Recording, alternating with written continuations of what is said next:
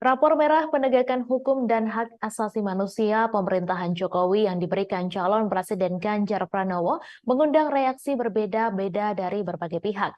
Ganjar Pranowo memberikan nilai 5 untuk penegakan hukum dan HAM di era pemerintahan Jokowi Ma'ruf Amin. Bukan tanpa alasan penilaian yang diberikan Ganjar Pranowo. Satu hal yang membuat Ganjar menganggap penegakan hukum dan HAM di era pemerintahan Jokowi jeblok adalah putusan Mahkamah Konstitusi soal syarat usia Capres-Cawapres. Diketahui imbas putusan itu, Anwar Usman yang merupakan adik ipar Jokowi sekaligus paman Gibran Rakabuming Raka diputus melakukan pelanggaran etik berat dan dicopot dari jabatan Ketua MK. Selain itu, imbas putusan MK tersebut seakan menjadi pemulus jalan Gibran menjadi calon wakil presiden pendamping Prabowo Subianto. Di sisi lain, rapor merah yang diberikan Ganjar tersebut pun seakan menjadi bumerang mengingat Mahfud MD yang saat ini menjadi cawapres pendampingnya berstatus sebagai Menteri Koordinator Bidang Politik Hukum dan Keamanan. Sehingga elit partai politik dari barisan pendukung Prabowo Gibran mengungkit soal keberadaan Mahfud MD, seperti Ketua Umum Partai Golkar Erlangga Hartarto. Saat ditanya soal rapor merah yang diberikan Ganjar atas penegakan hukum dan HAM era Jokowi justru seakan menyindir keberadaan Mahfud MD. Erlangga diketahui saat ini menjabat sebagai Menko Perekonomian dalam pemerintahan Jokowi, sehingga ia mengatakan bila bertanya soal penegakan hukum dan HAM sebaiknya ditanyakan kepada Menko Polhukam. Erlangga menuturkan bahwasannya dirinya adalah menteri yang menangani bidang ekonomi, sedangkan Mahfud MD menangani bidang Polhukam RI. Hal senada pun dikatakan Ketua Harian DPP Partai Gerindra Sufmi Dasko Ahmad merespon soal tersebut. Dasko awalnya mempertanyakan, apakah nilai 5 dari skala 1 sampai 10 yang diberikan Ganjar murni penilaian pribadi atau justru penilaian dari tim pemenangan? Akan tetapi, menurut Ketua Koordinator Strategis Tim Kampanye Nasional Prabowo Gibran tersebut, sejatinya penilaian dari Ganjar diserahkan kepada Mahfud MD. Sebab di pemerintahan Jokowi Ma'ruf saat ini, Mahfud MD menduduki jabatan Menko Polhukam. Lain halnya dengan PKS yang merupakan partai politik pendukung Anies Muhaimin. Ketua fraksi PKS DPR RI Jazuli Juwaini justru menyindir Ganjar Pranowo yang memberikan rapor merah atas penegakan hukum era Presiden Jokowi. Jazuli menilai Ganjar Pranowo dinilai tidak relevan memberikan kritikan kepada Presiden Jokowi. Seharusnya yang berhak menyatakan hal itu adalah PKS yang sudah 10 tahun beroposisi. Ia menyampaikan kritikan Ganjar kepada Jokowi hanya karena kecewa tidak mendapat dukungan di Pilpres 2024. Padahal sebelumnya Ganjar sempat terus memuji pemerintahan Presiden Jokowi. PKS, kata Jazuli, berbeda dengan Ganjar yang baru-baru ini melemparkan kritik kepada Jokowi. Menurutnya, PKS selalu memberikan evaluasi terhadap pemerintahan Jokowi setiap 5 tahun sekali. Karena itu, Jazuli pun mempertanyakan alasan Ganjar baru melontarkan kritik kepada Presiden Jokowi setelah tidak mendapatkan endorsement di Pilpres 2024. Padahal, masalah ini sudah terjadi sejak 9 tahun terakhir kepemimpinan Jokowi.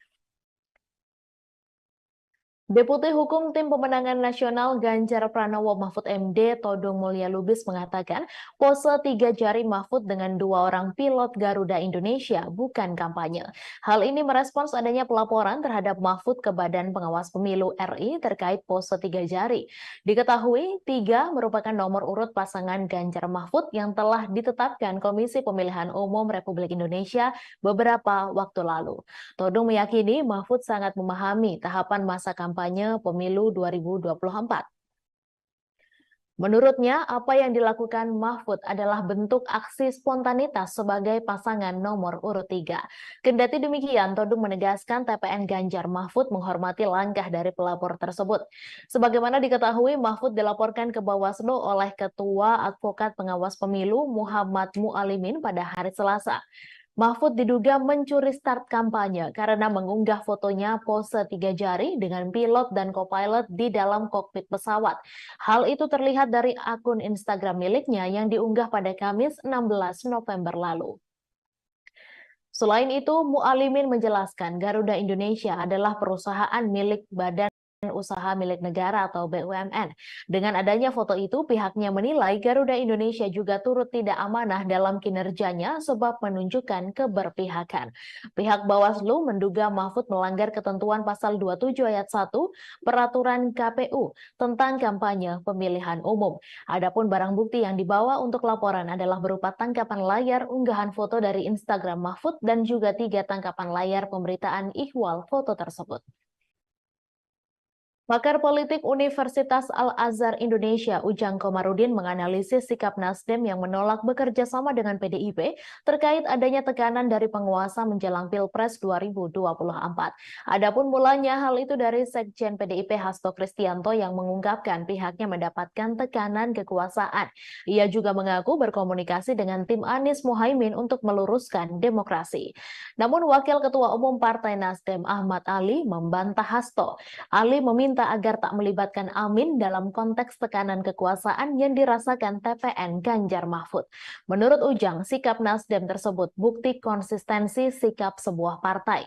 Ujang melihat pernyataan Ahmad Ali dan Anies secara politik sudah tepat. Menurut Ujang, PDIP kini sedang mencari kawan untuk mengkritisi Jokowi atau yang lebih ekstrim melawan Jokowi. Hal ini terjadi sejak pencawapresan Gibran. Senada, analis politik Silvanus Alvin berpandangan jika PDIP secara terbuka menunjukkan sikap fight back terhadap Jokowi atau Presiden saat ini, maka publik dapat menangkap kesan bahwa PDIP menunjukkan inkonsistensi. Partai penguasa tapi tidak mendukung pemerintahan. Artinya, hal ini dapat menimbulkan kebingungan di kalangan masyarakat dan pada akhirnya memang bisa berdampak dalam mempengaruhi persepsi publik terhadap partai tersebut. Sebaliknya, polemik tekanan kekuasaan itu akan mempengaruhi secara positif persepsi publik pada Nasdem. Dosen Universitas Multimedia Nusantara ini melihat Nasdem bersama pasangan Amin hanya mau fokus dengan strategi komunikasinya. Seperti diketahui, Wakil Ketua Umum Partai Nasdem Ahmad Ali merespons pernyataan Sekjen PDIP Hasto Kristianto terkait rencana kubu Ganjar Mahfud yang ingin membangun komunikasi dengan kubu Anies Mohaimin dalam rangka melawan tekanan penguasa. Ahmad Ali pun heran dengan rencana itu mengingat posisi Hasto yang merupakan bagian dari partai penguasa. Kalaupun konteks penguasa yang dimaksud Hasto adalah presiden, Ahmad Ali menegaskan bahwa sampai hari ini Nasdem tetap menjadi partai pendukung pemerintah hingga akhir masa jabatan. Ahmad Ali bahkan mengingatkan Hasto layaknya termakan omongan sendiri lantaran APK melaporkan 7 anggota Komisi Pemilihan Umum ke Dewan Kehormatan Penyelenggara Pemilu. Laporan itu dilakukan lantaran dua mama ini menduga bahwa KPU melakukan pelanggaran etik karena menerima pendaftaran Wali Kota Solo Gibran Rakabuming Raka sebagai cawapres menggunakan aturan dalam peraturan KPU yang lama sebelum putusan Mahkamah Konstitusi nomor 90. Selengkapnya mengenai hal ini kita akan mendengarkan laporan dari reporter Tribun News Mario Christian Sumampo. Silakan rekan Mario. Ya, selamat sore rekan GG. Benar pada hari ini baru saja dua mama berasal dari Depok dan Bekasi melalui Aliansi Penyelamat Konstitusi atau APK melaporkan 7 anggota KPU RI ke DKPP. Laporan ini diantarkan mereka karena mereka menduga KPU RI melakukan dugaan pelanggaran yang dimana telah menerima Wali Kota Solo Gibran Rakabuming Raka sebagai cawapres menggunakan peraturan KPU yang lama. Sedangkan saat ditetapkan menjadi peserta Pilpres 2024 secara definitif, Gibran ini telah ditentukan dan diresmikan menjadi cawapres menggunakan PKPU yang baru, yang dimana di dalamnya usia capres cawapres telah direduksi pasca putusan Mahkamah Konstitusi.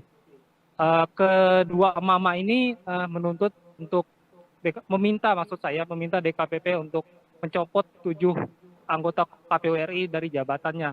Adapun 7 orang ini adalah yang pertama Ketua KPU RI Hasyim Asyari beserta anggota lainnya Idam Holik, August Melas, Betty Epsilon Idrus, Muhammad Afifuddin, Yulianto Sudrajat, dan juga Sekjen KPU RI Parsadaan Arahap.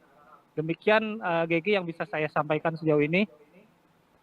Baik, apakah pihak dari KPU sudah mengetahui terkait laporan ini dan bagaimana respons mereka?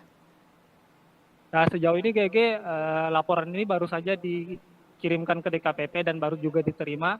saat ini dari Tribun sendiri sudah menghubungi pihak KPU RI dan hingga saat ini, hingga laporan ini disampaikan, pihak KPU RI masih belum memberi respon. Demikian, Baik, Gigi. terima kasih. Baik, terima kasih rekan Mario atas laporannya dan selamat bertugas kembali. Tribuners, berikut cuplikan pernyataan pengacara Aliansi Penyelamat Konstitusi atau APK, Firman Syah, terkait dua emak-emak yang melaporkan 7 anggota KPU RI. Kami barusan, saya Firman Syah, salah satu pengacara dari Aliansi Penyelamat Demokrasi Konstitusi, ya, Aliansi Penyelamat Konstitusi yang hari ini mendapatkan kuasa dari dua emak-emak.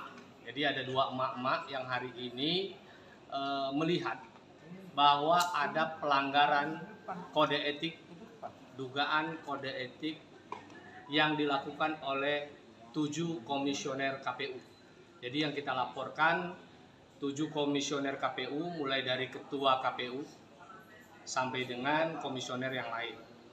Itu yang kita laporkan adalah dugaan pelanggaran kode etik di mana telah satu, membuat surat edaran dan surat keputusan yang diberikan untuk eksternal pada tanggal 17 Oktober yang lalu pasca putusan MK 90. Lalu pada tanggal 25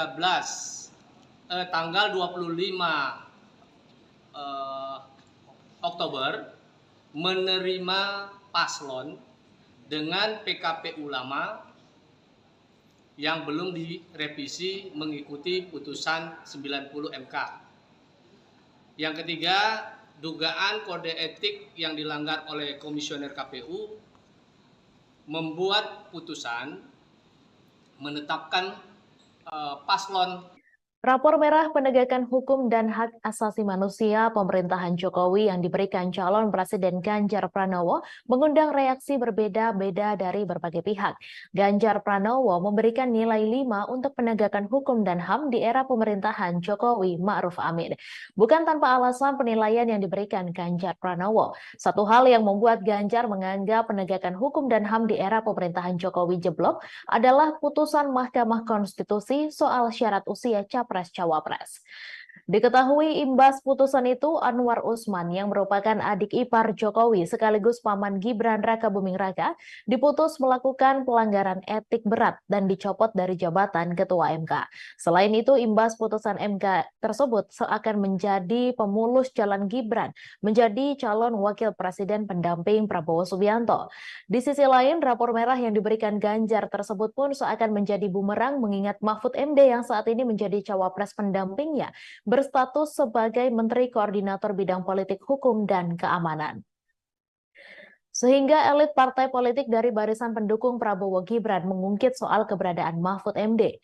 Seperti Ketua Umum Partai Golkar Erlangga Hartarto. Saat ditanya soal rapor merah yang diberikan Ganjar atas penegakan hukum dan HAM era Jokowi justru seakan menyindir keberadaan Mahfud MD. Erlangga diketahui saat ini menjabat sebagai Menko Perekonomian dalam pemerintahan Jokowi. Sehingga ia mengatakan bila bertanya soal penegakan hukum dan HAM sebaiknya ditanyakan kepada Menko Polhukam. Erlangga menuturkan bahwasannya dirinya adalah menteri yang menangani bidang ekonomi, sedangkan Mahfud MD menangani bidang Polhukam RI. Hal senada pun dikatakan Ketua Harian DPP Partai Gerindra Sufmi Dasko Ahmad merespons soal tersebut. Dasko awalnya mempertanyakan, apakah nilai 5 dari skala 1 sampai 10 yang diberikan Ganjar murni penilaian pribadi atau justru penilaian dari tim pemenangan?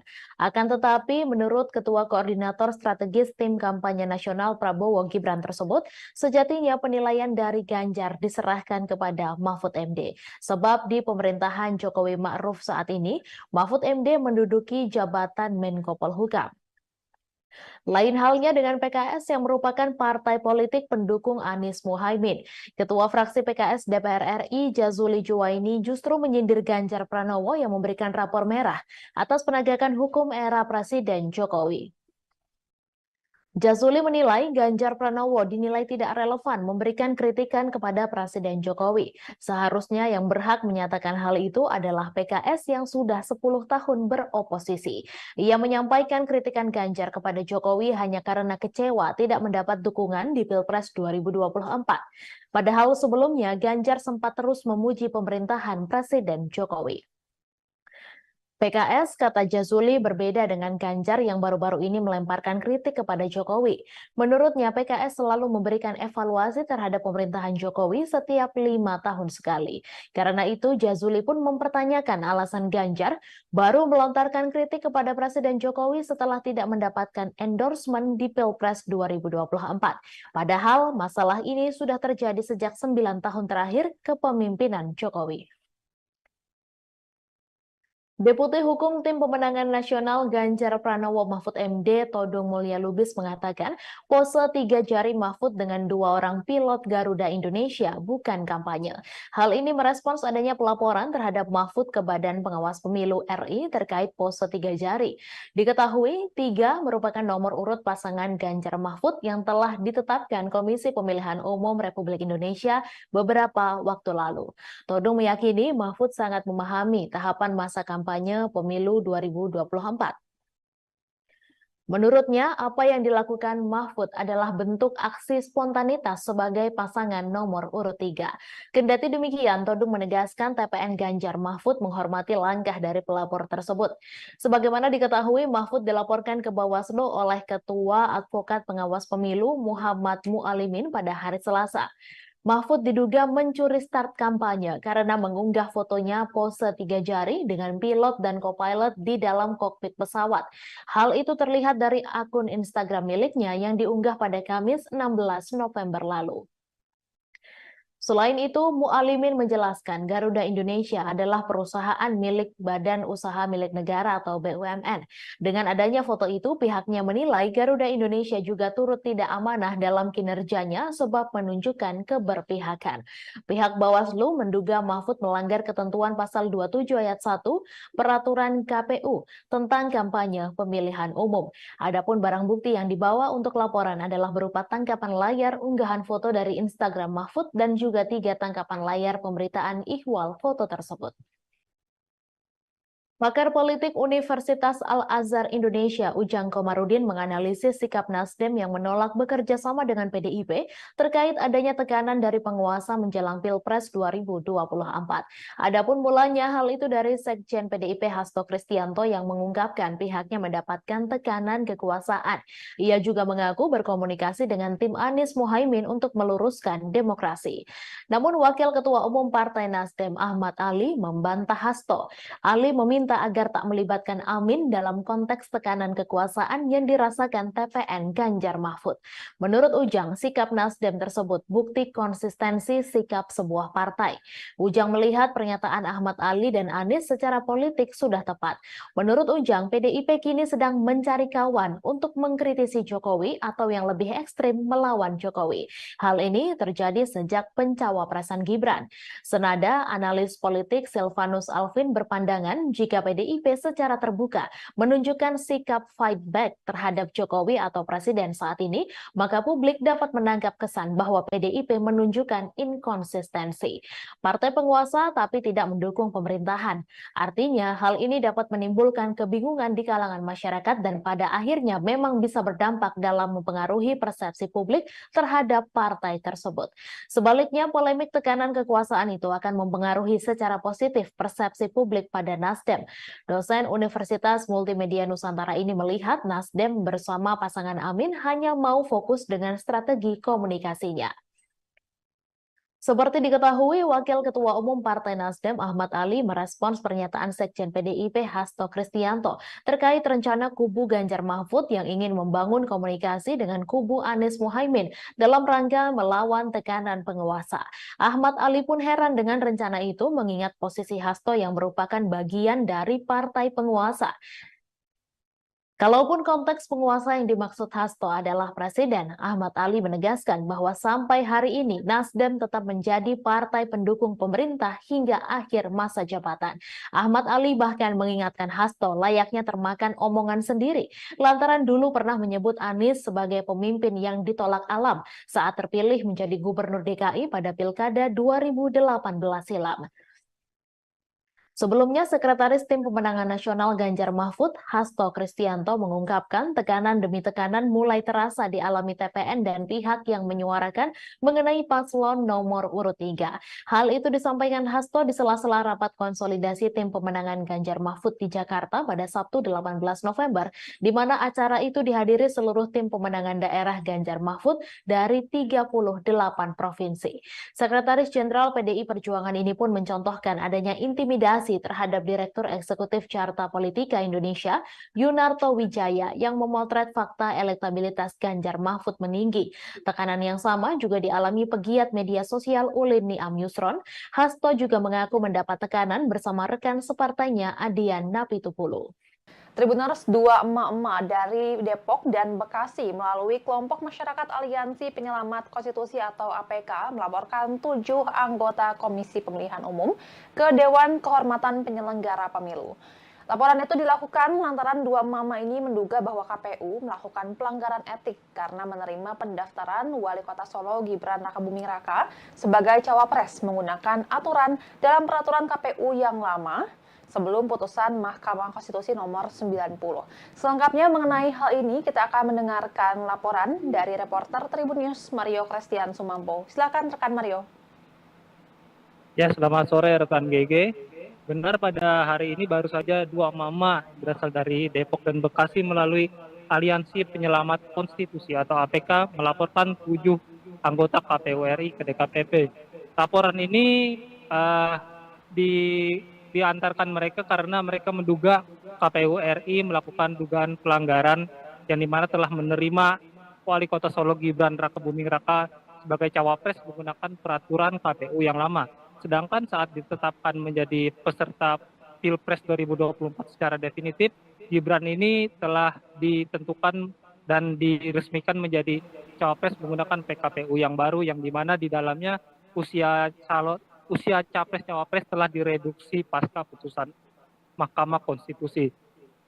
Kedua emak-emak ini menuntut untuk meminta DKPP untuk mencopot 7 anggota KPU RI dari jabatannya.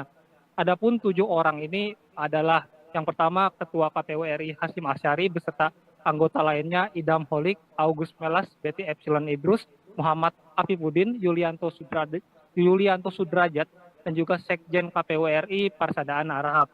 Demikian GG yang bisa saya sampaikan sejauh ini. Baik, apakah pihak dari KPU sudah mengetahui terkait laporan ini dan bagaimana respons mereka?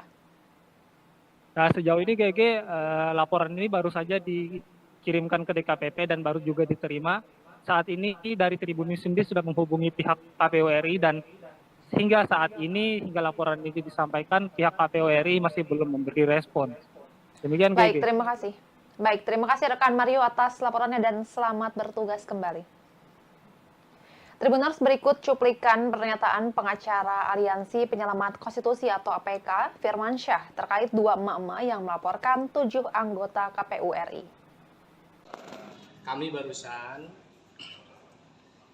saya Firman Syah, salah satu pengacara dari Aliansi Penyelamat Demokrasi Konstitusi, ya, Aliansi Penyelamat Konstitusi yang hari ini mendapatkan kuasa dari dua emak-emak. Jadi ada dua emak-emak yang hari ini melihat bahwa ada pelanggaran kode etik, dugaan kode etik yang dilakukan oleh 7 komisioner KPU. Jadi yang kita laporkan 7 komisioner KPU mulai dari ketua KPU sampai dengan komisioner yang lain. Itu yang kita laporkan adalah dugaan pelanggaran kode etik di mana telah 1 membuat surat edaran dan surat keputusan yang diberikan untuk eksternal pada tanggal 17 Oktober yang lalu, pasca putusan MK 90. Lalu pada tanggal 25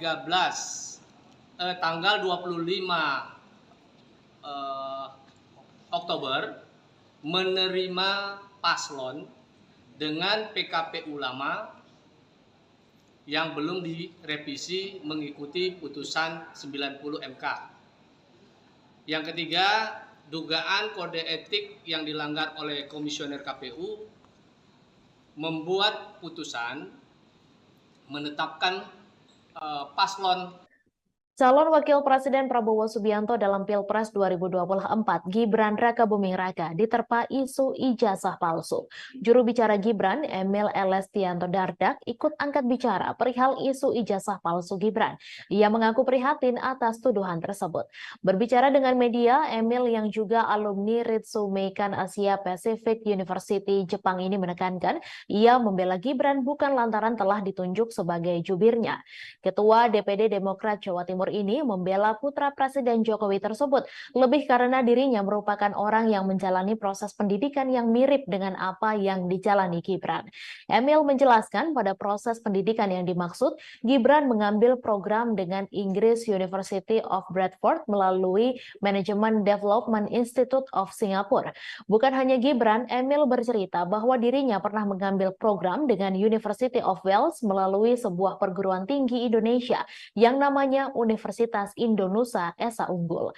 Wakil Gubernur Jatim itu pun menyatakan sudah banyak penjelasan terkait alur pendidikan yang ditempuh Gibran maupun dirinya, termasuk yang juga ditempuh dirinya sendiri. Dari dalam negeri juga telah ada pengakuan kesetaraan ijazah dari Pangkalan Data Pendidikan Tinggi yang menjadi landasan pendidikan yang ditempuh. Karenanya, Emil Dardak yang juga memperoleh gelar diploma dari Melbourne Institute of Business and Technology ini berharap hal tersebut tak menjadi polemik berkelanjutan. Kepada masyarakat sebagai calon pemilih di pemilu, Emil berpesan agar melihat tiap informasi secara objektif, tidak mengambil satu fakta dari satu opini saja, namun juga perlunya mencari informasi dari pihak lain. Sebelumnya, Dr. Tifa menyoalkan ijazah Gibran Rakabuming Raka yang dituding palsu serta setara SMA. Hal ini pun viral di media sosial. Melalui akun Twitternya, ia mempertanyakan keabsahan ijazah S1 Gibran. Dalam unggahannya, Dr. Tifa menuding ijazah Gibran palsu dan hanya lulusan program studi yang setara sekolah menengah kejuruan atau SMK. Nama mantan Menteri Kelautan dan Perikanan Susi Pujiastuti disebut-sebut akan bergabung dengan tim pemenangan pasangan Capres-Cawapres nomor urut 2, Prabowo Subianto, Gibran Rakabuming Raka. Susi disebut bakal bergabung dalam Badan Pemenangan Pemilu DPD Partai Gerindra Jawa Barat. Terkait kabar tersebut, Susi Pujiastuti membantah bergabung ke Partai Gerindra. Adapun klaim Susi bergabung dengan Gerindra dilontarkan oleh Ketua Badan Pemenangan Pemilu Partai Gerindra Jawa Barat, Aris Marsudianto. Namun saat ditanya apakah pernah ada tawaran bergabung ke Gerindra, Susi tidak menjawab pertanyaan wartawan. Susi Pujiastuti sebelumnya pernah dikabarkan merapat ke pasangan Capres-Cawapres Anies Baswedan dan Muhaimin Iskandar. Namun baru-baru ini namanya santer dikabarkan merapat ke kubu pasangan Capres-Cawapres Prabowo Subianto dan Gibran Rakabuming Raka. Lantas kemanakah arah dukungan Susi Pujiastuti di Pilpres 2024? Susi Pujiastuti baru-baru ini dikabarkan merapat ke kubu pasangan Prabowo Gibran. Kabar itu awalnya disampaikan oleh Bapilu DPD Partai Gerindra Jawa Barat Aris yang mengklaim jika Susi Pujiastuti telah ditawari posisi Dewan Kehormatan Bapilu Gerindra Jawa Barat. Hal itu diungkapkan Aris kepada awak media pada Senin 20 November. Meski demikian, Aris belum membeberkan secara detail terkait dengan tawaran itu apakah diterima Susi Pujiastuti atau tidak. Pernyataan Aris selalu diperkuat Wakil Ketua Umum Partai Gerindra Habibur Rahman yang mengklaim bahwa Susi akan merapat ke kubu Prabowo Gibran. Dijelaskan Habibur Rahman, nama Susi hanya tinggal diumumkan secara resmi tim kampanye nasional Prabowo Gibran saja. Apalagi Prabowo memiliki hubungan yang baik dengan pemilik Susi Air tersebut. Menurutnya, Susi sosok perempuan terbaik bangsa yang memiliki banyak prestasi saat menjadi menteri. Dengan prestasi yang dimilikinya saat ini, tak heran jika kehadiran Susi di di TKN Prabowo Gibran sangat diharapkan. Menanggapi kabar itu, Susi menegaskan dirinya tidak bergabung untuk ikut memenangkan pasangan nomor urut 2 Prabowo Gibran di Jawa Barat. Mantan Menteri Kelautan dan Perikanan bahkan menjawab tegas kabar tersebut. Namun pihaknya tidak menjawab lebih detail terkait tawaran bergabung ke Gerindra. Sebelumnya, Wakil Kapten Timnas Anies Baswedan Muhaimin Iskandar, Sudirman Said juga pernah membahas soal peluang Susi bergabung ke tim nasional pemenangan Amin. Dijelaskan Sudirman, komunikasi pihaknya termasuk Anies dan Muhaimin dengan Susi Pujiastuti sejauh ini berjalan baik. Menurut Sudirman, Susi Pujiastuti mewakili sosok yang menginginkan perubahan sama seperti yang diusung oleh pasangan Amin.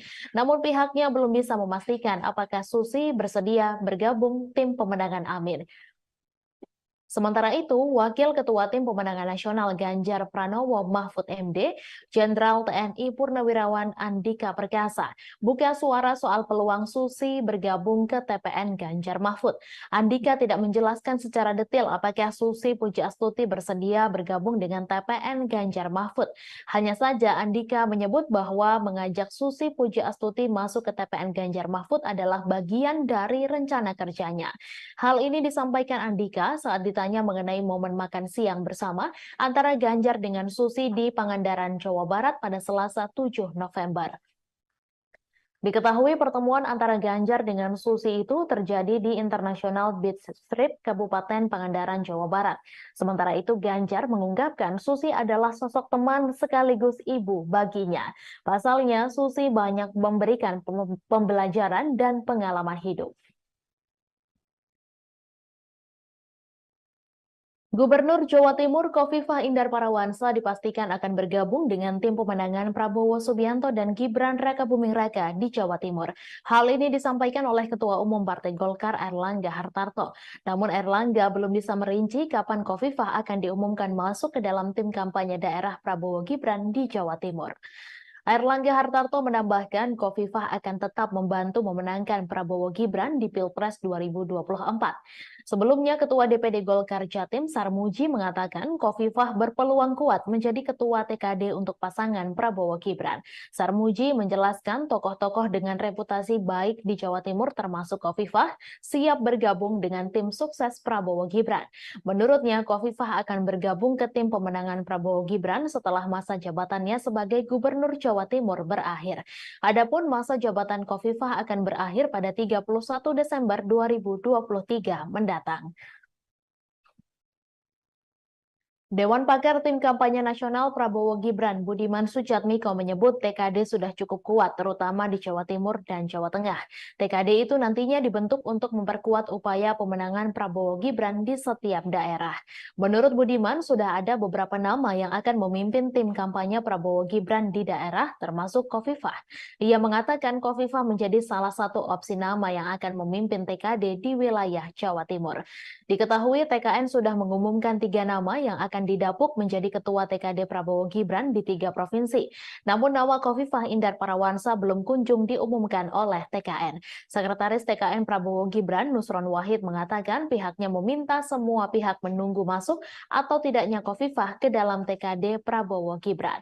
Nusron lantas menyebut nama Ketua TKD Prabowo Gibran untuk wilayah Jawa Timur akan diumumkan pada waktu yang tepat.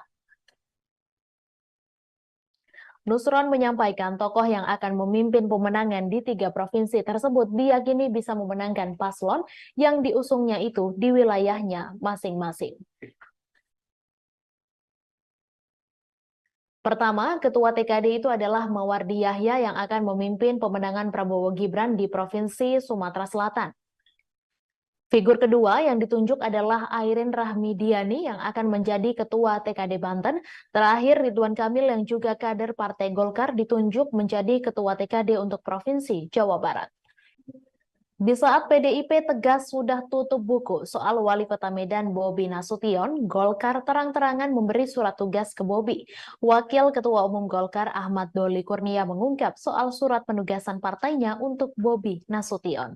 Ia menegaskan bahwasannya Bobi Nasution telah mendapatkan 2 surat penugasan dari Golkar. Tak hanya itu, ternyata Partai Golkar juga mengusulkan nama menantu Presiden Jokowi itu maju menjadi calon gubernur Sumatera Utara di Pilkada 2024 mendatang. Diketahui Partai Golkar mengusulkan nama menantu Presiden Jokowi maju menjadi calon gubernur Sumatera Utara di Pilkada 2024. Nama itu pun diumumkan langsung oleh Ketua Umum Golkar Airlangga Hartarto. Hal itu selepas Airlangga memberikan pengarahan kepada bakal calon kepala daerah atau wakil kepala daerah Golkar seluruh Indonesia di kantor DPP Golkar Selipi, Jakarta Barat pada Selasa 21 November. Sementara itu, Wakil Ketua Umum Golkar Ahmad Doli Kurnia mengatakan bahwa partainya lah yang pertama kali mengusung Bobi untuk maju di pemilihan gubernur Sumatera Utara. Lebih lanjut, Doli kembali menegaskan bahwasannya Bobi telah mendapatkan 2 surat penugasan dari Golkar. Selain Bobi, ada pula daftar nama bakal calon kepala daerah atau wakil kepala daerah Golkar yang baru diungkap setelah pengarahan itu. Di antaranya bakal Cagup Banten, Airin Rahmidiani, bakal Cagup Papua Barat Paulus Waterpau, bakal Cagup Jawa Barat Ridwan Kamil. Diketahui Airlangga Hartarto memberikan pengarahan kepada bakal calon kepala daerah atau wakil kepala daerah Golkar seluruh Indonesia. Total ada 1.117 orang yang mengikuti acara tersebut. Arahan itu disampaikan langsung oleh Airlangga kepada ribuan bakal calon kepala daerah atau wakil kepala daerah Golkar seluruh Indonesia di Selipi, Jakarta Barat pada Selasa 21 November. Pembekalan berlangsung lebih dari 3 jam secara tertutup. Selesai kegiatan, Airlangga baru menemui awak media menjelaskan maksud mengumpulkan ribuan bakal calon kepala daerah atau wakil kepala daerah Golkar seluruh Indonesia.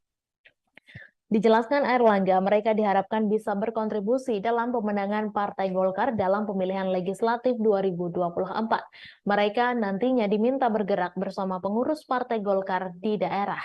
Ia menyatakan bahwasannya pemenangan Golkar di daerah akan menjadi modal utama agar bakal calon kepala daerah atau wakil kepala daerah bisa diusung oleh DPP Partai Golkar di Pilkada 2024. Berdasarkan Survei Nasional Indonesia Political Opinion periode 10 hingga 17 November 2023, elektabilitas Capres Koalisi Perubahan Anies Baswedan mengalami kenaikan. Berdasarkan Surnas IPO, elektabilitas Anies menunjukkan 32,7%. Hasil survei itu tertuang dalam peta elektabilitas koalisi dan arah pemilih muda di Pilpres 2024. Sedangkan elektabilitas Capres Prabowo Subianto sebanyak 37,5% dan Capres Ganjar sebesar 28,5%. Anies menilai bahwa hasil survei itu sebagai bukti bahwa semakin hari masyarakat mulai menginginkan adanya perubahan. Hal itu membuat mantan Gubernur DKI Jakarta tersebut optimistis bisa melakukan perubahan sesuai tema yang diusungnya untuk merubah Indonesia lebih baik. Di sisi lain, pasangan Capres-Cawapres Anies Baswedan Muhaimin Iskandar mengumumkan susunan lengkap Tim Nasional Pemenangan Amin. Sejumlah nama menempati jabatan sebagai Dewan Pertimbangan dan Dewan Penasehat Timnas Amin. Selain itu, Anies juga mengumumkan sejumlah nama lain yang masuk dalam struktur Timnas Amin sebagai Dewan Penasehat. Ia menjelaskan Dewan Penasehat ini bertugas untuk memberikan nasihat-nasihat. Kemudian ada pula pimpinan Pemuda Pancasila Capto Suryo Sumarno masuk menjadi Dewan Penasehat. Selanjutnya ada mantan Wakapolri Komjen Ogroseno, mantan Kepala BIN Letjen Sutioso, Sutrisno Bahir, dan Hidayat Nur Wahid. Sementara itu, juru bicara Anies Baswedan, Surya Chandra, menegaskan dukungan perangkat desa pada salah satu pasangan calon merupakan tindakan berbahaya sehingga menjadi pertimbangan untuk melaporkan insiden ini ke Bawaslu RI. Ia juga menyayangkan perilaku Cawapres nomor urut 2 Gibran Rakabuming Raka yang menghadiri acara Silaturahmi Nasional Desa Bersatu 2023 bersama 8 organisasi perangkat desa di Indonesia Arena GBK Jakarta pada Minggu 19 November. Menjaga netralitas politik perangkat desa menurut Suryan penting untuk membantu mereka bisa mengelola konflik yang potensial terjadi di dalam pemilu nanti. Dengan kata lain, integritas adalah tiang panjang dari tata kelola desa yang baik. Ia meyakinkan warga bahwa negara memang bekerja untuk kepentingan mereka, bukan hanya untuk kalangan tertentu, dan ini vital bagi kesejahteraan ekonomi dan kebaikan masyarakat secara umum. Tribuners, dua emak-emak dari Depok dan Bekasi melalui kelompok masyarakat Aliansi Penyelamat Konstitusi atau APK melaporkan 7 anggota Komisi Pemilihan Umum ke Dewan Kehormatan Penyelenggara Pemilu. Laporan itu dilakukan lantaran dua mama ini menduga bahwa KPU melakukan pelanggaran etik karena menerima pendaftaran Wali Kota Solo Gibran Rakabuming Raka sebagai cawapres menggunakan aturan dalam peraturan KPU yang lama sebelum putusan Mahkamah Konstitusi nomor 90. Selengkapnya mengenai hal ini, kita akan mendengarkan laporan dari reporter Tribun News Mario Christian Sumampo. Silakan rekan Mario.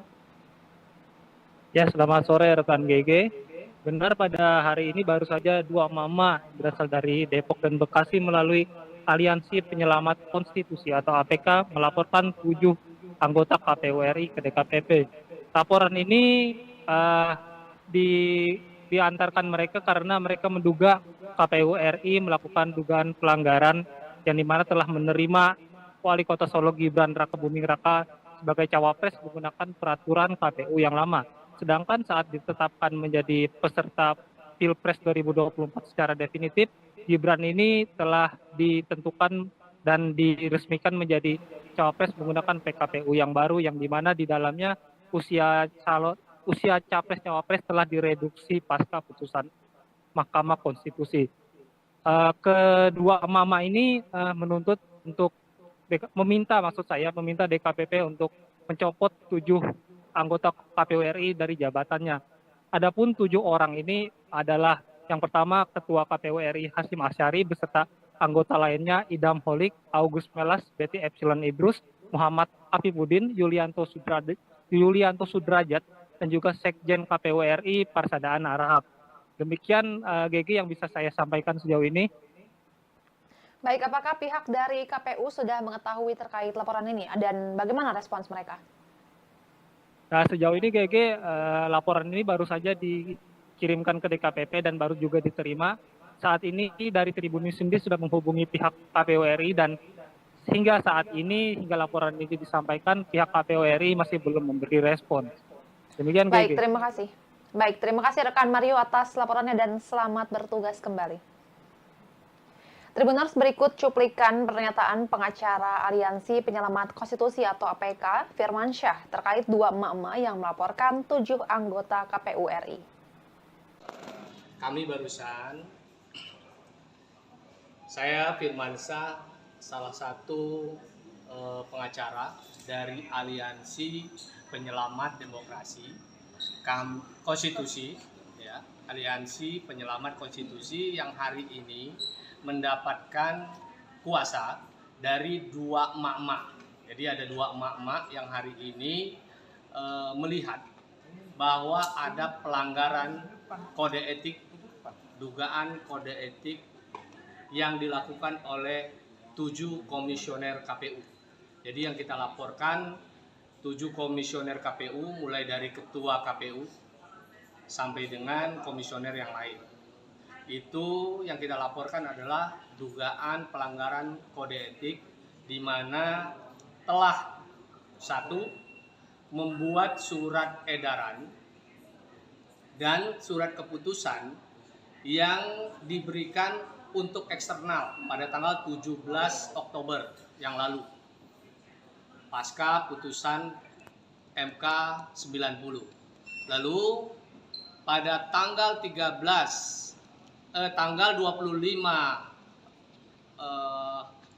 Oktober menerima paslon dengan PKPU lama yang belum direvisi mengikuti putusan 90 MK.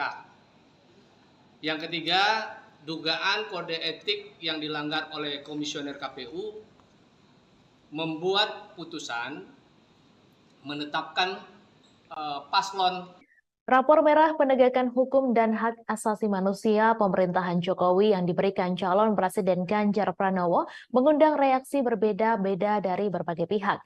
Ganjar Pranowo memberikan nilai 5 untuk penegakan hukum dan HAM di era pemerintahan Jokowi Ma'ruf Amin. Bukan tanpa alasan penilaian yang diberikan Ganjar Pranowo. Satu hal yang membuat Ganjar menganggap penegakan hukum dan HAM di era pemerintahan Jokowi jeblok adalah putusan Mahkamah Konstitusi soal syarat usia Capres-Cawapres. Diketahui imbas putusan itu, Anwar Usman yang merupakan adik ipar Jokowi sekaligus paman Gibran Rakabuming Raka diputus melakukan pelanggaran etik berat dan dicopot dari jabatan Ketua MK. Selain itu, imbas putusan MK tersebut seakan menjadi pemulus jalan Gibran menjadi calon wakil presiden pendamping Prabowo Subianto. Di sisi lain, rapor merah yang diberikan Ganjar tersebut pun seakan menjadi bumerang mengingat Mahfud MD yang saat ini menjadi cawapres pendampingnya berstatus sebagai Menteri Koordinator Bidang Politik Hukum dan Keamanan. Sehingga elit partai politik dari barisan pendukung Prabowo Gibran mengungkit soal keberadaan Mahfud MD, seperti Ketua Umum Partai Golkar Erlangga Hartarto. Saat ditanya soal rapor merah yang diberikan Ganjar atas penegakan hukum dan HAM era Jokowi justru seakan menyindir keberadaan Mahfud MD. Erlangga diketahui saat ini menjabat sebagai Menko Perekonomian dalam pemerintahan Jokowi, sehingga ia mengatakan bila bertanya soal penegakan hukum dan HAM sebaiknya ditanyakan kepada Menko Polhukam. Erlangga menuturkan bahwasannya dirinya adalah menteri yang menangani bidang ekonomi, sedangkan Mahfud MD menangani bidang Polhukam RI. Hal senada pun dikatakan Ketua Harian DPP Partai Gerindra Sufmi Dasko Ahmad merespons soal tersebut.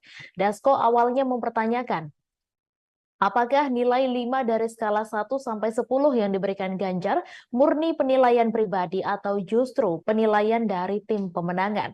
Akan tetapi, menurut Ketua Koordinator Strategis Tim Kampanye Nasional Prabowo Gibran tersebut, sejatinya penilaian dari Ganjar diserahkan kepada Mahfud MD. Sebab di pemerintahan Jokowi Ma'ruf saat ini, Mahfud MD menduduki jabatan Menko Polhukam.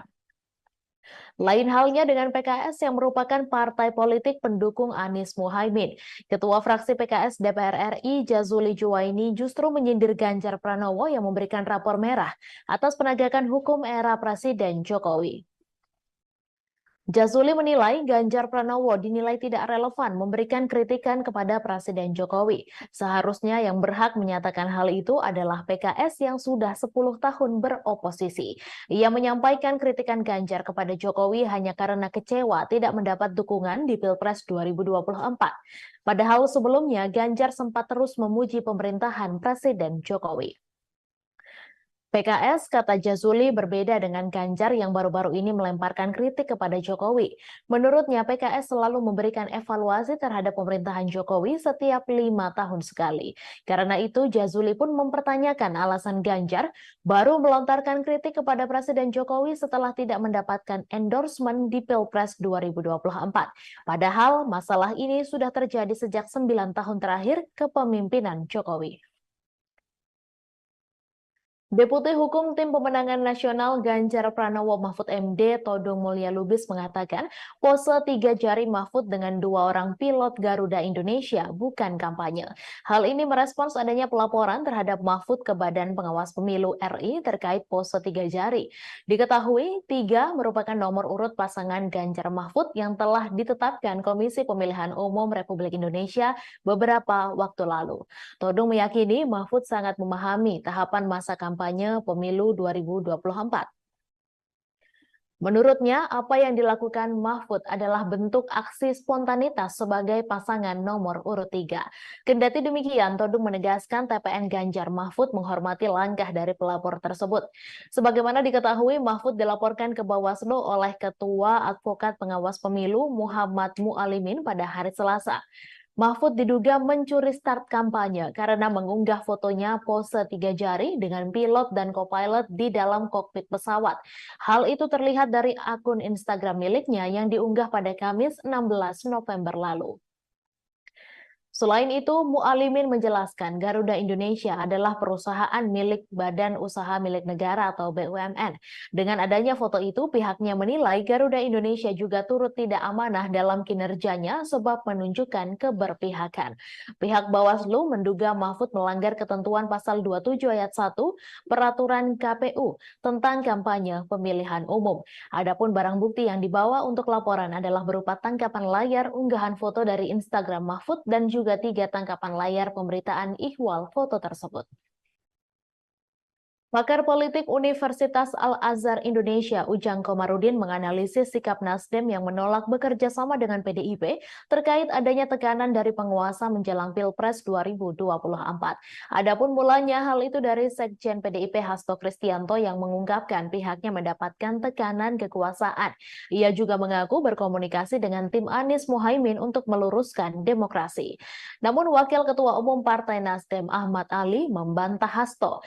Ali meminta agar tak melibatkan Amin dalam konteks tekanan kekuasaan yang dirasakan TPN Ganjar Mahfud.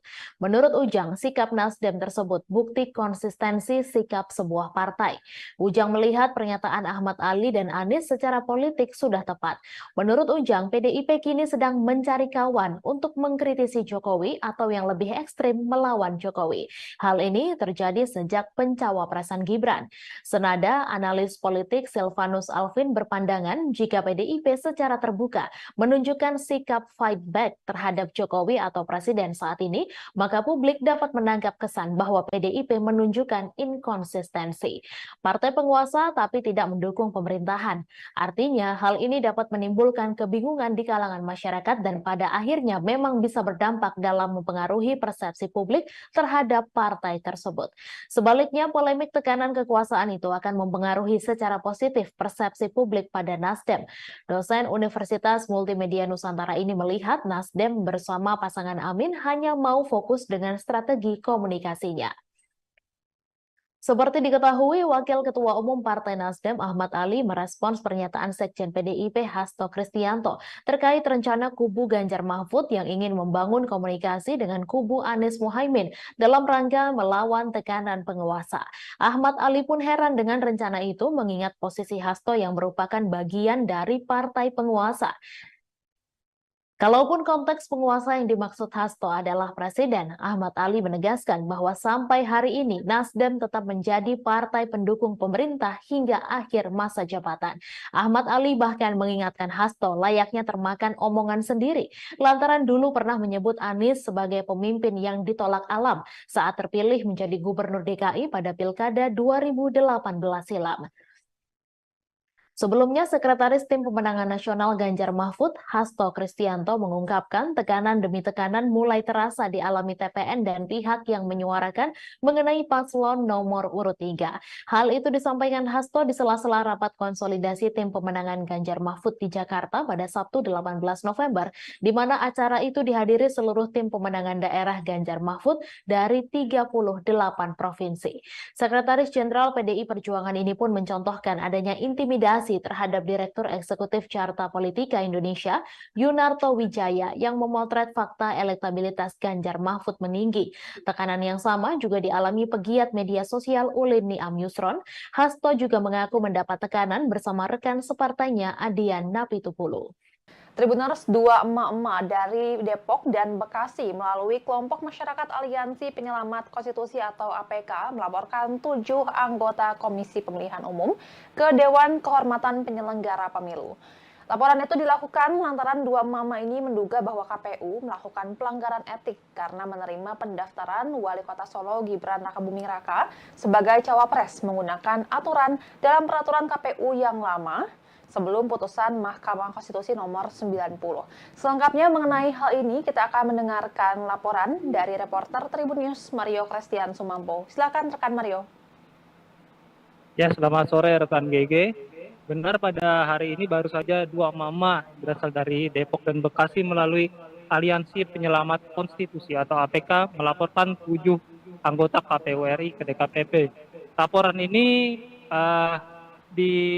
diantarkan mereka karena mereka menduga KPU RI melakukan dugaan pelanggaran yang dimana telah menerima Wali Kota Solo Gibran Rakabuming Raka sebagai cawapres menggunakan peraturan KPU yang lama. Sedangkan saat ditetapkan menjadi peserta Pilpres 2024 secara definitif, Gibran ini telah ditentukan dan diresmikan menjadi cawapres menggunakan PKPU yang baru, yang dimana di dalamnya usia capres cawapres telah direduksi pasca putusan Mahkamah Konstitusi. Kedua emak-emak ini menuntut untuk meminta DKPP untuk mencopot 7 anggota KPU RI dari jabatannya. Adapun 7 orang ini adalah yang pertama Ketua KPU RI Hasyim Asyari beserta anggota lainnya Idam Holik, August Melas, Betty Epsilon Idrus, Muhammad Afifuddin, Yulianto Sudrajat, dan juga Sekjen KPU RI Parsadaan Arahap. Demikian GG yang bisa saya sampaikan sejauh ini. Baik, apakah pihak dari KPU sudah mengetahui terkait laporan ini dan bagaimana respons mereka? Nah, sejauh ini GG laporan ini baru saja dikirimkan ke DKPP dan baru juga diterima. Saat ini dari Tribun News sendiri sudah menghubungi pihak KPU RI dan hingga saat ini, hingga laporan ini disampaikan, pihak KPU RI masih belum memberi respon. Demikian Baik, GG. terima kasih.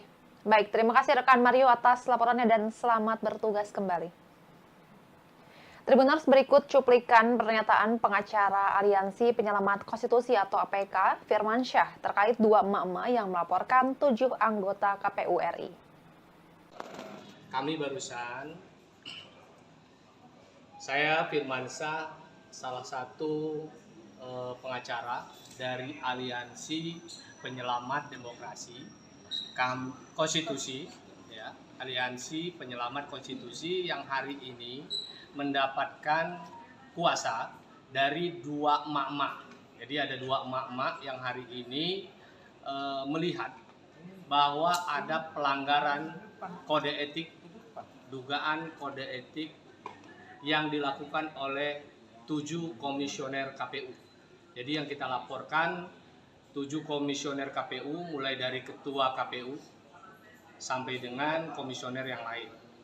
Itu yang kita laporkan adalah dugaan pelanggaran kode etik, di mana telah 1. Membuat surat edaran dan surat keputusan yang diberikan untuk eksternal pada tanggal 17 Oktober yang lalu, pasca putusan MK 90. Lalu pada tanggal 25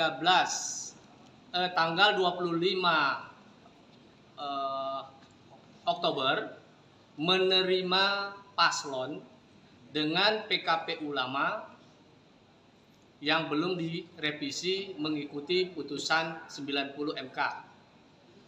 Yang ketiga, dugaan kode etik yang dilanggar oleh komisioner KPU membuat putusan menetapkan paslon Calon Wakil Presiden Prabowo Subianto dalam Pilpres 2024, Gibran Rakabuming Raka, diterpa isu ijazah palsu. Juru bicara Gibran, Emil Elestianto Dardak, ikut angkat bicara perihal isu ijazah palsu Gibran. Ia mengaku prihatin atas tuduhan tersebut. Berbicara dengan media, Emil yang juga alumni Ritsumeikan Asia Pacific University Jepang ini menekankan, ia membela Gibran bukan lantaran telah ditunjuk sebagai jubirnya. Ketua DPD Demokrat Jawa Timur ini membela putra Presiden Jokowi tersebut lebih karena dirinya merupakan orang yang menjalani proses pendidikan yang mirip dengan apa yang dijalani Gibran. Emil menjelaskan pada proses pendidikan yang dimaksud, Gibran mengambil program dengan Inggris University of Bradford melalui Management Development Institute of Singapore. Bukan hanya Gibran, Emil bercerita bahwa dirinya pernah mengambil program dengan University of Wales melalui sebuah perguruan tinggi Indonesia yang namanya Universitas Indonesia Esa Unggul. Wakil Gubernur Jatim itu pun menyatakan sudah banyak penjelasan terkait alur pendidikan yang ditempuh Gibran maupun dirinya, termasuk yang juga ditempuh dirinya sendiri. Dari dalam negeri juga telah ada pengakuan kesetaraan ijazah dari Pangkalan Data Pendidikan Tinggi yang menjadi landasan pendidikan yang ditempuh. Karenanya, Emil Dardak yang juga memperoleh gelar diploma dari Melbourne Institute of Business and Technology ini berharap hal tersebut tak menjadi polemik berkelanjutan. Kepada masyarakat sebagai calon pemilih di pemilu, Emil berpesan agar melihat tiap informasi secara objektif, tidak mengambil satu fakta dari satu opini saja, namun juga perlunya mencari informasi dari pihak lain. Sebelumnya, Dr. Tifa menyoalkan ijazah Gibran Rakabuming Raka yang dituding palsu serta setara SMA. Hal ini pun viral di media sosial. Melalui akun Twitternya, ia mempertanyakan keabsahan ijazah S1 Gibran. Dalam unggahannya, Dr. Tifa menuding ijazah Gibran palsu dan hanya lulusan program studi yang setara sekolah menengah kejuruan atau SMK. Nama mantan Menteri Kelautan dan Perikanan Susi Pujiastuti disebut-sebut akan bergabung dengan tim pemenangan pasangan Capres-Cawapres nomor urut 2, Prabowo Subianto, Gibran Rakabuming Raka. Susi disebut bakal bergabung dalam Badan Pemenangan Pemilu DPD Partai Gerindra Jawa Barat. Terkait kabar tersebut, Susi Pujiastuti membantah bergabung ke Partai Gerindra. Adapun klaim Susi bergabung dengan Gerindra dilontarkan oleh Ketua Badan Pemenangan Pemilu Partai Gerindra Jawa Barat, Aris Marsudianto. Namun saat ditanya apakah pernah ada tawaran bergabung ke Gerindra, Susi tidak menjawab pertanyaan wartawan. Susi Pujiastuti sebelumnya pernah dikabarkan merapat ke pasangan Capres-Cawapres Anies Baswedan dan Muhaimin Iskandar. Namun baru-baru ini namanya santer dikabarkan merapat ke kubu pasangan Capres-Cawapres Prabowo Subianto dan Gibran Rakabuming Raka. Lantas kemanakah arah dukungan Susi Pujiastuti di Pilpres 2024?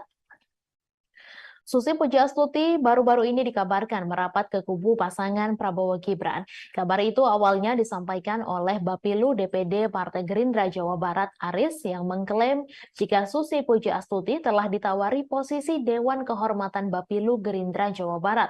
Hal itu diungkapkan Aris kepada awak media pada Senin 20 November. Meski demikian, Aris belum membeberkan secara detail terkait dengan tawaran itu apakah diterima Susi Pujiastuti atau tidak. Pernyataan Aris selalu diperkuat Wakil Ketua Umum Partai Gerindra Habibur Rahman yang mengklaim bahwa Susi akan merapat ke kubu Prabowo Gibran. Dijelaskan Habibur Rahman, nama Susi hanya tinggal diumumkan secara resmi tim kampanye nasional Prabowo Gibran saja. Apalagi Prabowo memiliki hubungan yang baik dengan pemilik Susi Air tersebut. Menurutnya, Susi sosok perempuan terbaik bangsa yang memiliki banyak prestasi saat menjadi menteri. Dengan prestasi yang dimilikinya saat ini, tak heran jika kehadiran Susi di TKN Prabowo Gibran sangat diharapkan.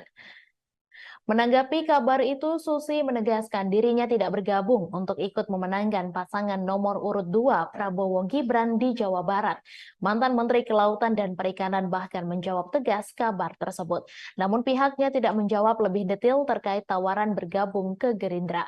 Sebelumnya, Wakil Kapten Timnas Anies Baswedan Muhaimin Iskandar, Sudirman Said juga pernah membahas soal peluang Susi bergabung ke Tim Nasional Pemenangan Amin. Dijelaskan Sudirman, komunikasi pihaknya termasuk Anies dan Muhaimin dengan Susi Pujiastuti sejauh ini berjalan baik. Menurut Sudirman, Susi Pujiastuti mewakili sosok yang menginginkan perubahan sama seperti yang diusung oleh pasangan Amin.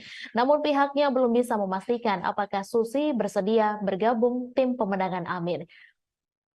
Sementara itu, Wakil Ketua Tim Pemenangan Nasional Ganjar Pranowo Mahfud MD, Jenderal TNI Purnawirawan Andika Perkasa, buka suara soal peluang Susi bergabung ke TPN Ganjar Mahfud. Andika tidak menjelaskan secara detail apakah Susi Pujiastuti bersedia bergabung dengan TPN Ganjar Mahfud. Hanya saja Andika menyebut bahwa mengajak Susi Pujiastuti masuk ke TPN Ganjar Mahfud adalah bagian dari rencana kerjanya. Hal ini disampaikan Andika saat ditanya mengenai momen makan siang bersama antara Ganjar dengan Susi di Pangandaran, Jawa Barat pada Selasa 7 November. Diketahui pertemuan antara Ganjar dengan Susi itu terjadi di International Beach Street, Kabupaten Pangandaran, Jawa Barat. Sementara itu Ganjar mengungkapkan Susi adalah sosok teman sekaligus ibu baginya. Pasalnya Susi banyak memberikan pembelajaran dan pengalaman hidup. Gubernur Jawa Timur Khofifah Indar Parawansa dipastikan akan bergabung dengan tim pemenangan Prabowo Subianto dan Gibran Rakabuming Raka di Jawa Timur. Hal ini disampaikan oleh Ketua Umum Partai Golkar Airlangga Hartarto. Namun Airlangga belum bisa merinci kapan Khofifah akan diumumkan masuk ke dalam tim kampanye daerah Prabowo Gibran di Jawa Timur. Airlangga Hartarto menambahkan Khofifah akan tetap membantu memenangkan Prabowo Gibran di Pilpres 2024. Sebelumnya, Ketua DPD Golkar Jatim Sarmuji mengatakan Khofifah berpeluang kuat menjadi Ketua TKD untuk pasangan Prabowo Gibran. Sarmuji menjelaskan tokoh-tokoh dengan reputasi baik di Jawa Timur termasuk Khofifah siap bergabung dengan tim sukses Prabowo Gibran.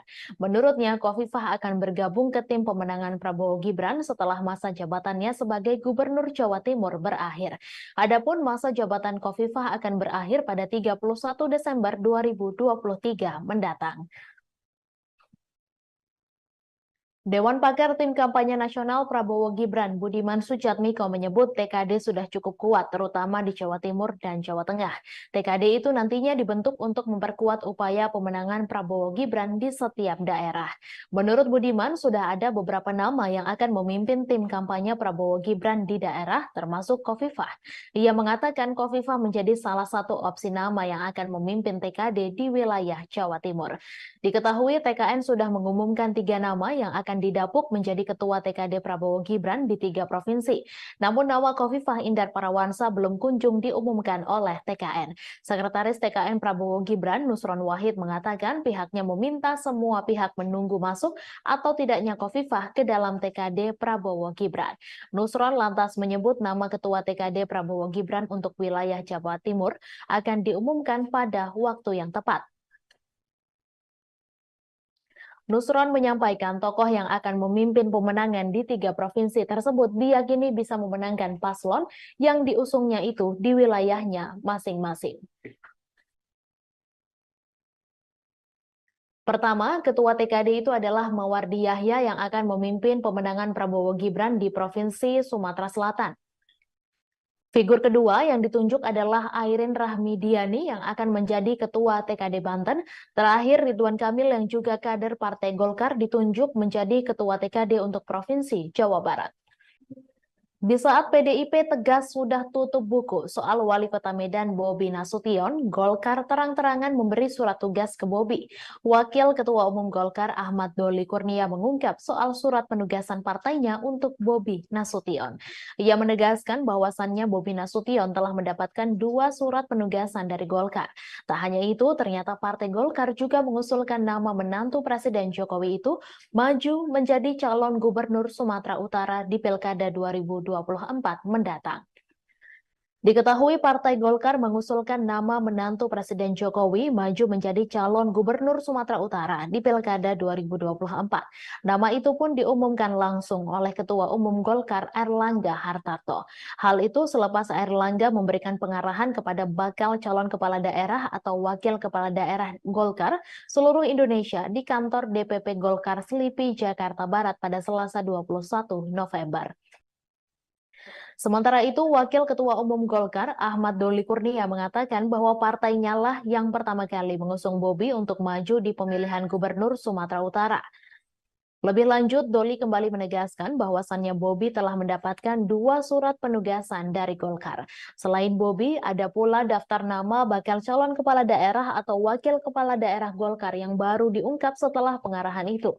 Di antaranya bakal Cagup Banten, Airin Rahmidiani, bakal Cagup Papua Barat Paulus Waterpau, bakal Cagup Jawa Barat Ridwan Kamil. Diketahui Airlangga Hartarto memberikan pengarahan kepada bakal calon kepala daerah atau wakil kepala daerah Golkar seluruh Indonesia. Total ada 1.117 orang yang mengikuti acara tersebut. Arahan itu disampaikan langsung oleh Airlangga kepada ribuan bakal calon kepala daerah atau wakil kepala daerah Golkar seluruh Indonesia di Selipi, Jakarta Barat pada Selasa 21 November. Pembekalan berlangsung lebih dari 3 jam secara tertutup. Selesai kegiatan, Airlangga baru menemui awak media menjelaskan maksud mengumpulkan ribuan bakal calon kepala daerah atau wakil kepala daerah Golkar seluruh Indonesia.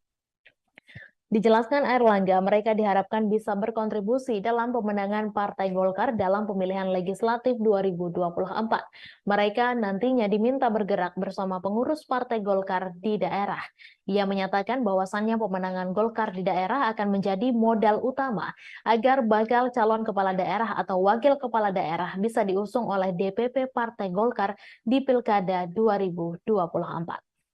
Berdasarkan Survei Nasional Indonesia Political Opinion periode 10 hingga 17 November 2023, elektabilitas Capres Koalisi Perubahan Anies Baswedan mengalami kenaikan. Berdasarkan Surnas IPO, elektabilitas Anies menunjukkan 32,7%. Hasil survei itu tertuang dalam peta elektabilitas koalisi dan arah pemilih muda di Pilpres 2024. Sedangkan elektabilitas Capres Prabowo Subianto sebanyak 37,5% dan Capres Ganjar sebesar 28,5%. Anies menilai bahwa hasil survei itu sebagai bukti bahwa semakin hari masyarakat mulai menginginkan adanya perubahan. Hal itu membuat mantan Gubernur DKI Jakarta tersebut optimistis bisa melakukan perubahan sesuai tema yang diusungnya untuk merubah Indonesia lebih baik. Di sisi lain, pasangan Capres-Cawapres Anies Baswedan Muhaimin Iskandar mengumumkan susunan lengkap Tim Nasional Pemenangan Amin. Sejumlah nama menempati jabatan sebagai Dewan Pertimbangan dan Dewan Penasehat Timnas Amin. Selain itu, Anies juga mengumumkan sejumlah nama lain yang masuk dalam struktur Timnas Amin sebagai Dewan Penasehat. Ia menjelaskan Dewan Penasehat ini bertugas untuk memberikan nasihat-nasihat. Kemudian ada pula pimpinan Pemuda Pancasila Capto Suryo Sumarno masuk menjadi Dewan Penasehat. Selanjutnya ada mantan Wakapolri Komjen Ogroseno, mantan Kepala BIN Letjen Sutioso, Sutrisno Bahir, dan Hidayat Nur Wahid.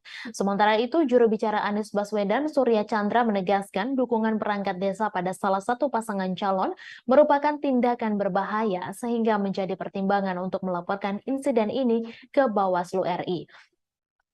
Ia juga menyayangkan perilaku Cawapres nomor urut 2 Gibran Rakabuming Raka yang menghadiri acara Silaturahmi Nasional Desa Bersatu 2023 bersama 8 organisasi perangkat desa di Indonesia Arena GBK Jakarta pada Minggu 19 November.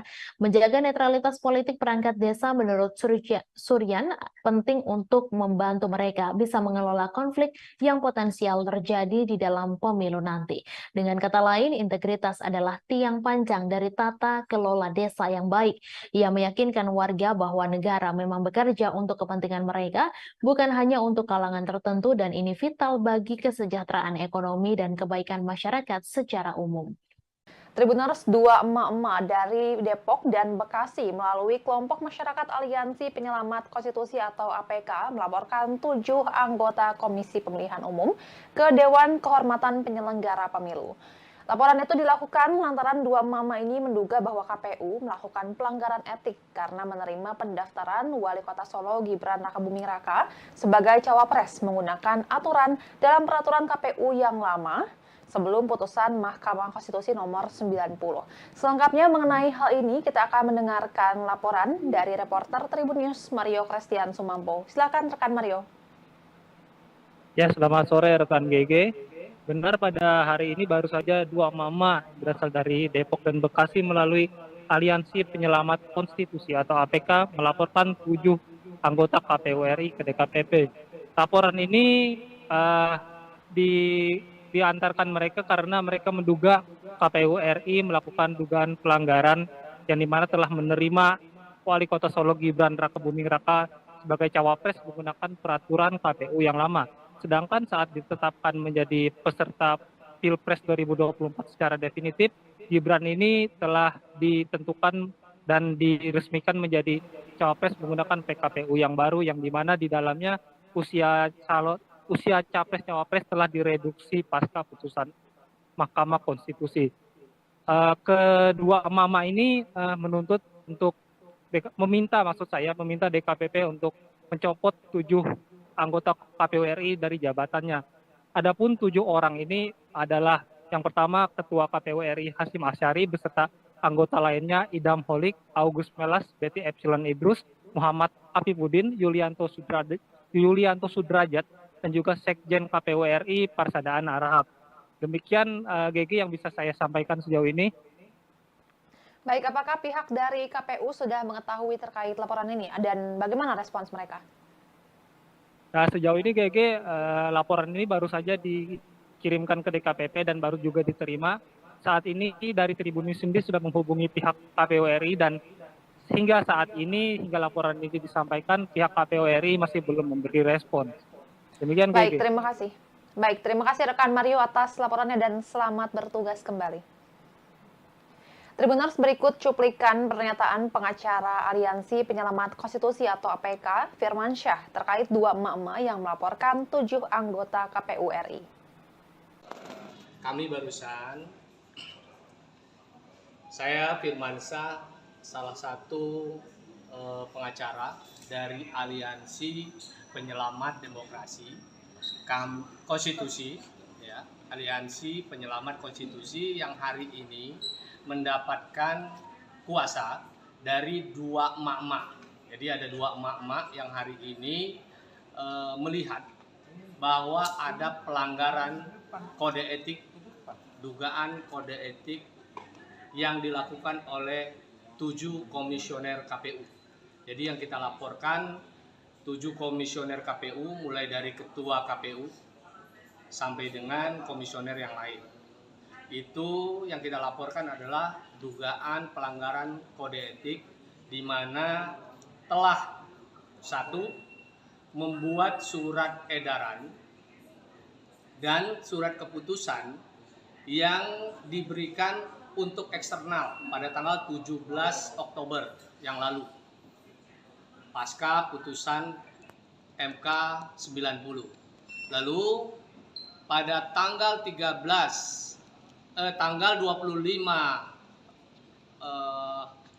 Oktober menerima paslon dengan PKPU lama yang belum direvisi mengikuti putusan 90 MK.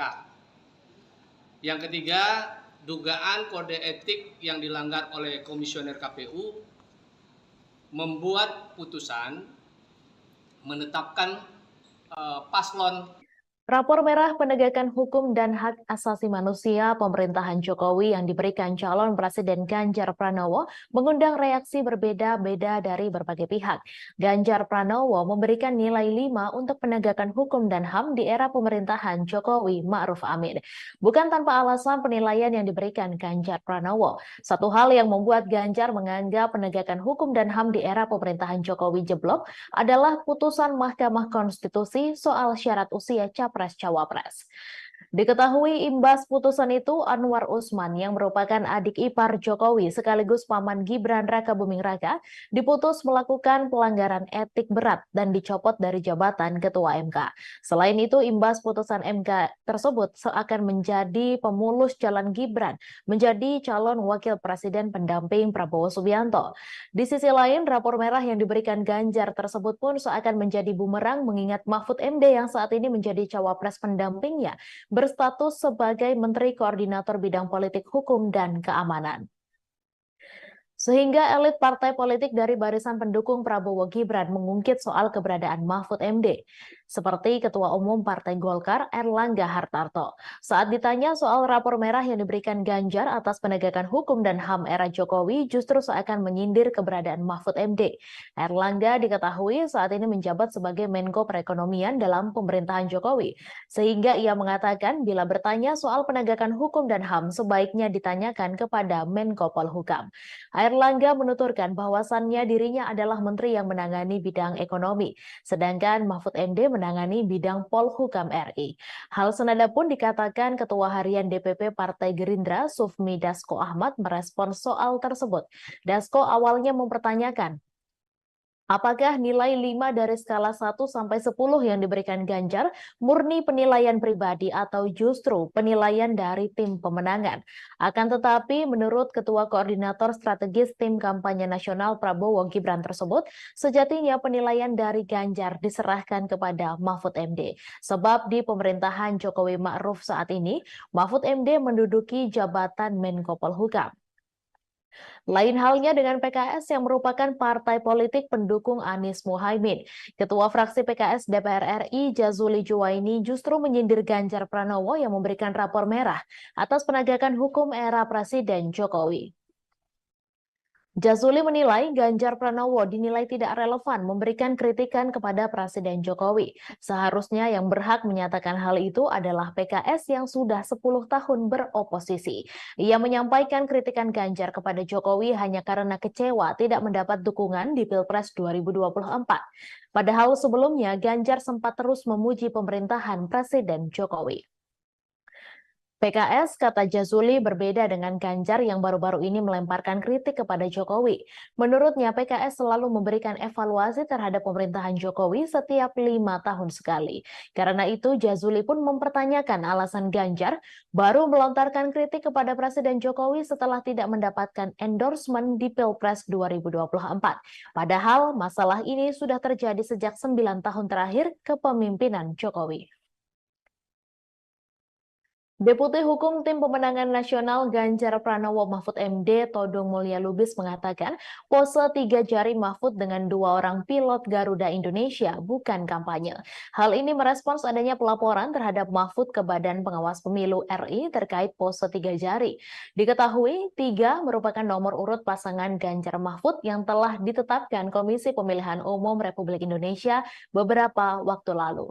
Todung meyakini Mahfud sangat memahami tahapan masa kampanye pemilu 2024. Menurutnya, apa yang dilakukan Mahfud adalah bentuk aksi spontanitas sebagai pasangan nomor urut 3. Kendati demikian, Todung menegaskan TPN Ganjar Mahfud menghormati langkah dari pelapor tersebut. Sebagaimana diketahui, Mahfud dilaporkan ke Bawaslu oleh Ketua Advokat Pengawas Pemilu Muhammad Mualimin pada hari Selasa. Mahfud diduga mencuri start kampanye karena mengunggah fotonya pose 3 jari dengan pilot dan co-pilot di dalam kokpit pesawat. Hal itu terlihat dari akun Instagram miliknya yang diunggah pada Kamis 16 November lalu. Selain itu, Mualimin menjelaskan Garuda Indonesia adalah perusahaan milik Badan Usaha Milik Negara atau BUMN. Dengan adanya foto itu, pihaknya menilai Garuda Indonesia juga turut tidak amanah dalam kinerjanya sebab menunjukkan keberpihakan. Pihak Bawaslu menduga Mahfud melanggar ketentuan pasal 27 ayat 1 Peraturan KPU tentang kampanye pemilihan umum. Adapun barang bukti yang dibawa untuk laporan adalah berupa tangkapan layar unggahan foto dari Instagram Mahfud dan juga 3 tangkapan layar pemberitaan ihwal foto tersebut.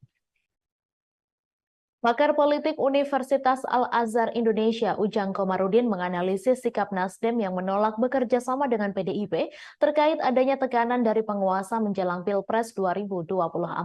Adapun mulanya hal itu dari Sekjen PDIP Hasto Kristianto yang mengungkapkan pihaknya mendapatkan tekanan kekuasaan. Ia juga mengaku berkomunikasi dengan tim Anies Muhaimin untuk meluruskan demokrasi. Namun Wakil Ketua Umum Partai Nasdem Ahmad Ali membantah Hasto. Ali meminta agar tak melibatkan Amin dalam konteks tekanan kekuasaan yang dirasakan TPN Ganjar Mahfud. Menurut Ujang, sikap Nasdem tersebut bukti konsistensi sikap sebuah partai. Ujang melihat pernyataan Ahmad Ali dan Anies secara politik sudah tepat. Menurut Ujang, PDIP kini sedang mencari kawan untuk mengkritisi Jokowi atau yang lebih ekstrim melawan Jokowi. Hal ini terjadi sejak pencawapresan Gibran. Senada, analis politik Silvanus Alvin berpandangan jika PDIP secara terbuka menunjukkan sikap fight back terhadap Jokowi atau Presiden saat ini, maka publik dapat menangkap kesan bahwa PDIP menunjukkan inkonsistensi. Partai penguasa tapi tidak mendukung pemerintahan. Artinya, hal ini dapat menimbulkan kebingungan di kalangan masyarakat dan pada akhirnya memang bisa berdampak dalam mempengaruhi persepsi publik terhadap partai tersebut. Sebaliknya, polemik tekanan kekuasaan itu akan mempengaruhi secara positif persepsi publik pada Nasdem. Dosen Universitas Multimedia Nusantara ini melihat Nasdem bersama pasangan Amin hanya mau fokus dengan strategi komunikasinya. Seperti diketahui, Wakil Ketua Umum Partai Nasdem Ahmad Ali merespons pernyataan Sekjen PDIP Hasto Kristianto terkait rencana kubu Ganjar Mahfud yang ingin membangun komunikasi dengan kubu Anies Muhaimin dalam rangka melawan tekanan penguasa. Ahmad Ali pun heran dengan rencana itu mengingat posisi Hasto yang merupakan bagian dari partai penguasa. Kalaupun konteks penguasa yang dimaksud Hasto adalah presiden, Ahmad Ali menegaskan bahwa sampai hari ini Nasdem tetap menjadi partai pendukung pemerintah hingga akhir masa jabatan. Ahmad Ali bahkan mengingatkan Hasto layaknya termakan omongan sendiri, lantaran dulu pernah menyebut Anies sebagai pemimpin yang ditolak alam saat terpilih menjadi gubernur DKI pada Pilkada 2018 silam. Sebelumnya, Sekretaris Tim Pemenangan Nasional Ganjar Mahfud, Hasto Kristianto mengungkapkan tekanan demi tekanan mulai terasa dialami TPN dan pihak yang menyuarakan mengenai paslon nomor urut 3. Hal itu disampaikan Hasto di sela-sela rapat konsolidasi Tim Pemenangan Ganjar Mahfud di Jakarta pada Sabtu 18 November, di mana acara itu dihadiri seluruh tim pemenangan daerah Ganjar Mahfud dari 38 provinsi. Sekretaris Jenderal PDI Perjuangan ini pun mencontohkan adanya intimidasi terhadap Direktur Eksekutif Carta Politika Indonesia, Yunarto Wijaya, yang memotret fakta elektabilitas Ganjar Mahfud meninggi. Tekanan yang sama juga dialami pegiat media sosial Ulin Niam Yusron. Hasto juga mengaku mendapat tekanan bersama rekan separtainya Adian Napitupulu. Tribuners, dua emak-emak dari Depok dan Bekasi melalui kelompok masyarakat Aliansi Penyelamat Konstitusi atau APK melaporkan 7 anggota Komisi Pemilihan Umum ke Dewan Kehormatan Penyelenggara Pemilu. Laporan itu dilakukan lantaran dua mama ini menduga bahwa KPU melakukan pelanggaran etik karena menerima pendaftaran Wali Kota Solo Gibran Rakabuming Raka sebagai cawapres menggunakan aturan dalam peraturan KPU yang lama sebelum putusan Mahkamah Konstitusi nomor 90. Selengkapnya mengenai hal ini, kita akan mendengarkan laporan dari reporter Tribun News Mario Christian Sumampo. Silakan rekan Mario. Ya, selamat sore rekan GG. Benar, pada hari ini baru saja dua mama berasal dari Depok dan Bekasi melalui Aliansi Penyelamat Konstitusi atau APK melaporkan 7 anggota KPU RI ke DKPP. Laporan ini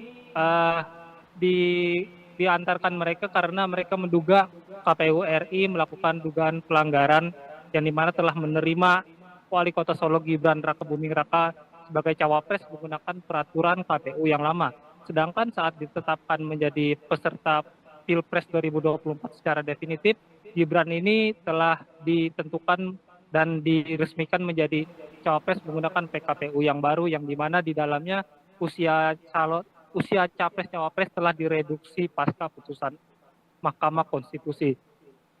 Kedua mama ini menuntut untuk meminta DKPP untuk mencopot 7 anggota KPU RI dari jabatannya. Adapun 7 orang ini adalah yang pertama Ketua KPU RI Hasyim Asyari beserta anggota lainnya Idam Holik, August Melas, Betty Epsilon Idrus, Muhammad Afifuddin, Yulianto Sudrajat, dan juga Sekjen KPU RI Parsadaan Arahap.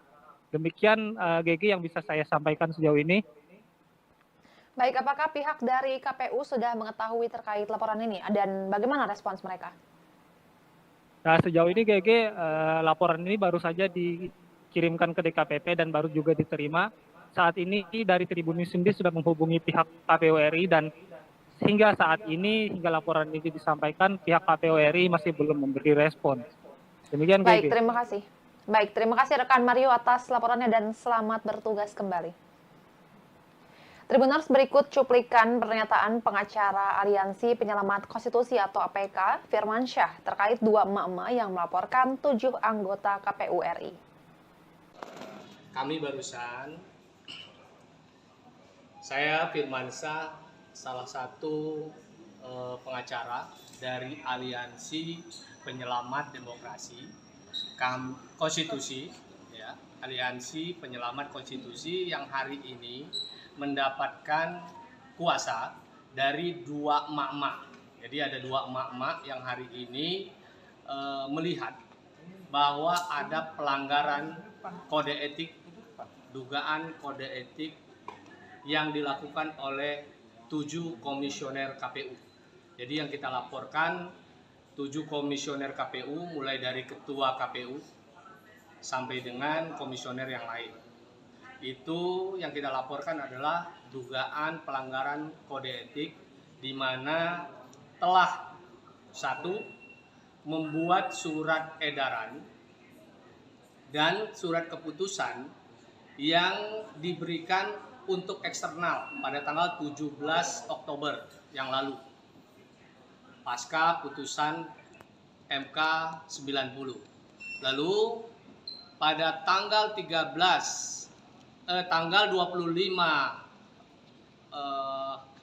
Oktober menerima paslon dengan PKPU lama yang belum direvisi mengikuti putusan 90 MK. Yang ketiga, dugaan kode etik yang dilanggar oleh komisioner KPU membuat putusan menetapkan paslon Calon Wakil Presiden Prabowo Subianto dalam Pilpres 2024, Gibran Rakabuming Raka, diterpa isu ijazah palsu. Juru bicara Gibran, Emil Elestianto Dardak, ikut angkat bicara perihal isu ijazah palsu Gibran. Ia mengaku prihatin atas tuduhan tersebut. Berbicara dengan media, Emil yang juga alumni Ritsumeikan Asia Pacific University Jepang ini menekankan, ia membela Gibran bukan lantaran telah ditunjuk sebagai jubirnya. Ketua DPD Demokrat Jawa Timur ini membela putra Presiden Jokowi tersebut lebih karena dirinya merupakan orang yang menjalani proses pendidikan yang mirip dengan apa yang dijalani Gibran. Emil menjelaskan pada proses pendidikan yang dimaksud, Gibran mengambil program dengan Inggris University of Bradford melalui Management Development Institute of Singapore. Bukan hanya Gibran, Emil bercerita bahwa dirinya pernah mengambil program dengan University of Wales melalui sebuah perguruan tinggi Indonesia yang namanya Universitas Indonesia Esa Unggul. Wakil Gubernur Jatim itu pun menyatakan sudah banyak penjelasan terkait alur pendidikan yang ditempuh Gibran maupun dirinya, termasuk yang juga ditempuh dirinya sendiri. Dari dalam negeri juga telah ada pengakuan kesetaraan ijazah dari Pangkalan Data Pendidikan Tinggi yang menjadi landasan pendidikan yang ditempuh. Karenanya, Emil Dardak yang juga memperoleh gelar diploma dari Melbourne Institute of Business and Technology ini berharap hal tersebut tak menjadi polemik berkelanjutan. Kepada masyarakat sebagai calon pemilih di pemilu, Emil berpesan agar melihat tiap informasi secara objektif, tidak mengambil satu fakta dari satu opini saja, namun juga perlunya mencari informasi dari pihak lain. Sebelumnya, Dr. Tifa menyoalkan ijazah Gibran Rakabuming Raka yang dituding palsu serta setara SMA. Hal ini pun viral di media sosial. Melalui akun Twitternya, ia mempertanyakan keabsahan ijazah S1 Gibran. Dalam unggahannya, Dr. Tifa menuding ijazah Gibran palsu dan hanya lulusan program studi yang setara sekolah menengah kejuruan atau SMK. Nama mantan Menteri Kelautan dan Perikanan Susi Pujiastuti disebut-sebut akan bergabung dengan tim pemenangan pasangan Capres-Cawapres nomor urut 2, Prabowo Subianto, Gibran Rakabuming Raka. Susi disebut bakal bergabung dalam Badan Pemenangan Pemilu DPD Partai Gerindra Jawa Barat. Terkait kabar tersebut, Susi Pujiastuti membantah bergabung ke Partai Gerindra. Adapun klaim Susi bergabung dengan Gerindra dilontarkan oleh Ketua Badan Pemenangan Pemilu Partai Gerindra Jawa Barat, Aris Marsudianto. Namun saat ditanya apakah pernah ada tawaran bergabung ke Gerindra, Susi tidak menjawab pertanyaan wartawan. Susi Pujiastuti sebelumnya pernah dikabarkan merapat ke pasangan Capres-Cawapres Anies Baswedan dan Muhaimin Iskandar. Namun baru-baru ini namanya santer dikabarkan merapat ke kubu pasangan Capres-Cawapres Prabowo Subianto dan Gibran Rakabuming Raka. Lantas kemanakah arah dukungan Susi Pujiastuti di Pilpres 2024? Susi Pujiastuti baru-baru ini dikabarkan merapat ke kubu pasangan Prabowo Gibran. Kabar itu awalnya disampaikan oleh Bapilu DPD Partai Gerindra Jawa Barat Aris yang mengklaim jika Susi Pujiastuti telah ditawari posisi Dewan Kehormatan Bapilu Gerindra Jawa Barat. Hal itu diungkapkan Aris kepada awak media pada Senin 20 November. Meski demikian, Aris belum membeberkan secara detail terkait dengan tawaran itu apakah diterima Susi Pujiastuti atau tidak. Pernyataan Aris selalu diperkuat Wakil Ketua Umum Partai Gerindra Habibur Rahman yang mengklaim bahwa Susi akan merapat ke kubu Prabowo Gibran. Dijelaskan Habibur Rahman, nama Susi hanya tinggal diumumkan secara resmi tim kampanye nasional Prabowo Gibran saja. Apalagi Prabowo memiliki hubungan yang baik dengan pemilik Susi Air tersebut. Menurutnya, Susi sosok perempuan terbaik bangsa yang memiliki banyak prestasi saat menjadi menteri. Dengan prestasi yang dimilikinya saat ini, tak heran jika kehadiran Susi di di TKN Prabowo Gibran sangat diharapkan. Menanggapi kabar itu, Susi menegaskan dirinya tidak bergabung untuk ikut memenangkan pasangan nomor urut 2 Prabowo Gibran di Jawa Barat. Mantan Menteri Kelautan dan Perikanan bahkan menjawab tegas kabar tersebut. Namun pihaknya tidak menjawab lebih detail terkait tawaran bergabung ke Gerindra. Sebelumnya, Wakil Kapten Timnas Anies Baswedan Muhaimin Iskandar, Sudirman Said juga pernah membahas soal peluang Susi bergabung ke tim nasional pemenangan Amin. Dijelaskan Sudirman, komunikasi pihaknya termasuk Anies dan Muhaimin dengan Susi Pujiastuti sejauh ini berjalan baik. Menurut Sudirman, Susi Pujiastuti mewakili sosok yang menginginkan perubahan sama seperti yang diusung oleh pasangan Amin. Namun pihaknya belum bisa memastikan apakah Susi bersedia bergabung tim pemenangan Amin. Sementara itu, Wakil Ketua Tim Pemenangan Nasional Ganjar Pranowo Mahfud MD, Jenderal TNI Purnawirawan Andika Perkasa, buka suara soal peluang Susi bergabung ke TPN Ganjar Mahfud. Andika tidak menjelaskan secara detail apakah Susi Pujiastuti bersedia bergabung dengan TPN Ganjar Mahfud. Hanya saja Andika menyebut bahwa mengajak Susi Pujiastuti masuk ke TPN Ganjar Mahfud adalah bagian dari rencana kerjanya. Hal ini disampaikan Andika saat ditanya mengenai momen makan siang bersama antara Ganjar dengan Susi di Pangandaran, Jawa Barat pada Selasa 7 November. Diketahui pertemuan antara Ganjar dengan Susi itu terjadi di International Beach Street, Kabupaten Pangandaran, Jawa Barat. Sementara itu Ganjar mengungkapkan Susi adalah sosok teman sekaligus ibu baginya. Pasalnya Susi banyak memberikan pembelajaran dan pengalaman hidup.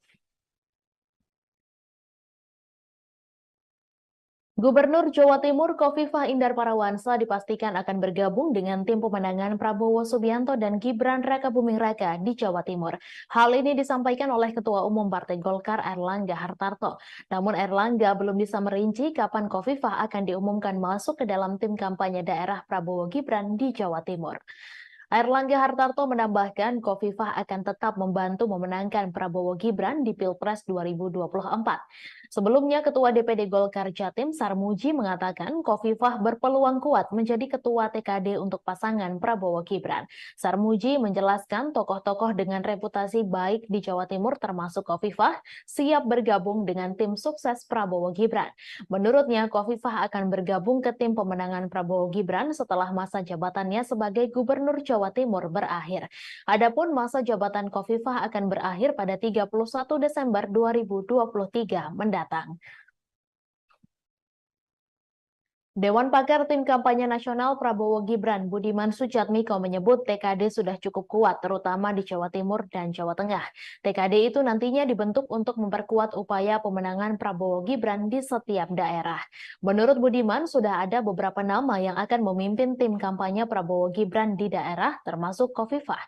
Ia mengatakan Khofifah menjadi salah satu opsi nama yang akan memimpin TKD di wilayah Jawa Timur. Diketahui TKN sudah mengumumkan 3 nama yang akan didapuk menjadi Ketua TKD Prabowo Gibran di 3 provinsi. Namun nama Khofifah Indar Parawansa belum kunjung diumumkan oleh TKN. Sekretaris TKN Prabowo Gibran Nusron Wahid mengatakan pihaknya meminta semua pihak menunggu masuk atau tidaknya Khofifah ke dalam TKD Prabowo Gibran. Nusron lantas menyebut nama Ketua TKD Prabowo Gibran untuk wilayah Jawa Timur akan diumumkan pada waktu yang tepat. Nusron menyampaikan tokoh yang akan memimpin pemenangan di 3 provinsi tersebut diyakini bisa memenangkan paslon yang diusungnya itu di wilayahnya masing-masing. Pertama, Ketua TKD itu adalah Mawardi Yahya yang akan memimpin pemenangan Prabowo Gibran di Provinsi Sumatera Selatan. Figur kedua yang ditunjuk adalah Airin Rahmidiani yang akan menjadi Ketua TKD Banten. Terakhir, Ridwan Kamil yang juga kader Partai Golkar ditunjuk menjadi Ketua TKD untuk Provinsi Jawa Barat. Di saat PDIP tegas sudah tutup buku soal Wali Kota Medan Bobi Nasution, Golkar terang-terangan memberi surat tugas ke Bobi. Wakil Ketua Umum Golkar Ahmad Doli Kurnia mengungkap soal surat penugasan partainya untuk Bobi Nasution. Ia menegaskan bahwasannya Bobi Nasution telah mendapatkan 2 surat penugasan dari Golkar. Tak hanya itu, ternyata Partai Golkar juga mengusulkan nama menantu Presiden Jokowi itu maju menjadi calon gubernur Sumatera Utara di Pilkada 2024 mendatang. Diketahui Partai Golkar mengusulkan nama menantu Presiden Jokowi maju menjadi calon gubernur Sumatera Utara di Pilkada 2024. Nama itu pun diumumkan langsung oleh Ketua Umum Golkar Airlangga Hartarto. Hal itu selepas Airlangga memberikan pengarahan kepada bakal calon kepala daerah atau wakil kepala daerah Golkar seluruh Indonesia di kantor DPP Golkar Selipi, Jakarta Barat pada Selasa 21 November. Sementara itu, Wakil Ketua Umum Golkar Ahmad Doli Kurnia mengatakan bahwa partainya lah yang pertama kali mengusung Bobi untuk maju di pemilihan gubernur Sumatera Utara. Lebih lanjut, Doli kembali menegaskan bahwasannya Bobi telah mendapatkan 2 surat penugasan dari Golkar. Selain Bobi, ada pula daftar nama bakal calon kepala daerah atau wakil kepala daerah Golkar yang baru diungkap setelah pengarahan itu. Di antaranya bakal Cagup Banten, Airin Rahmidiani, bakal Cagup Papua Barat Paulus Waterpau, bakal Cagup Jawa Barat Ridwan Kamil. Diketahui Airlangga Hartarto memberikan pengarahan kepada bakal calon kepala daerah atau wakil kepala daerah Golkar seluruh Indonesia. Total ada 1.117 orang yang mengikuti acara tersebut. Arahan itu disampaikan langsung oleh Airlangga kepada ribuan bakal calon kepala daerah atau wakil kepala daerah Golkar seluruh Indonesia di Selipi, Jakarta Barat pada Selasa 21 November. Pembekalan berlangsung lebih dari 3 jam secara tertutup.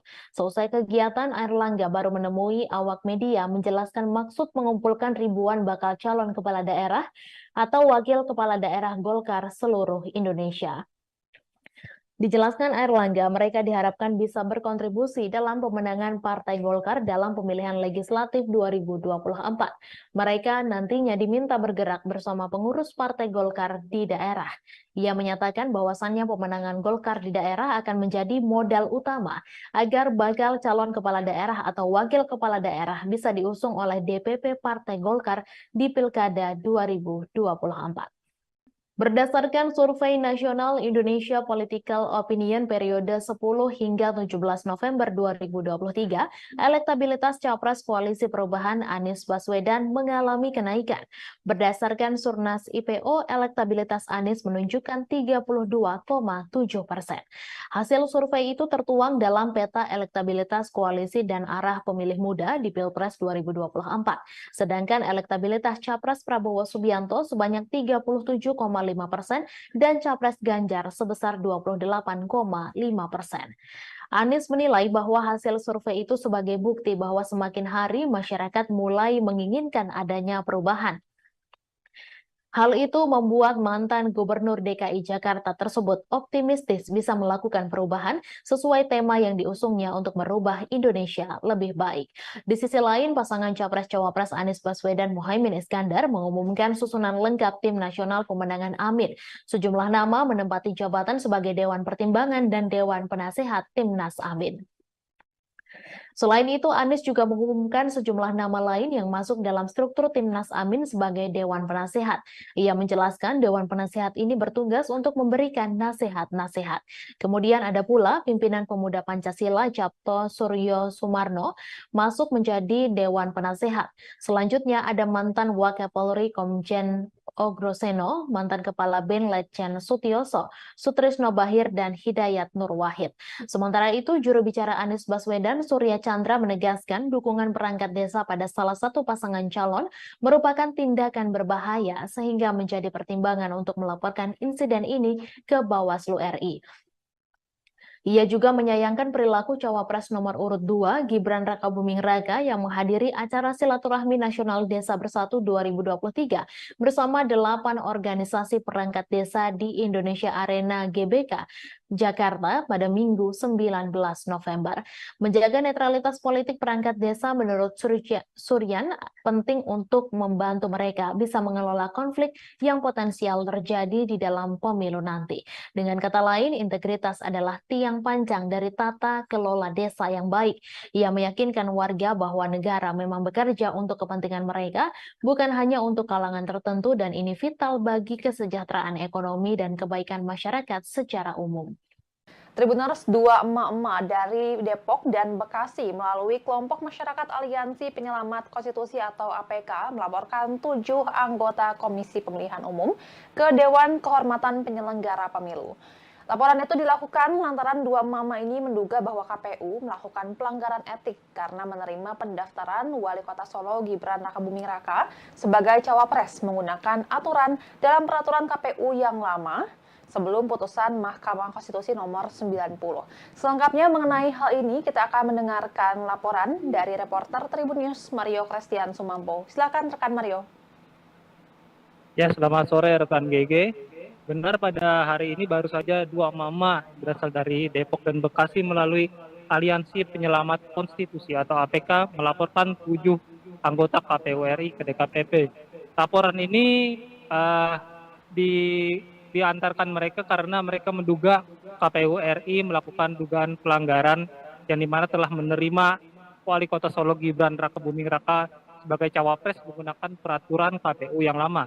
Sedangkan saat ditetapkan menjadi peserta Pilpres 2024 secara definitif, Gibran ini telah ditentukan dan diresmikan menjadi cawapres menggunakan PKPU yang baru, yang dimana di dalamnya usia capres cawapres telah direduksi pasca putusan Mahkamah Konstitusi.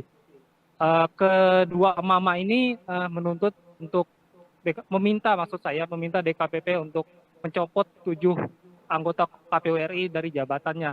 Adapun 7 orang ini adalah yang pertama Ketua KPU RI Hasyim Asyari beserta anggota lainnya Idam Holik, August Melas, Betty Epsilon Idrus, Muhammad Afifuddin, Yulianto Sudrajat, dan juga Sekjen KPU RI Parsadaan Arahap.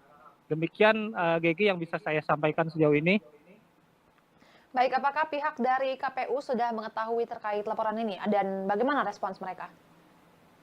Nah, sejauh ini GG laporan ini baru saja dikirimkan ke DKPP dan baru juga diterima.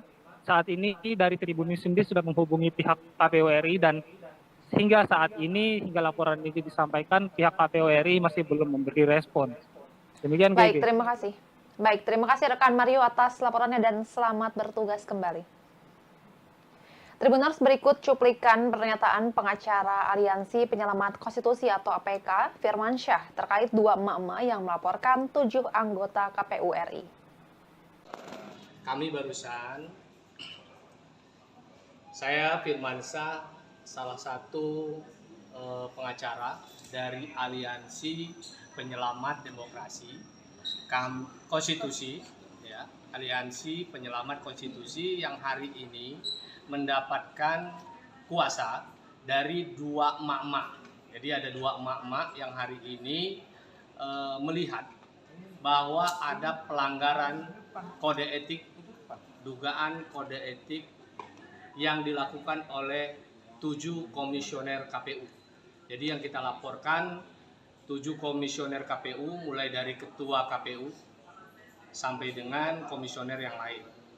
Itu yang kita laporkan adalah dugaan pelanggaran kode etik di mana telah 1.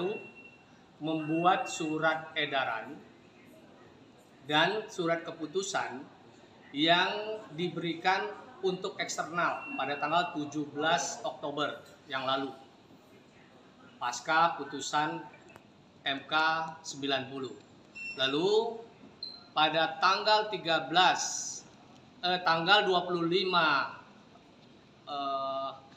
Oktober menerima paslon dengan PKPU lama yang belum direvisi mengikuti putusan 90 MK. Yang ketiga, dugaan kode etik yang dilanggar oleh komisioner KPU membuat putusan menetapkan paslon Rapor merah penegakan hukum dan hak asasi manusia pemerintahan Jokowi yang diberikan calon Presiden Ganjar Pranowo mengundang reaksi berbeda-beda dari berbagai pihak. Ganjar Pranowo memberikan nilai 5 untuk penegakan hukum dan HAM di era pemerintahan Jokowi Ma'ruf Amin. Bukan tanpa alasan penilaian yang diberikan Ganjar Pranowo. Satu hal yang membuat Ganjar menganggap penegakan hukum dan HAM di era pemerintahan Jokowi jeblok adalah putusan Mahkamah Konstitusi soal syarat usia Capres-Cawapres.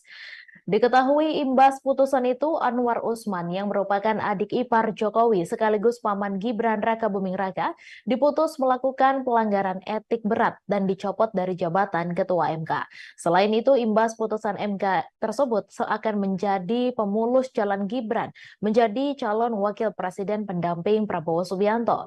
Di sisi lain, rapor merah yang diberikan Ganjar tersebut pun seakan menjadi bumerang mengingat Mahfud MD yang saat ini menjadi cawapres pendampingnya berstatus sebagai Menteri Koordinator Bidang Politik Hukum dan Keamanan. Sehingga elit partai politik dari barisan pendukung Prabowo Gibran mengungkit soal keberadaan Mahfud MD.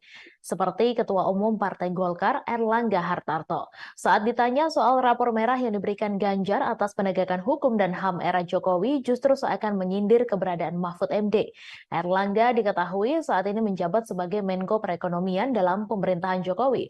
Sehingga ia mengatakan bila bertanya soal penegakan hukum dan HAM sebaiknya ditanyakan kepada Menko Polhukam.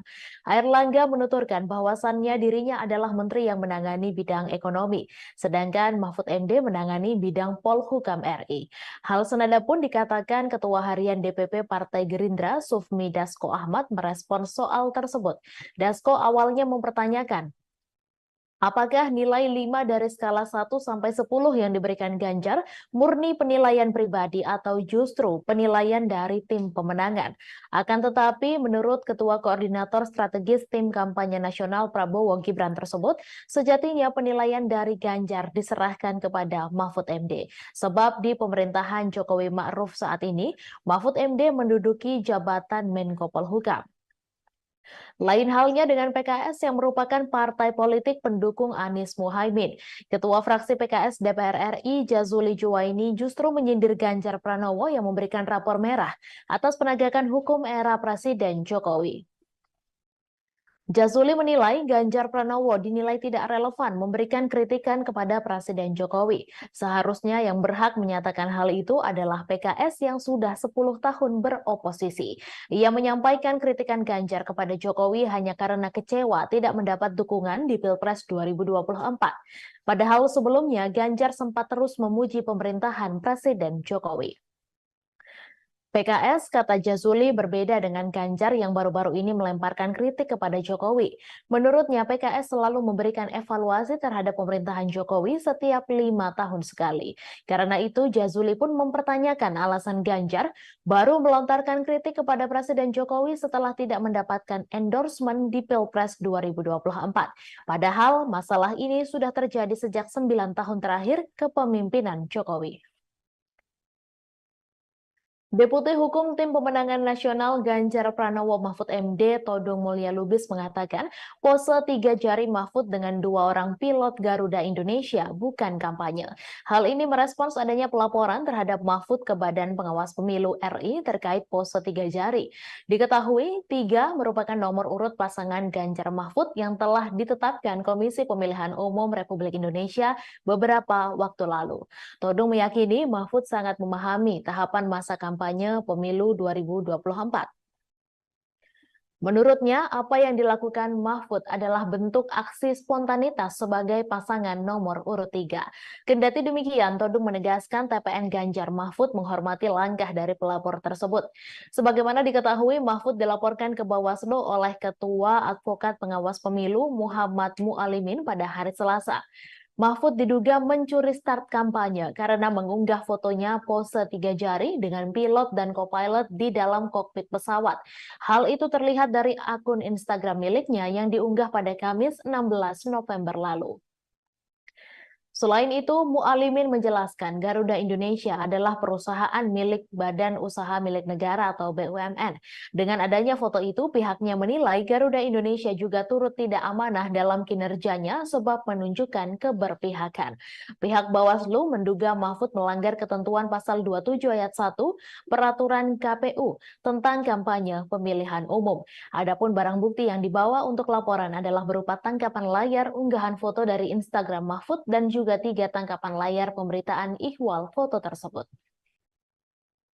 Pakar politik Universitas Al-Azhar Indonesia, Ujang Komarudin, menganalisis sikap Nasdem yang menolak bekerja sama dengan PDIP terkait adanya tekanan dari penguasa menjelang Pilpres 2024. Adapun mulanya hal itu dari Sekjen PDIP Hasto Kristianto yang mengungkapkan pihaknya mendapatkan tekanan kekuasaan. Ia juga mengaku berkomunikasi dengan tim Anies Muhaimin untuk meluruskan demokrasi. Namun Wakil Ketua Umum Partai Nasdem Ahmad Ali membantah Hasto. Ali meminta agar tak melibatkan Amin dalam konteks tekanan kekuasaan yang dirasakan TPN Ganjar Mahfud. Menurut Ujang, sikap Nasdem tersebut bukti konsistensi sikap sebuah partai. Ujang melihat pernyataan Ahmad Ali dan Anies secara politik sudah tepat. Menurut Ujang, PDIP kini sedang mencari kawan untuk mengkritisi Jokowi atau yang lebih ekstrim melawan Jokowi. Hal ini terjadi sejak pencawapresan Gibran. Senada, analis politik Silvanus Alvin berpandangan jika PDIP secara terbuka menunjukkan sikap fight back terhadap Jokowi atau Presiden saat ini, maka publik dapat menangkap kesan bahwa PDIP menunjukkan inkonsistensi. Partai penguasa tapi tidak mendukung pemerintahan.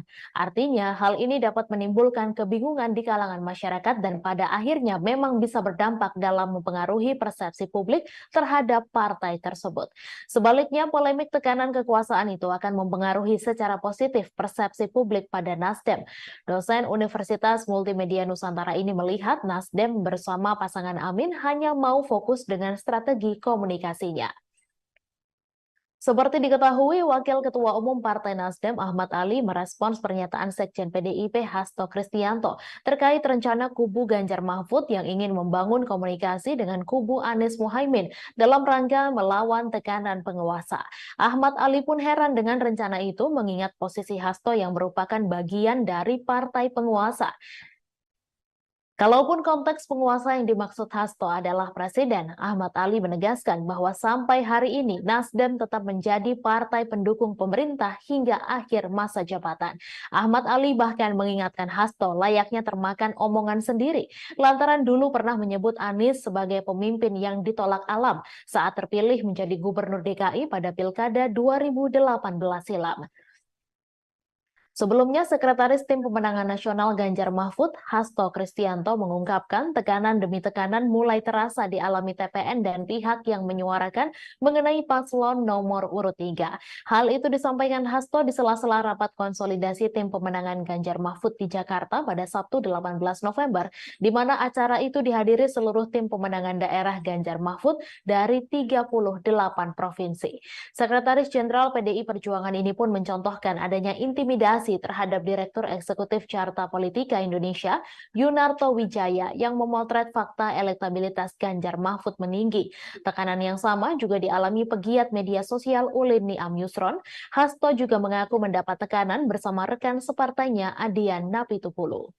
Tribuners, dua emak-emak dari Depok dan Bekasi melalui kelompok masyarakat Aliansi Penyelamat Konstitusi atau APK melaporkan 7 anggota Komisi Pemilihan Umum ke Dewan Kehormatan Penyelenggara Pemilu.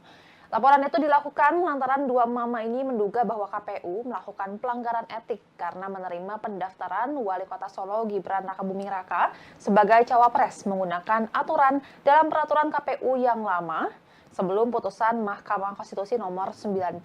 Selengkapnya mengenai hal ini, kita akan mendengarkan laporan dari reporter Tribun News Mario Christian Sumampo. Silakan rekan Mario. Ya, selamat sore rekan GG.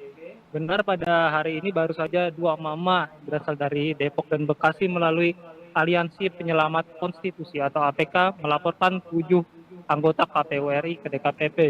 Laporan ini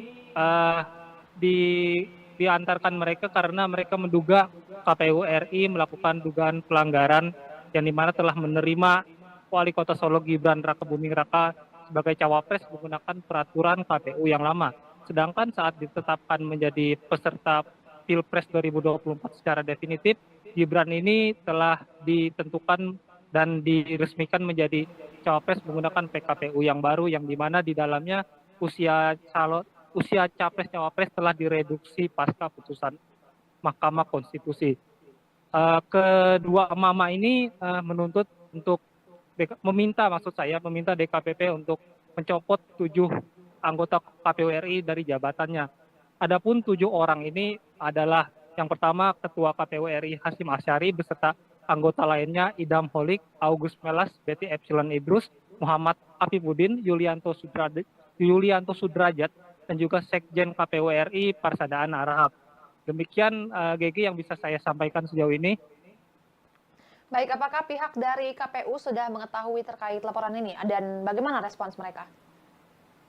Nah, sejauh ini GG laporan ini baru saja dikirimkan ke DKPP dan baru juga diterima.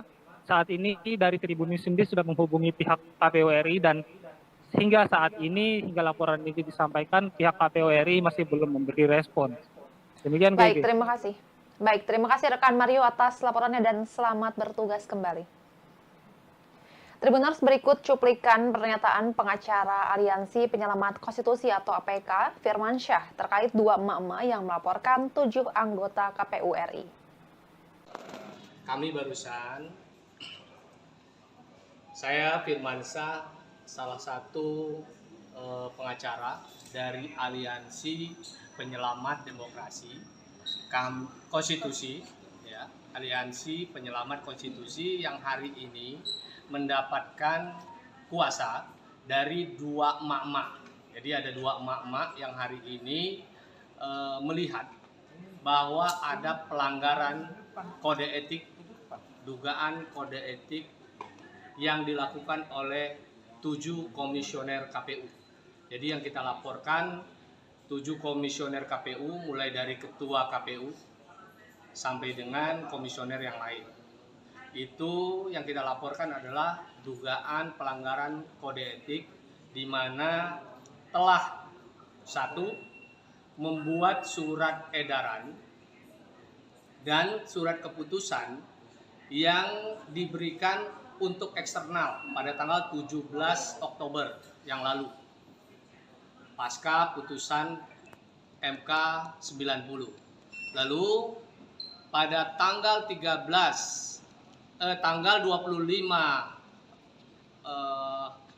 Oktober menerima paslon dengan PKPU lama yang belum direvisi mengikuti putusan 90 MK.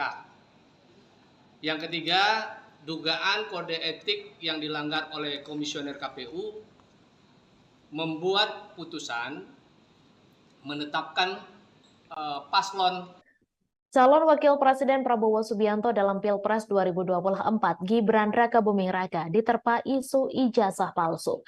Juru bicara Gibran, Emil Elestianto Dardak, ikut angkat bicara perihal isu ijazah palsu Gibran.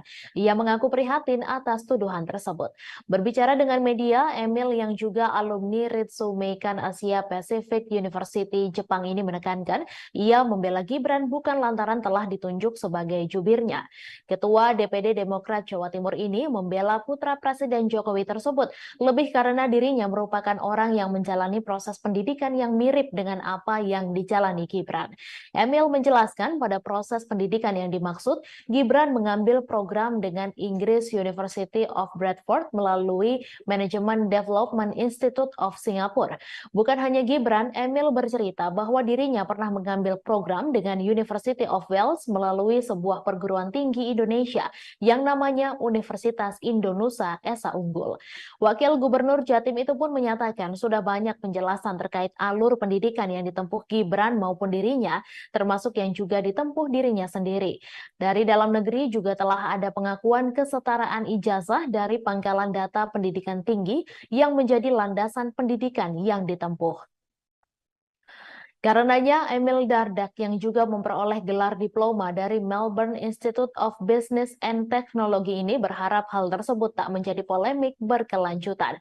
Kepada masyarakat sebagai calon pemilih di pemilu, Emil berpesan agar melihat tiap informasi secara objektif, tidak mengambil satu fakta dari satu opini saja, namun juga perlunya mencari informasi dari pihak lain.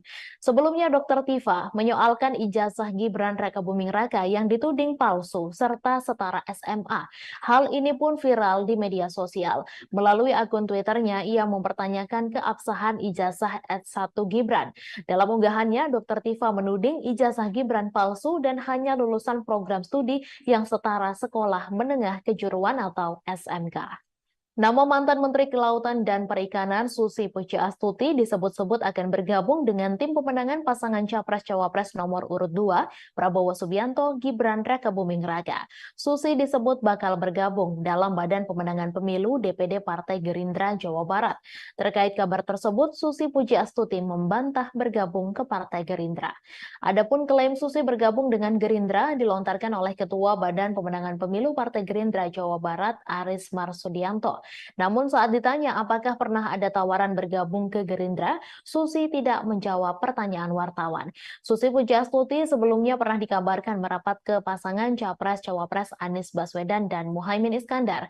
Namun baru-baru ini namanya santer dikabarkan merapat ke kubu pasangan Capres-Cawapres Prabowo Subianto dan Gibran Rakabuming Raka. Lantas kemanakah arah dukungan Susi Pujiastuti di Pilpres 2024?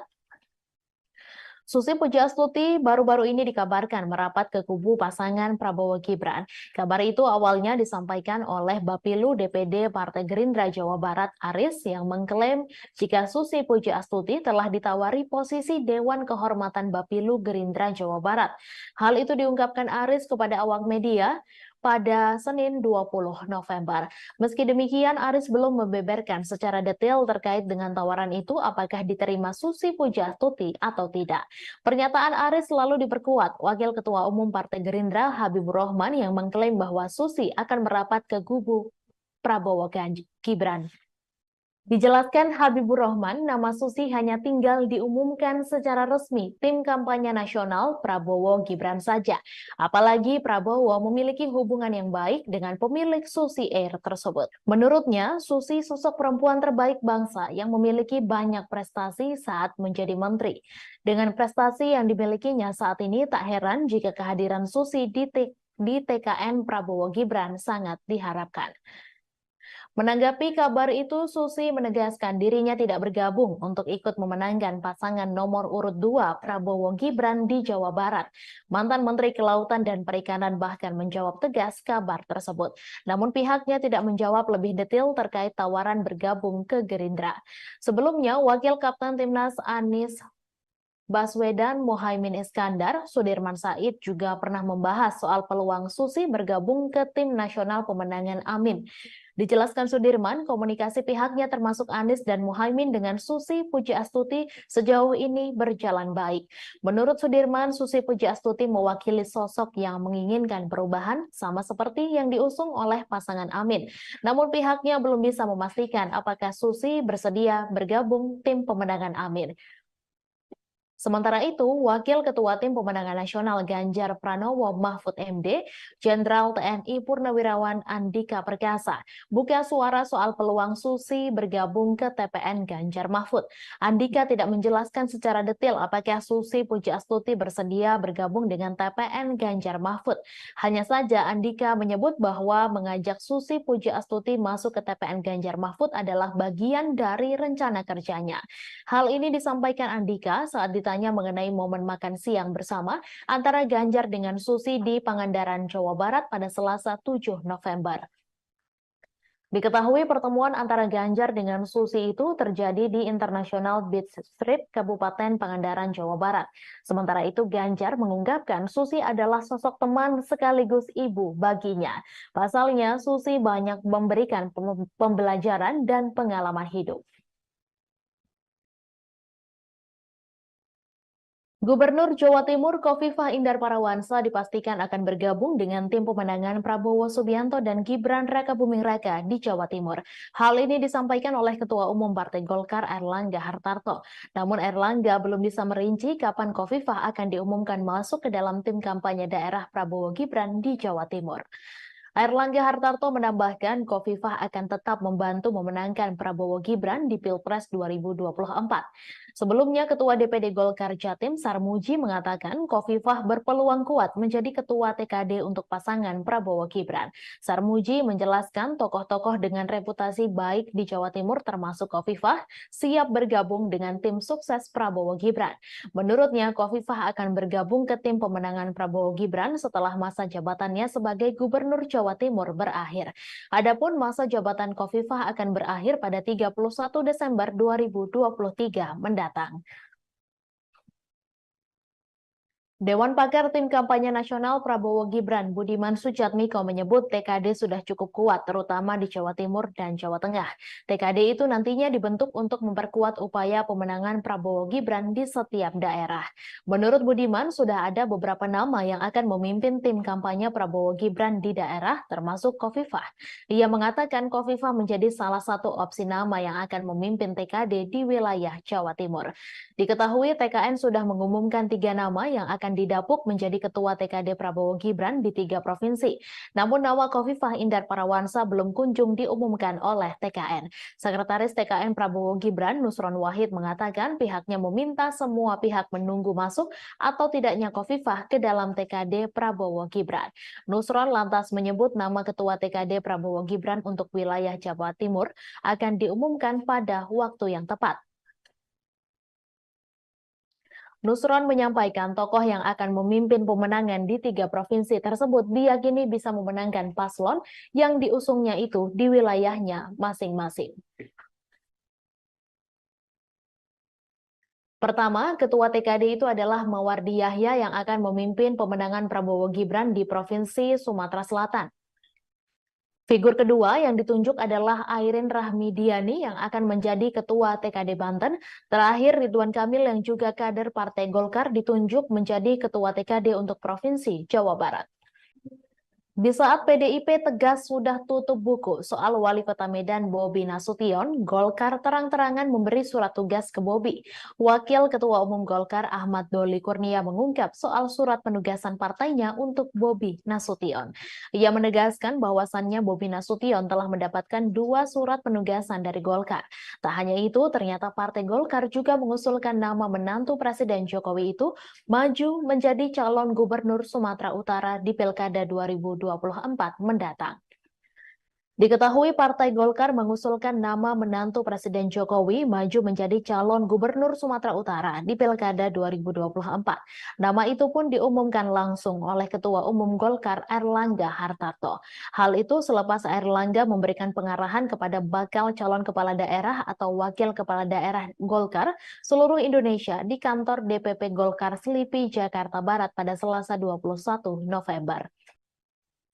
Sementara itu, Wakil Ketua Umum Golkar Ahmad Doli Kurnia mengatakan bahwa partainya lah yang pertama kali mengusung Bobi untuk maju di pemilihan gubernur Sumatera Utara. Lebih lanjut, Doli kembali menegaskan bahwasannya Bobi telah mendapatkan 2 surat penugasan dari Golkar. Selain Bobi, ada pula daftar nama bakal calon kepala daerah atau wakil kepala daerah Golkar yang baru diungkap setelah pengarahan itu. Di antaranya bakal Cagup Banten, Airin Rahmidiani, bakal Cagup Papua Barat Paulus Waterpau, bakal Cagup Jawa Barat Ridwan Kamil. Diketahui Airlangga Hartarto memberikan pengarahan kepada bakal calon kepala daerah atau wakil kepala daerah Golkar seluruh Indonesia. Total ada 1.117 orang yang mengikuti acara tersebut. Arahan itu disampaikan langsung oleh Airlangga kepada ribuan bakal calon kepala daerah atau wakil kepala daerah Golkar seluruh Indonesia di Selipi, Jakarta Barat pada Selasa 21 November. Pembekalan berlangsung lebih dari 3 jam secara tertutup. Selesai kegiatan, Airlangga baru menemui awak media menjelaskan maksud mengumpulkan ribuan bakal calon kepala daerah atau wakil kepala daerah Golkar seluruh Indonesia. Dijelaskan Airlangga, mereka diharapkan bisa berkontribusi dalam pemenangan Partai Golkar dalam pemilihan legislatif 2024. Mereka nantinya diminta bergerak bersama pengurus Partai Golkar di daerah. Ia menyatakan bahwasannya pemenangan Golkar di daerah akan menjadi modal utama agar bakal calon kepala daerah atau wakil kepala daerah bisa diusung oleh DPP Partai Golkar di Pilkada 2024. Berdasarkan Survei Nasional Indonesia Political Opinion periode 10 hingga 17 November 2023, elektabilitas Capres Koalisi Perubahan Anies Baswedan mengalami kenaikan. Berdasarkan Surnas IPO, elektabilitas Anies menunjukkan 32,7%. Hasil survei itu tertuang dalam peta elektabilitas koalisi dan arah pemilih muda di Pilpres 2024. Sedangkan elektabilitas Capres Prabowo Subianto sebanyak 37,5% dan Capres Ganjar sebesar 28,5%. Anies menilai bahwa hasil survei itu sebagai bukti bahwa semakin hari masyarakat mulai menginginkan adanya perubahan. Hal itu membuat mantan Gubernur DKI Jakarta tersebut optimistis bisa melakukan perubahan sesuai tema yang diusungnya untuk merubah Indonesia lebih baik. Di sisi lain, pasangan Capres-Cawapres Anies Baswedan Muhaimin Iskandar mengumumkan susunan lengkap Tim Nasional Pemenangan Amin. Sejumlah nama menempati jabatan sebagai Dewan Pertimbangan dan Dewan Penasehat Timnas Amin. Selain itu, Anies juga mengumumkan sejumlah nama lain yang masuk dalam struktur Timnas Amin sebagai Dewan Penasehat. Ia menjelaskan Dewan Penasehat ini bertugas untuk memberikan nasihat-nasihat. Kemudian ada pula pimpinan Pemuda Pancasila Capto Suryo Sumarno masuk menjadi Dewan Penasehat. Selanjutnya ada mantan Wakapolri Komjen Ogroseno, mantan Kepala BIN Letjen Sutioso, Sutrisno Bahir, dan Hidayat Nur Wahid. Sementara itu, juru bicara Anies Baswedan, Surya Chandra, menegaskan dukungan perangkat desa pada salah satu pasangan calon merupakan tindakan berbahaya sehingga menjadi pertimbangan untuk melaporkan insiden ini ke Bawaslu RI. Ia juga menyayangkan perilaku Cawapres nomor urut 2, Gibran Rakabuming Raka, yang menghadiri acara Silaturahmi Nasional Desa Bersatu 2023 bersama 8 organisasi perangkat desa di Indonesia Arena GBK, Jakarta pada Minggu 19 November. Menjaga netralitas politik perangkat desa menurut Suryan penting untuk membantu mereka bisa mengelola konflik yang potensial terjadi di dalam pemilu nanti. Dengan kata lain, integritas adalah tiang panjang dari tata kelola desa yang baik. Ia meyakinkan warga bahwa negara memang bekerja untuk kepentingan mereka, bukan hanya untuk kalangan tertentu, dan ini vital bagi kesejahteraan ekonomi dan kebaikan masyarakat secara umum.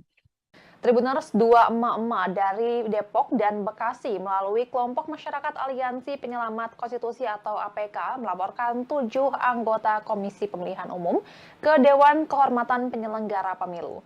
Laporan itu dilakukan lantaran dua mama ini menduga bahwa KPU melakukan pelanggaran etik karena menerima pendaftaran Wali Kota Solo Gibran Rakabuming Raka sebagai cawapres menggunakan aturan dalam peraturan KPU yang lama sebelum putusan Mahkamah Konstitusi nomor 90. Selengkapnya mengenai hal ini, kita akan mendengarkan laporan dari reporter Tribun News Mario Christian Sumampo. Silakan rekan Mario. Ya, selamat sore rekan GG. Benar, pada hari ini baru saja dua mama berasal dari Depok dan Bekasi melalui Aliansi Penyelamat Konstitusi atau APK melaporkan 7 anggota KPU RI ke DKPP. Laporan ini diantarkan mereka karena mereka menduga KPU RI melakukan dugaan pelanggaran yang dimana telah menerima Wali Kota Solo Gibran Rakabuming Raka sebagai cawapres menggunakan peraturan KPU yang lama. Sedangkan saat ditetapkan menjadi peserta Pilpres 2024 secara definitif, Gibran ini telah ditentukan dan diresmikan menjadi cawapres menggunakan PKPU yang baru, yang dimana di dalamnya usia capres cawapres telah direduksi pasca putusan Mahkamah Konstitusi. Kedua mama ini menuntut untuk meminta DKPP untuk mencopot 7 anggota KPU RI dari jabatannya. Adapun 7 orang ini adalah yang pertama Ketua KPU RI Hasyim Asyari beserta anggota lainnya Idam Holik, August Melas, Betty Epsilon Idrus, Muhammad Afifuddin, Yulianto Sudrajat, dan juga Sekjen KPU RI Parsadaan Arahap. Demikian GG yang bisa saya sampaikan sejauh ini. Baik, apakah pihak dari KPU sudah mengetahui terkait laporan ini dan bagaimana respons mereka? Nah, sejauh ini GG laporan ini baru saja dikirimkan ke DKPP dan baru juga diterima. Saat ini dari Tribun News sendiri sudah menghubungi pihak KPU RI dan hingga saat ini, hingga laporan ini disampaikan, pihak KPU RI masih belum memberi respon. Demikian Baik, GG. terima kasih. Baik, terima kasih rekan Mario atas laporannya dan selamat bertugas kembali. Tribuners, berikut cuplikan pernyataan pengacara Aliansi Penyelamat Konstitusi atau APK, Firman Syah, terkait dua emak-emak yang melaporkan 7 anggota KPU RI. Kami barusan, saya Firman Syah, salah satu pengacara dari Aliansi Penyelamat Demokrasi Konstitusi, ya, Aliansi Penyelamat Konstitusi yang hari ini mendapatkan kuasa dari dua emak-emak. Jadi ada dua emak-emak yang hari ini melihat bahwa ada pelanggaran kode etik, dugaan kode etik yang dilakukan oleh 7 komisioner KPU. Jadi yang kita laporkan 7 komisioner KPU mulai dari ketua KPU sampai dengan komisioner yang lain. Itu yang kita laporkan adalah dugaan pelanggaran kode etik di mana telah satu membuat surat edaran dan surat keputusan yang diberikan untuk eksternal pada tanggal 17 Oktober yang lalu pasca putusan MK 90. Lalu pada tanggal 25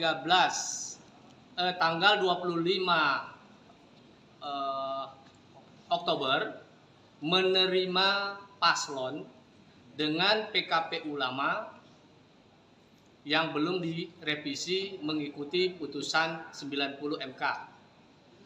Yang ketiga, dugaan kode etik yang dilanggar oleh komisioner KPU membuat putusan menetapkan paslon. Rapor merah penegakan hukum dan hak asasi manusia pemerintahan Jokowi yang diberikan calon Presiden Ganjar Pranowo mengundang reaksi berbeda-beda dari berbagai pihak. Ganjar Pranowo memberikan nilai 5 untuk penegakan hukum dan HAM di era pemerintahan Jokowi Ma'ruf Amin. Bukan tanpa alasan penilaian yang diberikan Ganjar Pranowo. Satu hal yang membuat Ganjar menganggap penegakan hukum dan HAM di era pemerintahan Jokowi jeblok adalah putusan Mahkamah Konstitusi soal syarat usia Capres-Cawapres. Diketahui imbas putusan itu, Anwar Usman yang merupakan adik ipar Jokowi sekaligus paman Gibran Rakabuming Raka diputus melakukan pelanggaran etik berat dan dicopot dari jabatan Ketua MK. Selain itu, imbas putusan MK tersebut seakan menjadi pemulus jalan Gibran menjadi calon wakil presiden pendamping Prabowo Subianto. Di sisi lain, rapor merah yang diberikan Ganjar tersebut pun seakan menjadi bumerang mengingat Mahfud MD yang saat ini menjadi cawapres pendampingnya berstatus sebagai Menteri Koordinator Bidang Politik Hukum dan Keamanan. Sehingga elit partai politik dari barisan pendukung Prabowo Gibran mengungkit soal keberadaan Mahfud MD. Seperti Ketua Umum Partai Golkar Erlangga Hartarto. Saat ditanya soal rapor merah yang diberikan Ganjar atas penegakan hukum dan HAM era Jokowi justru seakan menyindir keberadaan Mahfud MD. Erlangga diketahui saat ini menjabat sebagai Menko Perekonomian dalam pemerintahan Jokowi. Sehingga ia mengatakan bila bertanya soal penegakan hukum dan HAM sebaiknya ditanyakan kepada Menko Polhukam. Erlangga menuturkan bahwasannya dirinya adalah menteri yang menangani bidang ekonomi, sedangkan Mahfud MD menangani bidang Polhukam RI. Hal senada pun dikatakan Ketua Harian DPP Partai Gerindra Sufmi Dasko Ahmad merespons soal tersebut. Dasko awalnya mempertanyakan, apakah nilai 5 dari skala 1 sampai 10 yang diberikan Ganjar murni penilaian pribadi atau justru penilaian dari tim pemenangan? Akan tetapi menurut Ketua Koordinator Strategis Tim Kampanye Nasional Prabowo Gibran tersebut, sejatinya penilaian dari Ganjar diserahkan kepada Mahfud MD. Sebab di pemerintahan Jokowi Ma'ruf saat ini, Mahfud MD menduduki jabatan Menko Polhukam. Lain halnya dengan PKS yang merupakan partai politik pendukung Anies Muhaimin. Ketua fraksi PKS DPR RI Jazuli Juwaini justru menyindir Ganjar Pranowo yang memberikan rapor merah atas penegakan hukum era Presiden Jokowi. Jazuli menilai Ganjar Pranowo dinilai tidak relevan memberikan kritikan kepada Presiden Jokowi. Seharusnya yang berhak menyatakan hal itu adalah PKS yang sudah 10 tahun beroposisi. Ia menyampaikan kritikan Ganjar kepada Jokowi hanya karena kecewa tidak mendapat dukungan di Pilpres 2024. Padahal sebelumnya Ganjar sempat terus memuji pemerintahan Presiden Jokowi. PKS, kata Jazuli, berbeda dengan Ganjar yang baru-baru ini melemparkan kritik kepada Jokowi. Menurutnya, PKS selalu memberikan evaluasi terhadap pemerintahan Jokowi setiap 5 tahun sekali. Karena itu, Jazuli pun mempertanyakan alasan Ganjar baru melontarkan kritik kepada Presiden Jokowi setelah tidak mendapatkan endorsement di Pilpres 2024. Padahal, masalah ini sudah terjadi sejak 9 tahun terakhir kepemimpinan Jokowi. Deputi Hukum Tim Pemenangan Nasional Ganjar Pranowo Mahfud MD Todung Mulya Lubis mengatakan pose 3 jari Mahfud dengan 2 orang pilot Garuda Indonesia bukan kampanye. Hal ini merespons adanya pelaporan terhadap Mahfud ke Badan Pengawas Pemilu RI terkait pose 3 jari. Diketahui 3 merupakan nomor urut pasangan Ganjar Mahfud yang telah ditetapkan Komisi Pemilihan Umum Republik Indonesia beberapa waktu lalu. Todung meyakini Mahfud sangat memahami tahapan masa kampanye pemilu 2024. Menurutnya, apa yang dilakukan Mahfud adalah bentuk aksi spontanitas sebagai pasangan nomor urut 3. Kendati demikian, Todung menegaskan TPN Ganjar Mahfud menghormati langkah dari pelapor tersebut. Sebagaimana diketahui, Mahfud dilaporkan ke Bawaslu oleh Ketua Advokat Pengawas Pemilu Muhammad Mualimin pada hari Selasa. Mahfud diduga mencuri start kampanye karena mengunggah fotonya pose 3 jari dengan pilot dan co-pilot di dalam kokpit pesawat. Hal itu terlihat dari akun Instagram miliknya yang diunggah pada Kamis 16 November lalu. Selain itu, Mualimin menjelaskan Garuda Indonesia adalah perusahaan milik Badan Usaha Milik Negara atau BUMN. Dengan adanya foto itu, pihaknya menilai Garuda Indonesia juga turut tidak amanah dalam kinerjanya sebab menunjukkan keberpihakan. Pihak Bawaslu menduga Mahfud melanggar ketentuan pasal 27 ayat 1 Peraturan KPU tentang kampanye pemilihan umum. Adapun barang bukti yang dibawa untuk laporan adalah berupa tangkapan layar unggahan foto dari Instagram Mahfud dan juga 3 tangkapan layar pemberitaan ihwal foto tersebut. Pakar politik Universitas Al-Azhar Indonesia, Ujang Komarudin, menganalisis sikap Nasdem yang menolak bekerja sama dengan PDIP terkait adanya tekanan dari penguasa menjelang Pilpres 2024. Adapun mulanya hal itu dari Sekjen PDIP Hasto Kristianto yang mengungkapkan pihaknya mendapatkan tekanan kekuasaan. Ia juga mengaku berkomunikasi dengan tim Anies Muhaimin untuk meluruskan demokrasi. Namun Wakil Ketua Umum Partai Nasdem Ahmad Ali membantah Hasto. Ali meminta agar tak melibatkan Amin dalam konteks tekanan kekuasaan yang dirasakan TPN Ganjar Mahfud. Menurut Ujang, sikap Nasdem tersebut bukti konsistensi sikap sebuah partai. Ujang melihat pernyataan Ahmad Ali dan Anies secara politik sudah tepat. Menurut Ujang, PDIP kini sedang mencari kawan untuk mengkritisi Jokowi atau yang lebih ekstrim melawan Jokowi. Hal ini terjadi sejak pencawapresan Gibran. Senada, analis politik Silvanus Alvin berpandangan jika PDIP secara terbuka menunjukkan sikap fight back terhadap Jokowi atau Presiden saat ini, maka publik dapat menangkap kesan bahwa PDIP menunjukkan inkonsistensi. Partai penguasa tapi tidak mendukung pemerintahan. Artinya, hal ini dapat menimbulkan kebingungan di kalangan masyarakat dan pada akhirnya memang bisa berdampak dalam mempengaruhi persepsi publik terhadap partai tersebut. Sebaliknya, polemik tekanan kekuasaan itu akan mempengaruhi secara positif persepsi publik pada Nasdem. Dosen Universitas Multimedia Nusantara ini melihat Nasdem bersama pasangan Amin hanya mau fokus dengan strategi komunikasinya. Seperti diketahui, Wakil Ketua Umum Partai Nasdem Ahmad Ali merespons pernyataan Sekjen PDIP Hasto Kristianto terkait rencana kubu Ganjar Mahfud yang ingin membangun komunikasi dengan kubu Anies Muhaimin dalam rangka melawan tekanan penguasa. Ahmad Ali pun heran dengan rencana itu mengingat posisi Hasto yang merupakan bagian dari partai penguasa. Kalaupun konteks penguasa yang dimaksud Hasto adalah presiden, Ahmad Ali menegaskan bahwa sampai hari ini Nasdem tetap menjadi partai pendukung pemerintah hingga akhir masa jabatan. Ahmad Ali bahkan mengingatkan Hasto layaknya termakan omongan sendiri, lantaran dulu pernah menyebut Anies sebagai pemimpin yang ditolak alam saat terpilih menjadi gubernur DKI pada Pilkada 2018 silam. Sebelumnya, Sekretaris Tim Pemenangan Nasional Ganjar Mahfud, Hasto Kristianto mengungkapkan tekanan demi tekanan mulai terasa dialami TPN dan pihak yang menyuarakan mengenai paslon nomor urut 3. Hal itu disampaikan Hasto di sela-sela rapat konsolidasi Tim Pemenangan Ganjar Mahfud di Jakarta pada Sabtu 18 November, di mana acara itu dihadiri seluruh tim pemenangan daerah Ganjar Mahfud dari 38 provinsi. Sekretaris Jenderal PDI Perjuangan ini pun mencontohkan adanya intimidasi terhadap Direktur Eksekutif Carta Politika Indonesia, Yunarto Wijaya, yang memotret fakta elektabilitas Ganjar Mahfud meninggi. Tekanan yang sama juga dialami pegiat media sosial Ulin Niam Yusron. Hasto juga mengaku mendapat tekanan bersama rekan separtainya Adian Napitupulu. Tribuners, dua emak-emak dari Depok dan Bekasi melalui kelompok masyarakat Aliansi Penyelamat Konstitusi atau APK melaporkan 7 anggota Komisi Pemilihan Umum ke Dewan Kehormatan Penyelenggara Pemilu. Laporan itu dilakukan lantaran dua mama ini menduga bahwa KPU melakukan pelanggaran etik karena menerima pendaftaran Wali Kota Solo Gibran Rakabuming Raka sebagai cawapres menggunakan aturan dalam peraturan KPU yang lama sebelum putusan Mahkamah Konstitusi nomor 90.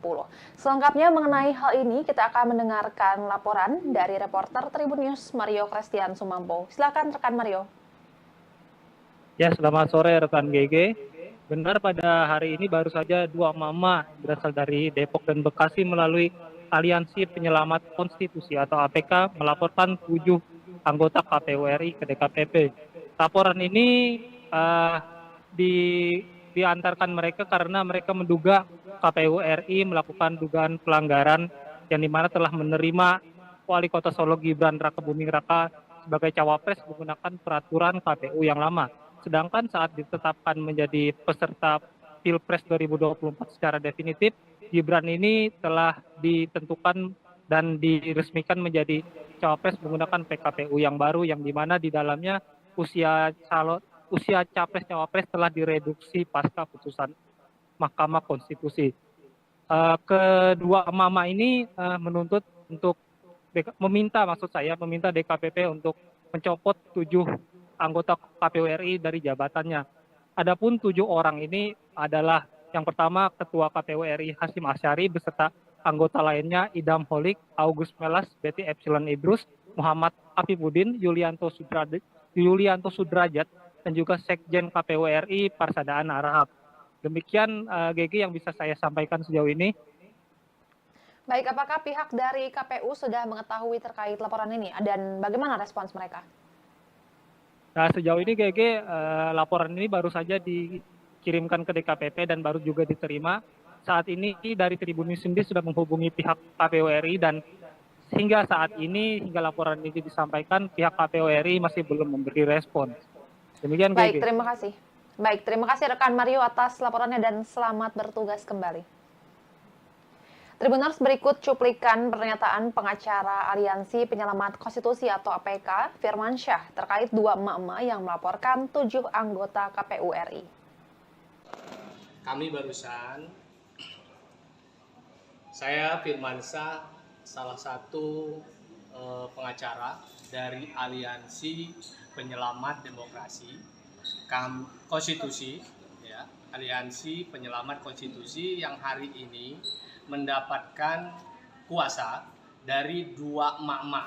Jadi ada 2 emak-emak yang hari ini melihat bahwa ada pelanggaran kode etik, dugaan kode etik yang dilakukan oleh 7 komisioner KPU.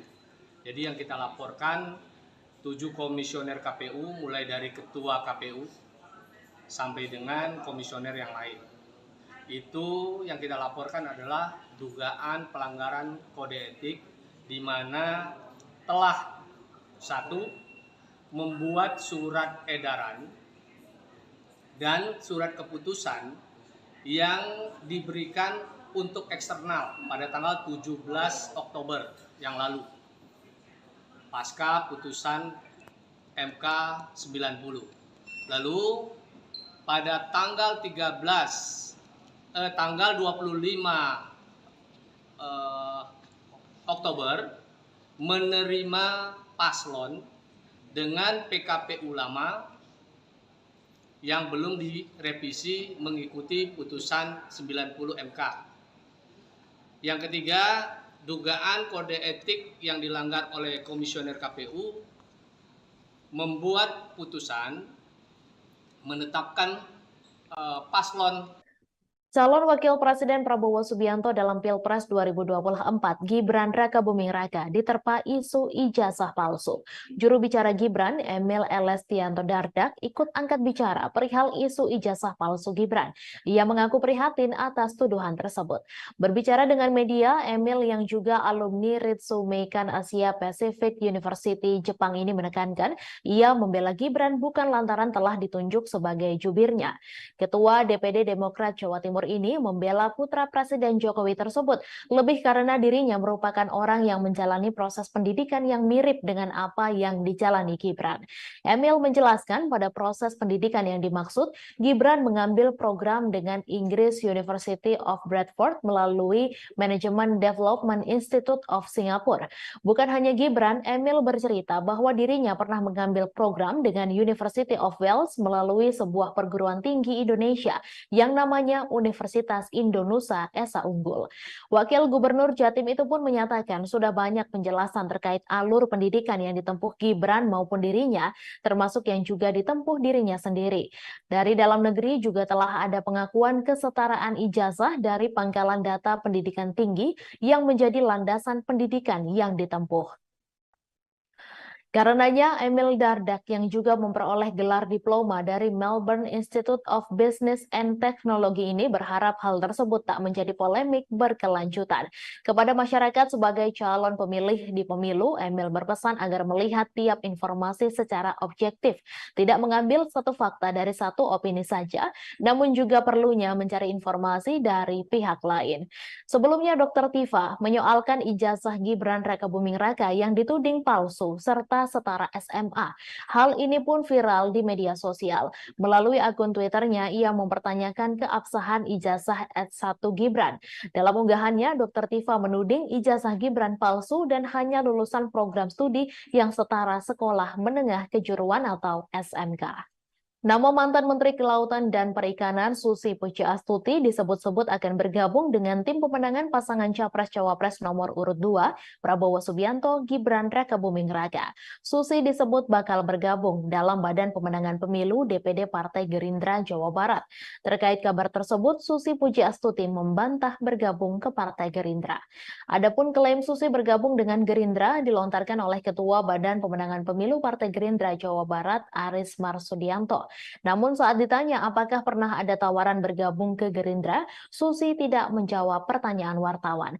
Susi Pujiastuti sebelumnya pernah dikabarkan merapat ke pasangan Capres-Cawapres Anies Baswedan dan Muhaimin Iskandar. Namun baru-baru ini namanya santer dikabarkan merapat ke kubu pasangan Capres-Cawapres Prabowo Subianto dan Gibran Rakabuming Raka. Lantas kemanakah arah dukungan Susi Pujiastuti di Pilpres 2024? Susi Pujiastuti baru-baru ini dikabarkan merapat ke kubu pasangan Prabowo Gibran. Kabar itu awalnya disampaikan oleh Bapilu DPD Partai Gerindra Jawa Barat Aris yang mengklaim jika Susi Pujiastuti telah ditawari posisi Dewan Kehormatan Bapilu Gerindra Jawa Barat. Hal itu diungkapkan Aris kepada awak media pada Senin 20 November. Meski demikian, Aris belum membeberkan secara detail terkait dengan tawaran itu apakah diterima Susi Pujiastuti atau tidak. Pernyataan Aris selalu diperkuat Wakil Ketua Umum Partai Gerindra Habibur Rahman yang mengklaim bahwa Susi akan merapat ke kubu Prabowo Gibran. Dijelaskan Habibur Rahman, nama Susi hanya tinggal diumumkan secara resmi tim kampanye nasional Prabowo Gibran saja.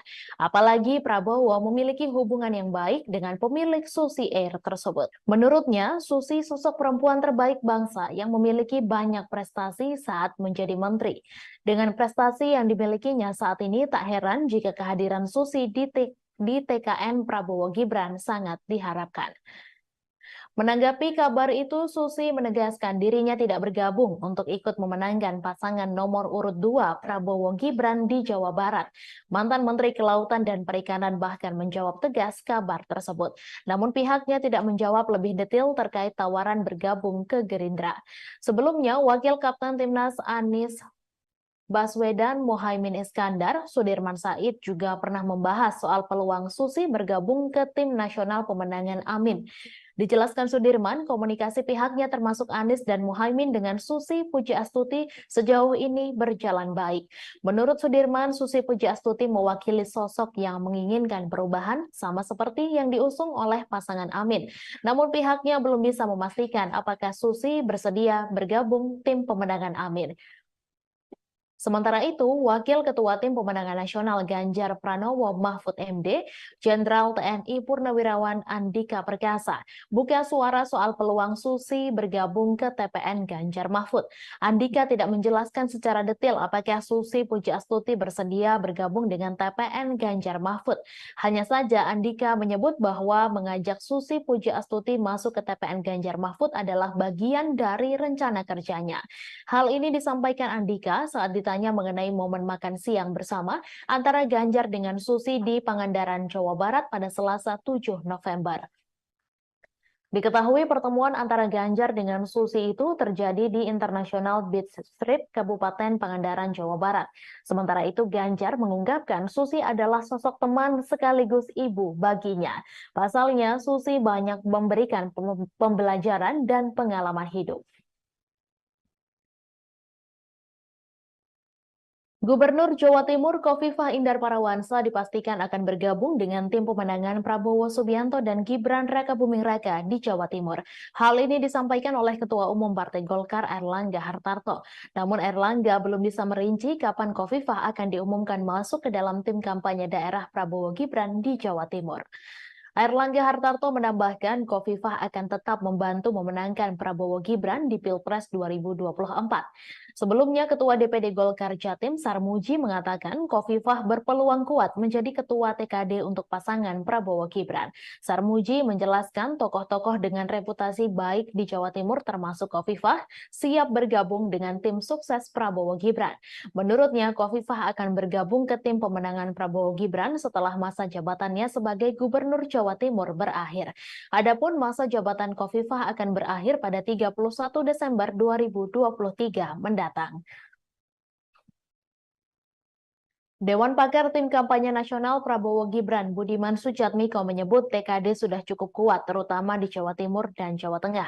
TKD itu nantinya dibentuk untuk memperkuat upaya pemenangan Prabowo Gibran di setiap daerah. Menurut Budiman sudah ada beberapa nama yang akan memimpin tim kampanye Prabowo Gibran di daerah termasuk Khofifah. Dia mengatakan Khofifah menjadi salah satu opsi nama yang akan memimpin TKD di wilayah Jawa Timur. Diketahui TKN sudah mengumumkan 3 nama yang akan didapuk menjadi Ketua TKD Prabowo Gibran di 3 provinsi. Namun nama Khofifah Indar Parawansa belum kunjung diumumkan oleh TKN. Sekretaris TKN Prabowo Gibran Nusron Wahid mengatakan pihaknya meminta semua pihak menunggu masuk atau tidaknya Khofifah ke dalam TKD Prabowo Gibran. Nusron lantas menyebut nama Ketua TKD Prabowo Gibran untuk wilayah Jawa Timur akan diumumkan pada waktu yang tepat. Nusron menyampaikan tokoh yang akan memimpin pemenangan di 3 provinsi tersebut diyakini bisa memenangkan paslon yang diusungnya itu di wilayahnya masing-masing. Pertama, Ketua TKD itu adalah Mawardi Yahya yang akan memimpin pemenangan Prabowo Gibran di Provinsi Sumatera Selatan. Figur kedua yang ditunjuk adalah Airin Rahmidiani yang akan menjadi Ketua TKD Banten. Terakhir, Ridwan Kamil yang juga kader Partai Golkar ditunjuk menjadi Ketua TKD untuk Provinsi Jawa Barat. Di saat PDIP tegas sudah tutup buku soal Wali Kota Medan Bobi Nasution, Golkar terang-terangan memberi surat tugas ke Bobi. Wakil Ketua Umum Golkar Ahmad Doli Kurnia mengungkap soal surat penugasan partainya untuk Bobi Nasution. Ia menegaskan bahwasannya Bobi Nasution telah mendapatkan 2 surat penugasan dari Golkar. Tak hanya itu, ternyata Partai Golkar juga mengusulkan nama menantu Presiden Jokowi itu maju menjadi calon gubernur Sumatera Utara di Pilkada 2024 mendatang. Diketahui Partai Golkar mengusulkan nama menantu Presiden Jokowi maju menjadi calon gubernur Sumatera Utara di Pilkada 2024. Nama itu pun diumumkan langsung oleh Ketua Umum Golkar Airlangga Hartarto. Hal itu selepas Airlangga memberikan pengarahan kepada bakal calon kepala daerah atau wakil kepala daerah Golkar seluruh Indonesia di kantor DPP Golkar Selipi, Jakarta Barat pada Selasa 21 November. Sementara itu, Wakil Ketua Umum Golkar Ahmad Doli Kurnia mengatakan bahwa partainya lah yang pertama kali mengusung Bobi untuk maju di pemilihan gubernur Sumatera Utara. Lebih lanjut, Doli kembali menegaskan bahwasannya Bobi telah mendapatkan 2 surat penugasan dari Golkar. Selain Bobi, ada pula daftar nama bakal calon kepala daerah atau wakil kepala daerah Golkar yang baru diungkap setelah pengarahan itu. Di antaranya bakal Cagup Banten, Airin Rahmidiani, bakal Cagup Papua Barat Paulus Waterpau, bakal Cagup Jawa Barat Ridwan Kamil. Diketahui Airlangga Hartarto memberikan pengarahan kepada bakal calon kepala daerah atau wakil kepala daerah Golkar seluruh Indonesia. Total ada 1.117 orang yang mengikuti acara tersebut. Arahan itu disampaikan langsung oleh Airlangga kepada ribuan bakal calon kepala daerah atau wakil kepala daerah Golkar seluruh Indonesia di Selipi, Jakarta Barat pada Selasa 21 November. Pembekalan berlangsung lebih dari 3 jam secara tertutup. Selesai kegiatan, Airlangga baru menemui awak media menjelaskan maksud mengumpulkan ribuan bakal calon kepala daerah atau wakil kepala daerah Golkar seluruh Indonesia. Dijelaskan Airlangga, mereka diharapkan bisa berkontribusi dalam pemenangan Partai Golkar dalam pemilihan legislatif 2024. Mereka nantinya diminta bergerak bersama pengurus Partai Golkar di daerah. Ia menyatakan bahwasannya pemenangan Golkar di daerah akan menjadi modal utama agar bakal calon kepala daerah atau wakil kepala daerah bisa diusung oleh DPP Partai Golkar di Pilkada 2024.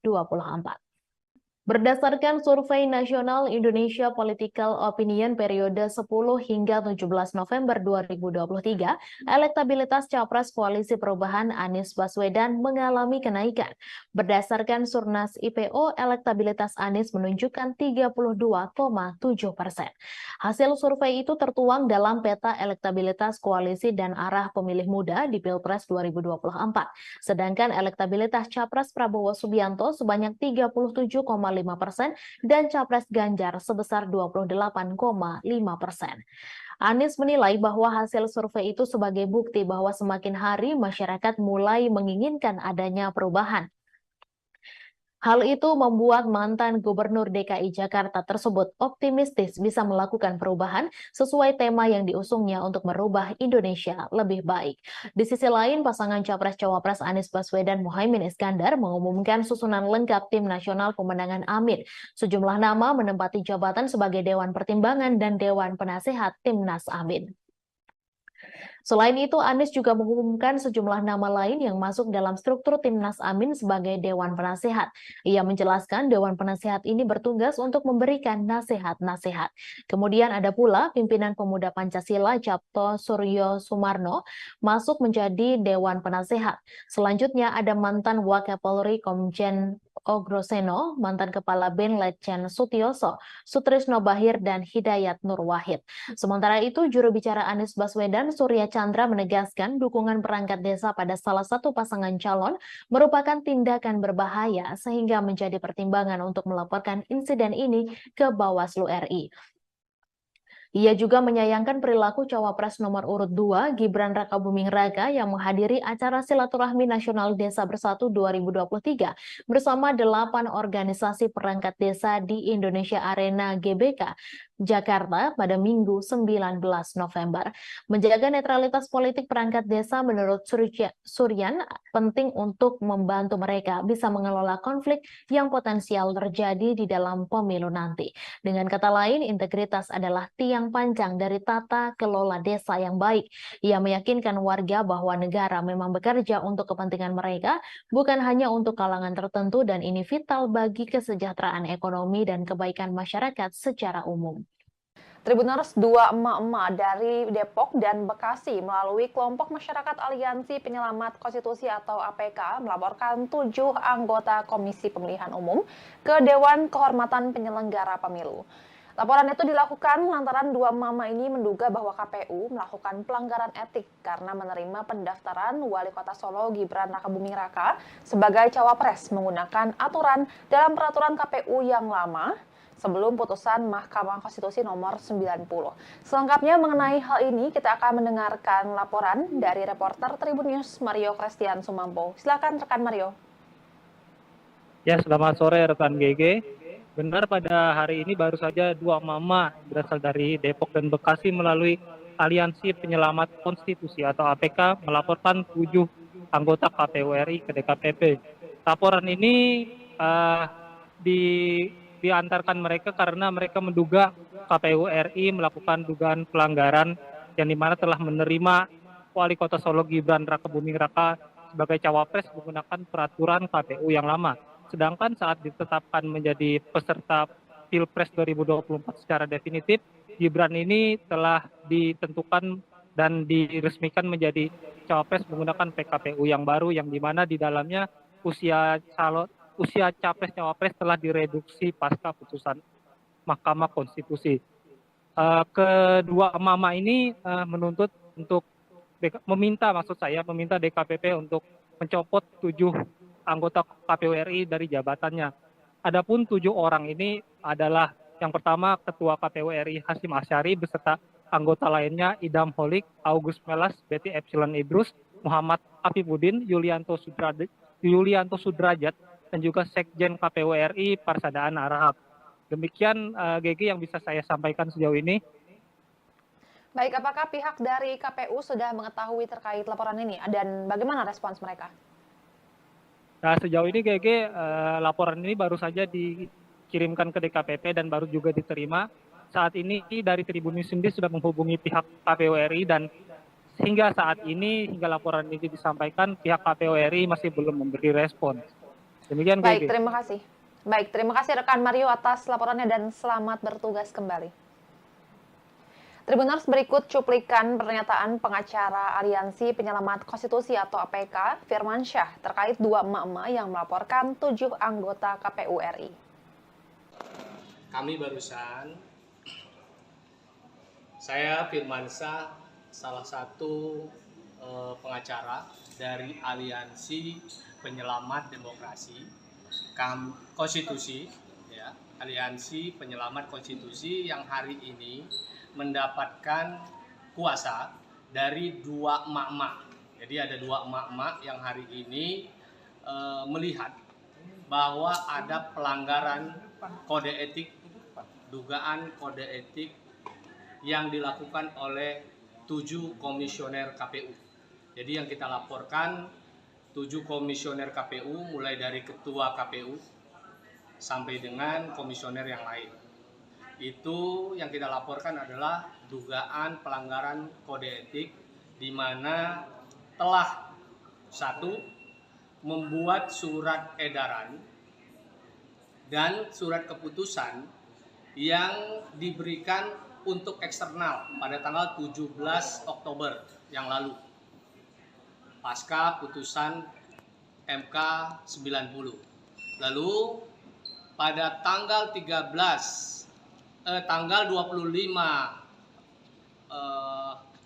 Oktober menerima paslon dengan PKPU lama yang belum direvisi mengikuti putusan 90 MK.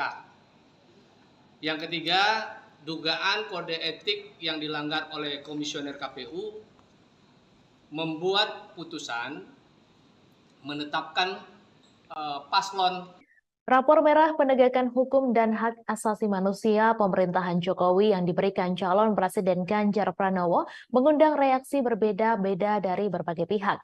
Ganjar Pranowo memberikan nilai 5 untuk penegakan hukum dan HAM di era pemerintahan Jokowi Ma'ruf Amin.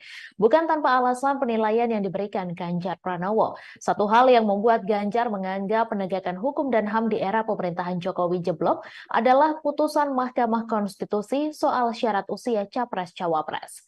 Diketahui imbas putusan itu, Anwar Usman yang merupakan adik ipar Jokowi sekaligus paman Gibran Rakabuming Raka diputus melakukan pelanggaran etik berat dan dicopot dari jabatan Ketua MK. Selain itu, imbas putusan MK tersebut seakan menjadi pemulus jalan Gibran menjadi calon wakil presiden pendamping Prabowo Subianto. Di sisi lain, rapor merah yang diberikan Ganjar tersebut pun seakan menjadi bumerang mengingat Mahfud MD yang saat ini menjadi cawapres pendampingnya berstatus sebagai Menteri Koordinator Bidang Politik Hukum dan Keamanan. Sehingga elit partai politik dari barisan pendukung Prabowo Gibran mengungkit soal keberadaan Mahfud MD, seperti Ketua Umum Partai Golkar Erlangga Hartarto. Saat ditanya soal rapor merah yang diberikan Ganjar atas penegakan hukum dan HAM era Jokowi justru seakan menyindir keberadaan Mahfud MD. Erlangga diketahui saat ini menjabat sebagai Menko Perekonomian dalam pemerintahan Jokowi, sehingga ia mengatakan bila bertanya soal penegakan hukum dan HAM sebaiknya ditanyakan kepada Menko Polhukam. Erlangga menuturkan bahwasannya dirinya adalah menteri yang menangani bidang ekonomi, sedangkan Mahfud MD menangani bidang Polhukam RI. Hal senada pun dikatakan Ketua Harian DPP Partai Gerindra Sufmi Dasko Ahmad merespon soal tersebut. Dasko awalnya mempertanyakan, apakah nilai 5 dari skala 1 sampai 10 yang diberikan Ganjar murni penilaian pribadi atau justru penilaian dari tim pemenangan? Akan tetapi menurut Ketua Koordinator Strategis Tim Kampanye Nasional Prabowo Gibran tersebut, sejatinya penilaian dari Ganjar diserahkan kepada Mahfud MD. Sebab di pemerintahan Jokowi Ma'ruf saat ini, Mahfud MD menduduki jabatan Menko Polhukam. Lain halnya dengan PKS yang merupakan partai politik pendukung Anies Muhaimin. Ketua fraksi PKS DPR RI Jazuli Juwaini justru menyindir Ganjar Pranowo yang memberikan rapor merah atas penegakan hukum era Presiden Jokowi. Jazuli menilai Ganjar Pranowo dinilai tidak relevan memberikan kritikan kepada Presiden Jokowi. Seharusnya yang berhak menyatakan hal itu adalah PKS yang sudah 10 tahun beroposisi. Ia menyampaikan kritikan Ganjar kepada Jokowi hanya karena kecewa tidak mendapat dukungan di Pilpres 2024. Padahal sebelumnya Ganjar sempat terus memuji pemerintahan Presiden Jokowi. PKS, kata Jazuli, berbeda dengan Ganjar yang baru-baru ini melemparkan kritik kepada Jokowi. Menurutnya, PKS selalu memberikan evaluasi terhadap pemerintahan Jokowi setiap 5 tahun sekali. Karena itu, Jazuli pun mempertanyakan alasan Ganjar baru melontarkan kritik kepada Presiden Jokowi setelah tidak mendapatkan endorsement di Pilpres 2024. Padahal, masalah ini sudah terjadi sejak 9 tahun terakhir kepemimpinan Jokowi. Deputi Hukum Tim Pemenangan Nasional Ganjar Pranowo Mahfud MD Todung Mulya Lubis mengatakan pose 3 jari Mahfud dengan 2 orang pilot Garuda Indonesia bukan kampanye. Hal ini merespons adanya pelaporan terhadap Mahfud ke Badan Pengawas Pemilu RI terkait pose 3 jari. Diketahui 3 merupakan nomor urut pasangan Ganjar Mahfud yang telah ditetapkan Komisi Pemilihan Umum Republik Indonesia beberapa waktu lalu. Todung meyakini Mahfud sangat memahami tahapan masa kampanye pemilu 2024. Menurutnya, apa yang dilakukan Mahfud adalah bentuk aksi spontanitas sebagai pasangan nomor urut 3. Kendati demikian, Todung menegaskan TPN Ganjar Mahfud menghormati langkah dari pelapor tersebut. Sebagaimana diketahui, Mahfud dilaporkan ke Bawaslu oleh Ketua Advokat Pengawas Pemilu Muhammad Mualimin pada hari Selasa. Mahfud diduga mencuri start kampanye karena mengunggah fotonya pose 3 jari dengan pilot dan co-pilot di dalam kokpit pesawat. Hal itu terlihat dari akun Instagram miliknya yang diunggah pada Kamis 16 November lalu. Selain itu, Mualimin menjelaskan Garuda Indonesia adalah perusahaan milik Badan Usaha Milik Negara atau BUMN. Dengan adanya foto itu, pihaknya menilai Garuda Indonesia juga turut tidak amanah dalam kinerjanya sebab menunjukkan keberpihakan. Pihak Bawaslu menduga Mahfud melanggar ketentuan pasal 27 ayat 1 Peraturan KPU tentang kampanye pemilihan umum. Adapun barang bukti yang dibawa untuk laporan adalah berupa tangkapan layar unggahan foto dari Instagram Mahfud dan juga 3 tangkapan layar pemberitaan ihwal foto tersebut. Pakar politik Universitas Al-Azhar Indonesia, Ujang Komarudin, menganalisis sikap Nasdem yang menolak bekerja sama dengan PDIP terkait adanya tekanan dari penguasa menjelang Pilpres 2024. Adapun mulanya hal itu dari Sekjen PDIP Hasto Kristianto yang mengungkapkan pihaknya mendapatkan tekanan kekuasaan.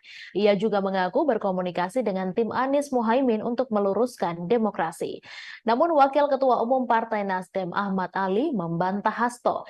Ali meminta agar tak melibatkan Amin dalam konteks tekanan kekuasaan yang dirasakan TPN Ganjar Mahfud. Menurut Ujang, sikap Nasdem tersebut bukti konsistensi sikap sebuah partai. Ujang melihat pernyataan Ahmad Ali dan Anies secara politik sudah tepat. Menurut Ujang, PDIP kini sedang mencari kawan untuk mengkritisi Jokowi atau yang lebih ekstrim melawan Jokowi. Hal ini terjadi sejak pencawapresan Gibran. Senada, analis politik Silvanus Alvin berpandangan jika PDIP secara terbuka menunjukkan sikap fight back terhadap Jokowi atau Presiden saat ini, maka publik dapat menangkap kesan bahwa PDIP menunjukkan inkonsistensi. Partai penguasa tapi tidak mendukung pemerintahan. Artinya, hal ini dapat menimbulkan kebingungan di kalangan masyarakat dan pada akhirnya memang bisa berdampak dalam mempengaruhi persepsi publik terhadap partai tersebut. Sebaliknya, polemik tekanan kekuasaan itu akan mempengaruhi secara positif persepsi publik pada Nasdem. Dosen Universitas Multimedia Nusantara ini melihat Nasdem bersama pasangan Amin hanya mau fokus dengan strategi komunikasinya. Seperti diketahui, Wakil Ketua Umum Partai Nasdem Ahmad Ali merespons pernyataan Sekjen PDIP Hasto Kristianto terkait rencana kubu Ganjar Mahfud yang ingin membangun komunikasi dengan kubu Anies Muhaimin dalam rangka melawan tekanan penguasa. Ahmad Ali pun heran dengan rencana itu mengingat posisi Hasto yang merupakan bagian dari partai penguasa. Kalaupun konteks penguasa yang dimaksud Hasto adalah presiden, Ahmad Ali menegaskan bahwa sampai hari ini Nasdem tetap menjadi partai pendukung pemerintah hingga akhir masa jabatan. Ahmad Ali bahkan mengingatkan Hasto layaknya termakan omongan sendiri, lantaran dulu pernah menyebut Anies sebagai pemimpin yang ditolak alam saat terpilih menjadi gubernur DKI pada Pilkada 2018 silam. Sebelumnya, Sekretaris Tim Pemenangan Nasional Ganjar Mahfud, Hasto Kristianto, mengungkapkan tekanan demi tekanan mulai terasa dialami TPN dan pihak yang menyuarakan mengenai paslon nomor urut 3. Hal itu disampaikan Hasto di sela-sela rapat konsolidasi Tim Pemenangan Ganjar Mahfud di Jakarta pada Sabtu 18 November, di mana acara itu dihadiri seluruh tim pemenangan daerah Ganjar Mahfud dari 38 provinsi. Sekretaris Jenderal PDI Perjuangan ini pun mencontohkan adanya intimidasi terhadap Direktur Eksekutif Carta Politika Indonesia, Yunarto Wijaya, yang memotret fakta elektabilitas Ganjar Mahfud meninggi. Tekanan yang sama juga dialami pegiat media sosial Ulin Niam Yusron. Hasto juga mengaku mendapat tekanan bersama rekan separtainya Adian Napitupulu. Tribuners, 2 emak-emak dari Depok dan Bekasi melalui kelompok masyarakat Aliansi Penyelamat Konstitusi atau APK melaporkan 7 anggota Komisi Pemilihan Umum ke Dewan Kehormatan Penyelenggara Pemilu.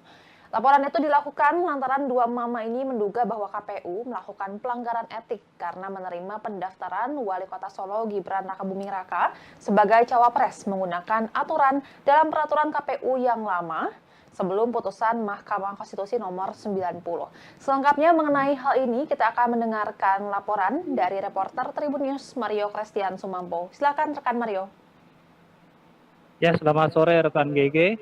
Benar, pada hari ini baru saja 2 mama berasal dari Depok dan Bekasi melalui Aliansi Penyelamat Konstitusi atau APK melaporkan 7 anggota KPU RI ke DKPP. Laporan ini diantarkan mereka karena mereka menduga KPU RI melakukan dugaan pelanggaran yang dimana telah menerima Wali Kota Solo Gibran Rakabuming Raka sebagai cawapres menggunakan peraturan KPU yang lama.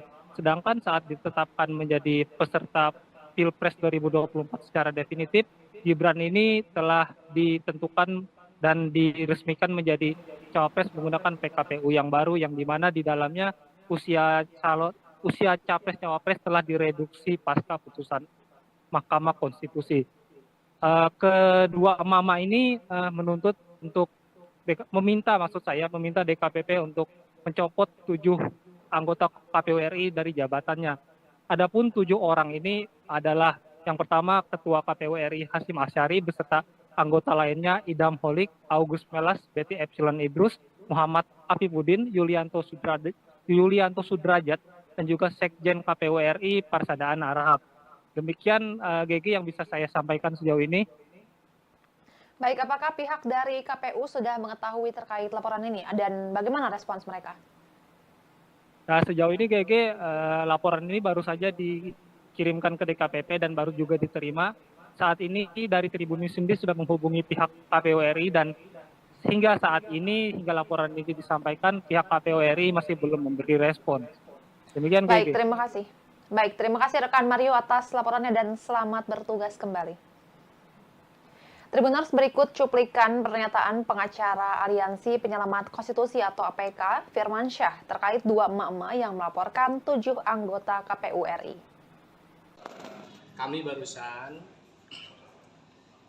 saya Firman Syah, salah satu pengacara dari Aliansi Penyelamat Demokrasi Konstitusi, ya, Aliansi Penyelamat Konstitusi yang hari ini mendapatkan kuasa dari 2 emak-emak. Jadi ada 2 emak-emak yang hari ini melihat bahwa ada pelanggaran kode etik, dugaan kode etik yang dilakukan oleh 7 komisioner KPU. Jadi yang kita laporkan 7 komisioner KPU, mulai dari ketua KPU sampai dengan komisioner yang lain. Itu yang kita laporkan adalah dugaan pelanggaran kode etik di mana telah 1 membuat surat edaran dan surat keputusan yang diberikan untuk eksternal pada tanggal 17 Oktober yang lalu pasca putusan MK 90. Lalu pada tanggal 25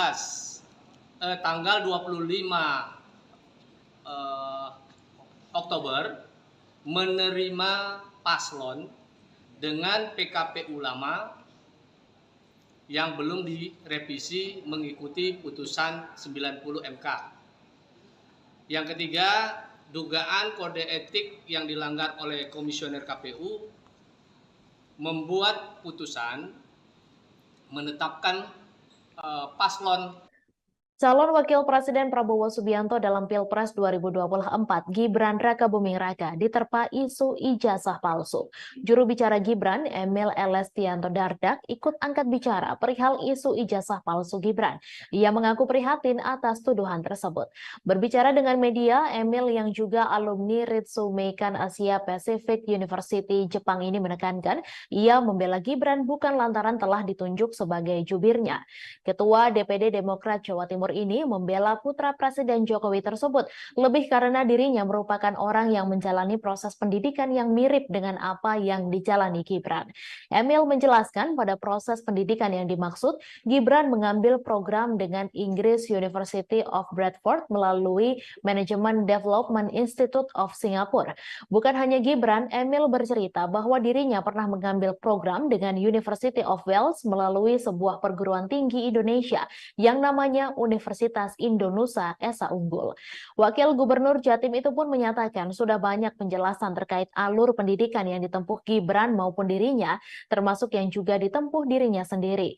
Dari dalam negeri juga telah ada pengakuan kesetaraan ijazah dari Pangkalan Data Pendidikan Tinggi yang menjadi landasan pendidikan yang ditempuh. Karenanya, Emil Dardak yang juga memperoleh gelar diploma dari Melbourne Institute of Business and Technology ini berharap hal tersebut tak menjadi polemik berkelanjutan. Kepada masyarakat sebagai calon pemilih di pemilu, Emil berpesan agar melihat tiap informasi secara objektif, tidak mengambil satu fakta dari satu opini saja, namun juga perlunya mencari informasi dari pihak lain. Sebelumnya, Dr. Tifa menyoalkan ijazah Gibran Rakabuming Raka yang dituding palsu serta setara SMA. Hal ini pun viral di media sosial. Melalui akun Twitternya, ia mempertanyakan keabsahan ijazah S1 Gibran. Dalam unggahannya, Dr. Tifa menuding ijazah Gibran palsu dan hanya lulusan program studi yang setara sekolah menengah kejuruan atau SMK. Nama mantan Menteri Kelautan dan Perikanan Susi Pujiastuti disebut-sebut akan bergabung dengan tim pemenangan pasangan Capres-Cawapres nomor urut 2, Prabowo Subianto, Gibran Rakabuming Raka. Susi disebut bakal bergabung dalam Badan Pemenangan Pemilu DPD Partai Gerindra Jawa Barat. Terkait kabar tersebut, Susi Pujiastuti membantah bergabung ke Partai Gerindra. Adapun klaim Susi bergabung dengan Gerindra dilontarkan oleh Ketua Badan Pemenangan Pemilu Partai Gerindra Jawa Barat, Aris Marsudianto. Namun saat ditanya apakah pernah ada tawaran bergabung ke Gerindra, Susi tidak menjawab pertanyaan wartawan. Susi Pujiastuti sebelumnya pernah dikabarkan merapat ke pasangan Capres-Cawapres Anies Baswedan dan Muhaimin Iskandar. Namun baru-baru ini namanya santer dikabarkan merapat ke kubu pasangan Capres-Cawapres Prabowo Subianto dan Gibran Rakabuming Raka. Lantas kemanakah arah dukungan Susi Pujiastuti di Pilpres 2024? Susi Pujiastuti baru-baru ini dikabarkan merapat ke kubu pasangan Prabowo Gibran. Kabar itu awalnya disampaikan oleh Bapilu DPD Partai Gerindra Jawa Barat Aris yang mengklaim jika Susi Pujiastuti telah ditawari posisi Dewan Kehormatan Bapilu Gerindra Jawa Barat.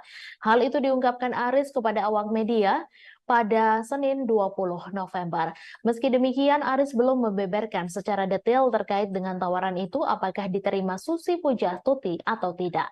Pernyataan Aris selalu diperkuat Wakil Ketua Umum Partai Gerindra Habibur Rahman yang mengklaim bahwa Susi akan merapat ke kubu Prabowo Gibran. Dijelaskan Habibur Rahman, nama Susi hanya tinggal diumumkan secara resmi tim kampanye nasional Prabowo Gibran saja.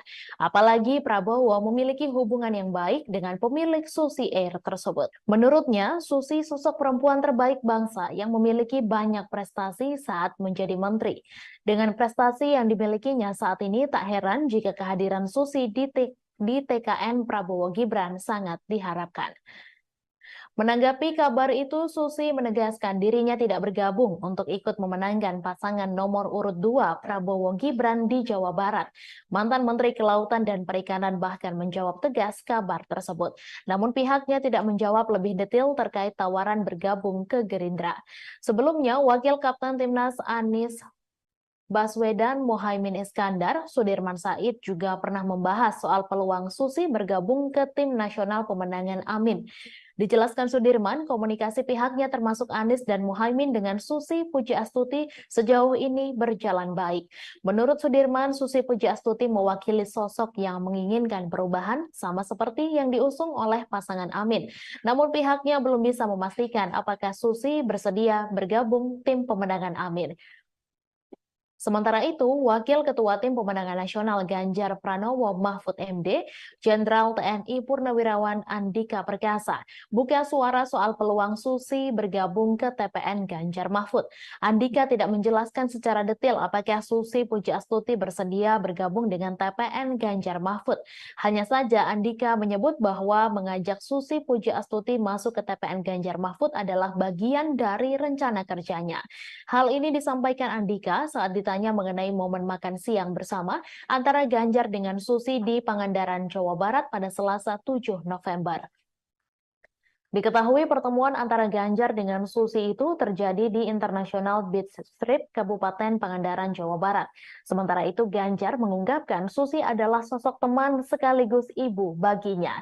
Pasalnya Susi banyak memberikan pembelajaran dan pengalaman hidup.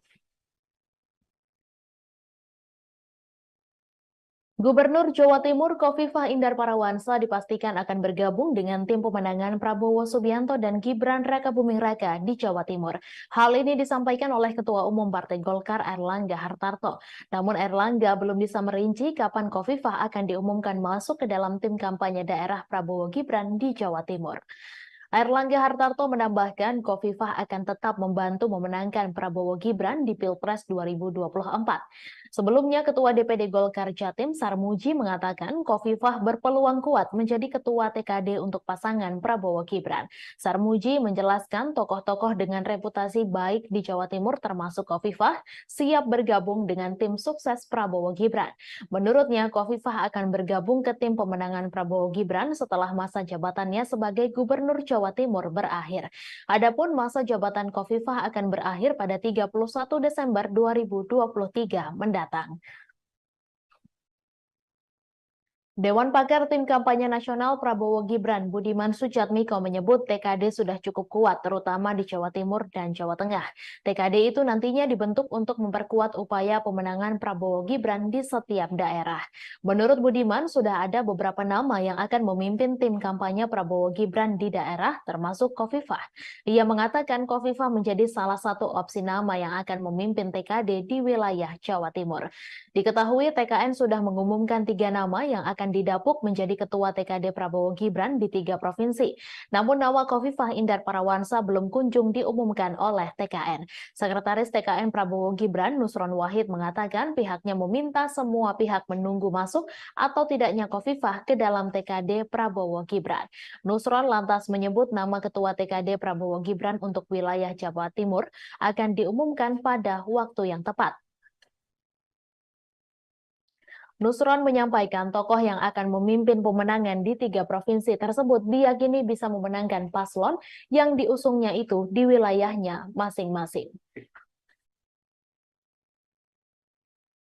Pertama, Ketua TKD itu adalah Mawardi Yahya yang akan memimpin pemenangan Prabowo Gibran di Provinsi Sumatera Selatan. Figur kedua yang ditunjuk adalah Airin Rahmidiani yang akan menjadi Ketua TKD Banten. Terakhir, Ridwan Kamil yang juga kader Partai Golkar ditunjuk menjadi Ketua TKD untuk Provinsi Jawa Barat. Di saat PDIP tegas sudah tutup buku soal Wali Kota Medan Bobi Nasution, Golkar terang-terangan memberi surat tugas ke Bobi. Wakil Ketua Umum Golkar Ahmad Doli Kurnia mengungkap soal surat penugasan partainya untuk Bobi Nasution. Ia menegaskan bahwasannya Bobi Nasution telah mendapatkan 2 surat penugasan dari Golkar.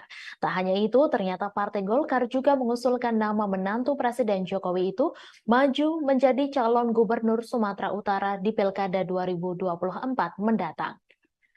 Diketahui Partai Golkar mengusulkan nama menantu Presiden Jokowi maju menjadi calon gubernur Sumatera Utara di Pilkada 2024. Nama itu pun diumumkan langsung oleh Ketua Umum Golkar Airlangga Hartarto. Hal itu selepas Airlangga memberikan pengarahan kepada bakal calon kepala daerah atau wakil kepala daerah Golkar seluruh Indonesia di kantor DPP Golkar Selipi, Jakarta Barat pada Selasa 21 November. Sementara itu, Wakil Ketua Umum Golkar Ahmad Doli Kurnia mengatakan bahwa partainya lah yang pertama kali mengusung Bobi untuk maju di pemilihan gubernur Sumatera Utara. Lebih lanjut, Doli kembali menegaskan bahwasannya Bobi telah mendapatkan 2 surat penugasan dari Golkar. Selain Bobi, ada pula daftar nama bakal calon kepala daerah atau wakil kepala daerah Golkar yang baru diungkap setelah pengarahan itu. Di antaranya bakal Cagup Banten, Airin Rahmidiani, bakal Cagup Papua Barat Paulus Waterpau, bakal Cagup Jawa Barat Ridwan Kamil. Diketahui Airlangga Hartarto memberikan pengarahan kepada bakal calon kepala daerah atau wakil kepala daerah Golkar seluruh Indonesia. Total ada 1.117 orang yang mengikuti acara tersebut. Arahan itu disampaikan langsung oleh Airlangga kepada ribuan bakal calon kepala daerah atau wakil kepala daerah Golkar seluruh Indonesia di Selipi, Jakarta Barat pada Selasa 21 November. Pembekalan berlangsung lebih dari 3 jam secara tertutup. Selesai kegiatan, Airlangga baru menemui awak media menjelaskan maksud mengumpulkan ribuan bakal calon kepala daerah atau wakil kepala daerah Golkar seluruh Indonesia. Dijelaskan Airlangga, mereka diharapkan bisa berkontribusi dalam pemenangan Partai Golkar dalam pemilihan legislatif 2024. Mereka nantinya diminta bergerak bersama pengurus Partai Golkar di daerah. Ia menyatakan bahwasannya pemenangan Golkar di daerah akan menjadi modal utama agar bakal calon kepala daerah atau wakil kepala daerah bisa diusung oleh DPP Partai Golkar di Pilkada 2024. Berdasarkan Survei Nasional Indonesia Political Opinion periode 10 hingga 17 November 2023, elektabilitas Capres Koalisi Perubahan Anies Baswedan mengalami kenaikan. Berdasarkan Surnas IPO, elektabilitas Anies menunjukkan 32,7%. Hasil survei itu tertuang dalam peta elektabilitas koalisi dan arah pemilih muda di Pilpres 2024. Sedangkan elektabilitas Capres Prabowo Subianto sebanyak 37,5% dan Capres Ganjar sebesar 28,5%. Anies menilai bahwa hasil survei itu sebagai bukti bahwa semakin hari masyarakat mulai menginginkan adanya perubahan. Hal itu membuat mantan Gubernur DKI Jakarta tersebut optimistis bisa melakukan perubahan sesuai tema yang diusungnya untuk merubah Indonesia lebih baik. Di sisi lain, pasangan Capres-Cawapres Anies Baswedan Muhaimin Iskandar mengumumkan susunan lengkap Tim Nasional Pemenangan Amin. Sejumlah nama menempati jabatan sebagai Dewan Pertimbangan dan Dewan Penasehat Timnas Amin. Selain itu, Anies juga mengumumkan sejumlah nama lain yang masuk dalam struktur Timnas Amin sebagai Dewan Penasehat. Ia menjelaskan Dewan Penasehat ini bertugas untuk memberikan nasihat-nasihat. Kemudian ada pula pimpinan Pemuda Pancasila Capto Suryo Sumarno masuk menjadi Dewan Penasehat. Selanjutnya ada mantan Wakapolri Komjen Ogroseno, mantan Kepala BIN Letjen Sutioso, Sutrisno Bahir, dan Hidayat Nur Wahid. Sementara itu, juru bicara Anies Baswedan, Surya Chandra, menegaskan dukungan perangkat desa pada salah satu pasangan calon merupakan tindakan berbahaya sehingga menjadi pertimbangan untuk melaporkan insiden ini ke Bawaslu RI. Ia juga menyayangkan perilaku Cawapres nomor urut 2, Gibran Rakabuming Raka, yang menghadiri acara Silaturahmi Nasional Desa Bersatu 2023 bersama 8 organisasi perangkat desa di Indonesia Arena GBK, Jakarta pada Minggu 19 November. Menjaga netralitas politik perangkat desa menurut Suryan penting untuk membantu mereka bisa mengelola konflik yang potensial terjadi di dalam pemilu nanti. Dengan kata lain, integritas adalah tiang panjang dari tata kelola desa yang baik. Ia meyakinkan warga bahwa negara memang bekerja untuk kepentingan mereka, bukan hanya untuk kalangan tertentu, dan ini vital bagi kesejahteraan ekonomi dan kebaikan masyarakat secara umum. Tribuners, dua emak-emak dari Depok dan Bekasi melalui kelompok masyarakat Aliansi Penyelamat Konstitusi atau APK melaporkan 7 anggota Komisi Pemilihan Umum ke Dewan Kehormatan Penyelenggara Pemilu. Laporan itu dilakukan lantaran dua mama ini menduga bahwa KPU melakukan pelanggaran etik karena menerima pendaftaran Wali Kota Solo Gibran Rakabuming Raka sebagai cawapres menggunakan aturan dalam peraturan KPU yang lama sebelum putusan Mahkamah Konstitusi nomor 90. Selengkapnya mengenai hal ini, kita akan mendengarkan laporan dari reporter Tribun News Mario Christian Sumampo. Silakan rekan Mario.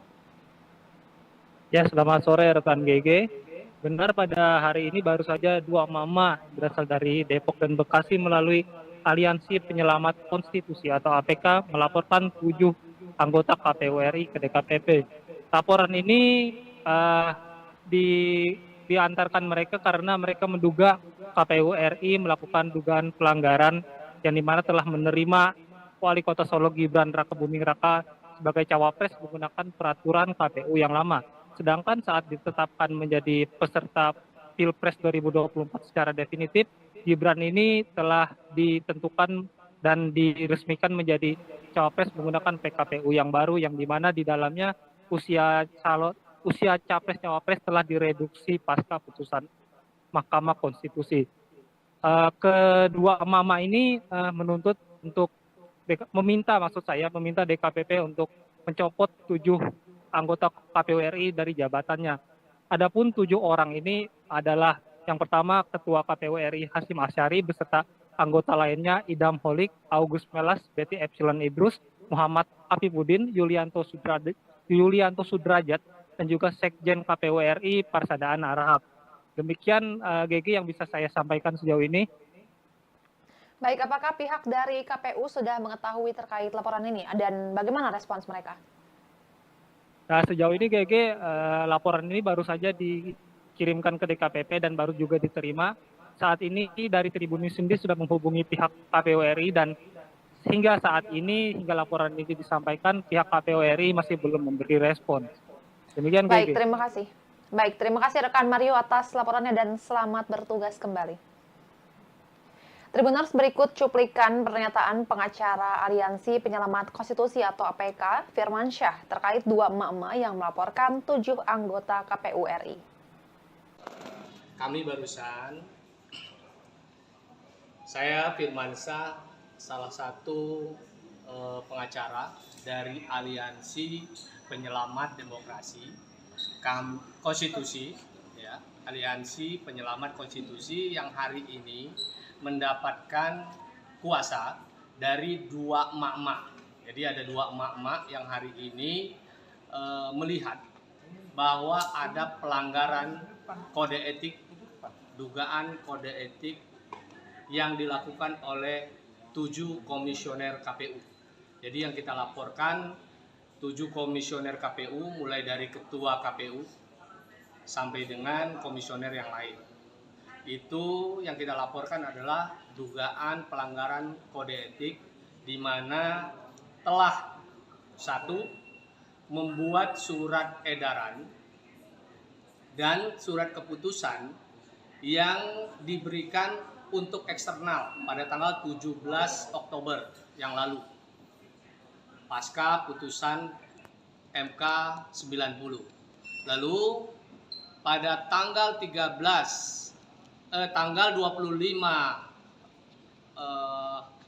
Oktober menerima paslon dengan PKPU lama yang belum direvisi mengikuti putusan 90 MK. Yang ketiga, dugaan kode etik yang dilanggar oleh komisioner KPU membuat putusan menetapkan paslon. Rapor merah penegakan hukum dan hak asasi manusia pemerintahan Jokowi yang diberikan calon Presiden Ganjar Pranowo mengundang reaksi berbeda-beda dari berbagai pihak. Ganjar Pranowo memberikan nilai 5 untuk penegakan hukum dan HAM di era pemerintahan Jokowi Ma'ruf Amin. Bukan tanpa alasan penilaian yang diberikan Ganjar Pranowo. Satu hal yang membuat Ganjar menganggap penegakan hukum dan HAM di era pemerintahan Jokowi jeblok adalah putusan Mahkamah Konstitusi soal syarat usia Capres-Cawapres. Diketahui imbas putusan itu, Anwar Usman yang merupakan adik ipar Jokowi sekaligus paman Gibran Rakabuming Raka diputus melakukan pelanggaran etik berat dan dicopot dari jabatan Ketua MK. Selain itu, imbas putusan MK tersebut seakan menjadi pemulus jalan Gibran menjadi calon wakil presiden pendamping Prabowo Subianto. Di sisi lain, rapor merah yang diberikan Ganjar tersebut pun seakan menjadi bumerang mengingat Mahfud MD yang saat ini menjadi cawapres pendampingnya berstatus sebagai Menteri Koordinator Bidang Politik Hukum dan Keamanan. Sehingga elit partai politik dari barisan pendukung Prabowo Gibran mengungkit soal keberadaan Mahfud MD, seperti Ketua Umum Partai Golkar Erlangga Hartarto. Saat ditanya soal rapor merah yang diberikan Ganjar atas penegakan hukum dan HAM era Jokowi justru seakan menyindir keberadaan Mahfud MD. Erlangga diketahui saat ini menjabat sebagai Menko Perekonomian dalam pemerintahan Jokowi, sehingga ia mengatakan bila bertanya soal penegakan hukum dan HAM sebaiknya ditanyakan kepada Menko Polhukam. Erlangga menuturkan bahwasannya dirinya adalah menteri yang menangani bidang ekonomi, sedangkan Mahfud MD menangani bidang Polhukam RI. Hal senada pun dikatakan Ketua Harian DPP Partai Gerindra Sufmi Dasko Ahmad merespons soal tersebut. Dasko awalnya mempertanyakan, apakah nilai 5 dari skala 1 sampai 10 yang diberikan Ganjar murni penilaian pribadi atau justru penilaian dari tim pemenangan? Akan tetapi menurut Ketua Koordinator Strategis Tim Kampanye Nasional Prabowo Gibran tersebut, sejatinya penilaian dari Ganjar diserahkan kepada Mahfud MD. Sebab di pemerintahan Jokowi Ma'ruf saat ini, Mahfud MD menduduki jabatan Menko Polhukam. Lain halnya dengan PKS yang merupakan partai politik pendukung Anies Muhaimin. Ketua fraksi PKS DPR RI Jazuli Juwaini justru menyindir Ganjar Pranowo yang memberikan rapor merah atas penegakan hukum era Presiden Jokowi. Jazuli menilai Ganjar Pranowo dinilai tidak relevan memberikan kritikan kepada Presiden Jokowi. Seharusnya yang berhak menyatakan hal itu adalah PKS yang sudah 10 tahun beroposisi. Ia menyampaikan kritikan Ganjar kepada Jokowi hanya karena kecewa tidak mendapat dukungan di Pilpres 2024. Padahal sebelumnya Ganjar sempat terus memuji pemerintahan Presiden Jokowi. PKS, kata Jazuli, berbeda dengan Ganjar yang baru-baru ini melemparkan kritik kepada Jokowi. Menurutnya, PKS selalu memberikan evaluasi terhadap pemerintahan Jokowi setiap 5 tahun sekali. Karena itu, Jazuli pun mempertanyakan alasan Ganjar baru melontarkan kritik kepada Presiden Jokowi setelah tidak mendapatkan endorsement di Pilpres 2024. Padahal, masalah ini sudah terjadi sejak 9 tahun terakhir kepemimpinan Jokowi. Deputi Hukum Tim Pemenangan Nasional Ganjar Pranowo Mahfud MD Todung Mulya Lubis mengatakan pose 3 jari Mahfud dengan 2 orang pilot Garuda Indonesia bukan kampanye. Hal ini merespons adanya pelaporan terhadap Mahfud ke Badan Pengawas Pemilu RI terkait pose 3 jari. Diketahui 3 merupakan nomor urut pasangan Ganjar Mahfud yang telah ditetapkan Komisi Pemilihan Umum Republik Indonesia beberapa waktu lalu. Todung meyakini Mahfud sangat memahami tahapan masa kampanye pemilu 2024. Menurutnya, apa yang dilakukan Mahfud adalah bentuk aksi spontanitas sebagai pasangan nomor urut 3. Kendati demikian, Todung menegaskan TPN Ganjar Mahfud menghormati langkah dari pelapor tersebut.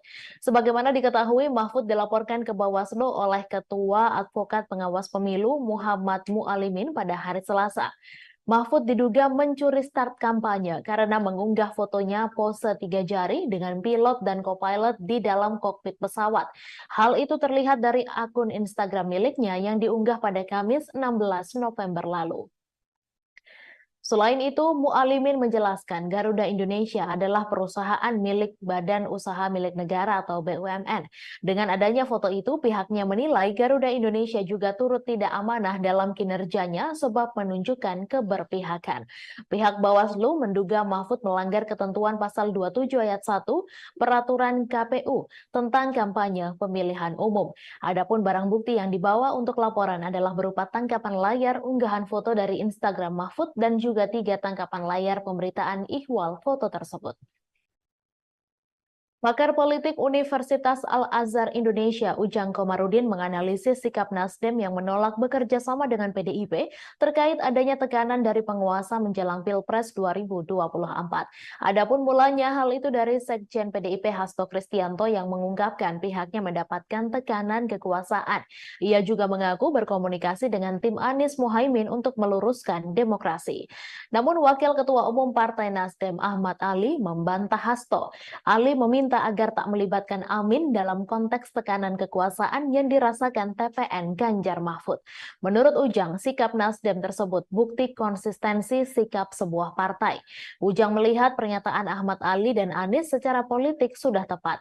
Menurut Ujang, PDIP kini sedang mencari kawan untuk mengkritisi Jokowi atau yang lebih ekstrim melawan Jokowi. Hal ini terjadi sejak pencawapresan Gibran. Senada, analis politik Silvanus Alvin berpandangan jika PDIP secara terbuka menunjukkan sikap fight back terhadap Jokowi atau Presiden saat ini, maka publik dapat menangkap kesan bahwa PDIP menunjukkan inkonsistensi.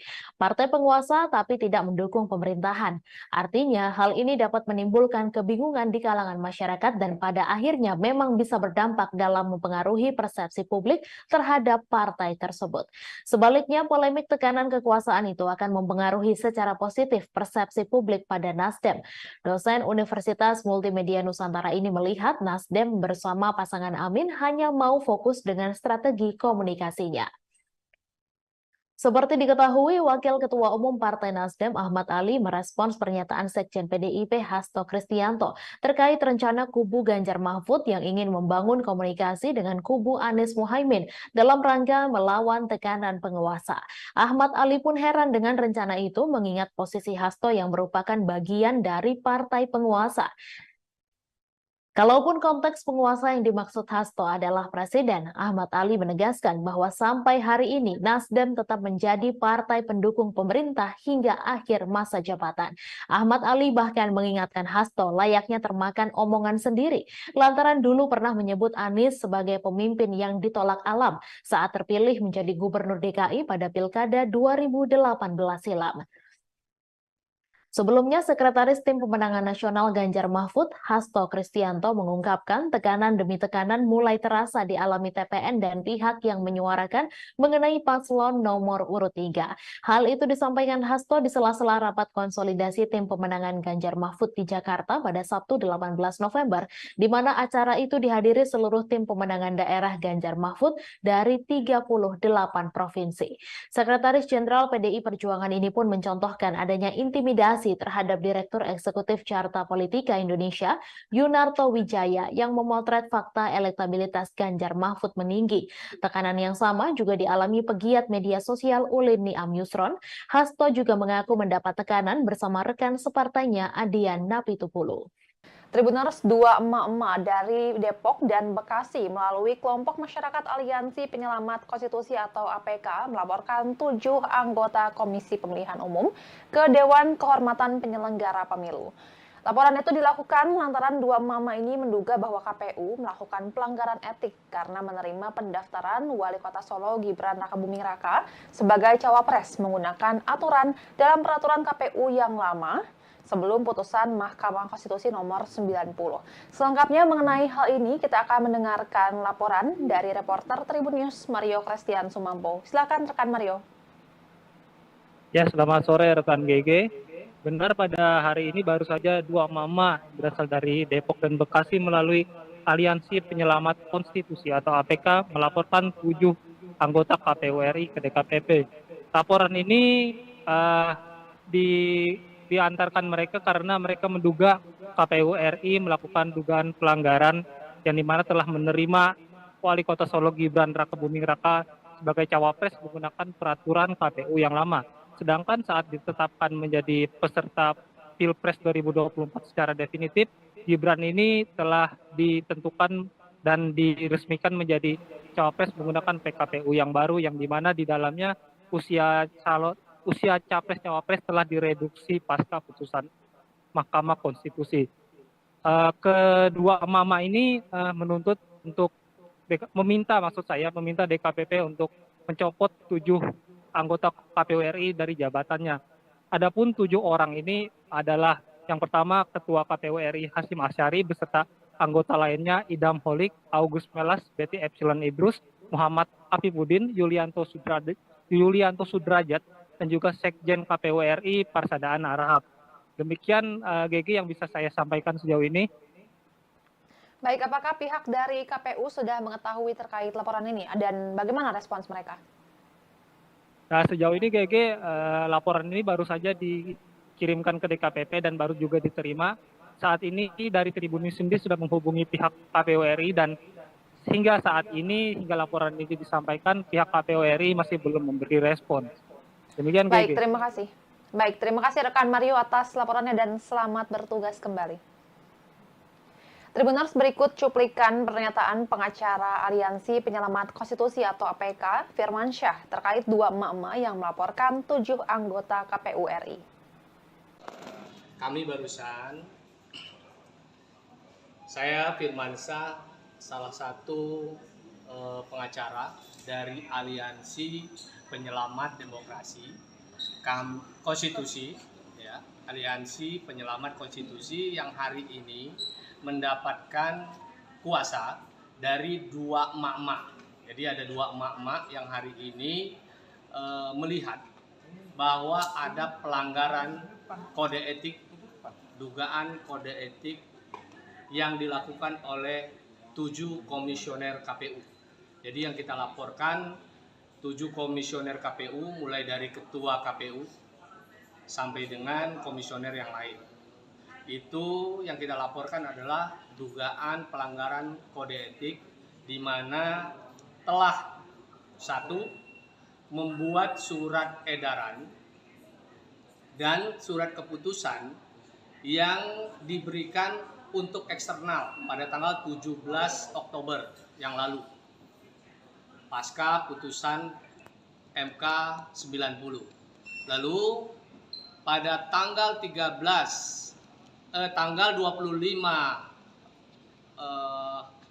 Oktober menerima paslon dengan PKPU lama yang belum direvisi mengikuti putusan 90 MK. Yang ketiga, dugaan kode etik yang dilanggar oleh komisioner KPU membuat putusan menetapkan paslon Calon Wakil Presiden Prabowo Subianto dalam Pilpres 2024, Gibran Rakabuming Raka, diterpa isu ijazah palsu. Juru bicara Gibran, Emil Elestianto Dardak, ikut angkat bicara perihal isu ijazah palsu Gibran. Ia mengaku prihatin atas tuduhan tersebut. Berbicara dengan media, Emil yang juga alumni Ritsumeikan Asia Pacific University Jepang ini menekankan, ia membela Gibran bukan lantaran telah ditunjuk sebagai jubirnya. Ketua DPD Demokrat Jawa Timur ini membela putra Presiden Jokowi tersebut lebih karena dirinya merupakan orang yang menjalani proses pendidikan yang mirip dengan apa yang dijalani Gibran. Emil menjelaskan pada proses pendidikan yang dimaksud, Gibran mengambil program dengan Inggris University of Bradford melalui Management Development Institute of Singapore. Bukan hanya Gibran, Emil bercerita bahwa dirinya pernah mengambil program dengan University of Wales melalui sebuah perguruan tinggi Indonesia yang namanya Universitas Indonesia Esa Unggul. Wakil Gubernur Jatim itu pun menyatakan sudah banyak penjelasan terkait alur pendidikan yang ditempuh Gibran maupun dirinya, termasuk yang juga ditempuh dirinya sendiri. Dari dalam negeri juga telah ada pengakuan kesetaraan ijazah dari Pangkalan Data Pendidikan Tinggi yang menjadi landasan pendidikan yang ditempuh. Karenanya, Emil Dardak yang juga memperoleh gelar diploma dari Melbourne Institute of Business and Technology ini berharap hal tersebut tak menjadi polemik berkelanjutan. Kepada masyarakat sebagai calon pemilih di pemilu, Emil berpesan agar melihat tiap informasi secara objektif, tidak mengambil satu fakta dari satu opini saja, namun juga perlunya mencari informasi dari pihak lain. Sebelumnya, Dr. Tifa menyoalkan ijazah Gibran Rakabuming Raka yang dituding palsu serta setara SMA. Hal ini pun viral di media sosial. Melalui akun Twitternya, ia mempertanyakan keabsahan ijazah S1 Gibran. Dalam unggahannya, Dr. Tifa menuding ijazah Gibran palsu dan hanya lulusan program studi yang setara sekolah menengah kejuruan atau SMK. Nama mantan Menteri Kelautan dan Perikanan Susi Pujiastuti disebut-sebut akan bergabung dengan tim pemenangan pasangan Capres-Cawapres nomor urut 2, Prabowo Subianto, Gibran Rakabuming Raka. Susi disebut bakal bergabung dalam Badan Pemenangan Pemilu DPD Partai Gerindra Jawa Barat. Terkait kabar tersebut, Susi Pujiastuti membantah bergabung ke Partai Gerindra. Adapun klaim Susi bergabung dengan Gerindra dilontarkan oleh Ketua Badan Pemenangan Pemilu Partai Gerindra Jawa Barat, Aris Marsudianto. Namun saat ditanya apakah pernah ada tawaran bergabung ke Gerindra, Susi tidak menjawab pertanyaan wartawan. Susi Pujiastuti sebelumnya pernah dikabarkan merapat ke pasangan Capres-Cawapres Anies Baswedan dan Muhaimin Iskandar. Namun baru-baru ini namanya santer dikabarkan merapat ke kubu pasangan Capres-Cawapres Prabowo Subianto dan Gibran Rakabuming Raka. Lantas kemanakah arah dukungan Susi Pujiastuti di Pilpres 2024? Susi Pujiastuti baru-baru ini dikabarkan merapat ke kubu pasangan Prabowo Gibran. Kabar itu awalnya disampaikan oleh Bapilu DPD Partai Gerindra Jawa Barat Aris yang mengklaim jika Susi Pujiastuti telah ditawari posisi Dewan Kehormatan Bapilu Gerindra Jawa Barat. Hal itu diungkapkan Aris kepada awak media pada Senin 20 November. Meski demikian, Aris belum membeberkan secara detail terkait dengan tawaran itu apakah diterima Susi Pujiastuti atau tidak. Pernyataan Aris selalu diperkuat Wakil Ketua Umum Partai Gerindra Habibur Rahman yang mengklaim bahwa Susi akan merapat ke kubu Prabowo Gibran. Dijelaskan Habibur Rahman, nama Susi hanya tinggal diumumkan secara resmi tim kampanye nasional Prabowo Gibran saja. Apalagi Prabowo memiliki hubungan yang baik dengan pemilik Susi Air tersebut. Menurutnya, Susi sosok perempuan terbaik bangsa yang memiliki banyak prestasi saat menjadi menteri. Dengan prestasi yang dimilikinya saat ini, tak heran jika kehadiran Susi di di TKN Prabowo Gibran sangat diharapkan. Menanggapi kabar itu, Susi menegaskan dirinya tidak bergabung untuk ikut memenangkan pasangan nomor urut 2 Prabowo Gibran di Jawa Barat. Mantan Menteri Kelautan dan Perikanan bahkan menjawab tegas kabar tersebut. Namun pihaknya tidak menjawab lebih detail terkait tawaran bergabung ke Gerindra. Sebelumnya, Wakil Kapten Timnas Anies Baswedan Mohaimin Iskandar, Sudirman Said juga pernah membahas soal peluang Susi bergabung ke tim nasional pemenangan Amin. Dijelaskan Sudirman, komunikasi pihaknya termasuk Anies dan Mohaimin dengan Susi Pujiastuti sejauh ini berjalan baik. Menurut Sudirman, Susi Pujiastuti mewakili sosok yang menginginkan perubahan sama seperti yang diusung oleh pasangan Amin. Namun pihaknya belum bisa memastikan apakah Susi bersedia bergabung tim pemenangan Amin. Sementara itu, Wakil Ketua Tim Pemenangan Nasional Ganjar Pranowo Mahfud MD, Jenderal TNI Purnawirawan Andika Perkasa, buka suara soal peluang Susi bergabung ke TPN Ganjar Mahfud. Andika tidak menjelaskan secara detail apakah Susi Pujiastuti bersedia bergabung dengan TPN Ganjar Mahfud. Hanya saja Andika menyebut bahwa mengajak Susi Pujiastuti masuk ke TPN Ganjar Mahfud adalah bagian dari rencana kerjanya.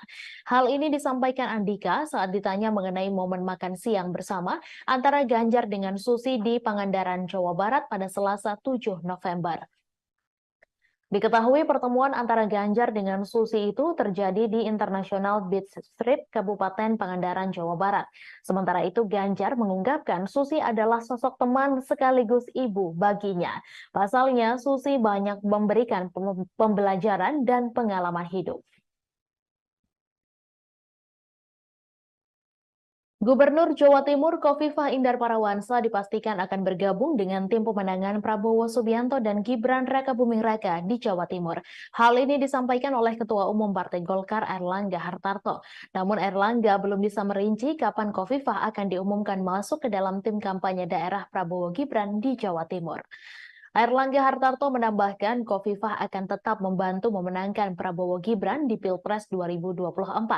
Sebelumnya, Ketua DPD Golkar Jatim Sarmuji mengatakan Khofifah berpeluang kuat menjadi Ketua TKD untuk pasangan Prabowo Gibran. Sarmuji menjelaskan tokoh-tokoh dengan reputasi baik di Jawa Timur termasuk Khofifah siap bergabung dengan tim sukses Prabowo Gibran.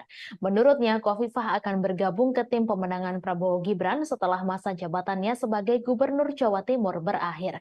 Adapun masa jabatan Khofifah akan berakhir pada 31 Desember 2023 mendatang.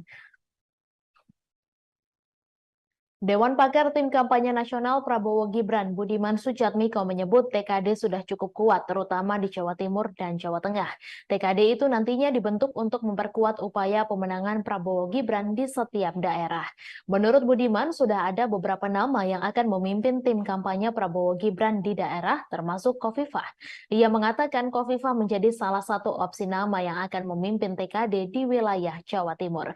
Diketahui TKN sudah mengumumkan 3 nama yang akan didapuk menjadi Ketua TKD Prabowo Gibran di 3 provinsi. Namun nama Khofifah Indar Parawansa belum kunjung diumumkan oleh TKN. Sekretaris TKN Prabowo Gibran Nusron Wahid mengatakan pihaknya meminta semua pihak menunggu masuk atau tidaknya Khofifah ke dalam TKD Prabowo Gibran. Nusron lantas menyebut nama Ketua TKD Prabowo Gibran untuk wilayah Jawa Timur akan diumumkan pada waktu yang tepat. Nusron menyampaikan tokoh yang akan memimpin pemenangan di 3 provinsi tersebut diyakini bisa memenangkan paslon yang diusungnya itu di wilayahnya masing-masing. Pertama, Ketua TKD itu adalah Mawardi Yahya yang akan memimpin pemenangan Prabowo Gibran di Provinsi Sumatera Selatan.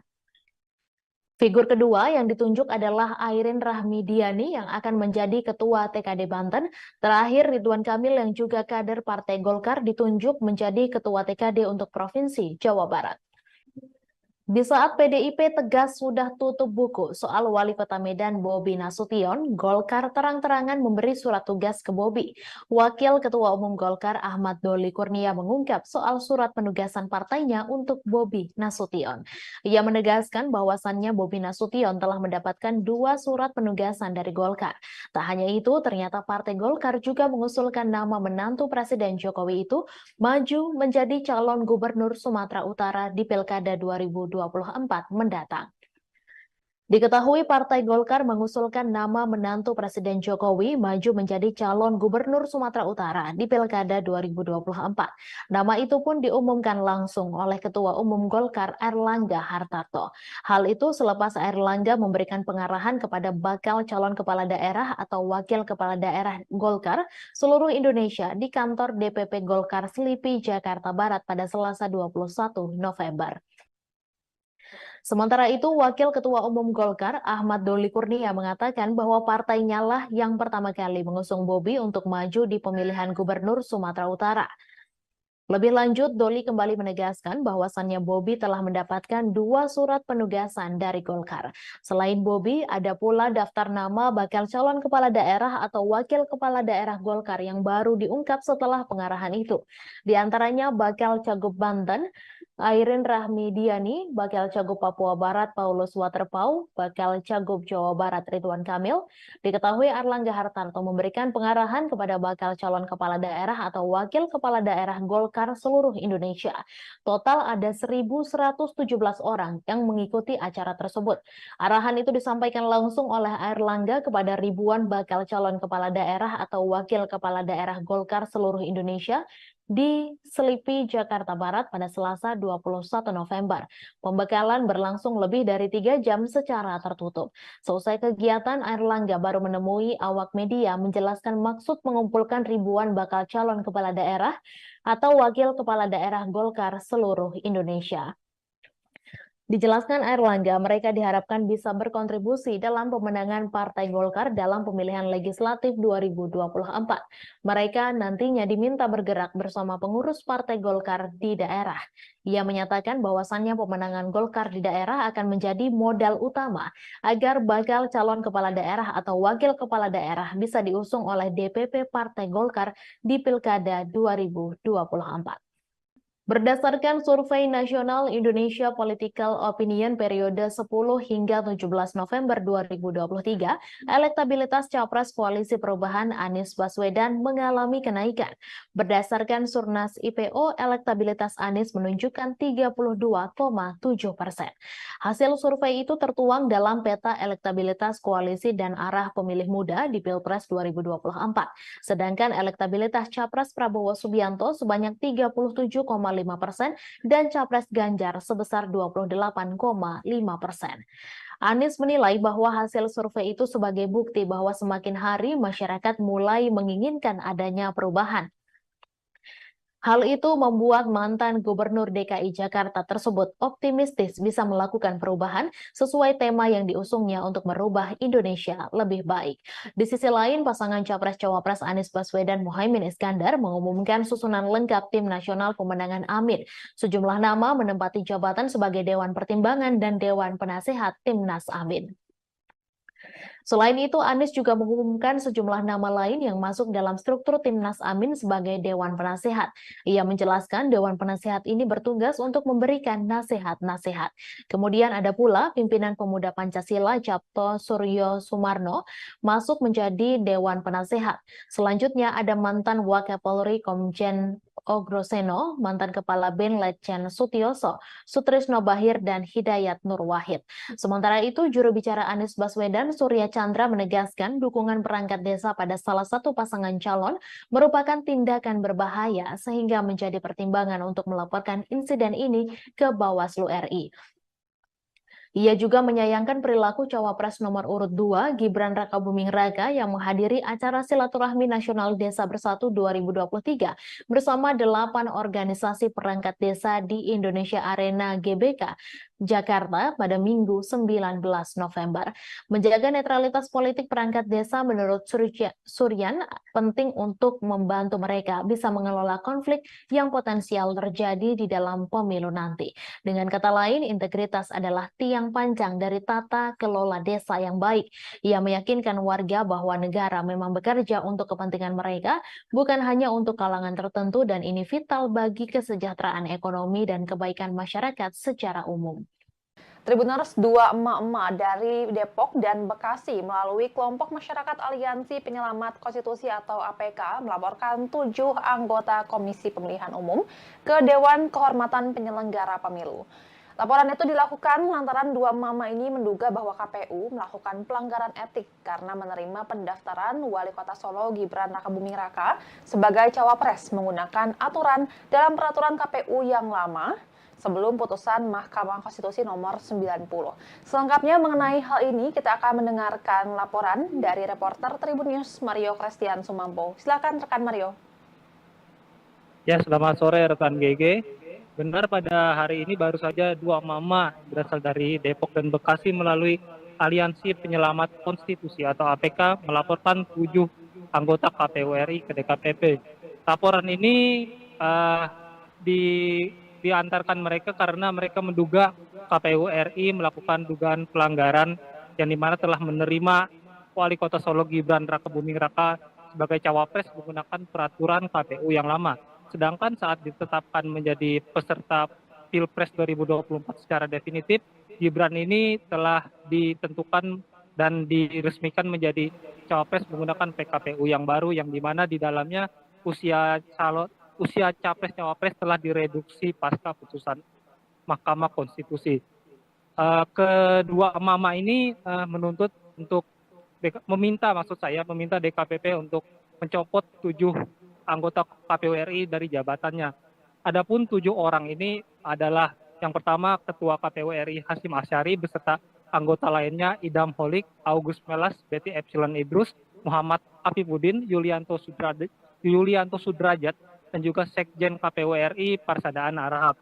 Demikian GG yang bisa saya sampaikan sejauh ini. Baik, apakah pihak dari KPU sudah mengetahui terkait laporan ini dan bagaimana respons mereka? Nah, sejauh ini GG laporan ini baru saja dikirimkan ke DKPP dan baru juga diterima. Saat ini dari Tribun News sendiri sudah menghubungi pihak KPU RI dan hingga saat ini, hingga laporan ini disampaikan, pihak KPU RI masih belum memberi respon. Demikian, Baik, GG. terima kasih. Baik, terima kasih rekan Mario atas laporannya dan selamat bertugas kembali. Tribuners, berikut cuplikan pernyataan pengacara Aliansi Penyelamat Konstitusi atau APK, Firman Syah, terkait dua emak-emak yang melaporkan 7 anggota KPU RI. Kami barusan, saya Firman Syah, salah satu pengacara dari Aliansi Penyelamat Demokrasi Konstitusi, ya, Aliansi Penyelamat Konstitusi yang hari ini mendapatkan kuasa dari dua emak-emak. Jadi ada dua emak-emak yang hari ini melihat bahwa ada pelanggaran kode etik, dugaan kode etik yang dilakukan oleh 7 komisioner KPU. Jadi yang kita laporkan 7 komisioner KPU mulai dari ketua KPU sampai dengan komisioner yang lain. Itu yang kita laporkan adalah dugaan pelanggaran kode etik di mana telah 1. Membuat surat edaran dan surat keputusan yang diberikan untuk eksternal pada tanggal 17 Oktober yang lalu pasca putusan MK 90. Lalu pada tanggal 25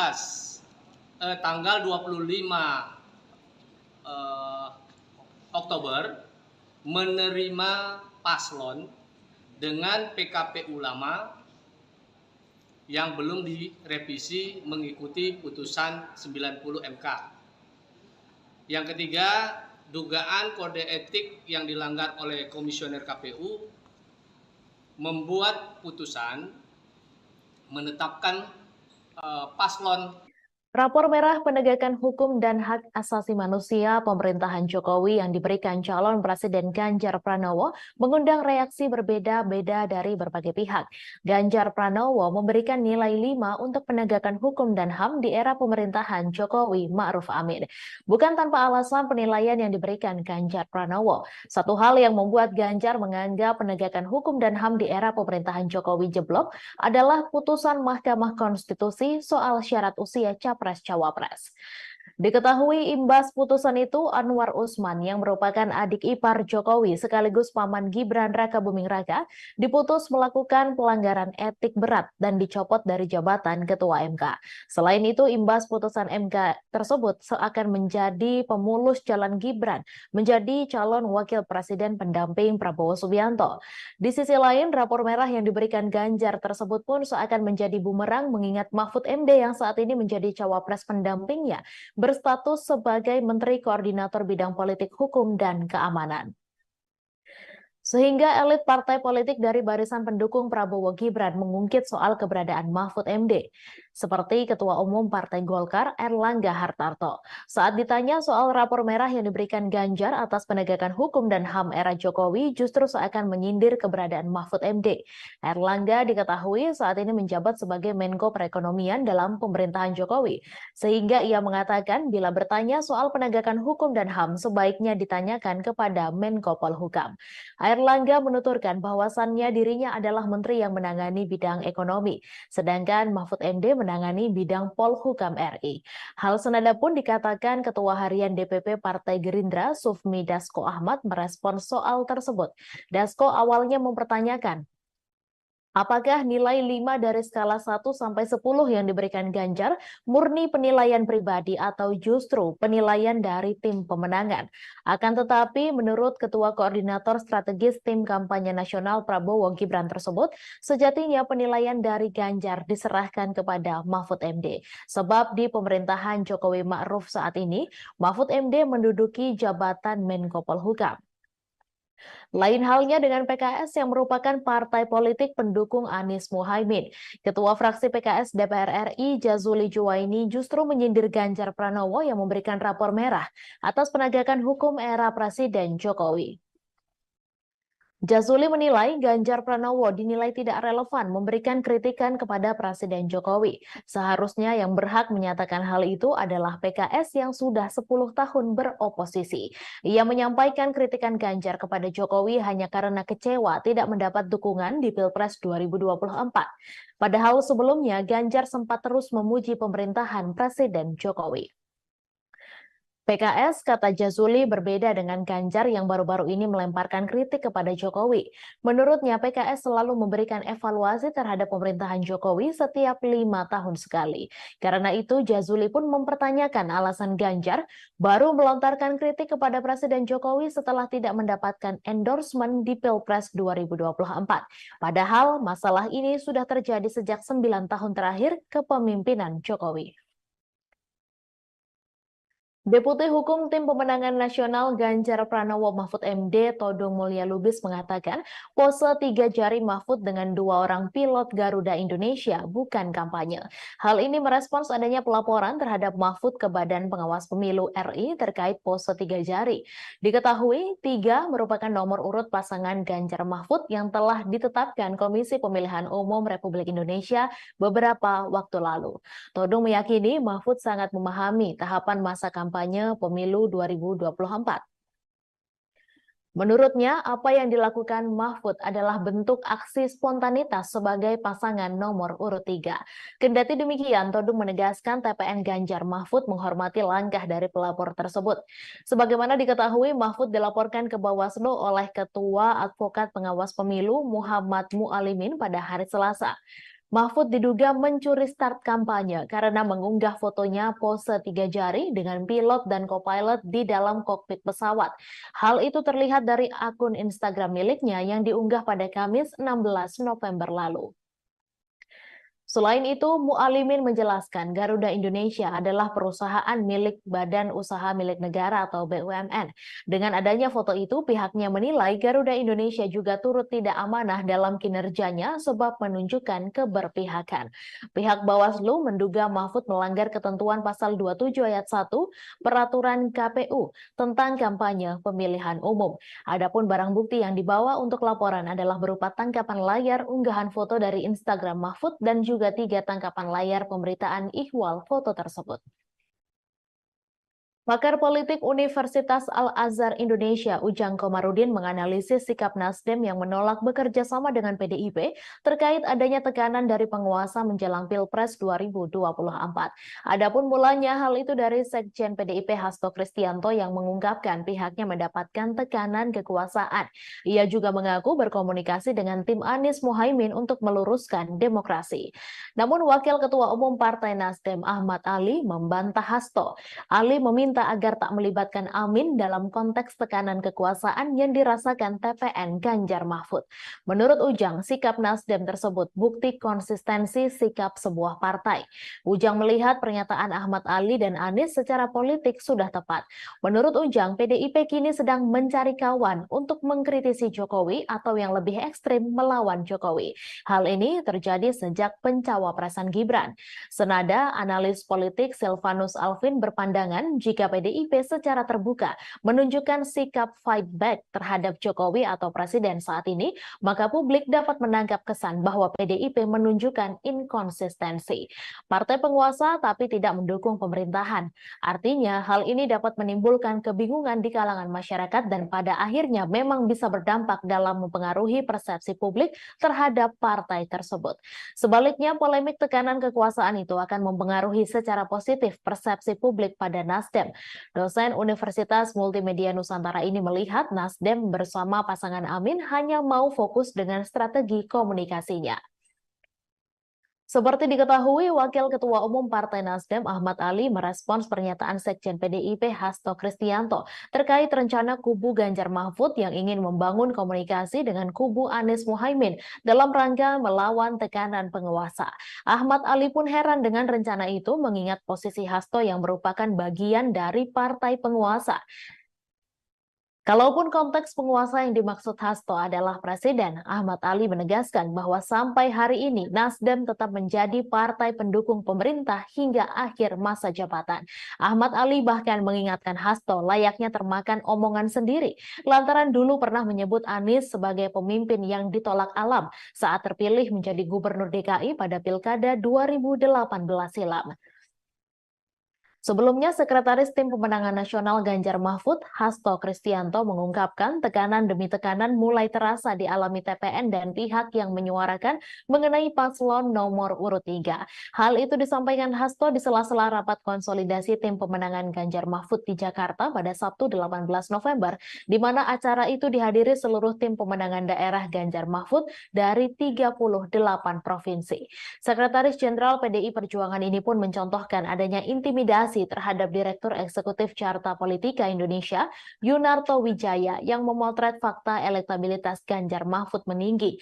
Tekanan yang sama juga dialami pegiat media sosial Ulin Niam Yusron. Hasto juga mengaku mendapat tekanan bersama rekan separtainya Adian Napitupulu. Tribuners, dua emak-emak dari Depok dan Bekasi melalui kelompok masyarakat Aliansi Penyelamat Konstitusi atau APK melaporkan 7 anggota Komisi Pemilihan Umum ke Dewan Kehormatan Penyelenggara Pemilu.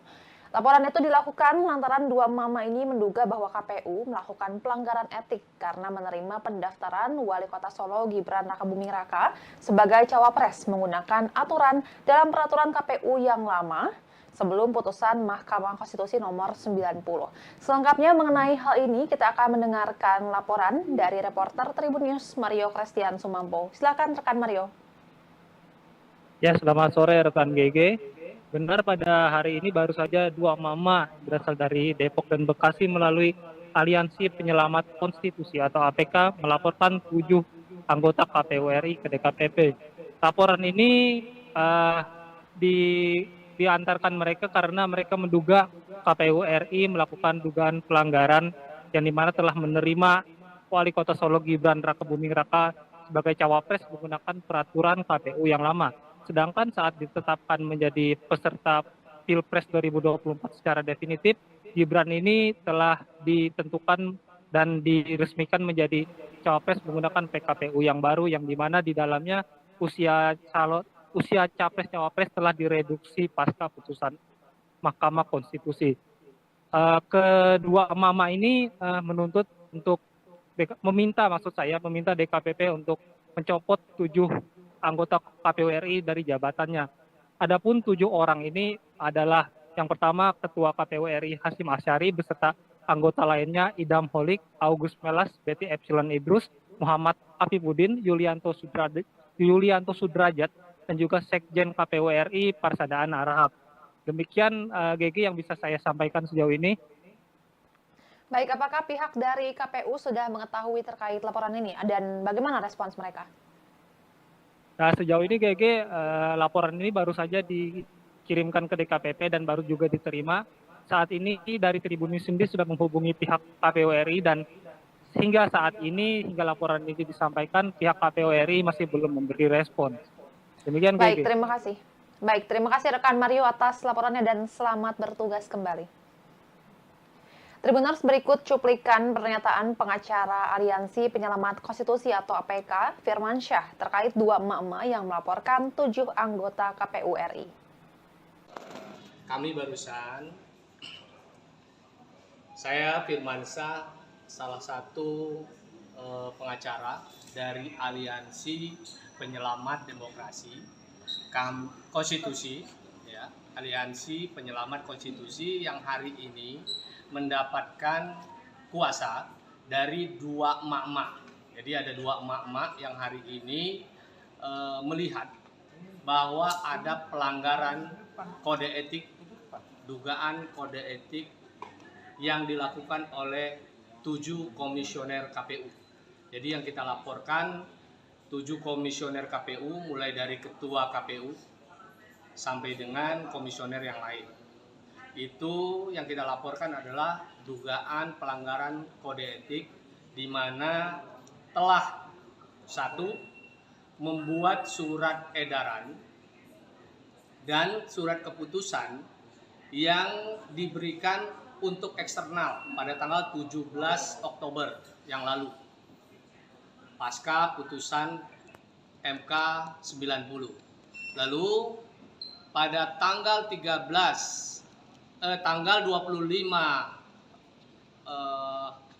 Oktober menerima paslon dengan PKPU lama yang belum direvisi mengikuti putusan 90 MK.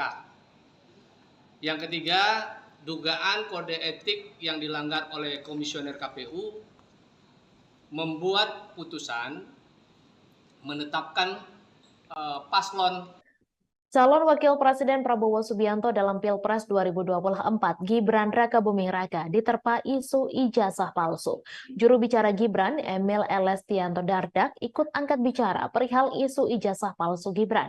Ia mengaku prihatin atas tuduhan tersebut. Berbicara dengan media, Emil yang juga alumni Ritsumeikan Asia Pacific University Jepang ini menekankan, ia membela Gibran bukan lantaran telah ditunjuk sebagai jubirnya. Ketua DPD Demokrat Jawa Timur ini membela putra Presiden Jokowi tersebut lebih karena dirinya merupakan orang yang menjalani proses pendidikan yang mirip dengan apa yang dijalani Gibran. Emil menjelaskan pada proses pendidikan yang dimaksud, Gibran mengambil program dengan Inggris University of Bradford melalui Management Development Institute of Singapore.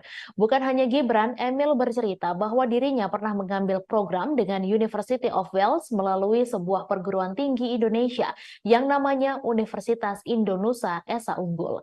Wakil Gubernur Jatim itu pun menyatakan sudah banyak penjelasan terkait alur pendidikan yang ditempuh Gibran maupun dirinya, termasuk yang juga ditempuh dirinya sendiri. Dari dalam negeri juga telah ada pengakuan kesetaraan ijazah dari Pangkalan Data Pendidikan Tinggi yang menjadi landasan pendidikan yang ditempuh. Karenanya, Emil Dardak yang juga memperoleh gelar diploma dari Melbourne Institute of Business and Technology ini berharap hal tersebut tak menjadi polemik berkelanjutan. Kepada masyarakat sebagai calon pemilih di pemilu, Emil berpesan agar melihat tiap informasi secara objektif, tidak mengambil satu fakta dari satu opini saja, namun juga perlunya mencari informasi dari pihak lain. Sebelumnya, Dr. Tifa menyoalkan ijazah Gibran Rakabuming Raka yang dituding palsu serta setara SMA. Hal ini pun viral di media sosial. Melalui akun Twitternya, ia mempertanyakan keabsahan ijazah S1 Gibran. Dalam unggahannya, Dr. Tifa menuding ijazah Gibran palsu dan hanya lulusan program studi yang setara sekolah menengah kejuruan atau SMK. Nama mantan Menteri Kelautan dan Perikanan Susi Pujiastuti disebut-sebut akan bergabung dengan tim pemenangan pasangan Capres-Cawapres nomor urut 2, Prabowo Subianto, Gibran Rakabuming Raka. Susi disebut bakal bergabung dalam Badan Pemenangan Pemilu DPD Partai Gerindra Jawa Barat. Terkait kabar tersebut, Susi Pujiastuti membantah bergabung ke Partai Gerindra. Adapun klaim Susi bergabung dengan Gerindra dilontarkan oleh Ketua Badan Pemenangan Pemilu Partai Gerindra Jawa Barat, Aris Marsudianto. Namun saat ditanya apakah pernah ada tawaran bergabung ke Gerindra, Susi tidak menjawab pertanyaan wartawan. Susi Pujiastuti sebelumnya pernah dikabarkan merapat ke pasangan Capres-Cawapres Anies Baswedan dan Muhaimin Iskandar. Namun baru-baru ini namanya santer dikabarkan merapat ke kubu pasangan Capres-Cawapres Prabowo Subianto dan Gibran Rakabuming Raka. Lantas kemanakah arah dukungan Susi Pujiastuti di Pilpres 2024? Susi Pujiastuti baru-baru ini dikabarkan merapat ke kubu pasangan Prabowo Gibran. Kabar itu awalnya disampaikan oleh Bapilu DPD Partai Gerindra Jawa Barat Aris yang mengklaim jika Susi Pujiastuti telah ditawari posisi Dewan Kehormatan Bapilu Gerindra Jawa Barat. Hal itu diungkapkan Aris kepada awak media pada Senin 20 November. Meski demikian, Aris belum membeberkan secara detail terkait dengan tawaran itu apakah diterima Susi Pujiastuti atau tidak. Pernyataan Aris selalu diperkuat Wakil Ketua Umum Partai Gerindra Habibur Rahman yang mengklaim bahwa Susi akan merapat ke kubu Prabowo Gibran. Dijelaskan Habibur Rahman, nama Susi hanya tinggal diumumkan secara resmi tim kampanye nasional Prabowo Gibran saja. Apalagi Prabowo memiliki hubungan yang baik dengan pemilik Susi Air tersebut. Menurutnya, Susi sosok perempuan terbaik bangsa yang memiliki banyak prestasi saat menjadi menteri. Dengan prestasi yang dimilikinya saat ini, tak heran jika kehadiran Susi di TKN Prabowo Gibran sangat diharapkan. Menanggapi kabar itu, Susi menegaskan dirinya tidak bergabung untuk ikut memenangkan pasangan nomor urut 2 Prabowo Gibran di Jawa Barat. Mantan Menteri Kelautan dan Perikanan bahkan menjawab tegas kabar tersebut. Namun pihaknya tidak menjawab lebih detail terkait tawaran bergabung ke Gerindra. Sebelumnya, Wakil Kapten Timnas Anies Baswedan Muhaimin Iskandar, Sudirman Said juga pernah membahas soal peluang Susi bergabung ke tim nasional pemenangan Amin. Dijelaskan Sudirman, komunikasi pihaknya termasuk Anies dan Muhaimin dengan Susi Pujiastuti sejauh ini berjalan baik. Menurut Sudirman, Susi Pujiastuti mewakili sosok yang menginginkan perubahan sama seperti yang diusung oleh pasangan Amin. Namun pihaknya belum bisa memastikan apakah Susi bersedia bergabung tim pemenangan Amin. Sementara itu, Wakil Ketua Tim Pemenangan Nasional Ganjar Pranowo Mahfud MD, Jenderal TNI Purnawirawan Andika Perkasa, buka suara soal peluang Susi bergabung ke TPN Ganjar Mahfud. Andika tidak menjelaskan secara detail apakah Susi Pujiastuti bersedia bergabung dengan TPN Ganjar Mahfud. Hanya saja Andika menyebut bahwa mengajak Susi Pujiastuti masuk ke TPN Ganjar Mahfud adalah bagian dari rencana kerjanya. Hal ini disampaikan Andika saat ditanya mengenai momen makan siang bersama antara Ganjar dengan Susi di Pangandaran, Jawa Barat pada Selasa 7 November. Diketahui pertemuan antara Ganjar dengan Susi itu terjadi di International Beach Strip, Kabupaten Pangandaran, Jawa Barat. Sementara itu Ganjar mengungkapkan Susi adalah sosok teman sekaligus ibu baginya. Pasalnya Susi banyak memberikan pembelajaran dan pengalaman hidup. Gubernur Jawa Timur Khofifah Indar Parawansa dipastikan akan bergabung dengan tim pemenangan Prabowo Subianto dan Gibran Rakabuming Raka di Jawa Timur. Hal ini disampaikan oleh Ketua Umum Partai Golkar Airlangga Hartarto. Namun Airlangga belum bisa merinci kapan Khofifah akan diumumkan masuk ke dalam tim kampanye daerah Prabowo Gibran di Jawa Timur.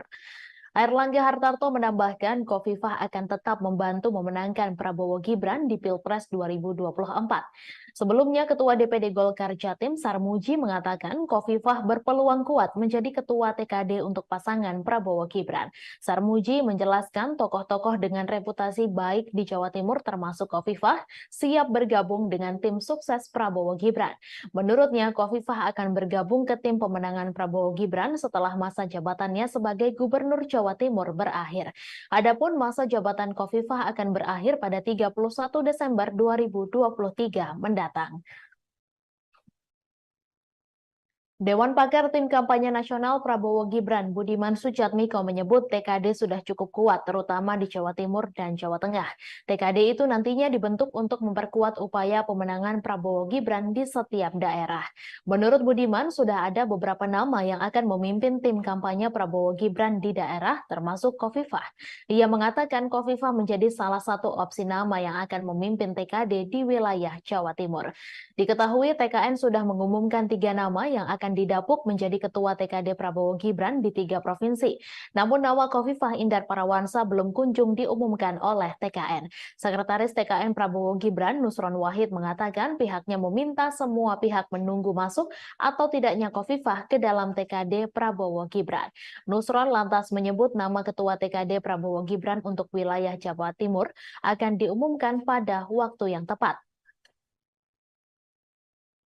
Nusron menyampaikan tokoh yang akan memimpin pemenangan di 3 provinsi tersebut diyakini bisa memenangkan paslon yang diusungnya itu di wilayahnya masing-masing. Pertama, Ketua TKD itu adalah Mawardi Yahya yang akan memimpin pemenangan Prabowo Gibran di Provinsi Sumatera Selatan. Figur kedua yang ditunjuk adalah Airin Rahmidiani yang akan menjadi Ketua TKD Banten. Terakhir, Ridwan Kamil yang juga kader Partai Golkar ditunjuk menjadi Ketua TKD untuk Provinsi Jawa Barat. Di saat PDIP tegas sudah tutup buku soal Wali Kota Medan Bobi Nasution, Golkar terang-terangan memberi surat tugas ke Bobi. Wakil Ketua Umum Golkar Ahmad Doli Kurnia mengungkap soal surat penugasan partainya untuk Bobi Nasution. Ia menegaskan bahwasannya Bobi Nasution telah mendapatkan 2 surat penugasan dari Golkar. Tak hanya itu, ternyata Partai Golkar juga mengusulkan nama menantu Presiden Jokowi itu maju menjadi calon gubernur Sumatera Utara di Pilkada 2024 mendatang. Diketahui Partai Golkar mengusulkan nama menantu Presiden Jokowi maju menjadi calon gubernur Sumatera Utara di Pilkada 2024. Nama itu pun diumumkan langsung oleh Ketua Umum Golkar Airlangga Hartarto. Hal itu selepas Airlangga memberikan pengarahan kepada bakal calon kepala daerah atau wakil kepala daerah Golkar seluruh Indonesia di kantor DPP Golkar Selipi, Jakarta Barat pada Selasa 21 November. Sementara itu, Wakil Ketua Umum Golkar Ahmad Doli Kurnia mengatakan bahwa partainya lah yang pertama kali mengusung Bobi untuk maju di pemilihan gubernur Sumatera Utara. Lebih lanjut, Doli kembali menegaskan bahwasannya Bobi telah mendapatkan 2 surat penugasan dari Golkar. Selain Bobi, ada pula daftar nama bakal calon kepala daerah atau wakil kepala daerah Golkar yang baru diungkap setelah pengarahan itu. Di antaranya bakal Cagup Banten, Airin Rahmidiani, bakal Cagup Papua Barat Paulus Waterpau, bakal Cagup Jawa Barat Ridwan Kamil.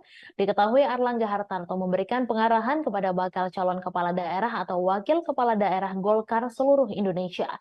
Total ada 1.117 orang yang mengikuti acara tersebut. Arahan itu disampaikan langsung oleh Airlangga kepada ribuan bakal calon kepala daerah atau wakil kepala daerah Golkar seluruh Indonesia di Selipi, Jakarta Barat pada Selasa 21 November. Pembekalan berlangsung lebih dari 3 jam secara tertutup. Selesai kegiatan, Airlangga baru menemui awak media menjelaskan maksud mengumpulkan ribuan bakal calon kepala daerah atau wakil kepala daerah Golkar seluruh Indonesia. Dijelaskan Airlangga, mereka diharapkan bisa berkontribusi dalam pemenangan Partai Golkar dalam pemilihan legislatif 2024.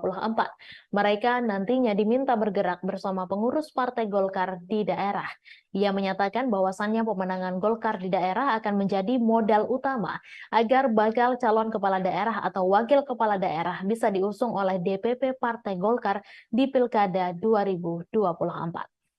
Berdasarkan Survei Nasional Indonesia Political Opinion periode 10 hingga 17 November 2023, elektabilitas Capres Koalisi Perubahan Anies Baswedan mengalami kenaikan. Berdasarkan Surnas IPO, elektabilitas Anies menunjukkan 32,7%.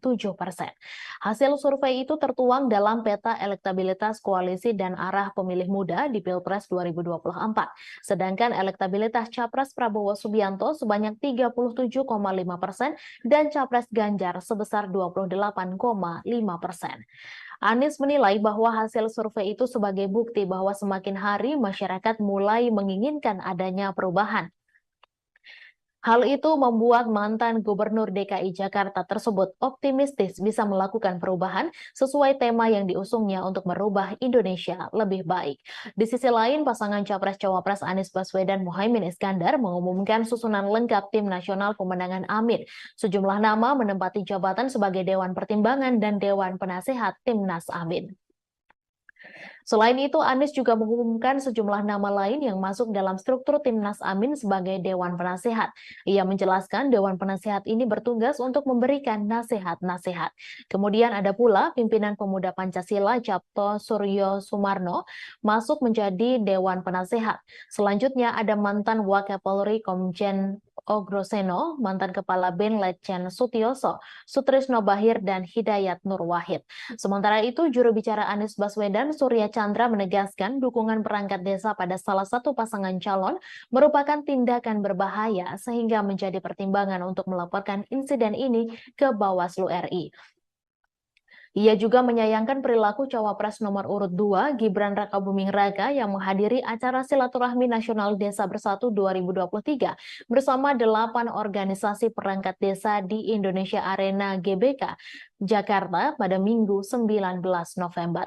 Menjaga netralitas politik perangkat desa menurut Suryan penting untuk membantu mereka bisa mengelola konflik yang potensial terjadi di dalam pemilu nanti.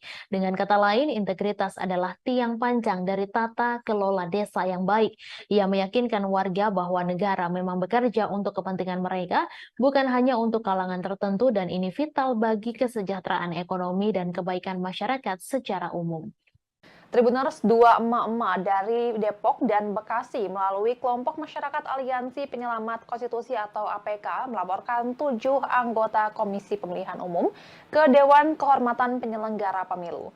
Laporan itu dilakukan lantaran dua mama ini menduga bahwa KPU melakukan pelanggaran etik karena menerima pendaftaran Wali Kota Solo Gibran Rakabuming Raka sebagai cawapres menggunakan aturan dalam peraturan KPU yang lama sebelum putusan Mahkamah Konstitusi nomor 90. Selengkapnya mengenai hal ini, kita akan mendengarkan laporan dari reporter Tribun News Mario Christian Sumampo. Silakan rekan Mario. Ya, selamat sore rekan GG. Benar, pada hari ini baru saja dua mama berasal dari Depok dan Bekasi melalui Aliansi Penyelamat Konstitusi atau APK melaporkan 7 anggota KPU RI ke DKPP. Laporan ini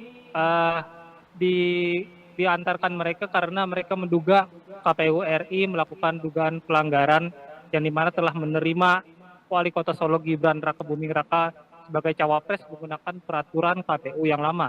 Sedangkan saat ditetapkan menjadi peserta Pilpres 2024 secara definitif, Gibran ini telah ditentukan dan diresmikan menjadi cawapres menggunakan PKPU yang baru, yang dimana di dalamnya usia capres-cawapres telah direduksi pasca putusan Mahkamah Konstitusi.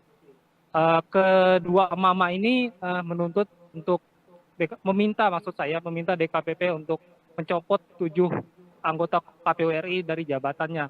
Adapun 7 orang ini adalah yang pertama Ketua KPU RI Hasyim Asyari beserta anggota lainnya Idam Holik, August Melas, Betty Epsilon Idrus, Muhammad Afifuddin, Yulianto Sudrajat, dan juga Sekjen KPU RI Parsadaan Arahap. Demikian GG yang bisa saya sampaikan sejauh ini. Baik, apakah pihak dari KPU sudah mengetahui terkait laporan ini dan bagaimana respons mereka? Nah, sejauh ini GG laporan ini baru saja dikirimkan ke DKPP dan baru juga diterima. Saat ini dari Tribun News sendiri sudah menghubungi pihak KPU RI dan hingga saat ini, hingga laporan ini disampaikan, pihak KPU RI masih belum memberi respon. Demikian Baik, GG. terima kasih. Baik, terima kasih rekan Mario atas laporannya dan selamat bertugas kembali. Tribuners, berikut cuplikan pernyataan pengacara Aliansi Penyelamat Konstitusi atau APK, Firman Syah, terkait dua emak-emak yang melaporkan 7 anggota KPU RI. Kami barusan, saya Firman Syah, salah satu pengacara dari Aliansi Penyelamat Demokrasi Konstitusi, ya, Aliansi Penyelamat Konstitusi yang hari ini mendapatkan kuasa dari dua emak-emak. Jadi ada dua emak-emak yang hari ini melihat bahwa ada pelanggaran kode etik, dugaan kode etik yang dilakukan oleh 7 komisioner KPU. Jadi yang kita laporkan 7 komisioner KPU mulai dari ketua KPU sampai dengan komisioner yang lain. Itu yang kita laporkan adalah dugaan pelanggaran kode etik di mana telah satu membuat surat edaran dan surat keputusan yang diberikan untuk eksternal pada tanggal 17 Oktober yang lalu pasca putusan MK 90. Lalu pada tanggal 25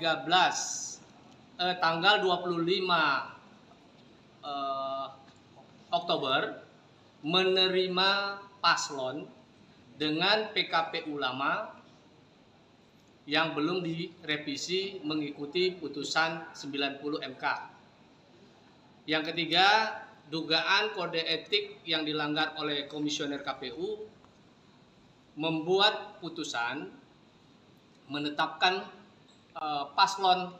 Rapor merah penegakan hukum dan hak asasi manusia pemerintahan Jokowi yang diberikan calon Presiden Ganjar Pranowo mengundang reaksi berbeda-beda dari berbagai pihak.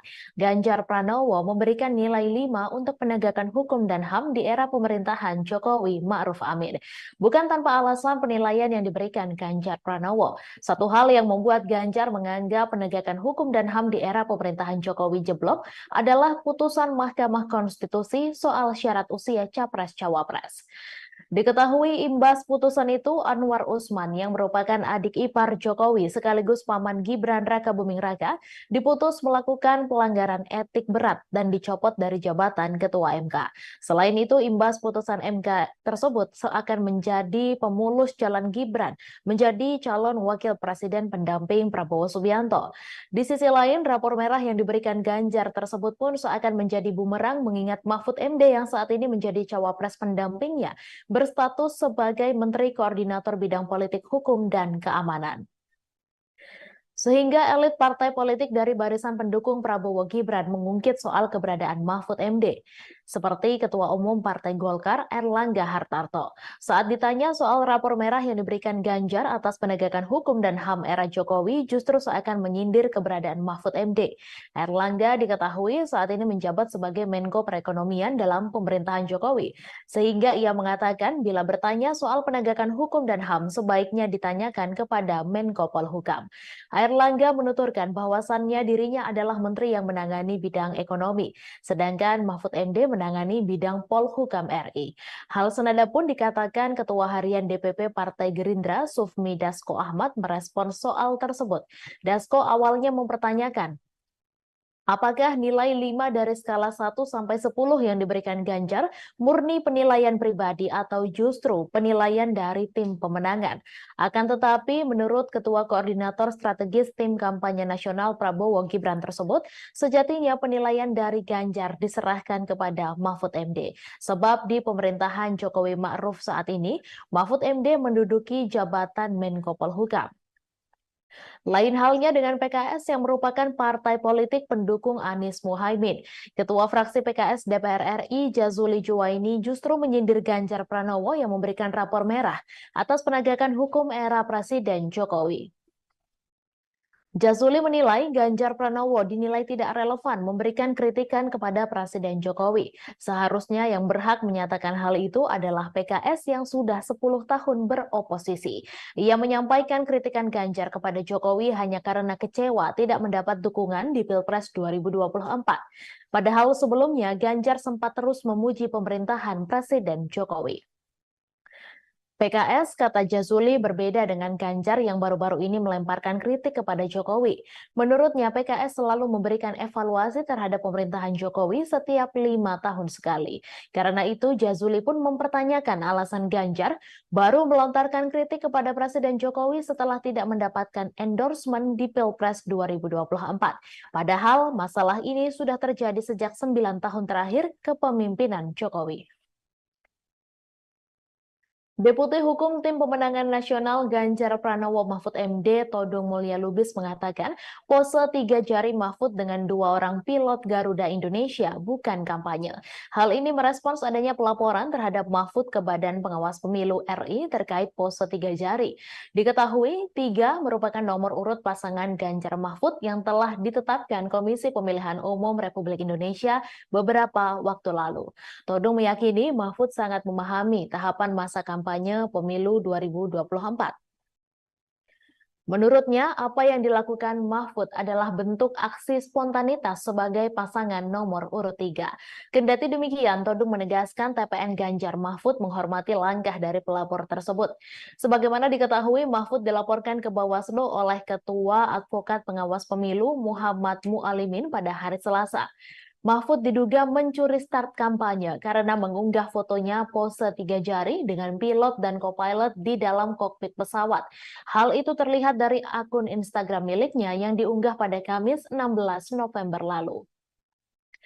Selain itu, Mualimin menjelaskan Garuda Indonesia adalah perusahaan milik Badan Usaha Milik Negara atau BUMN.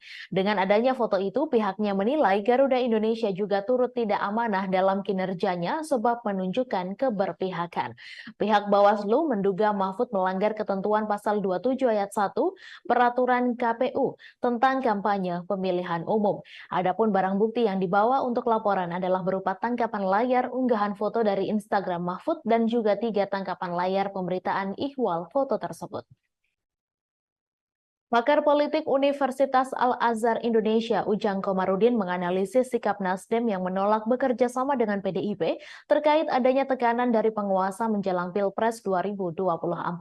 Adapun mulanya hal itu dari Sekjen PDIP Hasto Kristianto yang mengungkapkan pihaknya mendapatkan tekanan kekuasaan. Ia juga mengaku berkomunikasi dengan tim Anies Muhaimin untuk meluruskan demokrasi. Namun Wakil Ketua Umum Partai Nasdem Ahmad Ali membantah Hasto. Ali meminta agar tak melibatkan Amin dalam konteks tekanan kekuasaan yang dirasakan TPN Ganjar Mahfud. Menurut Ujang, sikap Nasdem tersebut bukti konsistensi sikap sebuah partai. Ujang melihat pernyataan Ahmad Ali dan Anies secara politik sudah tepat. Menurut Ujang, PDIP kini sedang mencari kawan untuk mengkritisi Jokowi atau yang lebih ekstrim melawan Jokowi. Hal ini terjadi sejak pencawapresan Gibran. Senada, analis politik Silvanus Alvin berpandangan jika PDIP secara terbuka menunjukkan sikap fight back terhadap Jokowi atau Presiden saat ini, maka publik dapat menangkap kesan bahwa PDIP menunjukkan inkonsistensi. Partai penguasa tapi tidak mendukung pemerintahan. Artinya, hal ini dapat menimbulkan kebingungan di kalangan masyarakat dan pada akhirnya memang bisa berdampak dalam mempengaruhi persepsi publik terhadap partai tersebut. Sebaliknya, polemik tekanan kekuasaan itu akan mempengaruhi secara positif persepsi publik pada Nasdem. Dosen Universitas Multimedia Nusantara ini melihat Nasdem bersama pasangan Amin hanya mau fokus dengan strategi komunikasinya. Seperti diketahui, Wakil Ketua Umum Partai Nasdem Ahmad Ali merespons pernyataan Sekjen PDIP Hasto Kristianto terkait rencana kubu Ganjar Mahfud yang ingin membangun komunikasi dengan kubu Anies Muhaimin dalam rangka melawan tekanan penguasa. Ahmad Ali pun heran dengan rencana itu mengingat posisi Hasto yang merupakan bagian dari partai penguasa. Kalaupun konteks penguasa yang dimaksud Hasto adalah presiden, Ahmad Ali menegaskan bahwa sampai hari ini Nasdem tetap menjadi partai pendukung pemerintah hingga akhir masa jabatan. Ahmad Ali bahkan mengingatkan Hasto layaknya termakan omongan sendiri, lantaran dulu pernah menyebut Anies sebagai pemimpin yang ditolak alam saat terpilih menjadi gubernur DKI pada Pilkada 2018 silam. Sebelumnya, Sekretaris Tim Pemenangan Nasional Ganjar Mahfud, Hasto Kristianto mengungkapkan tekanan demi tekanan mulai terasa dialami TPN dan pihak yang menyuarakan mengenai paslon nomor urut 3.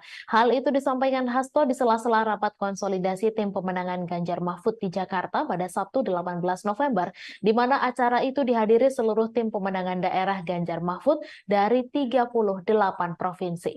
Sekretaris Jenderal PDI Perjuangan ini pun mencontohkan adanya intimidasi terhadap Direktur Eksekutif Carta Politika Indonesia, Yunarto Wijaya, yang memotret fakta elektabilitas Ganjar Mahfud meninggi. Tekanan yang sama juga dialami pegiat media sosial Ulin Niam Yusron. Hasto juga mengaku mendapat tekanan bersama rekan separtainya Adian Napitupulu. Tribuners, dua emak-emak dari Depok dan Bekasi melalui kelompok masyarakat Aliansi Penyelamat Konstitusi atau APK melaporkan 7 anggota Komisi Pemilihan Umum ke Dewan Kehormatan Penyelenggara Pemilu. Laporan itu dilakukan lantaran dua mama ini menduga bahwa KPU melakukan pelanggaran etik karena menerima pendaftaran Wali Kota Solo Gibran Rakabuming Raka sebagai cawapres menggunakan aturan dalam peraturan KPU yang lama sebelum putusan Mahkamah Konstitusi nomor 90. Selengkapnya mengenai hal ini, kita akan mendengarkan laporan dari reporter Tribun News Mario Christian Sumampo. Silakan rekan Mario. Ya, selamat sore rekan GG. Benar, pada hari ini baru saja dua mama berasal dari Depok dan Bekasi melalui Aliansi Penyelamat Konstitusi atau APK melaporkan 7 anggota KPU RI ke DKPP. Laporan ini diantarkan mereka karena mereka menduga KPU RI melakukan dugaan pelanggaran yang dimana telah menerima Wali Kota Solo Gibran Rakabuming Raka sebagai cawapres menggunakan peraturan KPU yang lama. Sedangkan saat ditetapkan menjadi peserta Pilpres 2024 secara definitif, Gibran ini telah ditentukan dan diresmikan menjadi cawapres menggunakan PKPU yang baru, yang dimana di dalamnya usia capres-cawapres telah direduksi pasca putusan Mahkamah Konstitusi. Kedua mama ini menuntut untuk meminta DKPP untuk mencopot 7 anggota KPU RI dari jabatannya. Adapun 7 orang ini adalah yang pertama Ketua KPU RI Hasyim Asyari beserta anggota lainnya Idam Holik, August Melas, Betty Epsilon Idrus, Muhammad Afifuddin, Yulianto Sudrajat, dan juga Sekjen KPU RI Parsadaan Arahap. Demikian GG yang bisa saya sampaikan sejauh ini. Baik, apakah pihak dari KPU sudah mengetahui terkait laporan ini dan bagaimana respons mereka? Nah, sejauh ini GG laporan ini baru saja dikirimkan ke DKPP dan baru juga diterima. Saat ini dari Tribun News sendiri sudah menghubungi pihak KPU RI dan hingga saat ini, hingga laporan ini disampaikan, pihak KPU RI masih belum memberi respon. Demikian, baik, GG. terima kasih. Baik, terima kasih rekan Mario atas laporannya dan selamat bertugas kembali. Tribuners, berikut cuplikan pernyataan pengacara Aliansi Penyelamat Konstitusi atau APK, Firman Syah, terkait dua emak-emak yang melaporkan 7 anggota KPU RI. Kami barusan, saya Firman Syah, salah satu pengacara dari Aliansi Penyelamat Demokrasi Konstitusi, ya, Aliansi Penyelamat Konstitusi yang hari ini mendapatkan kuasa dari 2 emak-emak. Jadi ada 2 emak-emak yang hari ini melihat bahwa ada pelanggaran kode etik, dugaan kode etik yang dilakukan oleh 7 komisioner KPU. Jadi yang kita laporkan 7 komisioner KPU, mulai dari ketua KPU sampai dengan komisioner yang lain.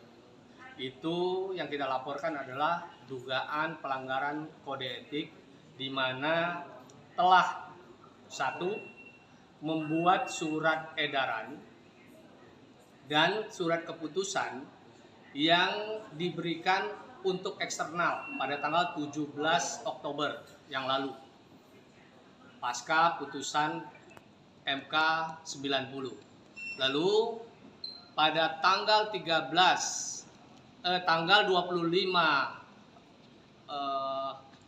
Oktober menerima paslon dengan PKPU lama yang belum direvisi mengikuti putusan 90 MK.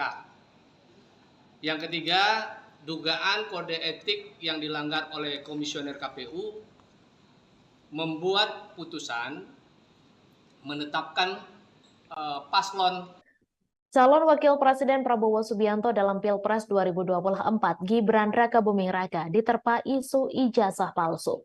Juru bicara Gibran, Emil Elestianto Dardak, ikut angkat bicara perihal isu ijazah palsu Gibran. Ia mengaku prihatin atas tuduhan tersebut. Berbicara dengan media, Emil yang juga alumni Ritsumeikan Asia Pacific University Jepang ini menekankan, ia membela Gibran bukan lantaran telah ditunjuk sebagai jubirnya. Ketua DPD Demokrat Jawa Timur ini membela putra Presiden Jokowi tersebut lebih karena dirinya merupakan orang yang menjalani proses pendidikan yang mirip dengan apa yang dijalani Gibran. Emil menjelaskan pada proses pendidikan yang dimaksud, Gibran mengambil program dengan Inggris University of Bradford melalui Management Development Institute of Singapore. Bukan hanya Gibran, Emil bercerita bahwa dirinya pernah mengambil program dengan University of Wales melalui sebuah perguruan tinggi Indonesia yang namanya Universitas Indonesia Esa Unggul. Wakil Gubernur Jatim itu pun menyatakan sudah banyak penjelasan terkait alur pendidikan yang ditempuh Gibran maupun dirinya, termasuk yang juga ditempuh dirinya sendiri. Dari dalam negeri juga telah ada pengakuan kesetaraan ijazah dari Pangkalan Data Pendidikan Tinggi yang menjadi landasan pendidikan yang ditempuh. Karenanya, Emil Dardak yang juga memperoleh gelar diploma dari Melbourne Institute of Business and Technology ini berharap hal tersebut tak menjadi polemik berkelanjutan. Kepada masyarakat sebagai calon pemilih di pemilu, Emil berpesan agar melihat tiap informasi secara objektif, tidak mengambil satu fakta dari satu opini saja, namun juga perlunya mencari informasi dari pihak lain. Sebelumnya, Dr. Tifa menyoalkan ijazah Gibran Rakabuming Raka yang dituding palsu serta setara SMA. Hal ini pun viral di media sosial. Melalui akun Twitternya, ia mempertanyakan keabsahan ijazah S1 Gibran. Dalam unggahannya, Dr. Tifa menuding ijazah Gibran palsu dan hanya lulusan program studi yang setara sekolah menengah kejuruan atau SMK. Nama mantan Menteri Kelautan dan Perikanan Susi Pujiastuti disebut-sebut akan bergabung dengan tim pemenangan pasangan Capres-Cawapres nomor urut 2, Prabowo Subianto, Gibran Rakabuming Raka. Susi disebut bakal bergabung dalam Badan Pemenangan Pemilu DPD Partai Gerindra Jawa Barat. Terkait kabar tersebut, Susi Pujiastuti membantah bergabung ke Partai Gerindra. Adapun klaim Susi bergabung dengan Gerindra dilontarkan oleh Ketua Badan Pemenangan Pemilu Partai Gerindra Jawa Barat, Aris Marsudianto. Namun saat ditanya apakah pernah ada tawaran bergabung ke Gerindra, Susi tidak menjawab pertanyaan wartawan. Susi Pujiastuti sebelumnya pernah dikabarkan merapat ke pasangan Capres-Cawapres Anies Baswedan dan Muhaimin Iskandar. Namun baru-baru ini namanya santer dikabarkan merapat ke kubu pasangan Capres-Cawapres Prabowo Subianto dan Gibran Rakabuming Raka. Lantas kemanakah arah dukungan Susi Pujiastuti di Pilpres 2024? Susi Pujiastuti baru-baru ini dikabarkan merapat ke kubu pasangan Prabowo Gibran. Kabar itu awalnya disampaikan oleh Bapilu DPD Partai Gerindra Jawa Barat Aris yang mengklaim jika Susi Pujiastuti telah ditawari posisi Dewan Kehormatan Bapilu Gerindra Jawa Barat. Hal itu diungkapkan Aris kepada awak media pada Senin 20 November. Meski demikian, Aris belum membeberkan secara detail terkait dengan tawaran itu apakah diterima Susi Pujiastuti atau tidak. Pernyataan Aris selalu diperkuat Wakil Ketua Umum Partai Gerindra Habibur Rahman yang mengklaim bahwa Susi akan merapat ke kubu Prabowo Gibran. Dijelaskan Habibur Rahman, nama Susi hanya tinggal diumumkan secara resmi tim kampanye nasional Prabowo Gibran saja. Apalagi Prabowo memiliki hubungan yang baik dengan pemilik Susi Air tersebut. Menurutnya, Susi sosok perempuan terbaik bangsa yang memiliki banyak prestasi saat menjadi menteri. Dengan prestasi yang dimilikinya saat ini, tak heran jika kehadiran Susi di di TKN Prabowo Gibran sangat diharapkan. Menanggapi kabar itu, Susi menegaskan dirinya tidak bergabung untuk ikut memenangkan pasangan nomor urut 2 Prabowo Gibran di Jawa Barat. Mantan Menteri Kelautan dan Perikanan bahkan menjawab tegas kabar tersebut. Namun pihaknya tidak menjawab lebih detail terkait tawaran bergabung ke Gerindra. Sebelumnya, Wakil Kapten Timnas Anies Baswedan Mohaimin Iskandar, Sudirman Said juga pernah membahas soal peluang Susi bergabung ke tim nasional pemenangan Amin. Dijelaskan Sudirman, komunikasi pihaknya termasuk Anies dan Mohaimin dengan Susi Pujiastuti sejauh ini berjalan baik. Menurut Sudirman, Susi Pujiastuti mewakili sosok yang menginginkan perubahan sama seperti yang diusung oleh pasangan Amin. Namun pihaknya belum bisa memastikan apakah Susi bersedia bergabung tim pemenangan Amin. Sementara itu, Wakil Ketua Tim Pemenangan Nasional Ganjar Pranowo Mahfud MD, Jenderal TNI Purnawirawan Andika Perkasa, buka suara soal peluang Susi bergabung ke TPN Ganjar Mahfud. Andika tidak menjelaskan secara detail apakah Susi Pujiastuti bersedia bergabung dengan TPN Ganjar Mahfud. Hanya saja Andika menyebut bahwa mengajak Susi Pujiastuti masuk ke TPN Ganjar Mahfud adalah bagian dari rencana kerjanya. Hal ini disampaikan Andika saat ditanya mengenai momen makan siang bersama antara Ganjar dengan Susi di Pangandaran, Jawa Barat pada Selasa 7 November. Diketahui pertemuan antara Ganjar dengan Susi itu terjadi di International Beach Street, Kabupaten Pangandaran, Jawa Barat. Sementara itu Ganjar mengungkapkan Susi adalah sosok teman sekaligus ibu baginya. Pasalnya Susi banyak memberikan pembelajaran dan pengalaman hidup. Gubernur Jawa Timur Khofifah Indar Parawansa dipastikan akan bergabung dengan tim pemenangan Prabowo Subianto dan Gibran Rakabuming Raka di Jawa Timur. Hal ini disampaikan oleh Ketua Umum Partai Golkar Airlangga Hartarto. Namun Airlangga belum bisa merinci kapan Khofifah akan diumumkan masuk ke dalam tim kampanye daerah Prabowo Gibran di Jawa Timur. Airlangga Hartarto menambahkan Khofifah akan tetap membantu memenangkan Prabowo Gibran di Pilpres 2024. Sebelumnya, Ketua DPD Golkar Jatim Sarmuji mengatakan Khofifah berpeluang kuat menjadi Ketua TKD untuk pasangan Prabowo Gibran. Sarmuji menjelaskan tokoh-tokoh dengan reputasi baik di Jawa Timur termasuk Khofifah siap bergabung dengan tim sukses Prabowo Gibran. Menurutnya, Khofifah akan bergabung ke tim pemenangan Prabowo Gibran setelah masa jabatannya sebagai Gubernur Jawa Timur berakhir. Adapun masa jabatan Khofifah akan berakhir pada 31 Desember 2023 mendatang. Dewan Pakar Tim Kampanye Nasional Prabowo Gibran Budiman Sujatmiko menyebut TKD sudah cukup kuat terutama di Jawa Timur dan Jawa Tengah. TKD itu nantinya dibentuk untuk memperkuat upaya pemenangan Prabowo Gibran di setiap daerah. Menurut Budiman sudah ada beberapa nama yang akan memimpin tim kampanye Prabowo Gibran di daerah termasuk Khofifah. Ia mengatakan Khofifah menjadi salah satu opsi nama yang akan memimpin TKD di wilayah Jawa Timur. Diketahui TKN sudah mengumumkan 3 nama yang akan didapuk menjadi Ketua TKD Prabowo Gibran di 3 provinsi. Namun nama Khofifah Indar Parawansa belum kunjung diumumkan oleh TKN. Sekretaris TKN Prabowo Gibran Nusron Wahid mengatakan pihaknya meminta semua pihak menunggu masuk atau tidaknya Khofifah ke dalam TKD Prabowo Gibran. Nusron lantas menyebut nama Ketua TKD Prabowo Gibran untuk wilayah Jawa Timur akan diumumkan pada waktu yang tepat. Nusron menyampaikan tokoh yang akan memimpin pemenangan di 3 provinsi tersebut diyakini bisa memenangkan paslon yang diusungnya itu di wilayahnya masing-masing. Pertama, Ketua TKD itu adalah Mawardi Yahya yang akan memimpin pemenangan Prabowo Gibran di Provinsi Sumatera Selatan. Figur kedua yang ditunjuk adalah Airin Rahmidiani yang akan menjadi Ketua TKD Banten. Terakhir, Ridwan Kamil yang juga kader Partai Golkar ditunjuk menjadi Ketua TKD untuk Provinsi Jawa Barat. Di saat PDIP tegas sudah tutup buku soal Wali Kota Medan Bobi Nasution, Golkar terang-terangan memberi surat tugas ke Bobi. Wakil Ketua Umum Golkar Ahmad Doli Kurnia mengungkap soal surat penugasan partainya untuk Bobi Nasution. Ia menegaskan bahwasannya Bobi Nasution telah mendapatkan 2 surat penugasan dari Golkar. Tak hanya itu, ternyata Partai Golkar juga mengusulkan nama menantu Presiden Jokowi itu maju menjadi calon gubernur Sumatera Utara di Pilkada 2024 mendatang. Diketahui Partai Golkar mengusulkan nama menantu Presiden Jokowi maju menjadi calon gubernur Sumatera Utara di Pilkada 2024. Nama itu pun diumumkan langsung oleh Ketua Umum Golkar Airlangga Hartarto. Hal itu selepas Airlangga memberikan pengarahan kepada bakal calon kepala daerah atau wakil kepala daerah Golkar seluruh Indonesia di kantor DPP Golkar Selipi, Jakarta Barat pada Selasa 21 November.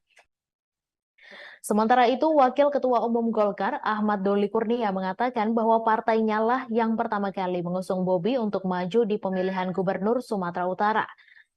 Lebih lanjut, Doli kembali menegaskan bahwasannya Bobi telah mendapatkan 2 surat penugasan dari Golkar. Selain Bobi, ada pula daftar nama bakal calon kepala daerah atau wakil kepala daerah Golkar yang baru diungkap setelah pengarahan itu. Di antaranya bakal Cagup Banten, Airin Rahmidiani, bakal Cagup Papua Barat Paulus Waterpau, bakal Cagup Jawa Barat Ridwan Kamil. Diketahui Airlangga Hartarto memberikan pengarahan kepada bakal calon kepala daerah atau wakil kepala daerah Golkar seluruh Indonesia. Total ada 1.117 orang yang mengikuti acara tersebut. Arahan itu disampaikan langsung oleh Airlangga kepada ribuan bakal calon kepala daerah atau wakil kepala daerah Golkar seluruh Indonesia di Selipi, Jakarta Barat pada Selasa 21 November. Pembekalan berlangsung lebih dari 3 jam secara tertutup. Selesai kegiatan, Airlangga baru menemui awak media menjelaskan maksud mengumpulkan ribuan bakal calon kepala daerah atau wakil kepala daerah Golkar seluruh Indonesia. Dijelaskan Airlangga, mereka diharapkan bisa berkontribusi dalam pemenangan Partai Golkar dalam pemilihan legislatif 2024. Mereka nantinya diminta bergerak bersama pengurus Partai Golkar di daerah. Ia menyatakan bahwasannya pemenangan Golkar di daerah akan menjadi modal utama agar bakal calon kepala daerah atau wakil kepala daerah bisa diusung oleh DPP Partai Golkar di Pilkada 2024. Berdasarkan Survei Nasional Indonesia Political Opinion periode 10 hingga 17 November 2023, elektabilitas Capres Koalisi Perubahan Anies Baswedan mengalami kenaikan. Berdasarkan Surnas IPO, elektabilitas Anies menunjukkan 32,7%. Hasil survei itu tertuang dalam peta elektabilitas koalisi dan arah pemilih muda di Pilpres 2024. Sedangkan elektabilitas Capres Prabowo Subianto sebanyak 37,5% dan Capres Ganjar sebesar 28,5%. Anies menilai bahwa hasil survei itu sebagai bukti bahwa semakin hari masyarakat mulai menginginkan adanya perubahan. Hal itu membuat mantan Gubernur DKI Jakarta tersebut optimistis bisa melakukan perubahan sesuai tema yang diusungnya untuk merubah Indonesia lebih baik.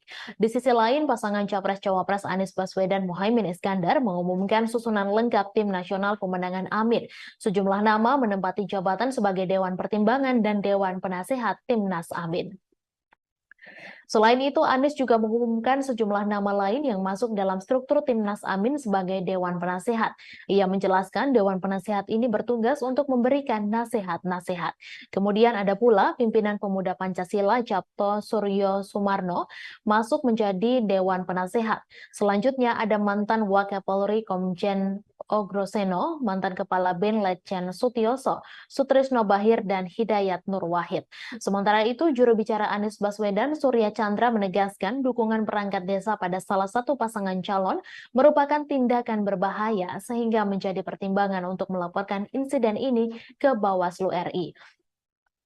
Ia juga menyayangkan perilaku Cawapres nomor urut 2 Gibran Rakabuming Raka yang menghadiri acara Silaturahmi Nasional Desa Bersatu 2023 bersama 8 organisasi perangkat desa di Indonesia Arena GBK Jakarta pada Minggu 19 November. Menjaga netralitas politik perangkat desa menurut Suryan penting untuk membantu mereka bisa mengelola konflik yang potensial terjadi di dalam pemilu nanti. Dengan kata lain, integritas adalah tiang panjang dari tata kelola desa yang baik. Ia meyakinkan warga bahwa negara memang bekerja untuk kepentingan mereka, bukan hanya untuk kalangan tertentu, dan ini vital bagi kesejahteraan ekonomi dan kebaikan masyarakat secara umum. Tribuners, dua emak-emak dari Depok dan Bekasi melalui kelompok masyarakat Aliansi Penyelamat Konstitusi atau APK melaporkan 7 anggota Komisi Pemilihan Umum ke Dewan Kehormatan Penyelenggara Pemilu. Laporan itu dilakukan lantaran dua mama ini menduga bahwa KPU melakukan pelanggaran etik karena menerima pendaftaran Wali Kota Solo Gibran Rakabuming Raka sebagai cawapres menggunakan aturan dalam peraturan KPU yang lama sebelum putusan Mahkamah Konstitusi nomor 90. Selengkapnya mengenai hal ini, kita akan mendengarkan laporan dari reporter Tribun News Mario Christian Sumampo. Silakan rekan Mario. Ya, selamat sore rekan GG. Benar, pada hari ini baru saja dua mama berasal dari Depok dan Bekasi melalui Aliansi Penyelamat Konstitusi atau APK melaporkan 7 anggota KPU RI ke DKPP. Laporan ini diantarkan mereka karena mereka menduga KPU RI melakukan dugaan pelanggaran yang dimana telah menerima Wali Kota Solo Gibran Rakabuming Raka sebagai cawapres menggunakan peraturan KPU yang lama. Sedangkan saat ditetapkan menjadi peserta Pilpres 2024 secara definitif, Gibran ini telah ditentukan dan diresmikan menjadi cawapres menggunakan PKPU yang baru, yang dimana di dalamnya usia capres-cawapres telah direduksi pasca putusan Mahkamah Konstitusi. Kedua emak-emak ini menuntut untuk meminta DKPP untuk mencopot 7 anggota KPU RI dari jabatannya. Adapun 7 orang ini adalah yang pertama Ketua KPU RI Hasyim Asyari beserta anggota lainnya Idam Holik, August Melas, Betty Epsilon Idrus, Muhammad Afifuddin, Yulianto Sudrajat, dan juga Sekjen KPU RI Parsadaan Arahap. Demikian GG yang bisa saya sampaikan sejauh ini. Baik, apakah pihak dari KPU sudah mengetahui terkait laporan ini dan bagaimana respons mereka? Nah, sejauh ini GG laporan ini baru saja dikirimkan ke DKPP dan baru juga diterima. Saat ini dari Tribun News sendiri sudah menghubungi pihak KPU RI dan hingga saat ini, hingga laporan ini disampaikan, pihak KPU RI masih belum memberi respon. Demikian, Baik, GG. terima kasih. Baik, terima kasih rekan Mario atas laporannya dan selamat bertugas kembali. Tribuners, berikut cuplikan pernyataan pengacara Aliansi Penyelamat Konstitusi atau APK, Firman Syah, terkait dua emak-emak yang melaporkan 7 anggota KPU RI. Kami barusan, saya Firman Syah, salah satu pengacara dari Aliansi Penyelamat Demokrasi Konstitusi, ya, Aliansi Penyelamat Konstitusi yang hari ini mendapatkan kuasa dari dua emak-emak.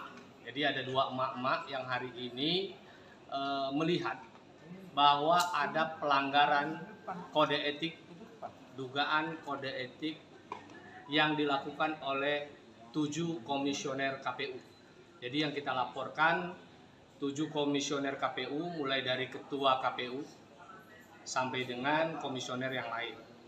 Itu yang kita laporkan adalah dugaan pelanggaran kode etik di mana telah 1. Membuat surat edaran dan surat keputusan yang diberikan untuk eksternal pada tanggal 17 Oktober yang lalu pasca putusan MK 90. Lalu pada tanggal 25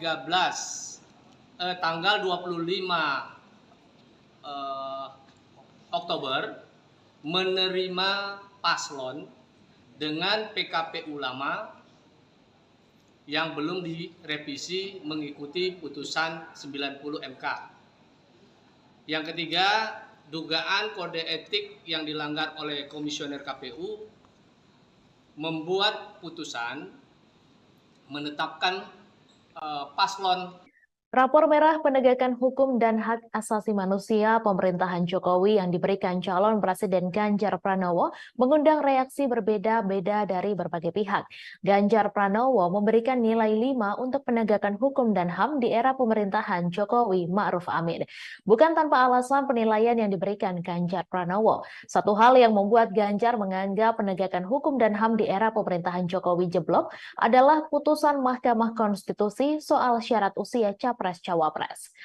Diketahui imbas putusan itu, Anwar Usman yang merupakan adik ipar Jokowi sekaligus paman Gibran Rakabuming Raka diputus melakukan pelanggaran etik berat dan dicopot dari jabatan Ketua MK. Selain itu, imbas putusan MK tersebut seakan menjadi pemulus jalan Gibran menjadi calon wakil presiden pendamping Prabowo Subianto. Di sisi lain, rapor merah yang diberikan Ganjar tersebut pun seakan menjadi bumerang mengingat Mahfud MD yang saat ini menjadi cawapres pendampingnya berstatus sebagai Menteri Koordinator Bidang Politik Hukum dan Keamanan. Sehingga elit partai politik dari barisan pendukung Prabowo Gibran mengungkit soal keberadaan Mahfud MD, seperti Ketua Umum Partai Golkar Erlangga Hartarto. Saat ditanya soal rapor merah yang diberikan Ganjar atas penegakan hukum dan HAM era Jokowi justru seakan menyindir keberadaan Mahfud MD. Erlangga diketahui saat ini menjabat sebagai Menko Perekonomian dalam pemerintahan Jokowi, sehingga ia mengatakan bila bertanya soal penegakan hukum dan HAM sebaiknya ditanyakan kepada Menko Polhukam. Erlangga menuturkan bahwasannya dirinya adalah menteri yang menangani bidang ekonomi, sedangkan Mahfud MD menangani bidang Polhukam RI. Hal senada pun dikatakan Ketua Harian DPP Partai Gerindra Sufmi Dasko Ahmad merespons soal tersebut. Dasko awalnya mempertanyakan, apakah nilai 5 dari skala 1 sampai 10 yang diberikan Ganjar murni penilaian pribadi atau justru penilaian dari tim pemenangan? Akan tetapi menurut Ketua Koordinator Strategis Tim Kampanye Nasional Prabowo Gibran tersebut, sejatinya penilaian dari Ganjar diserahkan kepada Mahfud MD. Sebab di pemerintahan Jokowi Ma'ruf saat ini, Mahfud MD menduduki jabatan Menko Polhukam. Lain halnya dengan PKS yang merupakan partai politik pendukung Anies Muhaimin. Ketua fraksi PKS DPR RI Jazuli Juwaini justru menyindir Ganjar Pranowo yang memberikan rapor merah atas penegakan hukum era Presiden Jokowi. Jazuli menilai Ganjar Pranowo dinilai tidak relevan memberikan kritikan kepada Presiden Jokowi. Seharusnya yang berhak menyatakan hal itu adalah PKS yang sudah 10 tahun beroposisi. Ia menyampaikan kritikan Ganjar kepada Jokowi hanya karena kecewa tidak mendapat dukungan di Pilpres 2024. Padahal sebelumnya Ganjar sempat terus memuji pemerintahan Presiden Jokowi. PKS, kata Jazuli, berbeda dengan Ganjar yang baru-baru ini melemparkan kritik kepada Jokowi. Menurutnya, PKS selalu memberikan evaluasi terhadap pemerintahan Jokowi setiap 5 tahun sekali. Karena itu, Jazuli pun mempertanyakan alasan Ganjar baru melontarkan kritik kepada Presiden Jokowi setelah tidak mendapatkan endorsement di Pilpres 2024. Padahal, masalah ini sudah terjadi sejak 9 tahun terakhir kepemimpinan Jokowi. Deputi Hukum Tim Pemenangan Nasional Ganjar Pranowo Mahfud MD Todung Mulya Lubis mengatakan pose 3 jari Mahfud dengan 2 orang pilot Garuda Indonesia bukan kampanye. Hal ini merespons adanya pelaporan terhadap Mahfud ke Badan Pengawas Pemilu RI terkait pose 3 jari. Diketahui 3 merupakan nomor urut pasangan Ganjar Mahfud yang telah ditetapkan Komisi Pemilihan Umum Republik Indonesia beberapa waktu lalu. Todung meyakini Mahfud sangat memahami tahapan masa kampanye pemilu 2024. Menurutnya, apa yang dilakukan Mahfud adalah bentuk aksi spontanitas sebagai pasangan nomor urut 3. Kendati demikian, Todung menegaskan TPN Ganjar Mahfud menghormati langkah dari pelapor tersebut. Sebagaimana diketahui, Mahfud dilaporkan ke Bawaslu oleh Ketua Advokat Pengawas Pemilu Muhammad Mualimin pada hari Selasa. Mahfud diduga mencuri start kampanye karena mengunggah fotonya pose 3 jari dengan pilot dan co-pilot di dalam kokpit pesawat. Hal itu terlihat dari akun Instagram miliknya yang diunggah pada Kamis 16 November lalu. Selain itu, Mualimin menjelaskan Garuda Indonesia adalah perusahaan milik Badan Usaha Milik Negara atau BUMN. Dengan adanya foto itu, pihaknya menilai Garuda Indonesia juga turut tidak amanah dalam kinerjanya sebab menunjukkan keberpihakan. Pihak Bawaslu menduga Mahfud melanggar ketentuan pasal 27 ayat 1 Peraturan KPU tentang kampanye pemilihan umum. Adapun barang bukti yang dibawa untuk laporan adalah berupa tangkapan layar unggahan foto dari Instagram Mahfud dan juga 3 tangkapan layar pemberitaan ihwal foto tersebut.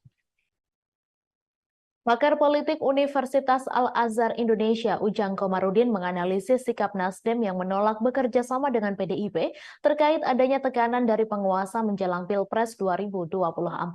Adapun mulanya hal itu dari Sekjen PDIP Hasto Kristianto yang mengungkapkan pihaknya mendapatkan tekanan kekuasaan. Ia juga mengaku berkomunikasi dengan tim Anies Muhaimin untuk meluruskan demokrasi. Namun Wakil Ketua Umum Partai Nasdem Ahmad Ali membantah Hasto. Ali meminta agar tak melibatkan Amin dalam konteks tekanan kekuasaan yang dirasakan TPN Ganjar Mahfud. Menurut Ujang, sikap Nasdem tersebut bukti konsistensi sikap sebuah partai. Ujang melihat pernyataan Ahmad Ali dan Anies secara politik sudah tepat. Menurut Ujang, PDIP kini sedang mencari kawan untuk mengkritisi Jokowi atau yang lebih ekstrim melawan Jokowi. Hal ini terjadi sejak pencawapresan Gibran. Senada, analis politik Silvanus Alvin berpandangan jika PDIP secara terbuka menunjukkan sikap fight back terhadap Jokowi atau Presiden saat ini, maka publik dapat menangkap kesan bahwa PDIP menunjukkan inkonsistensi. Partai penguasa tapi tidak mendukung pemerintahan. Artinya, hal ini dapat menimbulkan kebingungan di kalangan masyarakat dan pada akhirnya memang bisa berdampak dalam mempengaruhi persepsi publik terhadap partai tersebut. Sebaliknya, polemik tekanan kekuasaan itu akan mempengaruhi secara positif persepsi publik pada Nasdem. Dosen Universitas Multimedia Nusantara ini melihat Nasdem bersama pasangan Amin hanya mau fokus dengan strategi komunikasinya.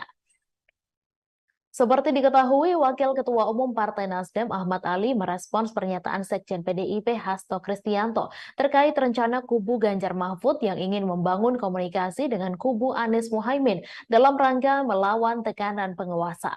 Ahmad Ali pun heran dengan rencana itu mengingat posisi Hasto yang merupakan bagian dari partai penguasa. Kalaupun konteks penguasa yang dimaksud Hasto adalah presiden, Ahmad Ali menegaskan bahwa sampai hari ini Nasdem tetap menjadi partai pendukung pemerintah hingga akhir masa jabatan. Ahmad Ali bahkan mengingatkan Hasto layaknya termakan omongan sendiri, lantaran dulu pernah menyebut Anies sebagai pemimpin yang ditolak alam saat terpilih menjadi gubernur DKI pada Pilkada 2018 silam. Sebelumnya, Sekretaris Tim Pemenangan Nasional Ganjar Mahfud, Hasto Kristianto, mengungkapkan tekanan demi tekanan mulai terasa dialami TPN dan pihak yang menyuarakan mengenai paslon nomor urut 3. Hal itu disampaikan Hasto di sela-sela rapat konsolidasi Tim Pemenangan Ganjar Mahfud di Jakarta pada Sabtu 18 November, di mana acara itu dihadiri seluruh tim pemenangan daerah Ganjar Mahfud dari 38 provinsi. Sekretaris Jenderal PDI Perjuangan ini pun mencontohkan adanya intimidasi terhadap Direktur Eksekutif Carta Politika Indonesia, Yunarto Wijaya, yang memotret fakta elektabilitas Ganjar Mahfud meninggi. Tekanan yang sama juga dialami pegiat media sosial Ulin Niam Yusron. Hasto juga mengaku mendapat tekanan bersama rekan separtainya Adian Napitupulu. Tribuners, dua emak-emak dari Depok dan Bekasi melalui kelompok masyarakat Aliansi Penyelamat Konstitusi atau APK melaporkan 7 anggota Komisi Pemilihan Umum ke Dewan Kehormatan Penyelenggara Pemilu. Laporan itu dilakukan lantaran dua mama ini menduga bahwa KPU melakukan pelanggaran etik karena menerima pendaftaran Wali Kota Solo Gibran Rakabuming Raka sebagai cawapres menggunakan aturan dalam peraturan KPU yang lama sebelum putusan Mahkamah Konstitusi nomor 90. Selengkapnya mengenai hal ini, kita akan mendengarkan laporan dari reporter Tribun News Mario Christian Sumampo. Silakan rekan Mario. Ya, selamat sore rekan GG. Benar, pada hari ini baru saja dua mama berasal dari Depok dan Bekasi melalui Aliansi Penyelamat Konstitusi atau APK melaporkan 7 anggota KPU RI ke DKPP. Laporan ini diantarkan mereka karena mereka menduga KPU RI melakukan dugaan pelanggaran yang dimana telah menerima Wali Kota Solo Gibran Rakabuming Raka sebagai cawapres menggunakan peraturan KPU yang lama. Sedangkan saat ditetapkan menjadi peserta Pilpres 2024 secara definitif, Gibran ini telah ditentukan dan diresmikan menjadi cawapres menggunakan PKPU yang baru, yang dimana di dalamnya usia capres cawapres telah direduksi pasca putusan Mahkamah Konstitusi. Kedua mama ini menuntut untuk meminta DKPP untuk mencopot 7 anggota KPU RI dari jabatannya. Adapun 7 orang ini adalah yang pertama Ketua KPU RI Hasyim Asyari beserta anggota lainnya Idam Holik, August Melas, Betty Epsilon Idrus, Muhammad Afifuddin, Yulianto Sudrajat, dan juga Sekjen KPU RI Parsadaan Arhab. Demikian GG yang bisa saya sampaikan sejauh ini. Baik, apakah pihak dari KPU sudah mengetahui terkait laporan ini dan bagaimana respons mereka? Nah, sejauh ini GG laporan ini baru saja dikirimkan ke DKPP dan baru juga diterima. Saat ini dari Tribun News sendiri sudah menghubungi pihak KPU RI dan hingga saat ini, hingga laporan ini disampaikan, pihak KPU RI masih belum memberi respon.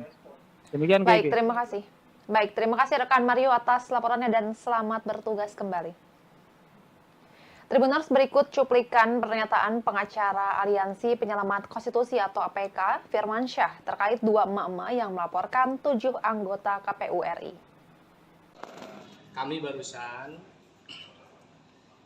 saya Firmansyah, salah satu pengacara dari Aliansi Penyelamat Demokrasi, Konstitusi, ya, Aliansi Penyelamat Konstitusi yang hari ini mendapatkan kuasa dari 2 emak-emak.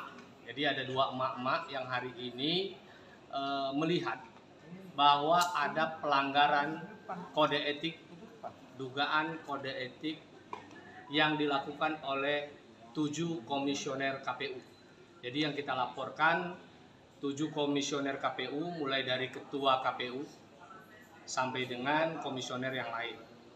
Itu yang kita laporkan adalah dugaan pelanggaran kode etik di mana telah 1 membuat surat edaran dan surat keputusan yang diberikan untuk eksternal pada tanggal 17 Oktober yang lalu pasca putusan MK 90. Lalu pada tanggal 25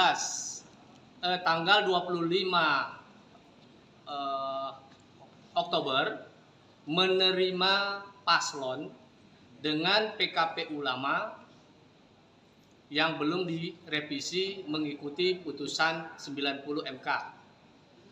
Yang ketiga, dugaan kode etik yang dilanggar oleh komisioner KPU membuat putusan menetapkan paslon Calon Wakil Presiden Prabowo Subianto dalam Pilpres 2024, Gibran Rakabuming Raka, diterpa isu ijazah palsu. Juru bicara Gibran, Emil Elestianto Dardak, ikut angkat bicara perihal isu ijazah palsu Gibran. Ia mengaku prihatin atas tuduhan tersebut. Berbicara dengan media, Emil yang juga alumni Ritsumeikan Asia Pacific University Jepang ini menekankan, ia membela Gibran bukan lantaran telah ditunjuk sebagai jubirnya. Ketua DPD Demokrat Jawa Timur ini membela putra Presiden Jokowi tersebut lebih karena dirinya merupakan orang yang menjalani proses pendidikan yang mirip dengan apa yang dijalani Gibran. Emil menjelaskan pada proses pendidikan yang dimaksud, Gibran mengambil program dengan Inggris University of Bradford melalui Management Development Institute of Singapore. Bukan hanya Gibran, Emil bercerita bahwa dirinya pernah mengambil program dengan University of Wales melalui sebuah perguruan tinggi Indonesia yang namanya Universitas Indonesia Esa Unggul. Wakil Gubernur Jatim itu pun menyatakan sudah banyak penjelasan terkait alur pendidikan yang ditempuh Gibran maupun dirinya, termasuk yang juga ditempuh dirinya sendiri. Dari dalam negeri juga telah ada pengakuan kesetaraan ijazah dari Pangkalan Data Pendidikan Tinggi yang menjadi landasan pendidikan yang ditempuh. Karenanya, Emil Dardak yang juga memperoleh gelar diploma dari Melbourne Institute of Business and Technology ini berharap hal tersebut tak menjadi polemik berkelanjutan. Kepada masyarakat sebagai calon pemilih di pemilu, Emil berpesan agar melihat tiap informasi secara objektif, tidak mengambil satu fakta dari satu opini saja, namun juga perlunya mencari informasi dari pihak lain. Sebelumnya, Dr. Tifa menyoalkan ijazah Gibran Rakabuming Raka yang dituding palsu serta setara SMA. Hal ini pun viral di media sosial. Melalui akun Twitternya, ia mempertanyakan keabsahan ijazah S1 Gibran. Dalam unggahannya, Dr. Tifa menuding ijazah Gibran palsu dan hanya lulusan program studi yang setara sekolah menengah kejuruan atau SMK. Nama mantan Menteri Kelautan dan Perikanan Susi Pujiastuti disebut-sebut akan bergabung dengan tim pemenangan pasangan Capres-Cawapres nomor urut 2, Prabowo Subianto, Gibran Rakabuming Raka. Susi disebut bakal bergabung dalam Badan Pemenangan Pemilu DPD Partai Gerindra Jawa Barat. Terkait kabar tersebut, Susi Pujiastuti membantah bergabung ke Partai Gerindra. Adapun klaim Susi bergabung dengan Gerindra dilontarkan oleh Ketua Badan Pemenangan Pemilu Partai Gerindra Jawa Barat, Aris Marsudianto. Namun saat ditanya apakah pernah ada tawaran bergabung ke Gerindra, Susi tidak menjawab pertanyaan wartawan. Susi Pujiastuti sebelumnya pernah dikabarkan merapat ke pasangan Capres-Cawapres Anies Baswedan dan Muhaimin Iskandar. Namun baru-baru ini namanya santer dikabarkan merapat ke kubu pasangan Capres-Cawapres Prabowo Subianto dan Gibran Rakabuming Raka. Lantas kemanakah arah dukungan Susi Pujiastuti di Pilpres 2024?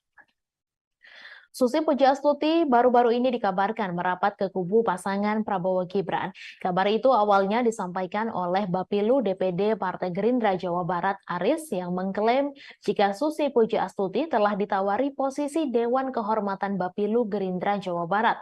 Hal itu diungkapkan Aris kepada awak media pada Senin 20 November. Meski demikian, Aris belum membeberkan secara detail terkait dengan tawaran itu apakah diterima Susi Pujiastuti atau tidak. Pernyataan Aris selalu diperkuat Wakil Ketua Umum Partai Gerindra Habibur Rahman yang mengklaim bahwa Susi akan merapat ke kubu Prabowo Gibran. Dijelaskan Habibur Rahman, nama Susi hanya tinggal diumumkan secara resmi tim kampanye nasional Prabowo Gibran saja. Apalagi Prabowo memiliki hubungan yang baik dengan pemilik Susi Air tersebut. Menurutnya, Susi sosok perempuan terbaik bangsa yang memiliki banyak prestasi saat menjadi menteri. Dengan prestasi yang dimilikinya saat ini, tak heran jika kehadiran Susi di TKN Prabowo Gibran sangat diharapkan. Menanggapi kabar itu, Susi menegaskan dirinya tidak bergabung untuk ikut memenangkan pasangan nomor urut 2 Prabowo Gibran di Jawa Barat. Mantan Menteri Kelautan dan Perikanan bahkan menjawab tegas kabar tersebut. Namun pihaknya tidak menjawab lebih detail terkait tawaran bergabung ke Gerindra. Sebelumnya, Wakil Kapten Timnas Anies Baswedan Muhaimin Iskandar, Sudirman Said juga pernah membahas soal peluang Susi bergabung ke tim nasional pemenangan Amin. Dijelaskan Sudirman, komunikasi pihaknya termasuk Anies dan Muhaimin dengan Susi Pujiastuti sejauh ini berjalan baik. Menurut Sudirman, Susi Pujiastuti mewakili sosok yang menginginkan perubahan sama seperti yang diusung oleh pasangan Amin. Namun pihaknya belum bisa memastikan apakah Susi bersedia bergabung tim pemenangan Amin. Sementara itu, Wakil Ketua Tim Pemenangan Nasional Ganjar Pranowo Mahfud MD, Jenderal TNI Purnawirawan Andika Perkasa, buka suara soal peluang Susi bergabung ke TPN Ganjar Mahfud. Andika tidak menjelaskan secara detail apakah Susi Pujiastuti bersedia bergabung dengan TPN Ganjar Mahfud. Hanya saja Andika menyebut bahwa mengajak Susi Pujiastuti masuk ke TPN Ganjar Mahfud adalah bagian dari rencana kerjanya. Hal ini disampaikan Andika saat ditanya mengenai momen makan siang bersama antara Ganjar dengan Susi di Pangandaran, Jawa Barat pada Selasa 7 November. Diketahui pertemuan antara Ganjar dengan Susi itu terjadi di International Beach Street, Kabupaten Pangandaran, Jawa Barat. Sementara itu Ganjar mengungkapkan Susi adalah sosok teman sekaligus ibu baginya. Pasalnya Susi banyak memberikan pembelajaran dan pengalaman hidup. Gubernur Jawa Timur Khofifah Indar Parawansa dipastikan akan bergabung dengan tim pemenangan Prabowo Subianto dan Gibran Rakabuming Raka di Jawa Timur. Hal ini disampaikan oleh Ketua Umum Partai Golkar Airlangga Hartarto. Namun Airlangga belum bisa merinci kapan Khofifah akan diumumkan masuk ke dalam tim kampanye daerah Prabowo Gibran di Jawa Timur. Airlangga Hartarto menambahkan Khofifah akan tetap membantu memenangkan Prabowo Gibran di Pilpres 2024. Sebelumnya, Ketua DPD Golkar Jatim Sarmuji mengatakan Khofifah berpeluang kuat menjadi Ketua TKD untuk pasangan Prabowo Gibran. Sarmuji menjelaskan tokoh-tokoh dengan reputasi baik di Jawa Timur termasuk Khofifah siap bergabung dengan tim sukses Prabowo Gibran. Menurutnya, Khofifah akan bergabung ke tim pemenangan Prabowo Gibran setelah masa jabatannya sebagai Gubernur Jawa Timur berakhir. Adapun masa jabatan Khofifah akan berakhir pada 31 Desember 2023 mendatang. Dewan Pakar Tim Kampanye Nasional Prabowo Gibran Budiman Sujatmiko menyebut TKD sudah cukup kuat terutama di Jawa Timur dan Jawa Tengah. TKD itu nantinya dibentuk untuk memperkuat upaya pemenangan Prabowo Gibran di setiap daerah. Menurut Budiman sudah ada beberapa nama yang akan memimpin tim kampanye Prabowo Gibran di daerah termasuk Khofifah. Ia mengatakan Khofifah menjadi salah satu opsi nama yang akan memimpin TKD di wilayah Jawa Timur. Diketahui TKN sudah mengumumkan 3 nama yang akan didapuk menjadi Ketua TKD Prabowo Gibran di 3 provinsi. Namun nama Khofifah Indar Parawansa belum kunjung diumumkan oleh TKN. Sekretaris TKN Prabowo Gibran Nusron Wahid mengatakan pihaknya meminta semua pihak menunggu masuk atau tidaknya Khofifah ke dalam TKD Prabowo Gibran. Nusron lantas menyebut nama Ketua TKD Prabowo Gibran untuk wilayah Jawa Timur akan diumumkan pada waktu yang tepat. Nusron menyampaikan tokoh yang akan memimpin pemenangan di 3 provinsi tersebut diyakini bisa memenangkan paslon yang diusungnya itu di wilayahnya masing-masing. Pertama, Ketua TKD itu adalah Mawardi Yahya yang akan memimpin pemenangan Prabowo Gibran di Provinsi Sumatera Selatan. Figur kedua yang ditunjuk adalah Airin Rahmidiani yang akan menjadi Ketua TKD Banten. Terakhir, Ridwan Kamil yang juga kader Partai Golkar ditunjuk menjadi Ketua TKD untuk Provinsi Jawa Barat. Di saat PDIP tegas sudah tutup buku soal Wali Kota Medan Bobi Nasution, Golkar terang-terangan memberi surat tugas ke Bobi. Wakil Ketua Umum Golkar Ahmad Doli Kurnia mengungkap soal surat penugasan partainya untuk Bobi Nasution. Ia menegaskan bahwasannya Bobi Nasution telah mendapatkan 2 surat penugasan dari Golkar. Tak hanya itu, ternyata Partai Golkar juga mengusulkan nama menantu Presiden Jokowi itu maju menjadi calon Gubernur Sumatera Utara di Pilkada 2024 mendatang. Diketahui Partai Golkar mengusulkan nama menantu Presiden Jokowi maju menjadi calon Gubernur Sumatera Utara di Pilkada 2024. Nama itu pun diumumkan langsung oleh Ketua Umum Golkar Airlangga Hartarto. Hal itu selepas Airlangga memberikan pengarahan kepada bakal calon kepala daerah atau wakil kepala daerah Golkar seluruh Indonesia di kantor DPP Golkar Selipi, Jakarta Barat pada Selasa 21 November. Sementara itu, Wakil Ketua Umum Golkar Ahmad Doli Kurnia mengatakan bahwa partainya lah yang pertama kali mengusung Bobi untuk maju di pemilihan Gubernur Sumatera Utara. Lebih lanjut, Doli kembali menegaskan bahwasannya Bobi telah mendapatkan 2 surat penugasan dari Golkar. Selain Bobi, ada pula daftar nama bakal calon kepala daerah atau wakil kepala daerah Golkar yang baru diungkap setelah pengarahan itu. Di antaranya bakal Cagup Banten, Airin Rahmidiani, bakal Cagup Papua Barat Paulus Waterpau, bakal Cagup Jawa Barat Ridwan Kamil. Diketahui Airlangga Hartarto memberikan pengarahan kepada bakal calon kepala daerah atau wakil kepala daerah Golkar seluruh Indonesia. Total ada 1.117 orang yang mengikuti acara tersebut. Arahan itu disampaikan langsung oleh Airlangga kepada ribuan bakal calon kepala daerah atau wakil kepala daerah Golkar seluruh Indonesia di Selipi, Jakarta Barat pada Selasa 21 November. Pembekalan berlangsung lebih dari 3 jam secara tertutup. Selesai kegiatan, Airlangga baru menemui awak media menjelaskan maksud mengumpulkan ribuan bakal calon kepala daerah atau wakil kepala daerah Golkar seluruh Indonesia. Dijelaskan Airlangga, mereka diharapkan bisa berkontribusi dalam pemenangan Partai Golkar dalam pemilihan legislatif 2024. Mereka nantinya diminta bergerak bersama pengurus Partai Golkar di daerah. Ia menyatakan bahwasannya pemenangan Golkar di daerah akan menjadi modal utama agar bakal calon kepala daerah atau wakil kepala daerah bisa diusung oleh DPP Partai Golkar di Pilkada 2024. Berdasarkan Survei Nasional Indonesia Political Opinion periode 10 hingga 17 November 2023, elektabilitas Capres Koalisi Perubahan Anies Baswedan mengalami kenaikan. Berdasarkan Surnas IPO, elektabilitas Anies menunjukkan 32,7%. Hasil survei itu tertuang dalam peta elektabilitas koalisi dan arah pemilih muda di Pilpres 2024. Sedangkan elektabilitas Capres Prabowo Subianto sebanyak 37,5% dan Capres Ganjar sebesar 28,5%. Anies menilai bahwa hasil survei itu sebagai bukti bahwa semakin hari masyarakat mulai menginginkan adanya perubahan. Hal itu membuat mantan Gubernur DKI Jakarta tersebut optimistis bisa melakukan perubahan sesuai tema yang diusungnya untuk merubah Indonesia lebih baik. Di sisi lain, pasangan Capres-Cawapres Anies Baswedan Muhaimin Iskandar mengumumkan susunan lengkap Tim Nasional Pemenangan Amin. Sejumlah nama menempati jabatan sebagai Dewan Pertimbangan dan Dewan Penasehat Timnas Amin. Selain itu, Anies juga mengumumkan sejumlah nama lain yang masuk dalam struktur Timnas Amin sebagai Dewan Penasehat. Ia menjelaskan Dewan Penasehat ini bertugas untuk memberikan nasihat-nasihat. Kemudian ada pula pimpinan Pemuda Pancasila Capto Suryo Sumarno masuk menjadi Dewan Penasehat. Selanjutnya ada mantan Wakapolri Komjen Ogroseno, mantan Kepala BIN Letjen Sutioso, Sutrisno Bahir, dan Hidayat Nur Wahid. Sementara itu, juru bicara Anies Baswedan, Surya Chandra menegaskan dukungan perangkat desa pada salah satu pasangan calon merupakan tindakan berbahaya sehingga menjadi pertimbangan untuk melaporkan insiden ini ke Bawaslu RI.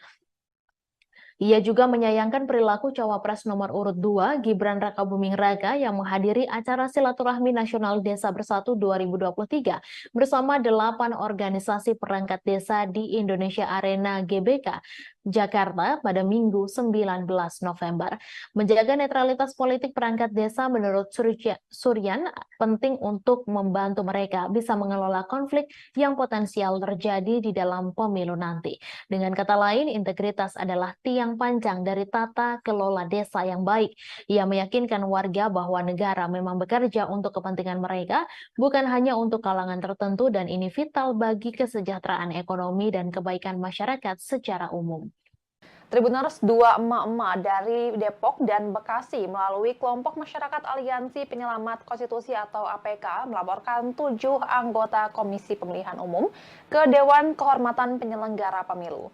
Laporan itu dilakukan lantaran dua mama ini menduga bahwa KPU melakukan pelanggaran etik karena menerima pendaftaran Wali Kota Solo Gibran Rakabuming Raka sebagai cawapres menggunakan aturan dalam peraturan KPU yang lama sebelum putusan Mahkamah Konstitusi nomor 90. Selengkapnya mengenai hal ini, kita akan mendengarkan laporan dari reporter Tribun News Mario Christian Sumampo. Silakan rekan Mario. Ya, selamat sore rekan GG. Benar, pada hari ini baru saja dua mama berasal dari Depok dan Bekasi melalui Aliansi Penyelamat Konstitusi atau APK melaporkan 7 anggota KPU RI ke DKPP. Laporan ini diantarkan mereka karena mereka menduga KPU RI melakukan dugaan pelanggaran yang dimana telah menerima Wali Kota Solo Gibran Rakabuming Raka sebagai cawapres menggunakan peraturan KPU yang lama. Sedangkan saat ditetapkan menjadi peserta Pilpres 2024 secara definitif, Gibran ini telah ditentukan dan diresmikan menjadi cawapres menggunakan PKPU yang baru, yang dimana di dalamnya usia capres-cawapres telah direduksi pasca putusan Mahkamah Konstitusi. Kedua emak-emak ini menuntut untuk meminta DKPP untuk mencopot 7 anggota KPU RI dari jabatannya. Adapun 7 orang ini adalah yang pertama Ketua KPU RI Hasyim Asyari beserta anggota lainnya Idam Holik, August Melas, Betty Epsilon Idrus, Muhammad Afifuddin, Yulianto Sudrajat, dan juga Sekjen KPU RI Parsadaan Arahap. Demikian GG yang bisa saya sampaikan sejauh ini. Baik, apakah pihak dari KPU sudah mengetahui terkait laporan ini dan bagaimana respons mereka? Nah, sejauh ini GG laporan ini baru saja dikirimkan ke DKPP dan baru juga diterima. Saat ini dari Tribun News sendiri sudah menghubungi pihak KPU RI dan hingga saat ini, hingga laporan ini disampaikan, pihak KPU RI masih belum memberi respon.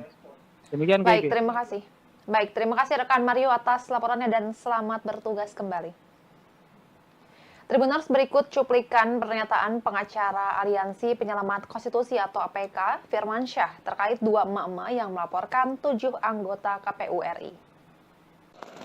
Kami barusan, saya Firman Syah, salah satu pengacara dari Aliansi Penyelamat Demokrasi Konstitusi, ya, Aliansi Penyelamat Konstitusi yang hari ini mendapatkan kuasa dari dua emak-emak. Jadi ada dua emak-emak yang hari ini melihat bahwa ada pelanggaran kode etik, dugaan kode etik yang dilakukan oleh 7 komisioner KPU. Jadi yang kita laporkan 7 komisioner KPU mulai dari ketua KPU sampai dengan komisioner yang lain.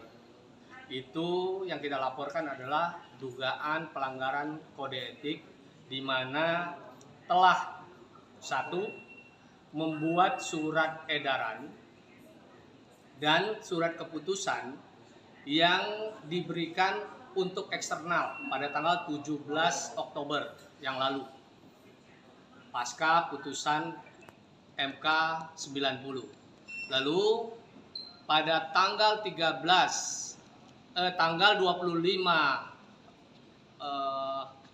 Oktober menerima paslon dengan PKPU lama yang belum direvisi mengikuti putusan 90 MK.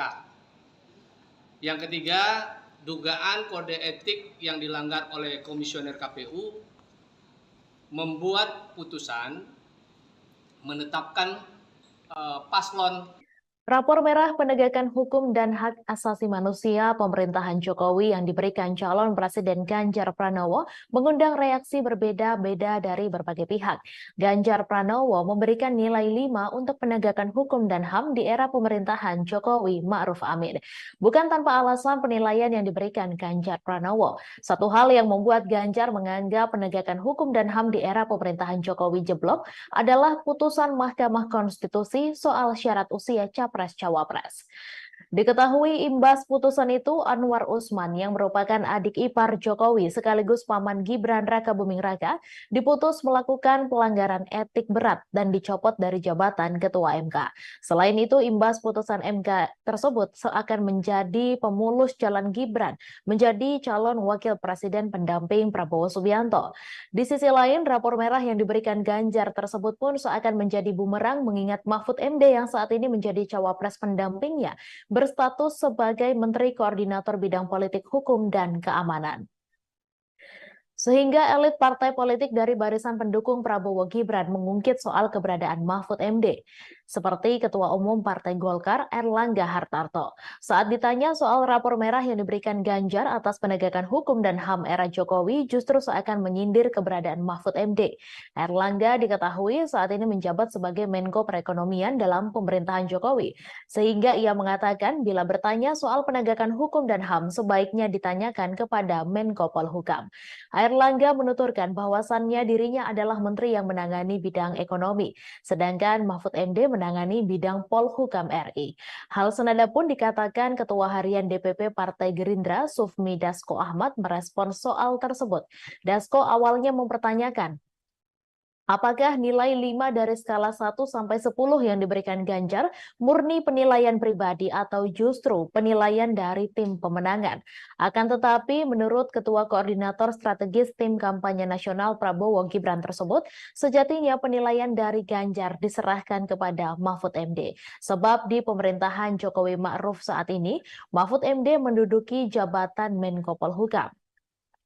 Lain halnya dengan PKS yang merupakan partai politik pendukung Anies Muhaimin. Ketua fraksi PKS DPR RI Jazuli Juwaini justru menyindir Ganjar Pranowo yang memberikan rapor merah atas penegakan hukum era Presiden Jokowi.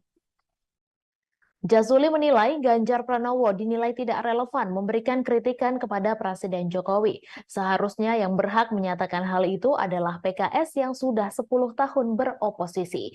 Ia menyampaikan kritikan Ganjar kepada Jokowi hanya karena kecewa tidak mendapat dukungan di Pilpres 2024. Padahal sebelumnya Ganjar sempat terus memuji pemerintahan Presiden Jokowi. PKS, kata Jazuli, berbeda dengan Ganjar yang baru-baru ini melemparkan kritik kepada Jokowi. Menurutnya, PKS selalu memberikan evaluasi terhadap pemerintahan Jokowi setiap 5 tahun sekali. Karena itu, Jazuli pun mempertanyakan alasan Ganjar baru melontarkan kritik kepada Presiden Jokowi setelah tidak mendapatkan endorsement di Pilpres 2024. Padahal, masalah ini sudah terjadi sejak 9 tahun terakhir kepemimpinan Jokowi. Deputi Hukum Tim Pemenangan Nasional Ganjar Pranowo Mahfud MD Todung Mulya Lubis mengatakan pose 3 jari Mahfud dengan 2 orang pilot Garuda Indonesia bukan kampanye. Hal ini merespons adanya pelaporan terhadap Mahfud ke Badan Pengawas Pemilu RI terkait pose 3 jari. Diketahui 3 merupakan nomor urut pasangan Ganjar Mahfud yang telah ditetapkan Komisi Pemilihan Umum Republik Indonesia beberapa waktu lalu. Todung meyakini Mahfud sangat memahami tahapan masa kampanye pemilu 2024. Menurutnya, apa yang dilakukan Mahfud adalah bentuk aksi spontanitas sebagai pasangan nomor urut 3. Kendati demikian, Todung menegaskan TPN Ganjar Mahfud menghormati langkah dari pelapor tersebut. Sebagaimana diketahui, Mahfud dilaporkan ke Bawaslu oleh Ketua Advokat Pengawas Pemilu Muhammad Mualimin pada hari Selasa. Mahfud diduga mencuri start kampanye karena mengunggah fotonya pose 3 jari dengan pilot dan co-pilot di dalam kokpit pesawat. Hal itu terlihat dari akun Instagram miliknya yang diunggah pada Kamis 16 November lalu. Selain itu, Mualimin menjelaskan Garuda Indonesia adalah perusahaan milik Badan Usaha Milik Negara atau BUMN. Dengan adanya foto itu, pihaknya menilai Garuda Indonesia juga turut tidak amanah dalam kinerjanya sebab menunjukkan keberpihakan. Pihak Bawaslu menduga Mahfud melanggar ketentuan pasal 27 ayat 1 Peraturan KPU tentang kampanye pemilihan umum. Adapun barang bukti yang dibawa untuk laporan adalah berupa tangkapan layar unggahan foto dari Instagram Mahfud dan juga 3 tangkapan layar pemberitaan ihwal foto tersebut. Pakar politik Universitas Al-Azhar Indonesia, Ujang Komarudin, menganalisis sikap Nasdem yang menolak bekerja sama dengan PDIP terkait adanya tekanan dari penguasa menjelang Pilpres 2024. Adapun mulanya hal itu dari Sekjen PDIP Hasto Kristianto yang mengungkapkan pihaknya mendapatkan tekanan kekuasaan. Ia juga mengaku berkomunikasi dengan tim Anies Muhaimin untuk meluruskan demokrasi. Namun Wakil Ketua Umum Partai Nasdem Ahmad Ali membantah Hasto. Ali meminta agar tak melibatkan Amin dalam konteks tekanan kekuasaan yang dirasakan TPN Ganjar Mahfud. Menurut Ujang, sikap Nasdem tersebut bukti konsistensi sikap sebuah partai. Ujang melihat pernyataan Ahmad Ali dan Anies secara politik sudah tepat. Menurut Ujang, PDIP kini sedang mencari kawan untuk mengkritisi Jokowi atau yang lebih ekstrim melawan Jokowi. Hal ini terjadi sejak pencawapresan Gibran. Senada, analis politik Silvanus Alvin berpandangan jika PDIP secara terbuka menunjukkan sikap fight back terhadap Jokowi atau Presiden saat ini, maka publik dapat menangkap kesan bahwa PDIP menunjukkan inkonsistensi. Partai penguasa tapi tidak mendukung pemerintahan. Artinya, hal ini dapat menimbulkan kebingungan di kalangan masyarakat dan pada akhirnya memang bisa berdampak dalam mempengaruhi persepsi publik terhadap partai tersebut. Sebaliknya, polemik tekanan kekuasaan itu akan mempengaruhi secara positif persepsi publik pada Nasdem. Dosen Universitas Multimedia Nusantara ini melihat Nasdem bersama pasangan Amin hanya mau fokus dengan strategi komunikasinya. Seperti diketahui, Wakil Ketua Umum Partai Nasdem Ahmad Ali merespons pernyataan Sekjen PDIP Hasto Kristianto terkait rencana kubu Ganjar Mahfud yang ingin membangun komunikasi dengan kubu Anies Muhaimin dalam rangka melawan tekanan penguasa. Ahmad Ali pun heran dengan rencana itu mengingat posisi Hasto yang merupakan bagian dari partai penguasa. Kalaupun konteks penguasa yang dimaksud Hasto adalah presiden, Ahmad Ali menegaskan bahwa sampai hari ini Nasdem tetap menjadi partai pendukung pemerintah hingga akhir masa jabatan. Ahmad Ali bahkan mengingatkan Hasto layaknya termakan omongan sendiri, lantaran dulu pernah menyebut Anies sebagai pemimpin yang ditolak alam saat terpilih menjadi gubernur DKI pada Pilkada 2018 silam. Sebelumnya, Sekretaris Tim Pemenangan Nasional Ganjar Mahfud, Hasto Kristianto mengungkapkan tekanan demi tekanan mulai terasa dialami TPN dan pihak yang menyuarakan mengenai paslon nomor urut 3. Hal itu disampaikan Hasto di sela-sela rapat konsolidasi Tim Pemenangan Ganjar Mahfud di Jakarta pada Sabtu 18 November, di mana acara itu dihadiri seluruh tim pemenangan daerah Ganjar Mahfud dari 38 provinsi. Sekretaris Jenderal PDI Perjuangan ini pun mencontohkan adanya intimidasi terhadap Direktur Eksekutif Carta Politika Indonesia, Yunarto Wijaya, yang memotret fakta elektabilitas Ganjar Mahfud meninggi. Tekanan yang sama juga dialami pegiat media sosial Ulin Niam Yusron. Hasto juga mengaku mendapat tekanan bersama rekan separtainya Adian Napitupulu. Tribuners, dua emak-emak dari Depok dan Bekasi melalui kelompok masyarakat Aliansi Penyelamat Konstitusi atau APK melaporkan 7 anggota Komisi Pemilihan Umum ke Dewan Kehormatan Penyelenggara Pemilu. Laporan itu dilakukan lantaran dua mama ini menduga bahwa KPU melakukan pelanggaran etik karena menerima pendaftaran Wali Kota Solo Gibran Rakabuming Raka sebagai cawapres menggunakan aturan dalam peraturan KPU yang lama sebelum putusan Mahkamah Konstitusi nomor 90.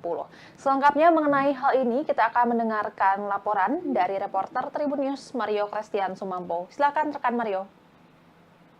Ya, selamat sore rekan GG. Benar, pada hari ini baru saja dua mama berasal dari Depok dan Bekasi melalui Aliansi Penyelamat Konstitusi atau APK melaporkan 7 anggota KPU RI ke DKPP. Laporan ini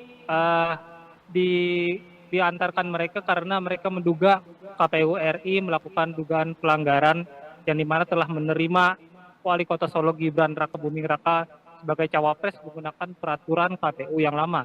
Sedangkan saat ditetapkan menjadi peserta Pilpres 2024 secara definitif, Gibran ini telah ditentukan dan diresmikan menjadi cawapres menggunakan PKPU yang baru, yang dimana di dalamnya usia capres-cawapres telah direduksi pasca putusan Mahkamah Konstitusi.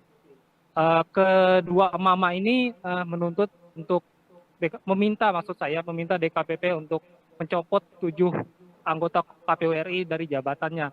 Adapun 7 orang ini adalah yang pertama Ketua KPU RI Hasyim Asyari beserta anggota lainnya Idam Holik, August Melas, Betty Epsilon Idrus, Muhammad Afifuddin, Yulianto Sudrajat, dan juga Sekjen KPU RI Parsadaan Arahap. Demikian GG yang bisa saya sampaikan sejauh ini.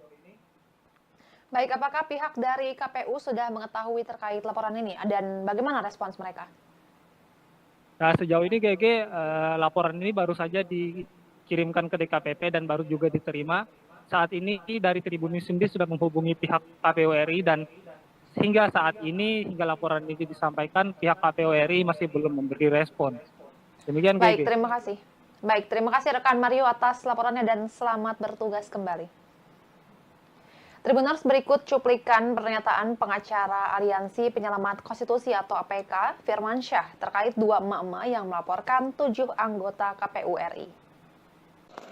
Kami barusan,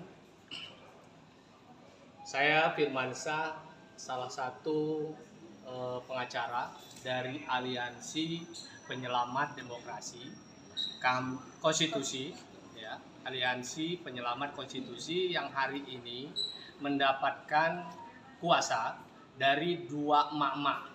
Jadi ada dua emak-emak yang hari ini melihat bahwa ada pelanggaran kode etik, dugaan kode etik yang dilakukan oleh 7 komisioner KPU. Jadi yang kita laporkan 7 komisioner KPU mulai dari ketua KPU sampai dengan komisioner yang lain.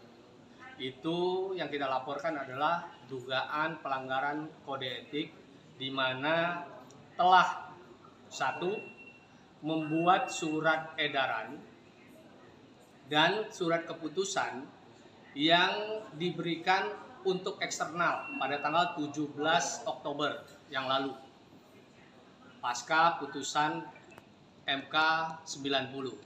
Lalu pada tanggal 25 Oktober menerima isu ijazah palsu. Juru bicara Gibran, Emil Elestianto Dardak, ikut angkat bicara perihal isu ijazah palsu Gibran. Ia mengaku prihatin atas tuduhan tersebut. Berbicara dengan media, Emil yang juga alumni Ritsumeikan Asia Pacific University Jepang ini menekankan ia membela Gibran bukan lantaran telah ditunjuk sebagai jubirnya. Ketua DPD Demokrat Jawa Timur ini membela putra Presiden Jokowi tersebut lebih karena dirinya merupakan orang yang menjalani proses pendidikan yang mirip dengan apa yang dijalani Gibran. Emil menjelaskan pada proses pendidikan yang dimaksud, Gibran mengambil program dengan Inggris University of Bradford melalui Management Development Institute of Singapore. Bukan hanya Gibran, Emil bercerita bahwa dirinya pernah mengambil program dengan University of Wales melalui sebuah perguruan tinggi Indonesia yang namanya Universitas Indonesia Esa Unggul. Wakil Gubernur Jatim itu pun menyatakan sudah banyak penjelasan terkait alur pendidikan yang ditempuh Gibran maupun dirinya, termasuk yang juga ditempuh dirinya sendiri. Dari dalam negeri juga telah ada pengakuan kesetaraan ijazah dari Pangkalan Data Pendidikan Tinggi yang menjadi landasan pendidikan yang ditempuh.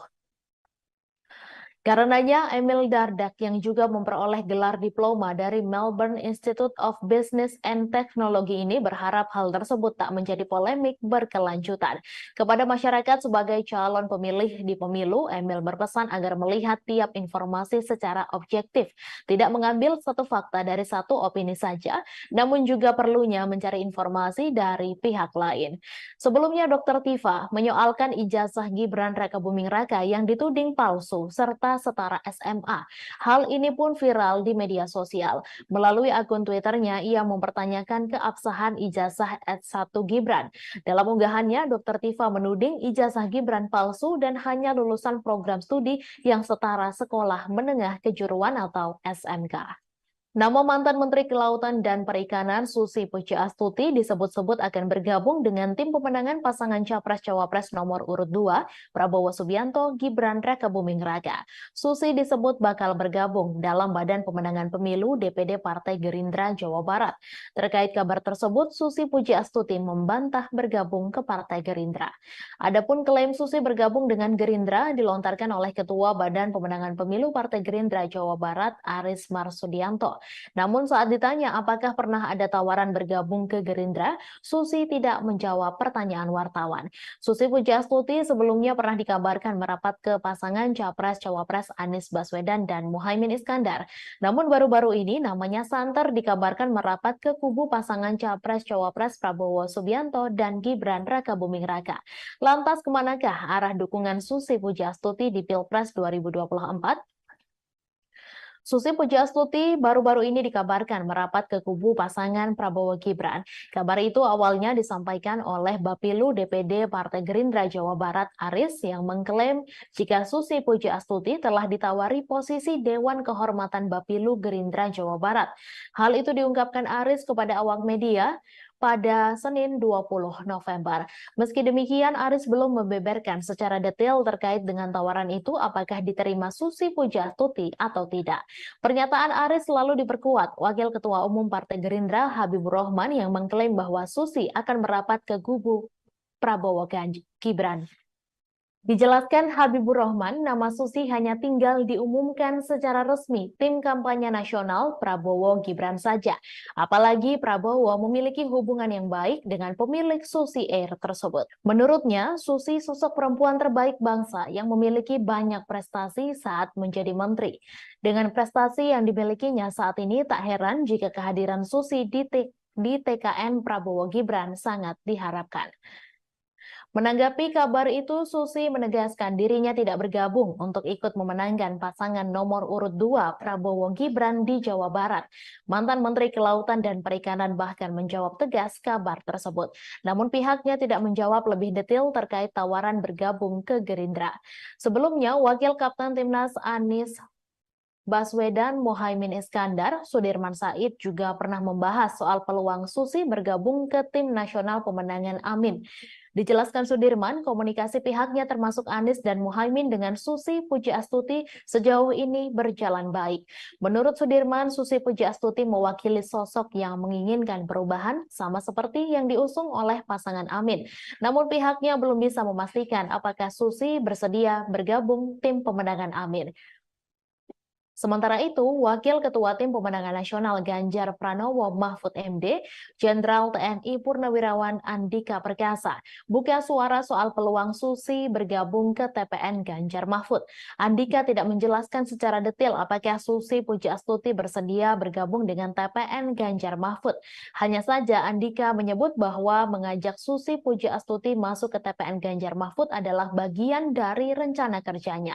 Hal ini disampaikan Andika saat ditanya mengenai momen makan siang bersama antara Ganjar dengan Susi di Pangandaran, Jawa Barat pada Selasa 7 November.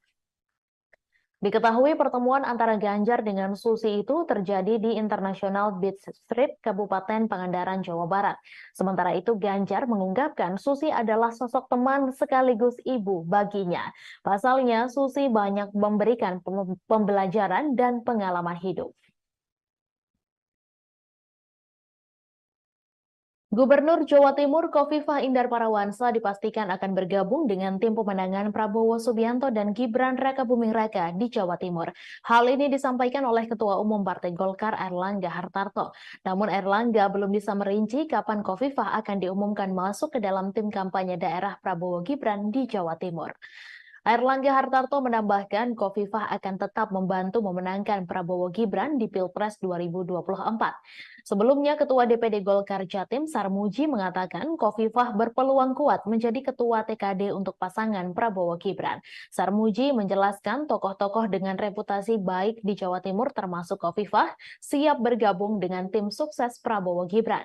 Menurutnya, Khofifah akan bergabung ke tim pemenangan Prabowo Gibran setelah masa jabatannya sebagai Gubernur Jawa Timur berakhir. Adapun masa jabatan Khofifah akan berakhir pada 31 Desember 2023 mendatang. Dewan Pakar Tim Kampanye Nasional Prabowo Gibran Budiman Sujatmiko menyebut TKD sudah cukup kuat terutama di Jawa Timur dan Jawa Tengah. TKD itu nantinya dibentuk untuk memperkuat upaya pemenangan Prabowo Gibran di setiap daerah. Menurut Budiman sudah ada beberapa nama yang akan memimpin tim kampanye Prabowo Gibran di daerah termasuk Khofifah. Ia mengatakan Khofifah menjadi salah satu opsi nama yang akan memimpin TKD di wilayah Jawa Timur.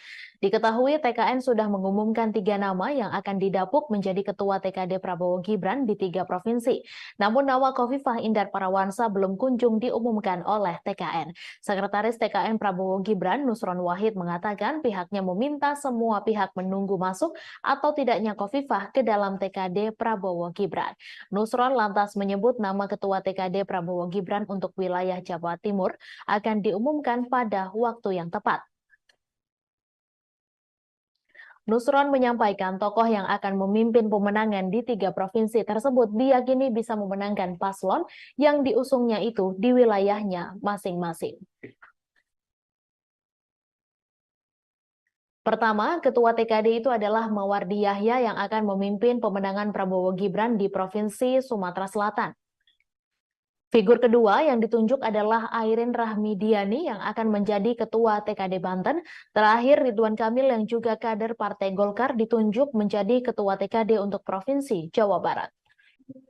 Di saat PDIP tegas sudah tutup buku soal Wali Kota Medan Bobi Nasution, Golkar terang-terangan memberi surat tugas ke Bobi. Wakil Ketua Umum Golkar Ahmad Doli Kurnia mengungkap soal surat penugasan partainya untuk Bobi Nasution.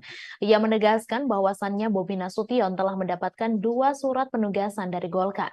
Tak hanya itu, ternyata Partai Golkar juga mengusulkan nama menantu Presiden Jokowi itu maju menjadi calon Gubernur Sumatera Utara di Pilkada 2024 mendatang. Diketahui Partai Golkar mengusulkan nama menantu Presiden Jokowi maju menjadi calon gubernur Sumatera Utara di Pilkada 2024. Nama itu pun diumumkan langsung oleh Ketua Umum Golkar Airlangga Hartarto. Hal itu selepas Airlangga memberikan pengarahan kepada bakal calon kepala daerah atau wakil kepala daerah Golkar seluruh Indonesia di kantor DPP Golkar Selipi, Jakarta Barat pada Selasa 21 November. Sementara itu, Wakil Ketua Umum Golkar, Ahmad Doli Kurnia, mengatakan bahwa partainya lah yang pertama kali mengusung Bobi untuk maju di pemilihan gubernur Sumatera Utara. Lebih lanjut, Doli kembali menegaskan bahwasannya Bobi telah mendapatkan 2 surat penugasan dari Golkar. Selain Bobi, ada pula daftar nama bakal calon kepala daerah atau wakil kepala daerah Golkar yang baru diungkap setelah pengarahan itu. Di antaranya bakal Cagup Banten, Airin Rahmidiani, bakal Cagup Papua Barat Paulus Waterpau, bakal Cagup Jawa Barat Ridwan Kamil. Diketahui Airlangga Hartarto memberikan pengarahan kepada bakal calon kepala daerah atau wakil kepala daerah Golkar seluruh Indonesia. Total ada 1.117 orang yang mengikuti acara tersebut. Arahan itu disampaikan langsung oleh Airlangga kepada ribuan bakal calon kepala daerah atau wakil kepala daerah Golkar seluruh Indonesia di Selipi, Jakarta Barat pada Selasa 21 November. Pembekalan berlangsung lebih dari 3 jam secara tertutup. Selesai kegiatan, Airlangga baru menemui awak media menjelaskan maksud mengumpulkan ribuan bakal calon kepala daerah atau wakil kepala daerah Golkar seluruh Indonesia. Dijelaskan Airlangga, mereka diharapkan bisa berkontribusi dalam pemenangan Partai Golkar dalam pemilihan legislatif 2024. Mereka nantinya diminta bergerak bersama pengurus Partai Golkar di daerah. Ia menyatakan bahwasannya pemenangan Golkar di daerah akan menjadi modal utama agar bakal calon kepala daerah atau wakil kepala daerah bisa diusung oleh DPP Partai Golkar di Pilkada 2024. Berdasarkan Survei Nasional Indonesia Political Opinion periode 10 hingga 17 November 2023, elektabilitas Capres Koalisi Perubahan Anies Baswedan mengalami kenaikan. Berdasarkan Surnas IPO, elektabilitas Anies menunjukkan 32,7%. Hasil survei itu tertuang dalam peta elektabilitas koalisi dan arah pemilih muda di Pilpres 2024. Sedangkan elektabilitas Capres Prabowo Subianto sebanyak 37,5% dan Capres Ganjar sebesar 28,5%. Anies menilai bahwa hasil survei itu sebagai bukti bahwa semakin hari masyarakat mulai menginginkan adanya perubahan. Hal itu membuat mantan Gubernur DKI Jakarta tersebut optimistis bisa melakukan perubahan sesuai tema yang diusungnya untuk merubah Indonesia lebih baik.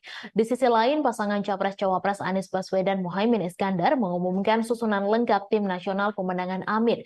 Sejumlah nama menempati jabatan sebagai Dewan Pertimbangan dan Dewan Penasehat Timnas Amin. Selain itu, Anies juga mengumumkan sejumlah nama lain yang masuk dalam struktur Timnas Amin sebagai Dewan Penasehat. Ia menjelaskan Dewan Penasehat ini bertugas untuk memberikan nasihat-nasihat. Kemudian ada pula pimpinan Pemuda Pancasila Capto Suryo Sumarno masuk menjadi Dewan Penasehat. Selanjutnya ada mantan Wakapolri Komjen Ogroseno, mantan Kepala BIN Letjen Sutioso, Sutrisno Bahir, dan Hidayat Nur Wahid. Sementara itu, juru bicara Anies Baswedan, Surya Chandra, menegaskan dukungan perangkat desa pada salah satu pasangan calon merupakan tindakan berbahaya sehingga menjadi pertimbangan untuk melaporkan insiden ini ke Bawaslu RI. Ia juga menyayangkan perilaku Cawapres nomor urut 2 Gibran Rakabuming Raka yang menghadiri acara Silaturahmi Nasional Desa Bersatu 2023 bersama 8 organisasi perangkat desa di Indonesia Arena GBK Jakarta pada Minggu 19 November. Menjaga netralitas politik perangkat desa menurut Suryan penting untuk membantu mereka bisa mengelola konflik yang potensial terjadi di dalam pemilu nanti. Dengan kata lain, integritas adalah tiang panjang dari tata kelola desa yang baik. Ia meyakinkan warga bahwa negara memang bekerja untuk kepentingan mereka, bukan hanya untuk kalangan tertentu, dan ini vital bagi kesejahteraan ekonomi dan kebaikan masyarakat secara umum. Tribuners, 2 emak-emak dari Depok dan Bekasi melalui kelompok masyarakat Aliansi Penyelamat Konstitusi atau APK melaporkan 7 anggota Komisi Pemilihan Umum ke Dewan Kehormatan Penyelenggara Pemilu. Laporan itu dilakukan lantaran dua mama ini menduga bahwa KPU melakukan pelanggaran etik karena menerima pendaftaran Wali Kota Solo Gibran Rakabuming Raka sebagai cawapres menggunakan aturan dalam peraturan KPU yang lama sebelum putusan Mahkamah Konstitusi nomor 90. Selengkapnya mengenai hal ini kita akan mendengarkan laporan dari reporter Tribun News Mario Christian Sumampo. Silakan rekan Mario. Ya, selamat sore rekan GG. Benar, pada hari ini baru saja dua mama berasal dari Depok dan Bekasi melalui Aliansi Penyelamat Konstitusi atau APK melaporkan 7 anggota KPU RI ke DKPP. Laporan ini diantarkan mereka karena mereka menduga KPU RI melakukan dugaan pelanggaran yang dimana telah menerima Wali Kota Solo Gibran Rakabuming Raka sebagai cawapres menggunakan peraturan KPU yang lama. Sedangkan saat ditetapkan menjadi peserta Pilpres 2024 secara definitif, Gibran ini telah ditentukan dan diresmikan menjadi cawapres menggunakan PKPU yang baru, yang dimana di dalamnya usia capres cawapres telah direduksi pasca putusan Mahkamah Konstitusi. Kedua mama ini menuntut untuk meminta DKPP untuk mencopot 7 anggota KPU RI dari jabatannya. Adapun 7 orang ini adalah yang pertama Ketua KPU RI Hasyim Asyari beserta anggota lainnya Idam Holik, August Melas, Betty Epsilon Idrus, Muhammad Afifuddin, Yulianto Sudrajat, dan juga Sekjen KPU RI Parsadaan Arahap. Demikian GG yang bisa saya sampaikan sejauh ini. Baik, apakah pihak dari KPU sudah mengetahui terkait laporan ini dan bagaimana respons mereka? Nah, sejauh ini GG laporan ini baru saja dikirimkan ke DKPP dan baru juga diterima. Saat ini dari Tribun News sendiri sudah menghubungi pihak KPU RI dan hingga saat ini, hingga laporan ini disampaikan, pihak KPU RI masih belum memberi respon. Demikian Baik, GG. terima kasih. Baik, terima kasih rekan Mario atas laporannya dan selamat bertugas kembali. Tribuners, berikut cuplikan pernyataan pengacara Aliansi Penyelamat Konstitusi atau APK, Firman Syah, terkait dua emak-emak yang melaporkan 7 anggota KPU RI. Kami barusan, saya Firman Syah, salah satu pengacara dari Aliansi Penyelamat Demokrasi Konstitusi, ya, Aliansi Penyelamat Konstitusi yang hari ini mendapatkan kuasa dari 2 emak-emak. Jadi ada 2 emak-emak yang hari ini melihat bahwa ada pelanggaran kode etik, dugaan kode etik yang dilakukan oleh 7 komisioner KPU. Jadi yang kita laporkan 7 komisioner KPU mulai dari ketua KPU sampai dengan komisioner yang lain. Itu yang kita laporkan adalah dugaan pelanggaran kode etik di mana telah 1 membuat surat edaran dan surat keputusan yang diberikan untuk eksternal pada tanggal 17 Oktober yang lalu pasca putusan MK 90. Lalu pada tanggal 25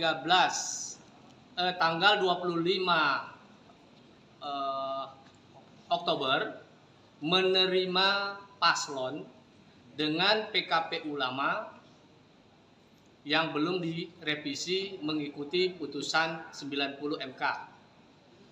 Yang ketiga, dugaan kode etik yang dilanggar oleh komisioner KPU membuat putusan menetapkan paslon. Rapor merah penegakan hukum dan hak asasi manusia pemerintahan Jokowi yang diberikan calon Presiden Ganjar Pranowo mengundang reaksi berbeda-beda dari berbagai pihak. Ganjar Pranowo memberikan nilai 5 untuk penegakan hukum dan HAM di era pemerintahan Jokowi Ma'ruf Amin. Bukan tanpa alasan penilaian yang diberikan Ganjar Pranowo. Satu hal yang membuat Ganjar menganggap penegakan hukum dan HAM di era pemerintahan Jokowi jeblok adalah putusan Mahkamah Konstitusi soal syarat usia Capres-Cawapres. Diketahui imbas putusan itu, Anwar Usman yang merupakan adik ipar Jokowi sekaligus paman Gibran Rakabuming Raka diputus melakukan pelanggaran etik berat dan dicopot dari jabatan Ketua MK. Selain itu, imbas putusan MK tersebut seakan menjadi pemulus jalan Gibran menjadi calon wakil presiden pendamping Prabowo Subianto. Di sisi lain, rapor merah yang diberikan Ganjar tersebut pun seakan menjadi bumerang mengingat Mahfud MD yang saat ini menjadi cawapres pendampingnya berstatus sebagai Menteri Koordinator Bidang Politik Hukum dan Keamanan. Sehingga elit partai politik dari barisan pendukung Prabowo Gibran mengungkit soal keberadaan Mahfud MD. Seperti Ketua Umum Partai Golkar Erlangga Hartarto. Saat ditanya soal rapor merah yang diberikan Ganjar atas penegakan hukum dan HAM era Jokowi justru seakan menyindir keberadaan Mahfud MD. Erlangga diketahui saat ini menjabat sebagai Menko Perekonomian dalam pemerintahan Jokowi. Sehingga ia mengatakan bila bertanya soal penegakan hukum dan HAM sebaiknya ditanyakan kepada Menko Polhukam. Erlangga menuturkan bahwasannya dirinya adalah menteri yang menangani bidang ekonomi, sedangkan Mahfud MD menangani bidang Polhukam RI. Hal senada pun dikatakan Ketua Harian DPP Partai Gerindra Sufmi Dasko Ahmad merespons soal tersebut.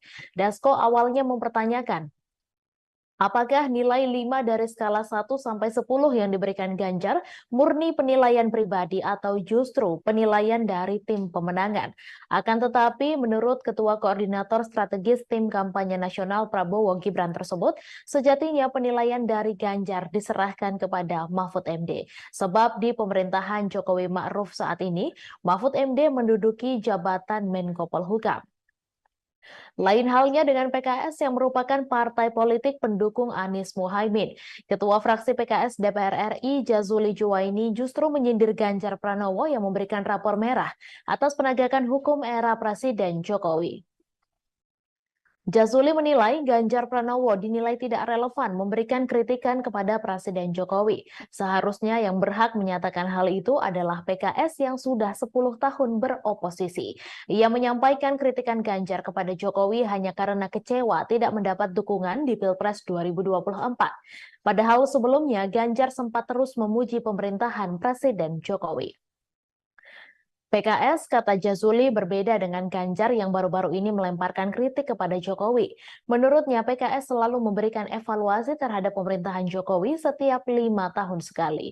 Karena itu, Jazuli pun mempertanyakan alasan Ganjar baru melontarkan kritik kepada Presiden Jokowi setelah tidak mendapatkan endorsement di Pilpres 2024. Padahal, masalah ini sudah terjadi sejak 9 tahun terakhir kepemimpinan Jokowi. Deputi Hukum Tim Pemenangan Nasional Ganjar Pranowo Mahfud MD Todung Mulya Lubis mengatakan pose 3 jari Mahfud dengan 2 orang pilot Garuda Indonesia bukan kampanye. Hal ini merespons adanya pelaporan terhadap Mahfud ke Badan Pengawas Pemilu RI terkait pose 3 jari. Diketahui 3 merupakan nomor urut pasangan Ganjar Mahfud yang telah ditetapkan Komisi Pemilihan Umum Republik Indonesia beberapa waktu lalu.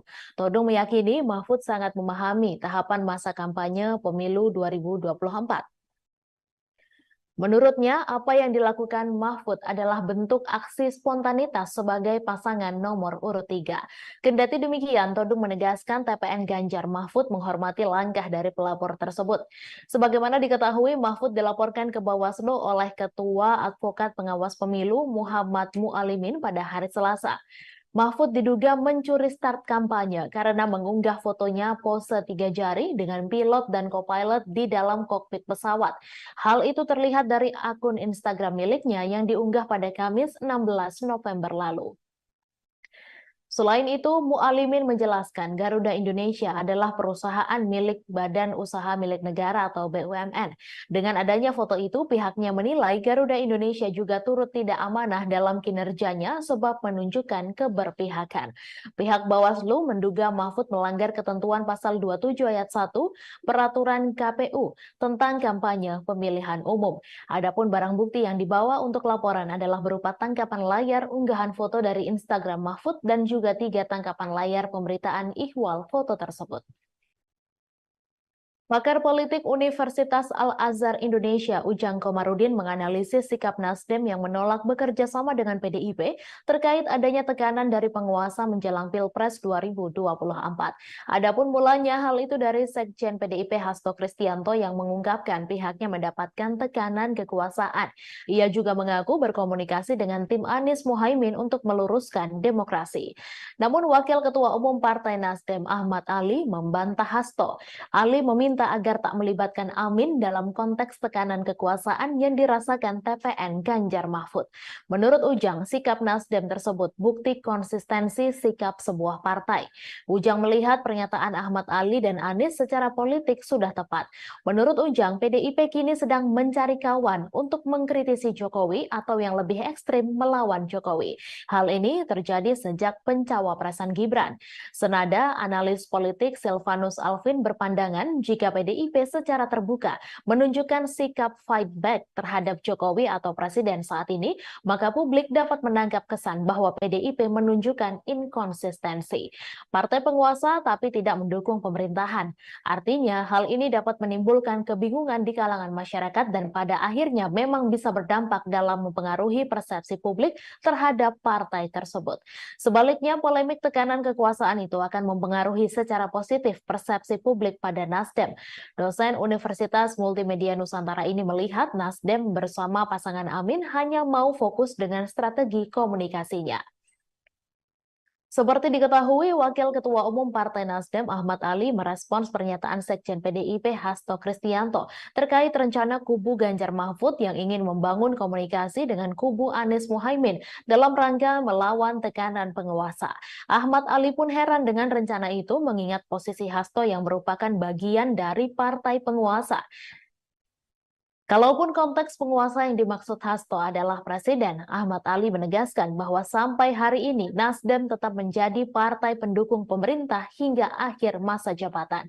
Ahmad Ali bahkan mengingatkan Hasto layaknya termakan omongan sendiri, lantaran dulu pernah menyebut Anies sebagai pemimpin yang ditolak alam saat terpilih menjadi gubernur DKI pada Pilkada 2018 silam.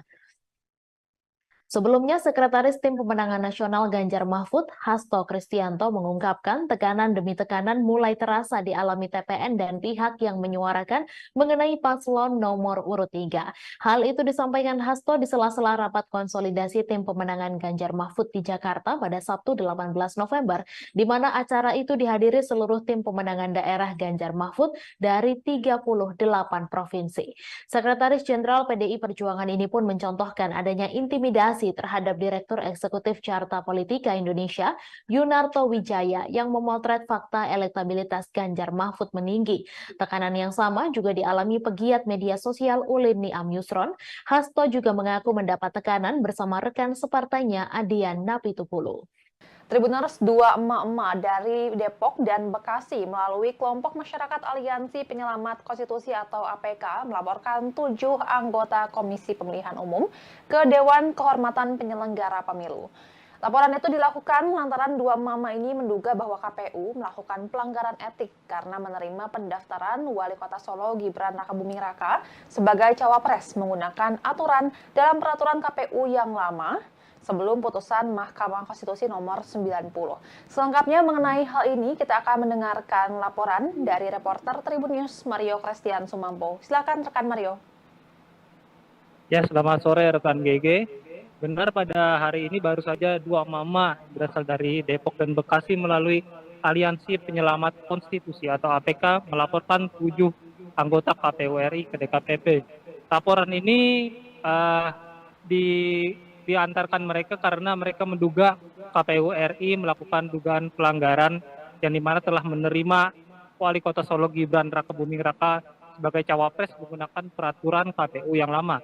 Sedangkan saat ditetapkan menjadi peserta Pilpres 2024 secara definitif, Gibran ini telah ditentukan dan diresmikan menjadi cawapres menggunakan PKPU yang baru yang dimana di dalamnya usia capres-cawapres telah direduksi pasca putusan Mahkamah Konstitusi.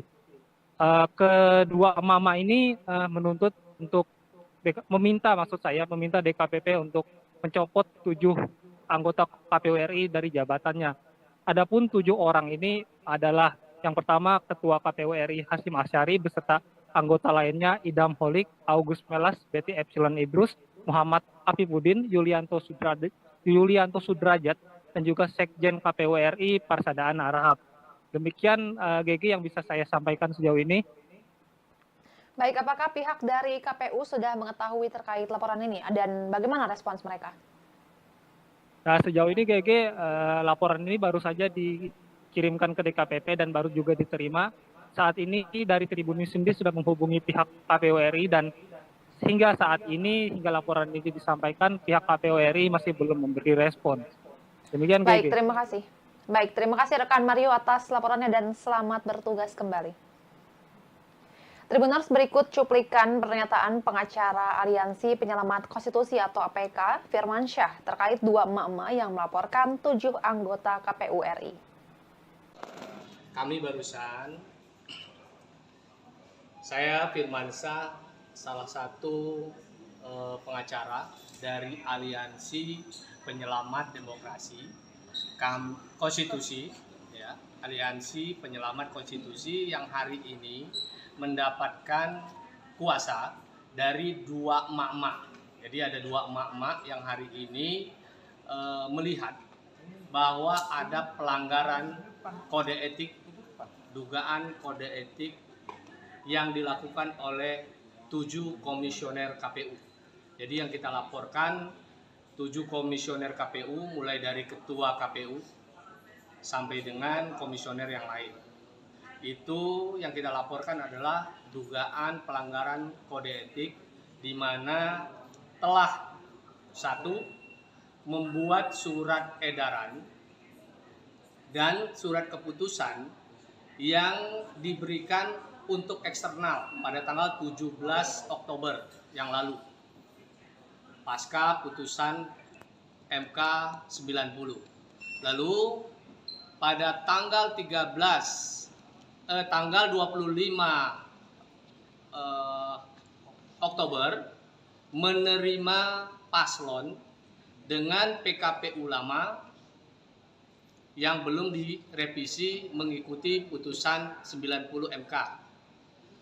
Yang ketiga, dugaan kode etik yang dilanggar oleh komisioner KPU membuat putusan menetapkan paslon Calon Wakil Presiden Prabowo Subianto dalam Pilpres 2024, Gibran Rakabuming Raka, diterpa isu ijazah palsu.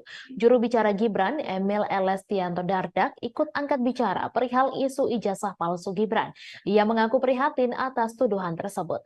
Berbicara dengan media, Emil yang juga alumni Ritsumeikan Asia Pacific University Jepang ini menekankan, ia membela Gibran bukan lantaran telah ditunjuk sebagai jubirnya. Ketua DPD Demokrat Jawa Timur ini membela putra Presiden Jokowi tersebut lebih karena dirinya merupakan orang yang menjalani proses pendidikan yang mirip dengan apa yang dijalani Gibran. Emil menjelaskan pada proses pendidikan yang dimaksud, Gibran mengambil program dengan Inggris University of Bradford melalui Management Development Institute of Singapore. Bukan hanya Gibran, Emil bercerita bahwa dirinya pernah mengambil program dengan University of Wales melalui sebuah perguruan tinggi Indonesia yang namanya Universitas Indonesia Esa Unggul. Wakil Gubernur Jatim itu pun menyatakan sudah banyak penjelasan terkait alur pendidikan yang ditempuh Gibran maupun dirinya, termasuk yang juga ditempuh dirinya sendiri. Dari dalam negeri juga telah ada pengakuan kesetaraan ijazah dari Pangkalan Data Pendidikan Tinggi yang menjadi landasan pendidikan yang ditempuh.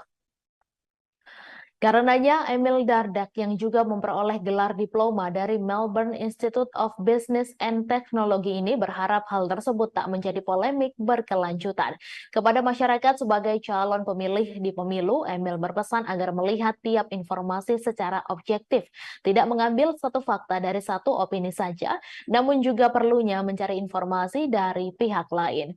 Sebelumnya, Dr. Tifa menyoalkan ijazah Gibran Rakabuming Raka yang dituding palsu serta setara SMA. Hal ini pun viral di media sosial. Melalui akun Twitternya, ia mempertanyakan keabsahan ijazah S1 Gibran. Dalam unggahannya, Dr. Tifa menuding ijazah Gibran palsu dan hanya lulusan program studi yang setara sekolah menengah kejuruan atau SMK. Nama mantan Menteri Kelautan dan Perikanan Susi Pujiastuti disebut-sebut akan bergabung dengan tim pemenangan pasangan Capres-Cawapres nomor urut 2, Prabowo Subianto, Gibran Rakabuming Raka. Susi disebut bakal bergabung dalam Badan Pemenangan Pemilu DPD Partai Gerindra Jawa Barat. Terkait kabar tersebut, Susi Pujiastuti membantah bergabung ke Partai Gerindra. Adapun klaim Susi bergabung dengan Gerindra dilontarkan oleh Ketua Badan Pemenangan Pemilu Partai Gerindra Jawa Barat, Aris Marsudianto. Namun saat ditanya apakah pernah ada tawaran bergabung ke Gerindra, Susi tidak menjawab pertanyaan wartawan. Susi Pujiastuti sebelumnya pernah dikabarkan merapat ke pasangan Capres-Cawapres Anies Baswedan dan Muhaimin Iskandar. Namun baru-baru ini namanya santer dikabarkan merapat ke kubu pasangan Capres-Cawapres Prabowo Subianto dan Gibran Rakabuming Raka. Lantas kemanakah arah dukungan Susi Pujiastuti di Pilpres 2024? Susi Pujiastuti baru-baru ini dikabarkan merapat ke kubu pasangan Prabowo Gibran. Kabar itu awalnya disampaikan oleh Bapilu DPD Partai Gerindra Jawa Barat Aris yang mengklaim jika Susi Pujiastuti telah ditawari posisi Dewan Kehormatan Bapilu Gerindra Jawa Barat. Hal itu diungkapkan Aris kepada awak media pada Senin 20 November. Meski demikian, Aris belum membeberkan secara detail terkait dengan tawaran itu apakah diterima Susi Pujiastuti atau tidak. Pernyataan Aris selalu diperkuat Wakil Ketua Umum Partai Gerindra Habibur Rahman yang mengklaim bahwa Susi akan merapat ke kubu Prabowo Gibran. Dijelaskan Habibur Rahman, nama Susi hanya tinggal diumumkan secara resmi tim kampanye nasional Prabowo Gibran saja. Apalagi Prabowo memiliki hubungan yang baik dengan pemilik Susi Air tersebut. Menurutnya, Susi sosok perempuan terbaik bangsa yang memiliki banyak prestasi saat menjadi menteri. Dengan prestasi yang dimilikinya saat ini, tak heran jika kehadiran Susi di TKN Prabowo Gibran sangat diharapkan. Menanggapi kabar itu, Susi menegaskan dirinya tidak bergabung untuk ikut memenangkan pasangan nomor urut 2 Prabowo Gibran di Jawa Barat. Mantan Menteri Kelautan dan Perikanan bahkan menjawab tegas kabar tersebut. Namun pihaknya tidak menjawab lebih detail terkait tawaran bergabung ke Gerindra. Sebelumnya, Wakil Kapten Timnas Anies Baswedan Muhaimin Iskandar, Sudirman Said juga pernah membahas soal peluang Susi bergabung ke tim nasional pemenangan Amin. Dijelaskan Sudirman, komunikasi pihaknya termasuk Anies dan Muhaimin dengan Susi Pujiastuti sejauh ini berjalan baik. Menurut Sudirman, Susi Pujiastuti mewakili sosok yang menginginkan perubahan sama seperti yang diusung oleh pasangan Amin. Namun pihaknya belum bisa memastikan apakah Susi bersedia bergabung tim pemenangan Amin. Sementara itu, Wakil Ketua Tim Pemenangan Nasional Ganjar Pranowo Mahfud MD, Jenderal TNI Purnawirawan Andika Perkasa, buka suara soal peluang Susi bergabung ke TPN Ganjar Mahfud. Andika tidak menjelaskan secara detail apakah Susi Pujiastuti bersedia bergabung dengan TPN Ganjar Mahfud. Hanya saja Andika menyebut bahwa mengajak Susi Pujiastuti masuk ke TPN Ganjar Mahfud adalah bagian dari rencana kerjanya. Hal ini disampaikan Andika saat ditanya mengenai momen makan siang bersama antara Ganjar dengan Susi di Pangandaran, Jawa Barat pada Selasa 7 November. Diketahui pertemuan antara Ganjar dengan Susi itu terjadi di International Beach Street, Kabupaten Pangandaran, Jawa Barat.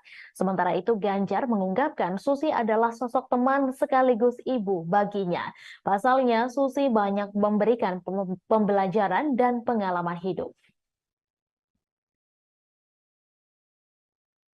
Gubernur Jawa Timur Khofifah Indar Parawansa dipastikan akan bergabung dengan tim pemenangan Prabowo Subianto dan Gibran Rakabuming Raka di Jawa Timur. Hal ini disampaikan oleh Ketua Umum Partai Golkar Airlangga Hartarto. Namun Airlangga belum bisa merinci kapan Khofifah akan diumumkan masuk ke dalam tim kampanye daerah Prabowo Gibran di Jawa Timur. Airlangga Hartarto menambahkan Khofifah akan tetap membantu memenangkan Prabowo Gibran di Pilpres 2024. Sebelumnya, Ketua DPD Golkar Jatim Sarmuji mengatakan Khofifah berpeluang kuat menjadi Ketua TKD untuk pasangan Prabowo Gibran. Sarmuji menjelaskan tokoh-tokoh dengan reputasi baik di Jawa Timur termasuk Khofifah siap bergabung dengan tim sukses Prabowo Gibran. Menurutnya, Khofifah akan bergabung ke tim pemenangan Prabowo Gibran setelah masa jabatannya sebagai Gubernur Jawa Timur berakhir. Adapun masa jabatan Khofifah akan berakhir pada 31 Desember 2023 mendatang.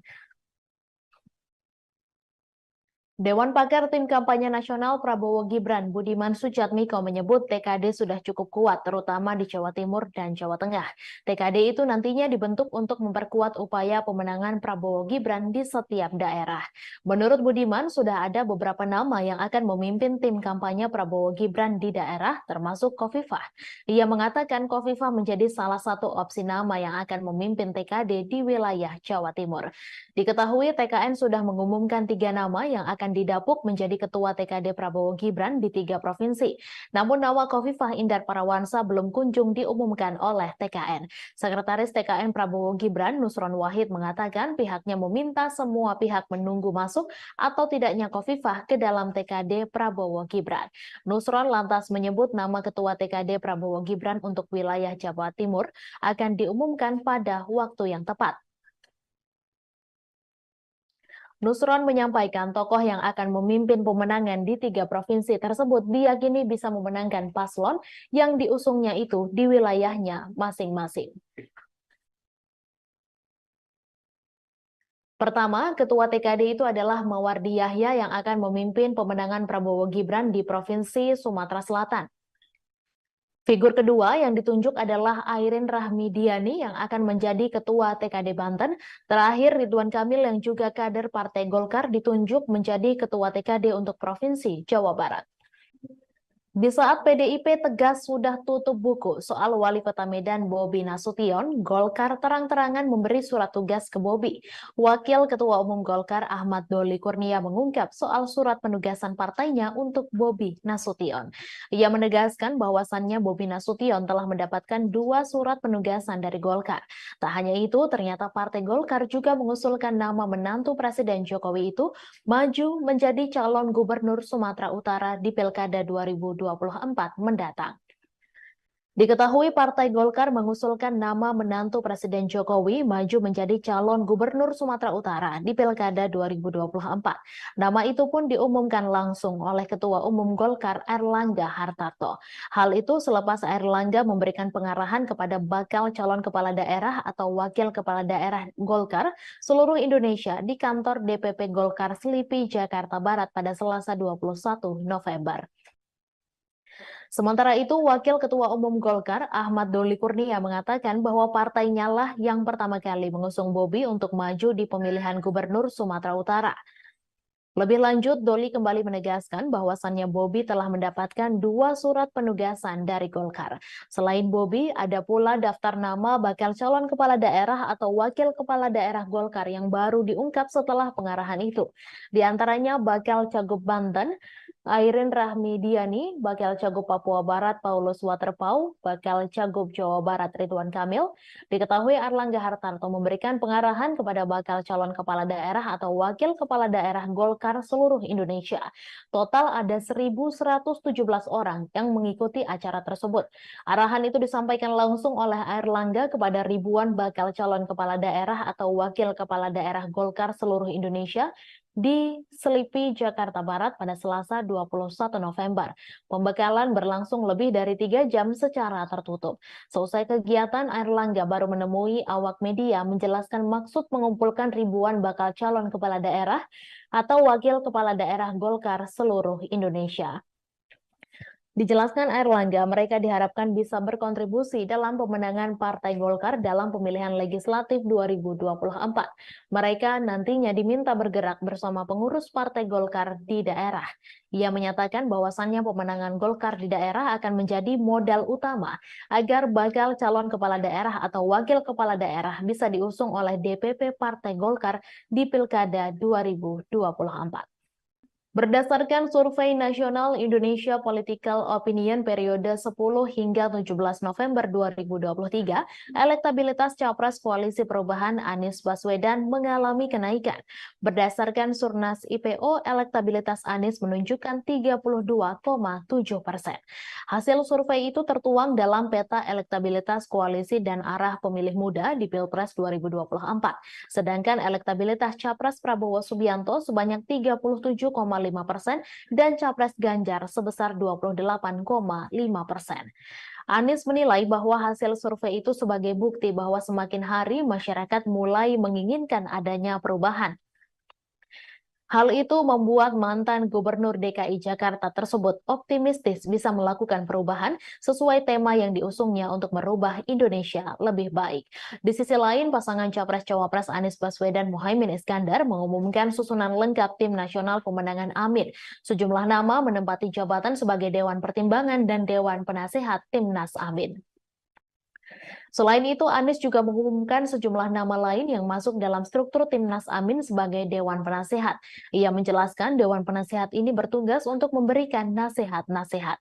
Kemudian ada pula pimpinan pemuda Pancasila Capto Suryo Sumarno masuk menjadi Dewan Penasehat. Selanjutnya ada mantan Wakapolri Komjen Ogroseno, mantan Kepala BIN Letjen Sutioso, Sutrisno Bahir, dan Hidayat Nur Wahid. Sementara itu, juru bicara Anies Baswedan, Surya Chandra menegaskan dukungan perangkat desa pada salah satu pasangan calon merupakan tindakan berbahaya sehingga menjadi pertimbangan untuk melaporkan insiden ini ke Bawaslu RI. Ia juga menyayangkan perilaku Cawapres nomor urut 2 Gibran Rakabuming Raka yang menghadiri acara Silaturahmi Nasional Desa Bersatu 2023 bersama 8 organisasi perangkat desa di Indonesia Arena GBK Jakarta pada Minggu 19 November. Menjaga netralitas politik perangkat desa menurut Suryan penting untuk membantu mereka bisa mengelola konflik yang potensial terjadi di dalam pemilu nanti. Dengan kata lain, integritas adalah tiang panjang dari tata kelola desa yang baik. Ia meyakinkan warga bahwa negara memang bekerja untuk kepentingan mereka, bukan hanya untuk kalangan tertentu, dan ini vital bagi kesejahteraan ekonomi dan kebaikan masyarakat secara umum. Tribuners, dua emak-emak dari Depok dan Bekasi melalui kelompok masyarakat Aliansi Penyelamat Konstitusi atau APK melaporkan 7 anggota Komisi Pemilihan Umum ke Dewan Kehormatan Penyelenggara Pemilu. Laporan itu dilakukan lantaran dua mama ini menduga bahwa KPU melakukan pelanggaran etik karena menerima pendaftaran Wali Kota Solo Gibran Rakabuming Raka sebagai cawapres menggunakan aturan dalam peraturan KPU yang lama sebelum putusan Mahkamah Konstitusi nomor 90. Selengkapnya mengenai hal ini, kita akan mendengarkan laporan dari reporter Tribun News Mario Christian Sumampo. Silakan rekan Mario. Ya, selamat sore rekan GG. Benar, pada hari ini baru saja dua mama berasal dari Depok dan Bekasi melalui Aliansi Penyelamat Konstitusi atau APK melaporkan 7 anggota KPU RI ke DKPP. Laporan ini diantarkan mereka karena mereka menduga KPU RI melakukan dugaan pelanggaran yang dimana telah menerima Wali Kota Solo Gibran Rakabuming Raka sebagai cawapres menggunakan peraturan KPU yang lama. Sedangkan saat ditetapkan menjadi peserta Pilpres 2024 secara definitif, Gibran ini telah ditentukan dan diresmikan menjadi cawapres menggunakan PKPU yang baru, yang dimana di dalamnya usia capres-cawapres telah direduksi pasca putusan Mahkamah Konstitusi. Kedua mama ini menuntut untuk meminta DKPP untuk mencopot 7 anggota KPU RI dari jabatannya. Adapun 7 orang ini adalah yang pertama Ketua KPU RI Hasyim Asyari beserta anggota lainnya Idam Holik, August Melas, Betty Epsilon Idrus, Muhammad Afifuddin, Yulianto Sudrajat, dan juga Sekjen KPU RI Parsadaan Arahap. Demikian GG yang bisa saya sampaikan sejauh ini. Baik, apakah pihak dari KPU sudah mengetahui terkait laporan ini dan bagaimana respons mereka?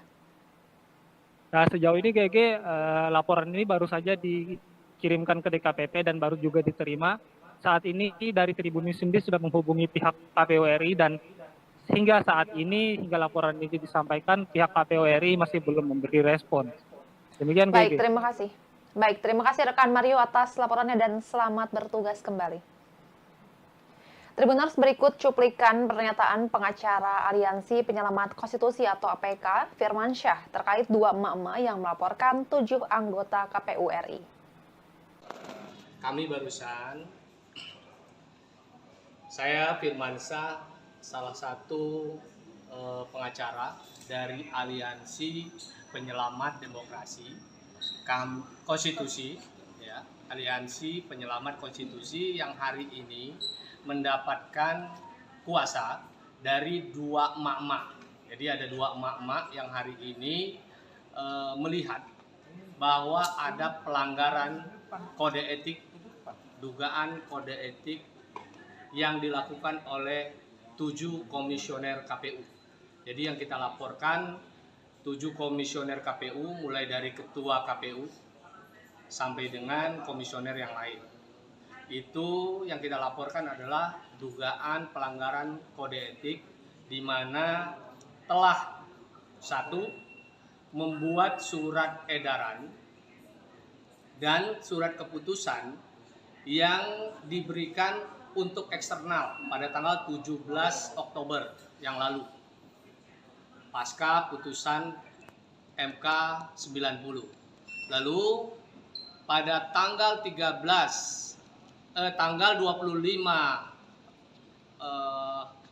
Oktober menerima paslon dengan PKPU lama yang belum direvisi mengikuti putusan 90 MK.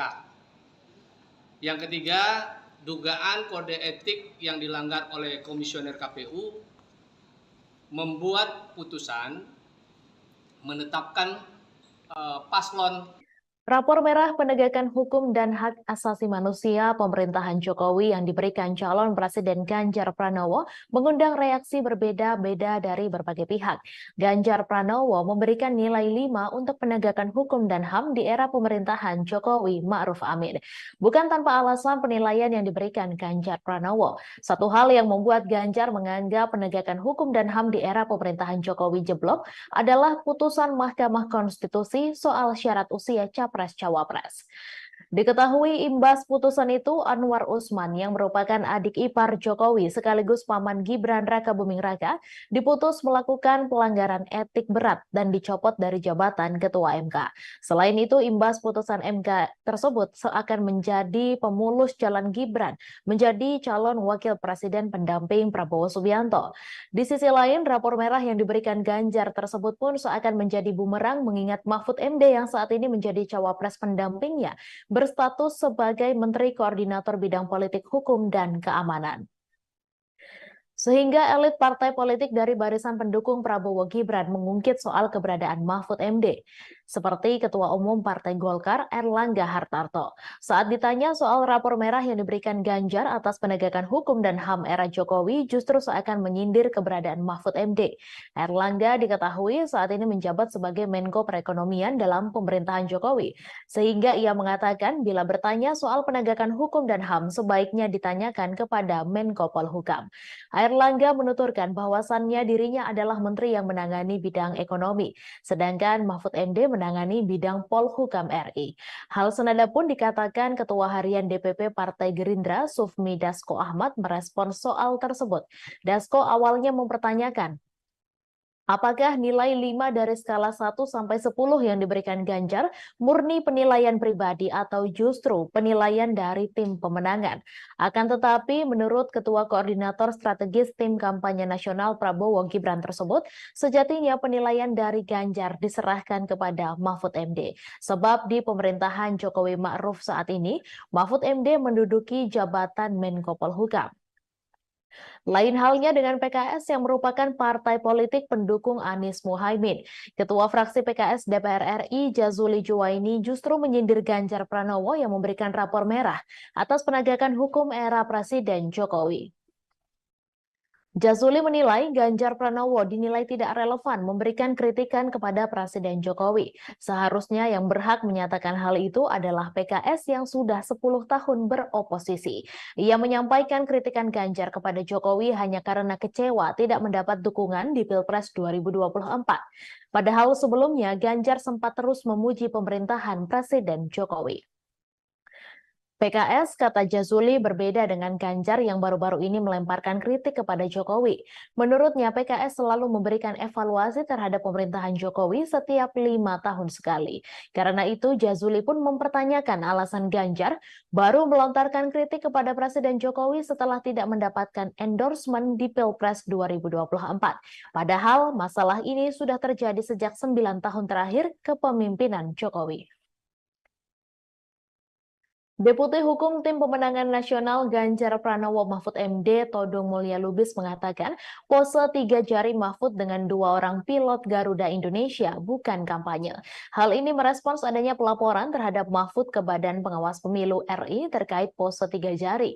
Diketahui 3 merupakan nomor urut pasangan Ganjar Mahfud yang telah ditetapkan Komisi Pemilihan Umum Republik Indonesia beberapa waktu lalu. Todung meyakini Mahfud sangat memahami tahapan masa kampanye pemilu 2024.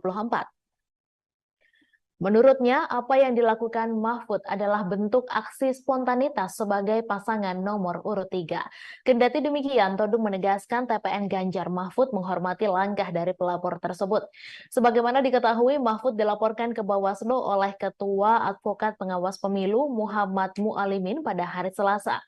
Mahfud diduga mencuri start kampanye karena mengunggah fotonya pose 3 jari dengan pilot dan co-pilot di dalam kokpit pesawat. Hal itu terlihat dari akun Instagram miliknya yang diunggah pada Kamis 16 November lalu. Selain itu, Mualimin menjelaskan Garuda Indonesia adalah perusahaan milik Badan Usaha Milik Negara atau BUMN.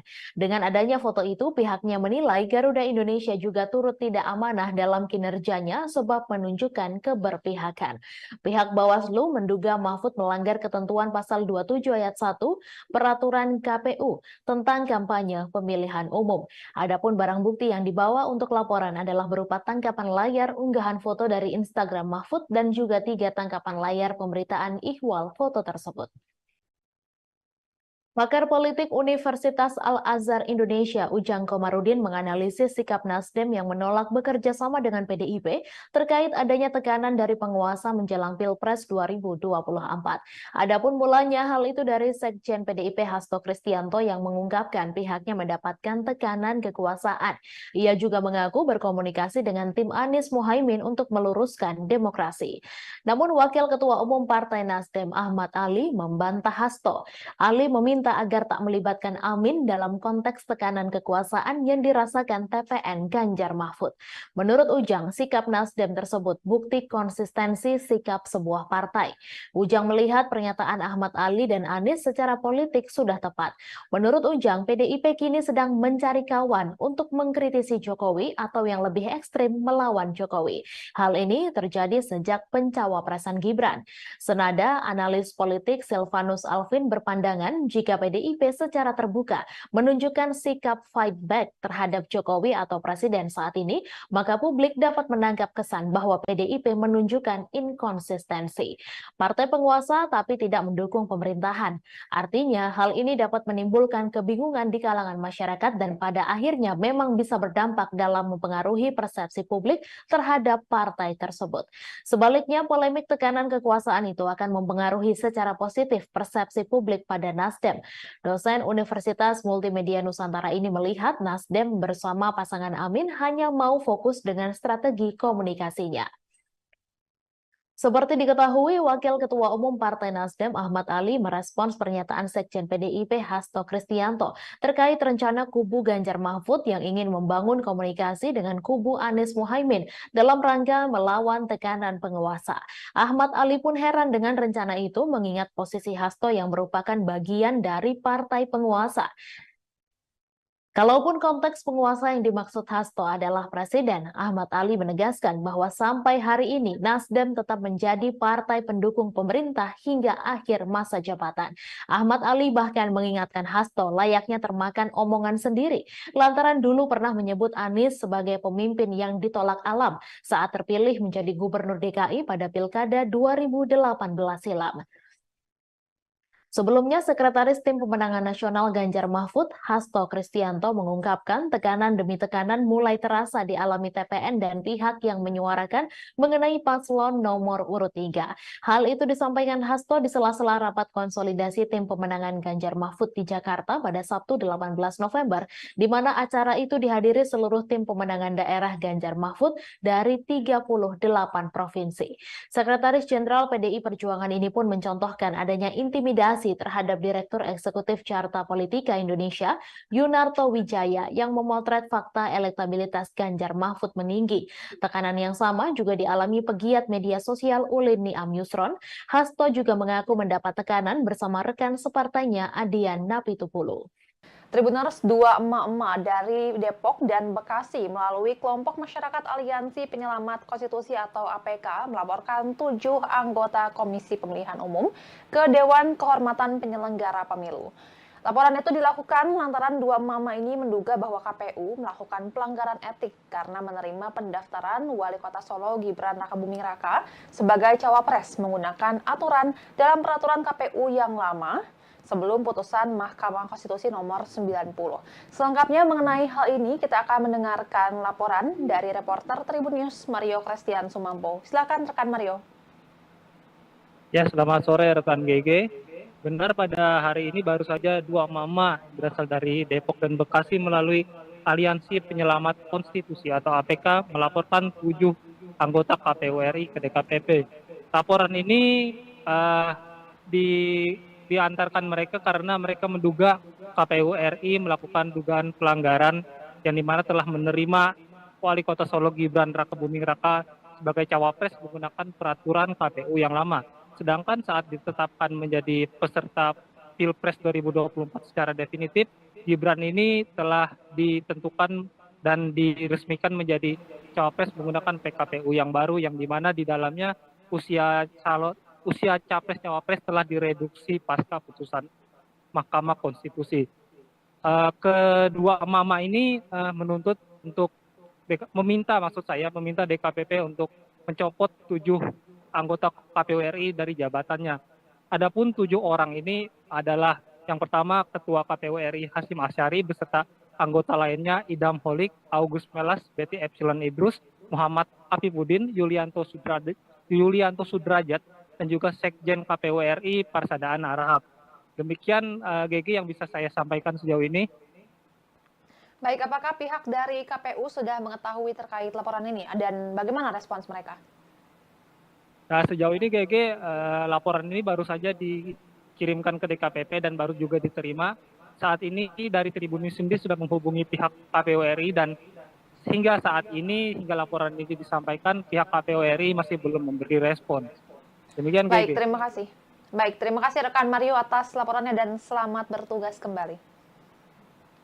Tribuners, berikut cuplikan pernyataan pengacara Aliansi Penyelamat Konstitusi atau APK, Firman Syah, terkait dua emak-emak yang melaporkan 7 anggota KPU RI. Kami barusan, saya Firman Syah, salah satu pengacara dari Aliansi Penyelamat Demokrasi Konstitusi, ya, Aliansi Penyelamat Konstitusi yang hari ini mendapatkan kuasa dari dua emak-emak. Jadi ada dua emak-emak yang hari ini melihat bahwa ada pelanggaran kode etik, dugaan kode etik yang dilakukan oleh 7 komisioner KPU. Jadi yang kita laporkan 7 komisioner KPU mulai dari ketua KPU sampai dengan komisioner yang lain. Itu yang kita laporkan adalah dugaan pelanggaran kode etik di mana telah 1 membuat surat edaran dan surat keputusan yang diberikan untuk eksternal pada tanggal 17 Oktober yang lalu pasca putusan MK 90. Lalu pada tanggal 25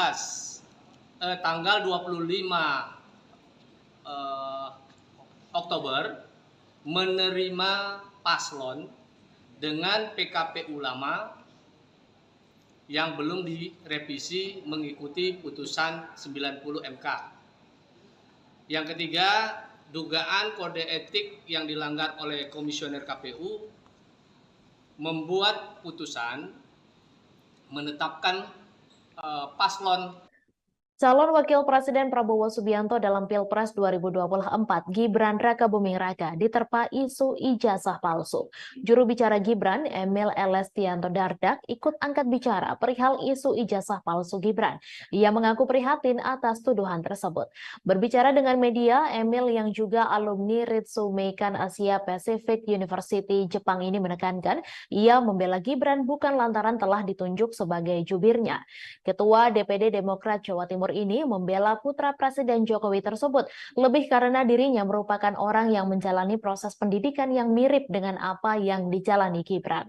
Emil menjelaskan pada proses pendidikan yang dimaksud, Gibran mengambil program dengan Inggris University of Bradford melalui Management Development Institute of Singapore. Bukan hanya Gibran, Emil bercerita bahwa dirinya pernah mengambil program dengan University of Wales melalui sebuah perguruan tinggi Indonesia yang namanya Universitas Indonesia Esa Unggul. Wakil Gubernur Jatim itu pun menyatakan sudah banyak penjelasan terkait alur pendidikan yang ditempuh Gibran maupun dirinya, termasuk yang juga ditempuh dirinya sendiri. Dari dalam negeri juga telah ada pengakuan kesetaraan ijazah dari Pangkalan Data Pendidikan Tinggi yang menjadi landasan pendidikan yang ditempuh. Karenanya, Emil Dardak yang juga memperoleh gelar diploma dari Melbourne Institute of Business and Technology ini berharap hal tersebut tak menjadi polemik berkelanjutan. Kepada masyarakat sebagai calon pemilih di pemilu, Emil berpesan agar melihat tiap informasi secara objektif, tidak mengambil satu fakta dari satu opini saja, namun juga perlunya mencari informasi dari pihak lain. Sebelumnya, Dr. Tifa menyoalkan ijazah Gibran Rakabuming Raka yang dituding palsu serta setara SMA. Hal ini pun viral di media sosial. Melalui akun Twitternya, ia mempertanyakan keabsahan ijazah S1 Gibran. Dalam unggahannya, Dr. Tifa menuding ijazah Gibran palsu dan hanya lulusan program studi yang setara sekolah menengah kejuruan atau SMK. Nama mantan Menteri Kelautan dan Perikanan Susi Pujiastuti disebut-sebut akan bergabung dengan tim pemenangan pasangan Capres-Cawapres nomor urut 2, Prabowo Subianto, Gibran Rakabuming Raka. Susi disebut bakal bergabung dalam Badan Pemenangan Pemilu DPD Partai Gerindra Jawa Barat. Terkait kabar tersebut, Susi Pujiastuti membantah bergabung ke Partai Gerindra. Adapun klaim Susi bergabung dengan Gerindra dilontarkan oleh Ketua Badan Pemenangan Pemilu Partai Gerindra Jawa Barat, Aris Marsudianto. Namun saat ditanya apakah pernah ada tawaran bergabung ke Gerindra, Susi tidak menjawab pertanyaan wartawan. Susi Pujiastuti sebelumnya pernah dikabarkan merapat ke pasangan Capres-Cawapres Anies Baswedan dan Muhaimin Iskandar. Namun baru-baru ini namanya santer dikabarkan merapat ke kubu pasangan Capres-Cawapres Prabowo Subianto dan Gibran Rakabuming Raka. Lantas kemanakah arah dukungan Susi Pujiastuti di Pilpres 2024? Susi Pujiastuti baru-baru ini dikabarkan merapat ke kubu pasangan Prabowo Gibran. Kabar itu awalnya disampaikan oleh Bapilu DPD Partai Gerindra Jawa Barat Aris yang mengklaim jika Susi Pujiastuti telah ditawari posisi Dewan Kehormatan Bapilu Gerindra Jawa Barat. Hal itu diungkapkan Aris kepada awak media pada Senin 20 November. Meski demikian, Aris belum membeberkan secara detail terkait dengan tawaran itu apakah diterima Susi Pujiastuti atau tidak. Pernyataan Aris selalu diperkuat Wakil Ketua Umum Partai Gerindra Habibur Rahman yang mengklaim bahwa Susi akan merapat ke kubu Prabowo Gibran. Dijelaskan Habibur Rahman, nama Susi hanya tinggal diumumkan secara resmi tim kampanye nasional Prabowo Gibran saja. Apalagi Prabowo memiliki hubungan yang baik dengan pemilik Susi Air tersebut. Menurutnya, Susi sosok perempuan terbaik bangsa yang memiliki banyak prestasi saat menjadi menteri.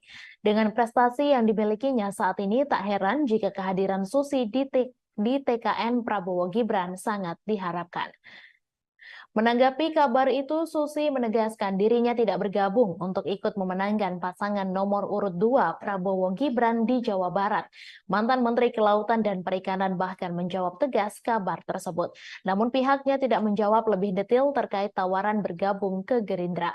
Sebelumnya, Wakil Kapten Timnas Anies Baswedan, Muhaimin Iskandar, Sudirman Said juga pernah membahas soal peluang Susi bergabung ke tim nasional pemenangan Amin.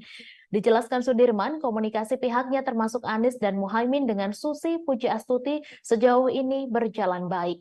Menurut Sudirman, Susi Pujiastuti mewakili sosok yang menginginkan perubahan sama seperti yang diusung oleh pasangan Amin. Namun pihaknya belum bisa memastikan apakah Susi bersedia bergabung tim pemenangan Amin. Sementara itu, Wakil Ketua Tim Pemenangan Nasional Ganjar Pranowo Mahfud MD, Jenderal TNI Purnawirawan Andika Perkasa, buka suara soal peluang Susi bergabung ke TPN Ganjar Mahfud. Andika tidak menjelaskan secara detail apakah Susi Pujiastuti bersedia bergabung dengan TPN Ganjar Mahfud. Hanya saja Andika menyebut bahwa mengajak Susi Pujiastuti masuk ke TPN Ganjar Mahfud adalah bagian dari rencana kerjanya. Hal ini disampaikan Andika saat ditanya mengenai momen makan siang bersama antara Ganjar dengan Susi di Pangandaran, Jawa Barat pada Selasa 7 November. Diketahui pertemuan antara Ganjar dengan Susi itu terjadi di International Beach Street, Kabupaten Pangandaran, Jawa Barat. Sementara itu Ganjar mengungkapkan Susi adalah sosok teman sekaligus ibu baginya. Pasalnya Susi banyak memberikan pembelajaran dan pengalaman hidup. Gubernur Jawa Timur Khofifah Indar Parawansa dipastikan akan bergabung dengan tim pemenangan Prabowo Subianto dan Gibran Rakabuming Raka di Jawa Timur.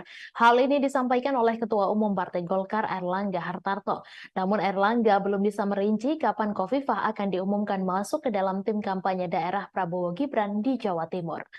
Airlangga Hartarto menambahkan Khofifah akan tetap membantu memenangkan Prabowo Gibran di Pilpres 2024. Sebelumnya, Ketua DPD Golkar Jatim Sarmuji mengatakan Khofifah berpeluang kuat menjadi Ketua TKD untuk pasangan Prabowo Gibran. Sarmuji menjelaskan tokoh-tokoh dengan reputasi baik di Jawa Timur termasuk Khofifah siap bergabung dengan tim sukses Prabowo Gibran. Menurutnya, Khofifah akan bergabung ke tim pemenangan Prabowo Gibran setelah masa jabatannya sebagai Gubernur Jawa Timur berakhir. Adapun masa jabatan Khofifah akan berakhir pada 31 Desember 2023 mendatang. Dewan Pakar Tim Kampanye Nasional Prabowo Gibran Budiman Sujatmiko menyebut TKD sudah cukup kuat terutama di Jawa Timur dan Jawa Tengah. TKD itu nantinya dibentuk untuk memperkuat upaya pemenangan Prabowo Gibran di setiap daerah. Menurut Budiman sudah ada beberapa nama yang akan memimpin tim kampanye Prabowo Gibran di daerah termasuk Khofifah. Ia mengatakan Khofifah menjadi salah satu opsi nama yang akan memimpin TKD di wilayah Jawa Timur. Diketahui TKN sudah mengumumkan 3 nama yang akan didapuk menjadi Ketua TKD Prabowo Gibran di 3 provinsi. Namun nama Khofifah Indar Parawansa belum kunjung diumumkan oleh TKN. Sekretaris TKN Prabowo Gibran Nusron Wahid mengatakan pihaknya meminta semua pihak menunggu masuk atau tidaknya Khofifah ke dalam TKD Prabowo Gibran. Nusron lantas menyebut nama Ketua TKD Prabowo Gibran untuk wilayah Jawa Timur akan diumumkan pada waktu yang tepat. Nusron menyampaikan tokoh yang akan memimpin pemenangan di 3 provinsi tersebut diyakini bisa memenangkan paslon yang diusungnya itu di wilayahnya masing-masing. Pertama, Ketua TKD itu adalah Mawardi Yahya yang akan memimpin pemenangan Prabowo Gibran di Provinsi Sumatera Selatan. Figur kedua yang ditunjuk adalah Airin Rahmidiani yang akan menjadi Ketua TKD Banten. Terakhir, Ridwan Kamil yang juga kader Partai Golkar ditunjuk menjadi Ketua TKD untuk Provinsi Jawa Barat. Di saat PDIP tegas sudah tutup buku soal Wali Kota Medan Bobi Nasution, Golkar terang-terangan memberi surat tugas ke Bobi. Wakil Ketua Umum Golkar Ahmad Doli Kurnia mengungkap soal surat penugasan partainya untuk Bobi Nasution. Ia menegaskan bahwasannya Bobi Nasution telah mendapatkan 2 surat penugasan dari Golkar. Tak hanya itu, ternyata Partai Golkar juga mengusulkan nama menantu Presiden Jokowi itu maju menjadi calon Gubernur Sumatera Utara di Pilkada 2024 mendatang. Diketahui Partai Golkar mengusulkan nama menantu Presiden Jokowi maju menjadi calon gubernur Sumatera Utara di Pilkada 2024. Nama itu pun diumumkan langsung oleh Ketua Umum Golkar Airlangga Hartarto. Hal itu selepas Airlangga memberikan pengarahan kepada bakal calon kepala daerah atau wakil kepala daerah Golkar seluruh Indonesia di kantor DPP Golkar Selipi, Jakarta Barat pada Selasa 21 November. Sementara itu, Wakil Ketua Umum Golkar, Ahmad Doli Kurnia, mengatakan bahwa partainya lah yang pertama kali mengusung Bobi untuk maju di pemilihan gubernur Sumatera Utara. Lebih lanjut, Doli kembali menegaskan bahwasannya Bobi telah mendapatkan 2 surat penugasan dari Golkar. Selain Bobi, ada pula daftar nama bakal calon kepala daerah atau wakil kepala daerah Golkar yang baru diungkap setelah pengarahan itu. Di antaranya bakal Cagup Banten, Airin Rahmidiani, bakal Cagup Papua Barat Paulus Waterpau, bakal Cagup Jawa Barat Ridwan Kamil. Diketahui Airlangga Hartarto memberikan pengarahan kepada bakal calon kepala daerah atau wakil kepala daerah Golkar seluruh Indonesia. Total ada 1.117 orang yang mengikuti acara tersebut. Arahan itu disampaikan langsung oleh Airlangga kepada ribuan bakal calon kepala daerah atau wakil kepala daerah Golkar seluruh Indonesia di Selipi, Jakarta Barat pada Selasa 21 November. Pembekalan berlangsung lebih dari 3 jam secara tertutup. Selesai kegiatan, Airlangga baru menemui awak media menjelaskan maksud mengumpulkan ribuan bakal calon kepala daerah atau wakil kepala daerah Golkar seluruh Indonesia. Dijelaskan Airlangga, mereka diharapkan bisa berkontribusi dalam pemenangan Partai Golkar dalam pemilihan legislatif 2024. Mereka nantinya diminta bergerak bersama pengurus Partai Golkar di daerah. Ia menyatakan bahwasannya pemenangan Golkar di daerah akan menjadi modal utama agar bakal calon kepala daerah atau wakil kepala daerah bisa diusung oleh DPP Partai Golkar di Pilkada 2024. Berdasarkan Survei Nasional Indonesia Political Opinion periode 10 hingga 17 November 2023, elektabilitas Capres Koalisi Perubahan Anies Baswedan mengalami kenaikan. Berdasarkan Surnas IPO, elektabilitas Anies menunjukkan 32,7%. Hasil survei itu tertuang dalam peta elektabilitas koalisi dan arah pemilih muda di Pilpres 2024. Sedangkan elektabilitas Capres Prabowo Subianto sebanyak 37,5% dan Capres Ganjar sebesar 28,5%. Anies menilai bahwa hasil survei itu sebagai bukti bahwa semakin hari masyarakat mulai menginginkan adanya perubahan.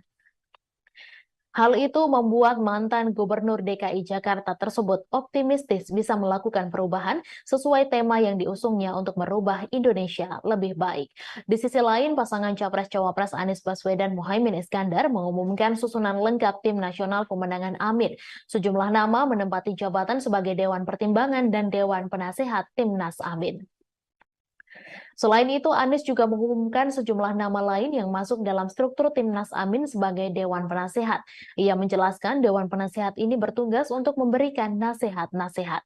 Kemudian ada pula pimpinan Pemuda Pancasila Capto Suryo Sumarno masuk menjadi Dewan Penasehat. Selanjutnya ada mantan Wakapolri Komjen Ogroseno, mantan Kepala BIN Letjen Sutioso, Sutrisno Bahir, dan Hidayat Nur Wahid.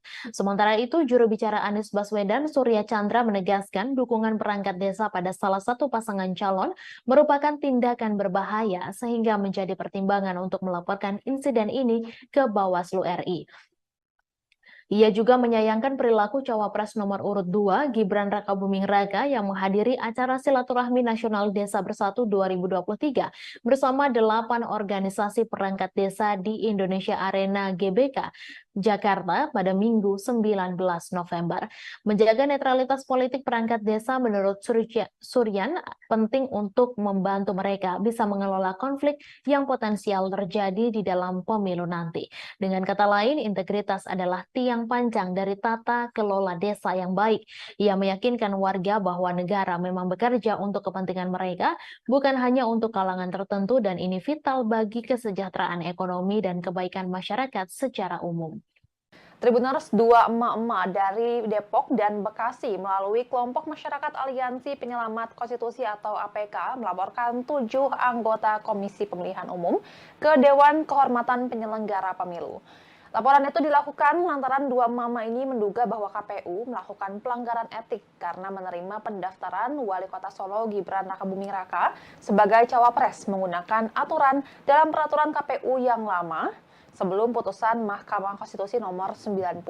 Selengkapnya mengenai hal ini kita akan mendengarkan laporan dari reporter Tribun News Mario Christian Sumampo. Silakan rekan Mario.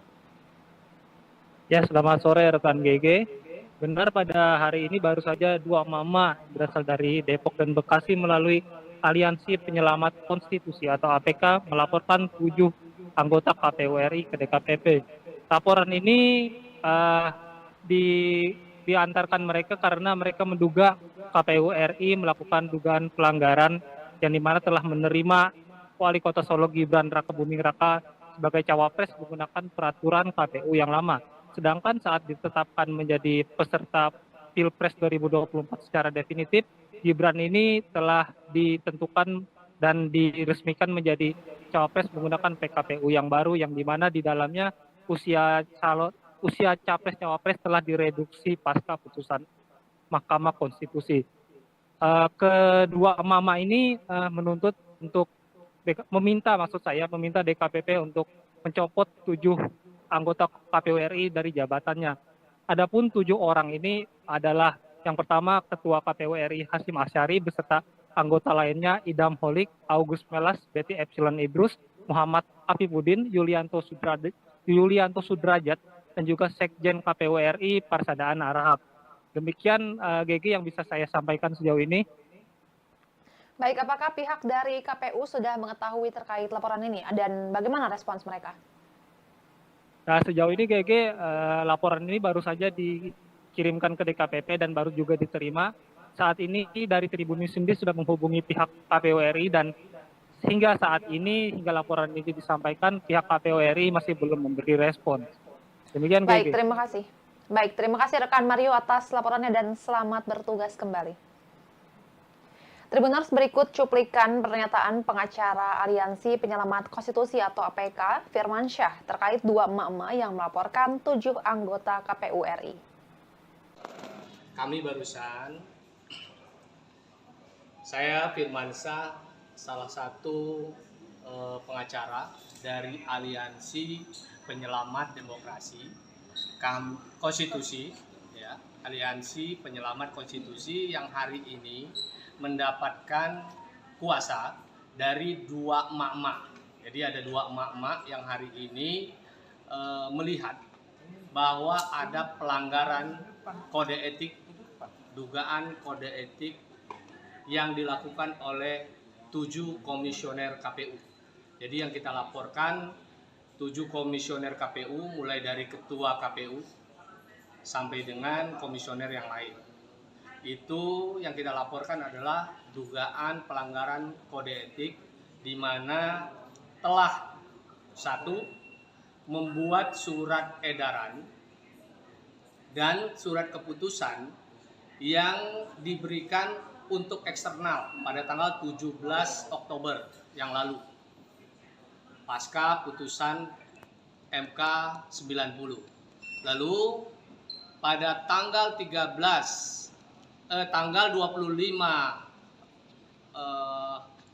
Oktober menerima paslon dengan PKPU lama yang belum direvisi mengikuti putusan 90 MK. Yang ketiga, dugaan kode etik yang dilanggar oleh komisioner KPU membuat putusan menetapkan paslon. Rapor merah penegakan hukum dan hak asasi manusia pemerintahan Jokowi yang diberikan calon Presiden Ganjar Pranowo mengundang reaksi berbeda-beda dari berbagai pihak. Ganjar Pranowo memberikan nilai 5 untuk penegakan hukum dan HAM di era pemerintahan Jokowi Ma'ruf Amin. Bukan tanpa alasan penilaian yang diberikan Ganjar Pranowo. Satu hal yang membuat Ganjar menganggap penegakan hukum dan HAM di era pemerintahan Jokowi jeblok adalah putusan Mahkamah Konstitusi soal syarat usia Capres-Cawapres. Diketahui imbas putusan itu, Anwar Usman yang merupakan adik ipar Jokowi sekaligus paman Gibran Rakabuming Raka diputus melakukan pelanggaran etik berat dan dicopot dari jabatan Ketua MK. Selain itu, imbas putusan MK tersebut seakan menjadi pemulus jalan Gibran menjadi calon wakil presiden pendamping Prabowo Subianto. Di sisi lain, rapor merah yang diberikan Ganjar tersebut pun seakan menjadi bumerang mengingat Mahfud MD yang saat ini menjadi cawapres pendampingnya berstatus sebagai Menteri Koordinator Bidang Politik Hukum dan Keamanan. Sehingga elit partai politik dari barisan pendukung Prabowo Gibran mengungkit soal keberadaan Mahfud MD. Seperti Ketua Umum Partai Golkar Erlangga Hartarto. Saat ditanya soal rapor merah yang diberikan Ganjar atas penegakan hukum dan HAM era Jokowi justru seakan menyindir keberadaan Mahfud MD. Erlangga diketahui saat ini menjabat sebagai Menko Perekonomian dalam pemerintahan Jokowi. Sehingga ia mengatakan bila bertanya soal penegakan hukum dan HAM sebaiknya ditanyakan kepada Menko Polhukam. Erlangga menuturkan bahwasannya dirinya adalah menteri yang menangani bidang ekonomi, sedangkan Mahfud MD menangani bidang Polhukam RI. Hal senada pun dikatakan Ketua Harian DPP Partai Gerindra Sufmi Dasko Ahmad merespons soal tersebut. Dasko awalnya mempertanyakan, apakah nilai 5 dari skala 1 sampai 10 yang diberikan Ganjar murni penilaian pribadi atau justru penilaian dari tim pemenangan? Akan tetapi menurut Ketua Koordinator Strategis Tim Kampanye Nasional Prabowo Gibran tersebut, sejatinya penilaian dari Ganjar diserahkan kepada Mahfud MD. Sebab di pemerintahan Jokowi Ma'ruf saat ini, Mahfud MD menduduki jabatan Menko Polhukam. Lain halnya dengan PKS yang merupakan partai politik pendukung Anies Muhaimin. Ketua fraksi PKS DPR RI Jazuli Juwaini justru menyindir Ganjar Pranowo yang memberikan rapor merah atas penegakan hukum era Presiden Jokowi. Jazuli menilai Ganjar Pranowo dinilai tidak relevan memberikan kritikan kepada Presiden Jokowi. Seharusnya yang berhak menyatakan hal itu adalah PKS yang sudah 10 tahun beroposisi. Ia menyampaikan kritikan Ganjar kepada Jokowi hanya karena kecewa tidak mendapat dukungan di Pilpres 2024. Padahal sebelumnya Ganjar sempat terus memuji pemerintahan Presiden Jokowi. PKS, kata Jazuli, berbeda dengan Ganjar yang baru-baru ini melemparkan kritik kepada Jokowi. Menurutnya, PKS selalu memberikan evaluasi terhadap pemerintahan Jokowi setiap 5 tahun sekali. Karena itu, Jazuli pun mempertanyakan alasan Ganjar baru melontarkan kritik kepada Presiden Jokowi setelah tidak mendapatkan endorsement di Pilpres 2024. Padahal masalah ini sudah terjadi sejak 9 tahun terakhir kepemimpinan Jokowi. Deputi Hukum Tim Pemenangan Nasional Ganjar Pranowo Mahfud MD Todung Mulya Lubis mengatakan pose 3 jari Mahfud dengan 2 orang pilot Garuda Indonesia bukan kampanye. Hal ini merespons adanya pelaporan terhadap Mahfud ke Badan Pengawas Pemilu RI terkait pose 3 jari. Diketahui 3 merupakan nomor urut pasangan Ganjar Mahfud yang telah ditetapkan Komisi Pemilihan Umum Republik Indonesia beberapa waktu lalu. Todung meyakini Mahfud sangat memahami tahapan masa kampanye pemilu 2024. Menurutnya, apa yang dilakukan Mahfud adalah bentuk aksi spontanitas sebagai pasangan nomor urut 3. Kendati demikian, Todung menegaskan TPN Ganjar Mahfud menghormati langkah dari pelapor tersebut. Sebagaimana diketahui, Mahfud dilaporkan ke Bawaslu oleh Ketua Advokat Pengawas Pemilu Muhammad Mualimin pada hari Selasa. Mahfud diduga mencuri start kampanye karena mengunggah fotonya pose 3 jari dengan pilot dan co-pilot di dalam kokpit pesawat. Hal itu terlihat dari akun Instagram miliknya yang diunggah pada Kamis 16 November lalu. Selain itu, Mualimin menjelaskan Garuda Indonesia adalah perusahaan milik Badan Usaha Milik Negara atau BUMN. Dengan adanya foto itu, pihaknya menilai Garuda Indonesia juga turut tidak amanah dalam kinerjanya sebab menunjukkan keberpihakan. Pihak Bawaslu menduga Mahfud melanggar ketentuan pasal 27 ayat 1 Peraturan KPU tentang kampanye pemilihan umum. Adapun barang bukti yang dibawa untuk laporan adalah berupa tangkapan layar unggahan foto dari Instagram Mahfud dan juga 3 tangkapan layar pemberitaan ihwal foto tersebut. Pakar politik Universitas Al-Azhar Indonesia, Ujang Komarudin, menganalisis sikap Nasdem yang menolak bekerja sama dengan PDIP terkait adanya tekanan dari penguasa menjelang Pilpres 2024. Adapun mulanya hal itu dari Sekjen PDIP Hasto Kristianto yang mengungkapkan pihaknya mendapatkan tekanan kekuasaan. Ia juga mengaku berkomunikasi dengan tim Anies Mohaimin untuk meluruskan demokrasi. Namun Wakil Ketua Umum Partai Nasdem Ahmad Ali membantah Hasto. Ali meminta agar tak melibatkan Amin dalam konteks tekanan kekuasaan yang dirasakan TPN Ganjar Mahfud. Menurut Ujang, sikap Nasdem tersebut bukti konsistensi sikap sebuah partai. Ujang melihat pernyataan Ahmad Ali dan Anies secara politik sudah tepat.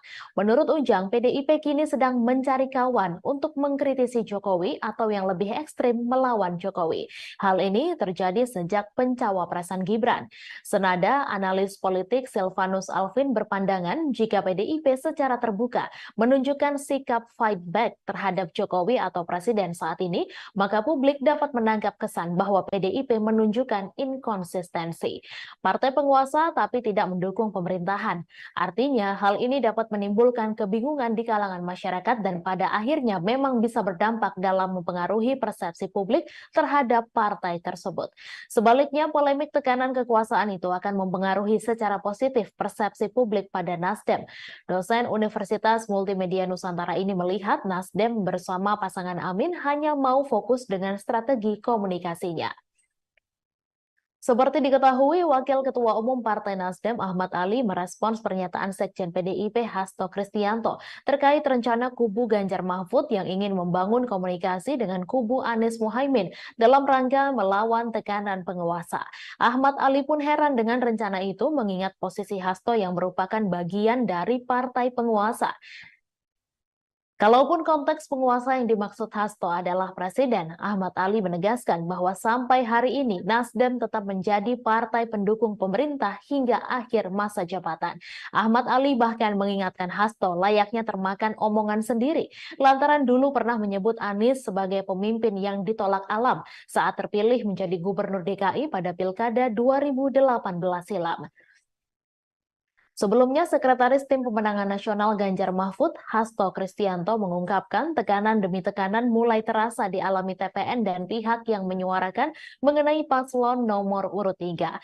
Hal itu disampaikan Hasto di sela-sela rapat konsolidasi Tim Pemenangan Ganjar Mahfud di Jakarta pada Sabtu 18 November, di mana acara itu dihadiri seluruh tim pemenangan daerah Ganjar Mahfud dari 38 provinsi.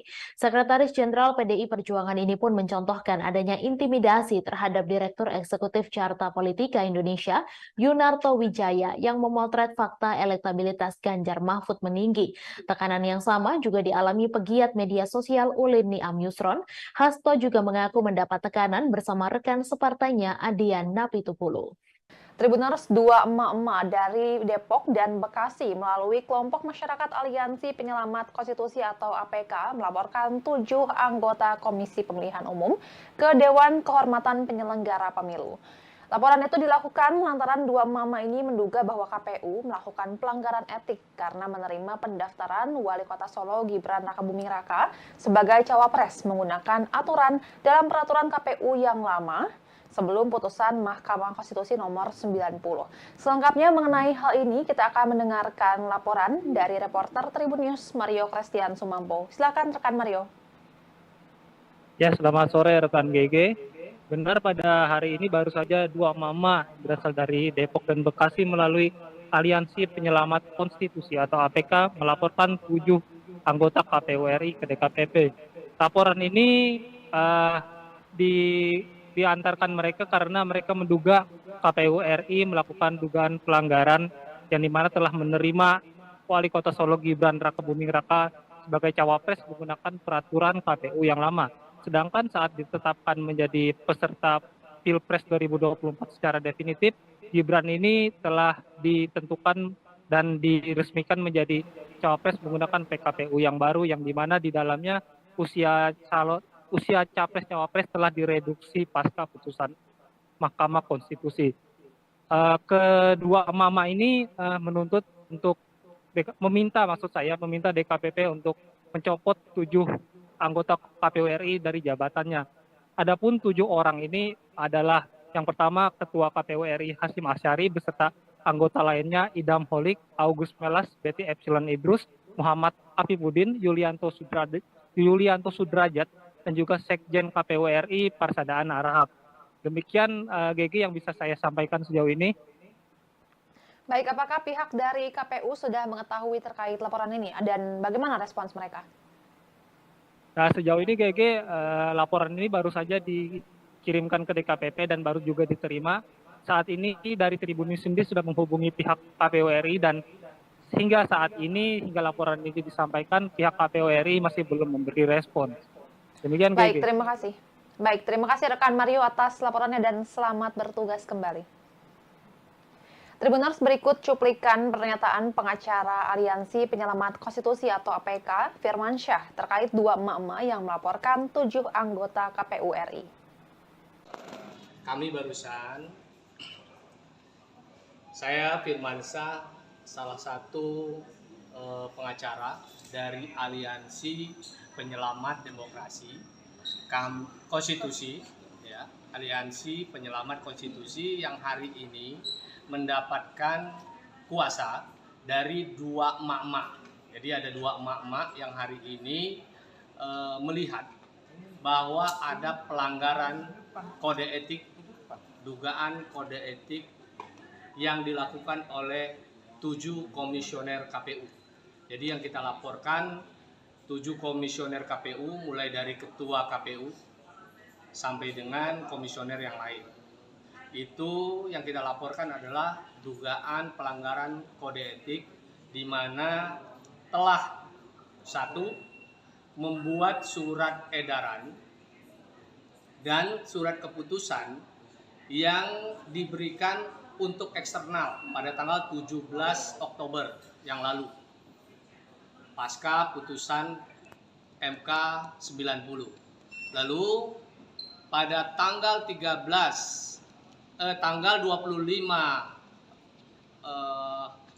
Oktober menerima paslon dengan PKPU lama yang belum direvisi mengikuti putusan 90 MK.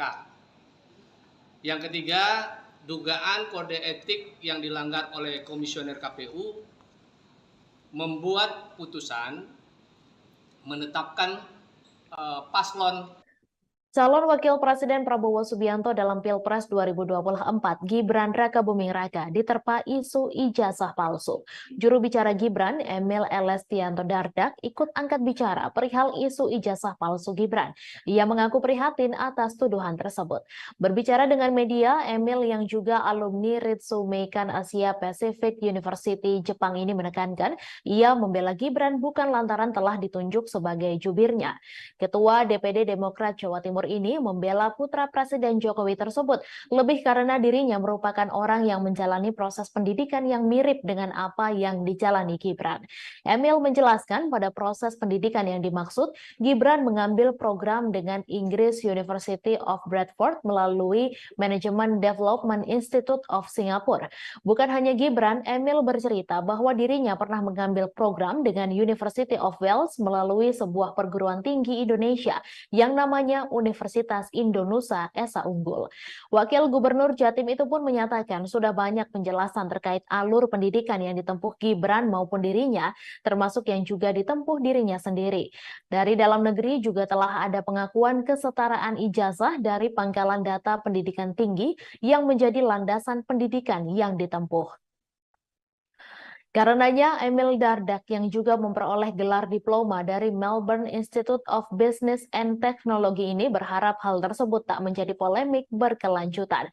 Kepada masyarakat sebagai calon pemilih di pemilu, Emil berpesan agar melihat tiap informasi secara objektif, tidak mengambil satu fakta dari satu opini saja, namun juga perlunya mencari informasi dari pihak lain.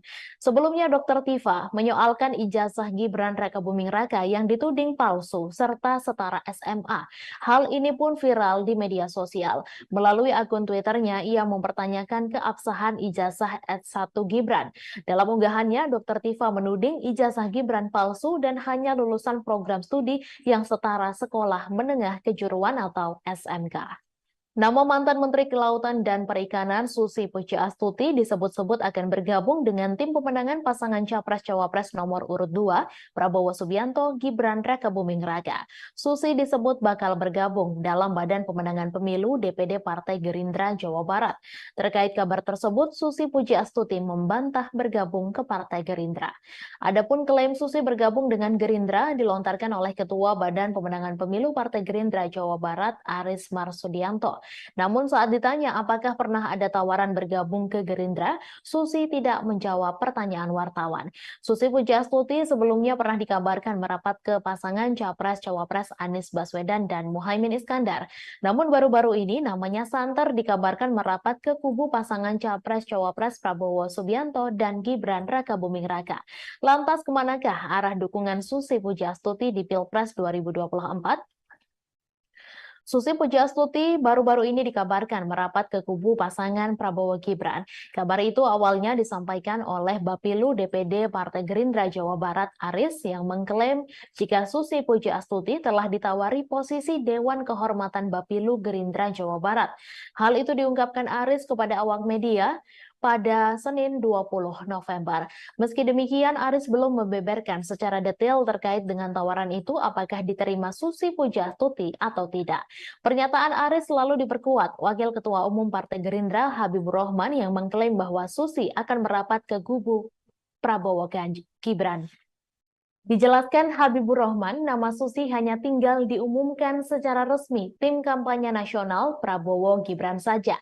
Apalagi Prabowo memiliki hubungan yang baik dengan pemilik Susi Air tersebut. Menurutnya, Susi sosok perempuan terbaik bangsa yang memiliki banyak prestasi saat menjadi menteri. Dengan prestasi yang dimilikinya saat ini, tak heran jika kehadiran Susi di TKN Prabowo Gibran sangat diharapkan. Menanggapi kabar itu, Susi menegaskan dirinya tidak bergabung untuk ikut memenangkan pasangan nomor urut 2 Prabowo Gibran di Jawa Barat. Mantan Menteri Kelautan dan Perikanan bahkan menjawab tegas kabar tersebut. Namun pihaknya tidak menjawab lebih detail terkait tawaran bergabung ke Gerindra. Sebelumnya, Wakil Kapten Timnas Anies Baswedan Muhaimin Iskandar, Sudirman Said juga pernah membahas soal peluang Susi bergabung ke Tim Nasional Pemenangan Amin. Dijelaskan Sudirman, komunikasi pihaknya termasuk Anies dan Muhaimin dengan Susi Pujiastuti sejauh ini berjalan baik. Menurut Sudirman, Susi Pujiastuti mewakili sosok yang menginginkan perubahan sama seperti yang diusung oleh pasangan Amin. Namun pihaknya belum bisa memastikan apakah Susi bersedia bergabung tim pemenangan Amin. Sementara itu, Wakil Ketua Tim Pemenangan Nasional Ganjar Pranowo Mahfud MD, Jenderal TNI Purnawirawan Andika Perkasa, buka suara soal peluang Susi bergabung ke TPN Ganjar Mahfud. Andika tidak menjelaskan secara detail apakah Susi Pujiastuti bersedia bergabung dengan TPN Ganjar Mahfud. Hanya saja Andika menyebut bahwa mengajak Susi Pujiastuti masuk ke TPN Ganjar Mahfud adalah bagian dari rencana kerjanya. Hal ini disampaikan Andika saat ditanya mengenai momen makan siang bersama antara Ganjar dengan Susi di Pangandaran, Jawa Barat pada Selasa 7 November. Diketahui pertemuan antara Ganjar dengan Susi itu terjadi di International Beach Street, Kabupaten Pangandaran, Jawa Barat. Sementara itu Ganjar mengungkapkan Susi adalah sosok teman sekaligus ibu baginya. Pasalnya Susi banyak memberikan pembelajaran dan pengalaman hidup. Gubernur Jawa Timur Khofifah Indar Parawansa dipastikan akan bergabung dengan tim pemenangan Prabowo Subianto dan Gibran Rakabuming Raka di Jawa Timur. Hal ini disampaikan oleh Ketua Umum Partai Golkar Airlangga Hartarto.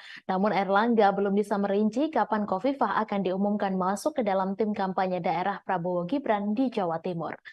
Airlangga Hartarto menambahkan Khofifah akan tetap membantu memenangkan Prabowo Gibran di Pilpres 2024. Sebelumnya, Ketua DPD Golkar Jatim Sarmuji mengatakan Khofifah berpeluang kuat menjadi Ketua TKD untuk pasangan Prabowo Gibran. Sarmuji menjelaskan tokoh-tokoh dengan reputasi baik di Jawa Timur termasuk Khofifah siap bergabung dengan tim sukses Prabowo Gibran. Menurutnya, Khofifah akan bergabung ke tim pemenangan Prabowo Gibran setelah masa jabatannya sebagai Gubernur Jawa Timur berakhir. Adapun masa jabatan Khofifah akan berakhir pada 31 Desember 2023 mendatang. Dewan Pakar Tim Kampanye Nasional Prabowo Gibran Budiman Sujatmiko menyebut TKD sudah cukup kuat, terutama di Jawa Timur dan Jawa Tengah. TKD itu nantinya dibentuk untuk memperkuat upaya pemenangan Prabowo Gibran di setiap daerah. Menurut Budiman, sudah ada beberapa nama yang akan memimpin tim kampanye Prabowo Gibran di daerah, termasuk Khofifah. Ia mengatakan Khofifah menjadi salah satu opsi nama yang akan memimpin TKD di wilayah Jawa Timur. Diketahui TKN sudah mengumumkan 3 nama yang akan didapuk menjadi ketua TKD Prabowo Gibran di 3 provinsi. Namun nama Khofifah Indar Parawansa belum kunjung diumumkan oleh TKN. Sekretaris TKN Prabowo Gibran Nusron Wahid mengatakan pihaknya meminta semua pihak menunggu masuk atau tidaknya Khofifah ke dalam TKD Prabowo Gibran. Nusron lantas menyebut nama ketua TKD Prabowo Gibran untuk wilayah Jawa Timur akan diumumkan pada waktu yang tepat. Nusron menyampaikan tokoh yang akan memimpin pemenangan di 3 provinsi tersebut diyakini bisa memenangkan paslon yang diusungnya itu di wilayahnya masing-masing. Pertama, ketua TKD itu adalah Mawardi Yahya yang akan memimpin pemenangan Prabowo Gibran di Provinsi Sumatera Selatan. Figur kedua yang ditunjuk adalah Airin Rahmidiani yang akan menjadi ketua TKD Banten. Terakhir, Ridwan Kamil yang juga kader Partai Golkar ditunjuk menjadi ketua TKD untuk Provinsi Jawa Barat. Di saat PDIP tegas sudah tutup buku soal Wali Kota Medan Bobi Nasution, Golkar terang-terangan memberi surat tugas ke Bobi. Wakil Ketua Umum Golkar Ahmad Doli Kurnia mengungkap soal surat penugasan partainya untuk Bobi Nasution. Ia menegaskan bahwasannya Bobi Nasution telah mendapatkan 2 surat penugasan dari Golkar. Tak hanya itu, ternyata Partai Golkar juga mengusulkan nama menantu Presiden Jokowi itu maju menjadi calon gubernur Sumatera Utara di Pilkada 2024 mendatang. Diketahui Partai Golkar mengusulkan nama menantu Presiden Jokowi maju menjadi calon gubernur Sumatera Utara di Pilkada 2024. Nama itu pun diumumkan langsung oleh Ketua Umum Golkar Airlangga Hartarto. Hal itu selepas Airlangga memberikan pengarahan kepada bakal calon kepala daerah atau wakil kepala daerah Golkar seluruh Indonesia di kantor DPP Golkar Selipi, Jakarta Barat pada Selasa 21 November. Sementara itu, Wakil Ketua Umum Golkar Ahmad Doli Kurnia mengatakan bahwa partainya lah yang pertama kali mengusung Bobi untuk maju di pemilihan gubernur Sumatera Utara. Lebih lanjut, Doli kembali menegaskan bahwasannya Bobi telah mendapatkan 2 surat penugasan dari Golkar. Selain Bobi, ada pula daftar nama bakal calon kepala daerah atau wakil kepala daerah Golkar yang baru diungkap setelah pengarahan itu. Di antaranya bakal Cagup Banten, Airin Rahmidiani, bakal Cagup Papua Barat Paulus Waterpau, bakal Cagup Jawa Barat Ridwan Kamil. Diketahui Airlangga Hartarto memberikan pengarahan kepada bakal calon kepala daerah atau wakil kepala daerah Golkar seluruh Indonesia. Total ada 1.117 orang yang mengikuti acara tersebut. Arahan itu disampaikan langsung oleh Airlangga kepada ribuan bakal calon kepala daerah atau wakil kepala daerah Golkar seluruh Indonesia di Selipi, Jakarta Barat pada Selasa 21 November. Pembekalan berlangsung lebih dari 3 jam secara tertutup. Selesai kegiatan, Airlangga baru menemui awak media menjelaskan maksud mengumpulkan ribuan bakal calon kepala daerah atau wakil kepala daerah Golkar seluruh Indonesia. Dijelaskan Airlangga, mereka diharapkan bisa berkontribusi dalam pemenangan Partai Golkar dalam pemilihan legislatif 2024. Mereka nantinya diminta bergerak bersama pengurus Partai Golkar di daerah. Ia menyatakan bahwasannya pemenangan Golkar di daerah akan menjadi modal utama agar bakal calon kepala daerah atau wakil kepala daerah bisa diusung oleh DPP Partai Golkar di Pilkada 2024. Berdasarkan Survei Nasional Indonesia Political Opinion periode 10 hingga 17 November 2023, elektabilitas Capres Koalisi Perubahan Anies Baswedan mengalami kenaikan. Berdasarkan Surnas IPO, elektabilitas Anies menunjukkan 32,7%.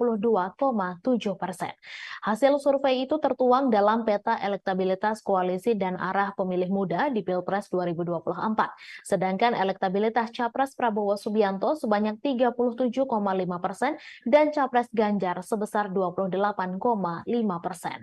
Anies menilai bahwa hasil survei itu sebagai bukti bahwa semakin hari masyarakat mulai menginginkan adanya perubahan. Hal itu membuat mantan Gubernur DKI Jakarta tersebut optimistis bisa melakukan perubahan sesuai tema yang diusungnya untuk merubah Indonesia lebih baik. Di sisi lain, pasangan Capres-Cawapres Anies Baswedan Muhaimin Iskandar mengumumkan susunan lengkap Tim Nasional Pemenangan Amin. Sejumlah nama menempati jabatan sebagai Dewan Pertimbangan dan Dewan Penasehat Timnas Amin. Selain itu, Anies juga mengumumkan sejumlah nama lain yang masuk dalam struktur Timnas Amin sebagai Dewan Penasehat. Ia menjelaskan Dewan Penasehat ini bertugas untuk memberikan nasihat-nasihat. Kemudian ada pula pimpinan Pemuda Pancasila Capto Suryo Sumarno masuk menjadi Dewan Penasehat. Selanjutnya ada mantan Wakapolri Komjen Ogroseno, mantan Kepala BIN Letjen Sutioso, Sutrisno Bahir, dan Hidayat Nur Wahid. Sementara itu, juru bicara Anies Baswedan, Surya Chandra, menegaskan dukungan perangkat desa pada salah satu pasangan calon merupakan tindakan berbahaya sehingga menjadi pertimbangan untuk melaporkan insiden ini ke Bawaslu RI. Ia juga menyayangkan perilaku Cawapres nomor urut 2 Gibran Rakabuming Raka yang menghadiri acara Silaturahmi Nasional Desa Bersatu 2023 bersama 8 organisasi perangkat desa di Indonesia Arena GBK Jakarta pada Minggu 19 November. Menjaga netralitas politik perangkat desa menurut Suryan penting untuk membantu mereka bisa mengelola konflik yang potensial terjadi di dalam pemilu nanti. Dengan kata lain, integritas adalah tiang panjang dari tata kelola desa yang baik. Ia meyakinkan warga bahwa negara memang bekerja untuk kepentingan mereka, bukan hanya untuk kalangan tertentu, dan ini vital bagi kesejahteraan ekonomi dan kebaikan masyarakat secara umum. Tribuners, dua emak-emak dari Depok dan Bekasi melalui kelompok masyarakat Aliansi Penyelamat Konstitusi atau APK melaporkan 7 anggota Komisi Pemilihan Umum ke Dewan Kehormatan Penyelenggara Pemilu. Laporan itu dilakukan lantaran dua mama ini menduga bahwa KPU melakukan pelanggaran etik karena menerima pendaftaran Wali Kota Solo Gibran Rakabuming Raka sebagai cawapres menggunakan aturan dalam peraturan KPU yang lama sebelum putusan Mahkamah Konstitusi nomor 90. Selengkapnya mengenai hal ini, kita akan mendengarkan laporan dari reporter Tribun News Mario Christian Sumampo. Silakan rekan Mario. Ya, selamat sore rekan GG. Benar, pada hari ini baru saja dua mama berasal dari Depok dan Bekasi melalui Aliansi Penyelamat Konstitusi atau APK melaporkan 7 anggota KPU RI ke DKPP. Laporan ini diantarkan mereka karena mereka menduga KPU RI melakukan dugaan pelanggaran yang dimana telah menerima Wali Kota Solo Gibran Rakabuming Raka sebagai cawapres menggunakan peraturan KPU yang lama.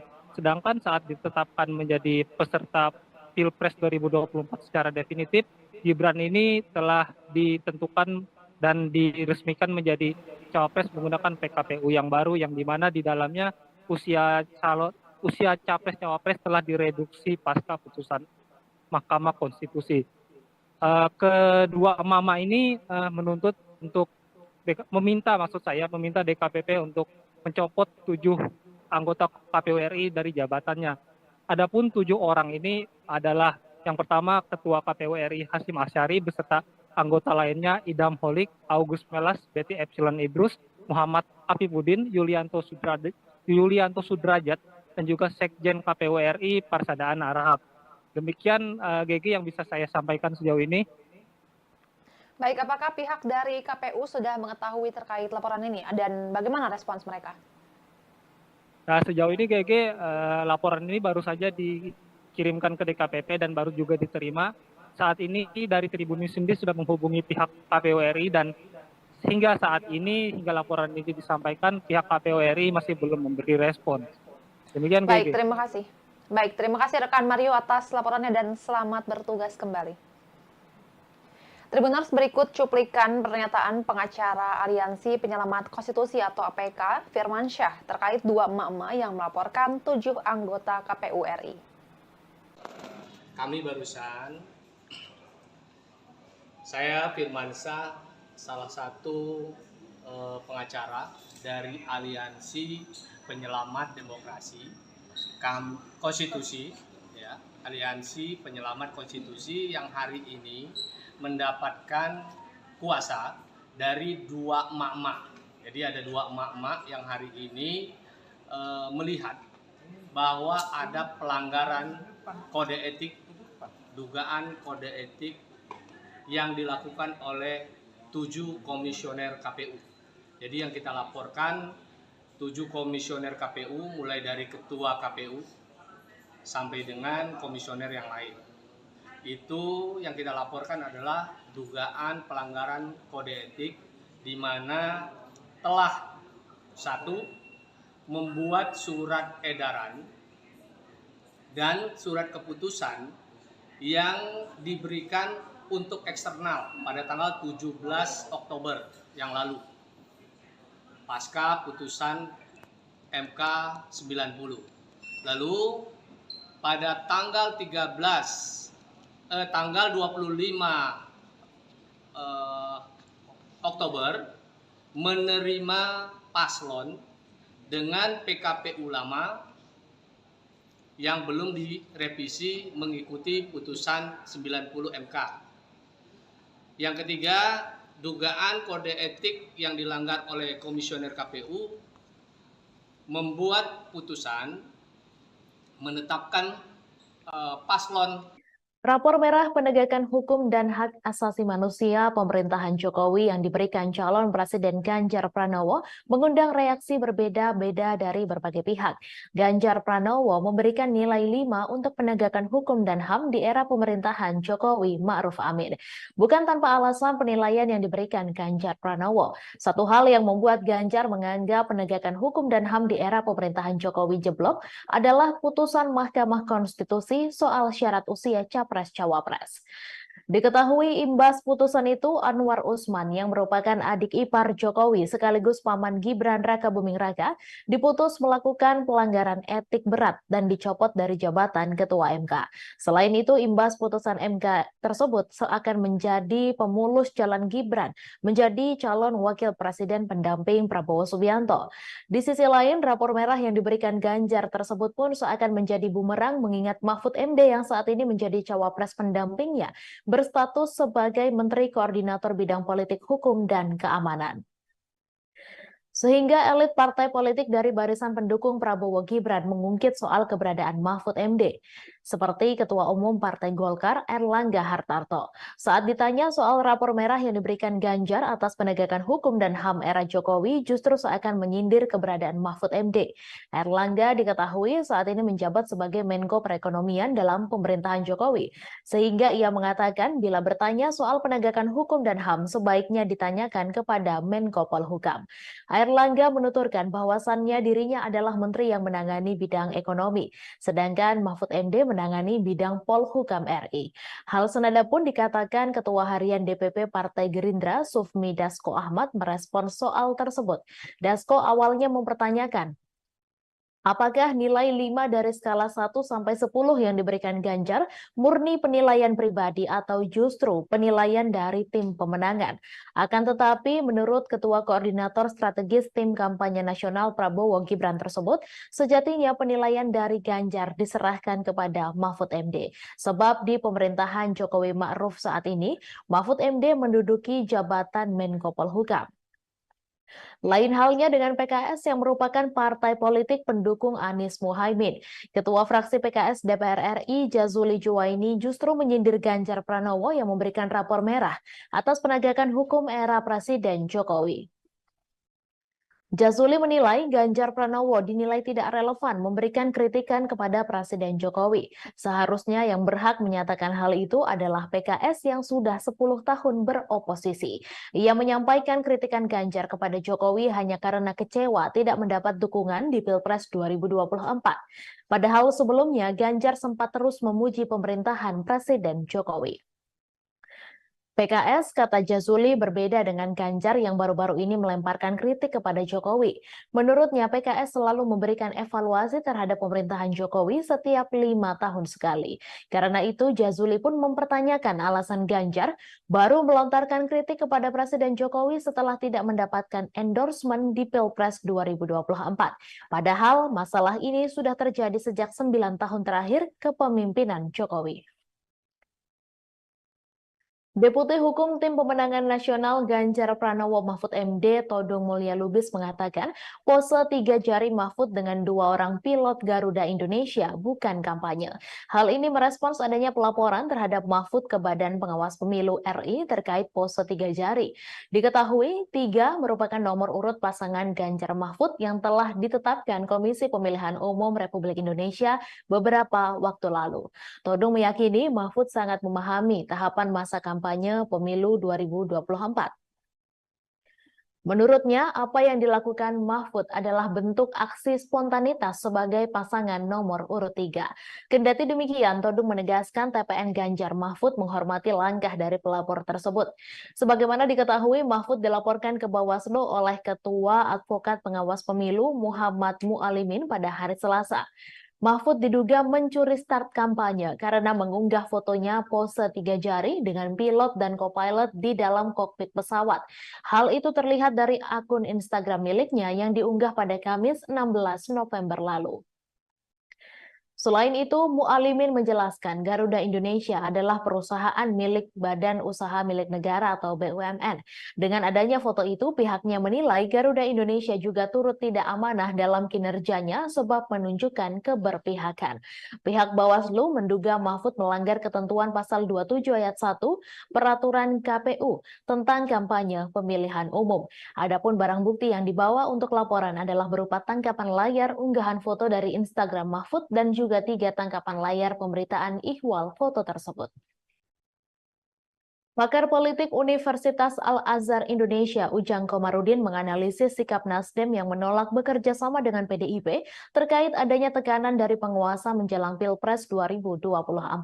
Adapun mulanya hal itu dari Sekjen PDIP Hasto Kristianto yang mengungkapkan pihaknya mendapatkan tekanan kekuasaan. Ia juga mengaku berkomunikasi dengan tim Anies Muhaimin untuk meluruskan demokrasi.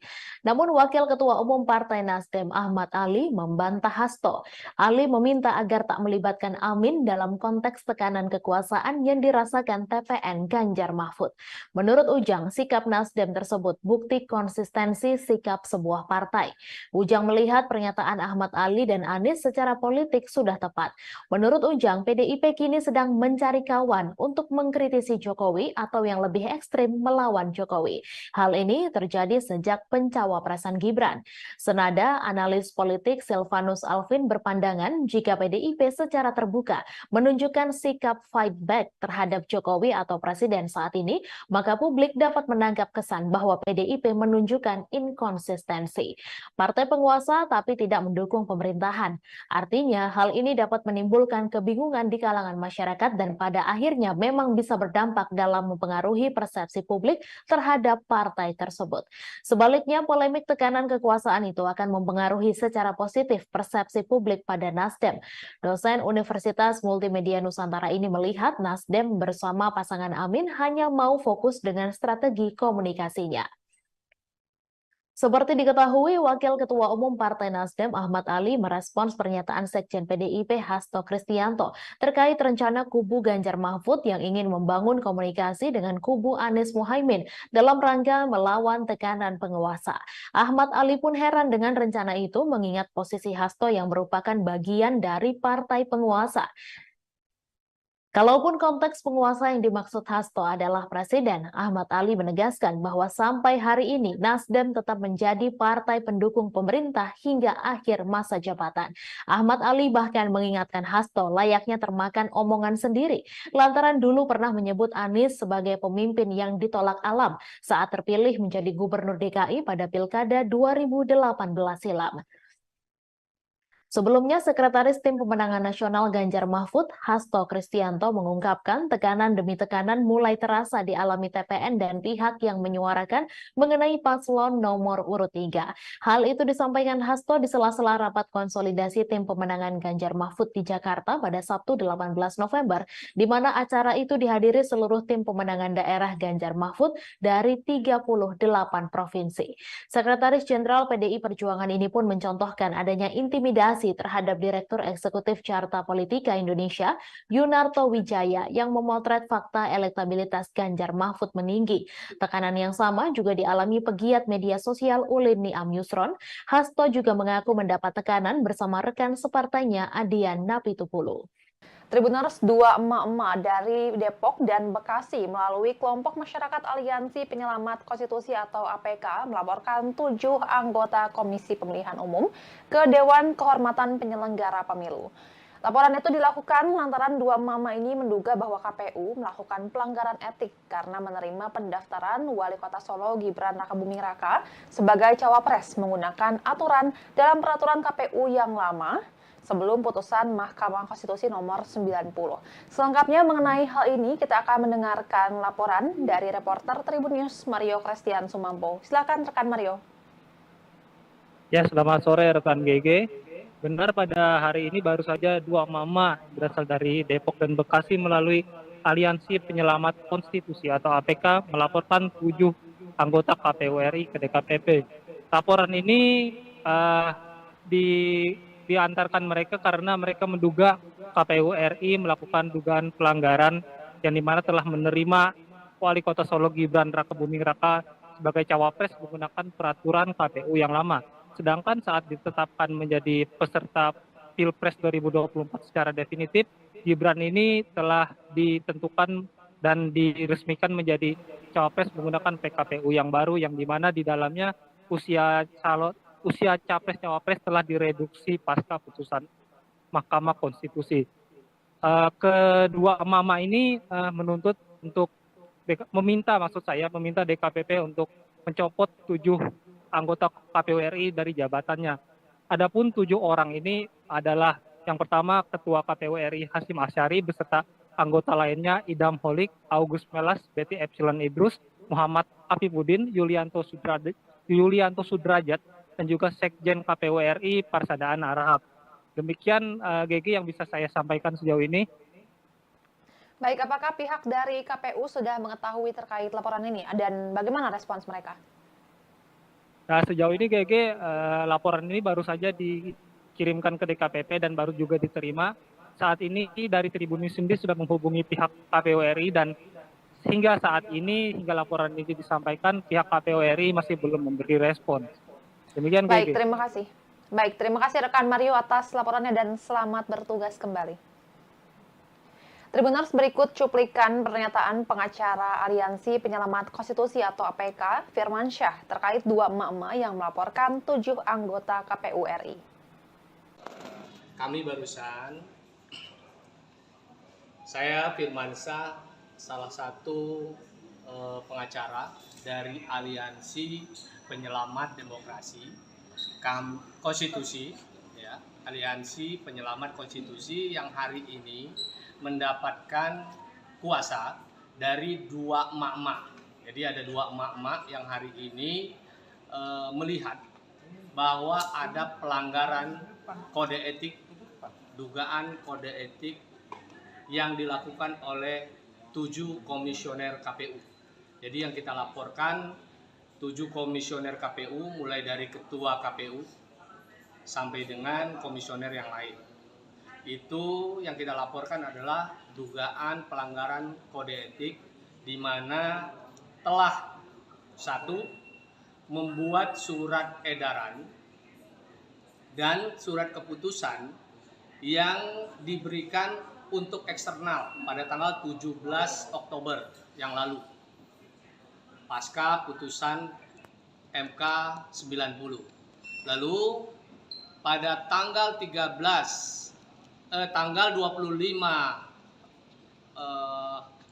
Oktober menerima paslon dengan PKPU lama yang belum direvisi mengikuti putusan 90 MK. Yang ketiga, dugaan kode etik yang dilanggar oleh komisioner KPU membuat putusan menetapkan paslon Calon Wakil Presiden Prabowo Subianto dalam Pilpres 2024, Gibran Rakabuming Raka, diterpa isu ijazah palsu. Juru bicara Gibran, Emil Elestianto Dardak, ikut angkat bicara perihal isu ijazah palsu Gibran. Ia mengaku prihatin atas tuduhan tersebut. Berbicara dengan media, Emil yang juga alumni Ritsumeikan Asia Pacific University Jepang ini menekankan, ia membela Gibran bukan lantaran telah ditunjuk sebagai jubirnya. Ketua DPD Demokrat Jawa Timur ini membela putra Presiden Jokowi tersebut lebih karena dirinya merupakan orang yang menjalani proses pendidikan yang mirip dengan apa yang dijalani Gibran. Emil menjelaskan pada proses pendidikan yang dimaksud, Gibran mengambil program dengan Inggris University of Bradford melalui Management Development Institute of Singapore. Bukan hanya Gibran, Emil bercerita bahwa dirinya pernah mengambil program dengan University of Wales melalui sebuah perguruan tinggi Indonesia yang namanya Universitas Indonesia Esa Unggul. Wakil Gubernur Jatim itu pun menyatakan sudah banyak penjelasan terkait alur pendidikan yang ditempuh Gibran maupun dirinya, termasuk yang juga ditempuh dirinya sendiri. Dari dalam negeri juga telah ada pengakuan kesetaraan ijazah dari Pangkalan Data Pendidikan Tinggi yang menjadi landasan pendidikan yang ditempuh. Karenanya, Emil Dardak yang juga memperoleh gelar diploma dari Melbourne Institute of Business and Technology ini berharap hal tersebut tak menjadi polemik berkelanjutan. Kepada masyarakat sebagai calon pemilih di pemilu, Emil berpesan agar melihat tiap informasi secara objektif, tidak mengambil satu fakta dari satu opini saja, namun juga perlunya mencari informasi dari pihak lain. Sebelumnya, Dr. Tifa menyoalkan ijazah Gibran Rakabuming Raka yang dituding palsu serta setara SMA. Hal ini pun viral di media sosial. Melalui akun Twitternya, ia mempertanyakan keabsahan ijazah S1 Gibran. Dalam unggahannya, Dr. Tifa menuding ijazah Gibran palsu dan hanya lulusan program studi yang setara sekolah menengah kejuruan atau SMK. Nama mantan Menteri Kelautan dan Perikanan Susi Pujiastuti disebut-sebut akan bergabung dengan tim pemenangan pasangan Capres-Cawapres nomor urut 2, Prabowo Subianto, Gibran Rakabuming Raka. Susi disebut bakal bergabung dalam Badan Pemenangan Pemilu DPD Partai Gerindra Jawa Barat. Terkait kabar tersebut, Susi Pujiastuti membantah bergabung ke Partai Gerindra. Adapun klaim Susi bergabung dengan Gerindra dilontarkan oleh Ketua Badan Pemenangan Pemilu Partai Gerindra Jawa Barat, Aris Marsudianto. Namun saat ditanya apakah pernah ada tawaran bergabung ke Gerindra, Susi tidak menjawab pertanyaan wartawan. Susi Pujiastuti sebelumnya pernah dikabarkan merapat ke pasangan Capres-Cawapres Anies Baswedan dan Muhaimin Iskandar. Namun baru-baru ini namanya santer dikabarkan merapat ke kubu pasangan Capres-Cawapres Prabowo Subianto dan Gibran Rakabuming Raka. Lantas kemanakah arah dukungan Susi Pujiastuti di Pilpres 2024? Susi Pujiastuti baru-baru ini dikabarkan merapat ke kubu pasangan Prabowo Gibran. Kabar itu awalnya disampaikan oleh Bapilu DPD Partai Gerindra Jawa Barat Aris yang mengklaim jika Susi Pujiastuti telah ditawari posisi Dewan Kehormatan Bapilu Gerindra Jawa Barat. Hal itu diungkapkan Aris kepada awak media pada Senin 20 November. Meski demikian, Aris belum membeberkan secara detail terkait dengan tawaran itu apakah diterima Susi Pujiastuti atau tidak. Pernyataan Aris selalu diperkuat Wakil Ketua Umum Partai Gerindra Habibur Rahman yang mengklaim bahwa Susi akan merapat ke kubu Prabowo Gibran. Dijelaskan Habibur Rahman, nama Susi hanya tinggal diumumkan secara resmi tim kampanye nasional Prabowo Gibran saja. Apalagi Prabowo memiliki hubungan yang baik dengan pemilik Susi Air tersebut. Menurutnya, Susi sosok perempuan terbaik bangsa yang memiliki banyak prestasi saat menjadi menteri.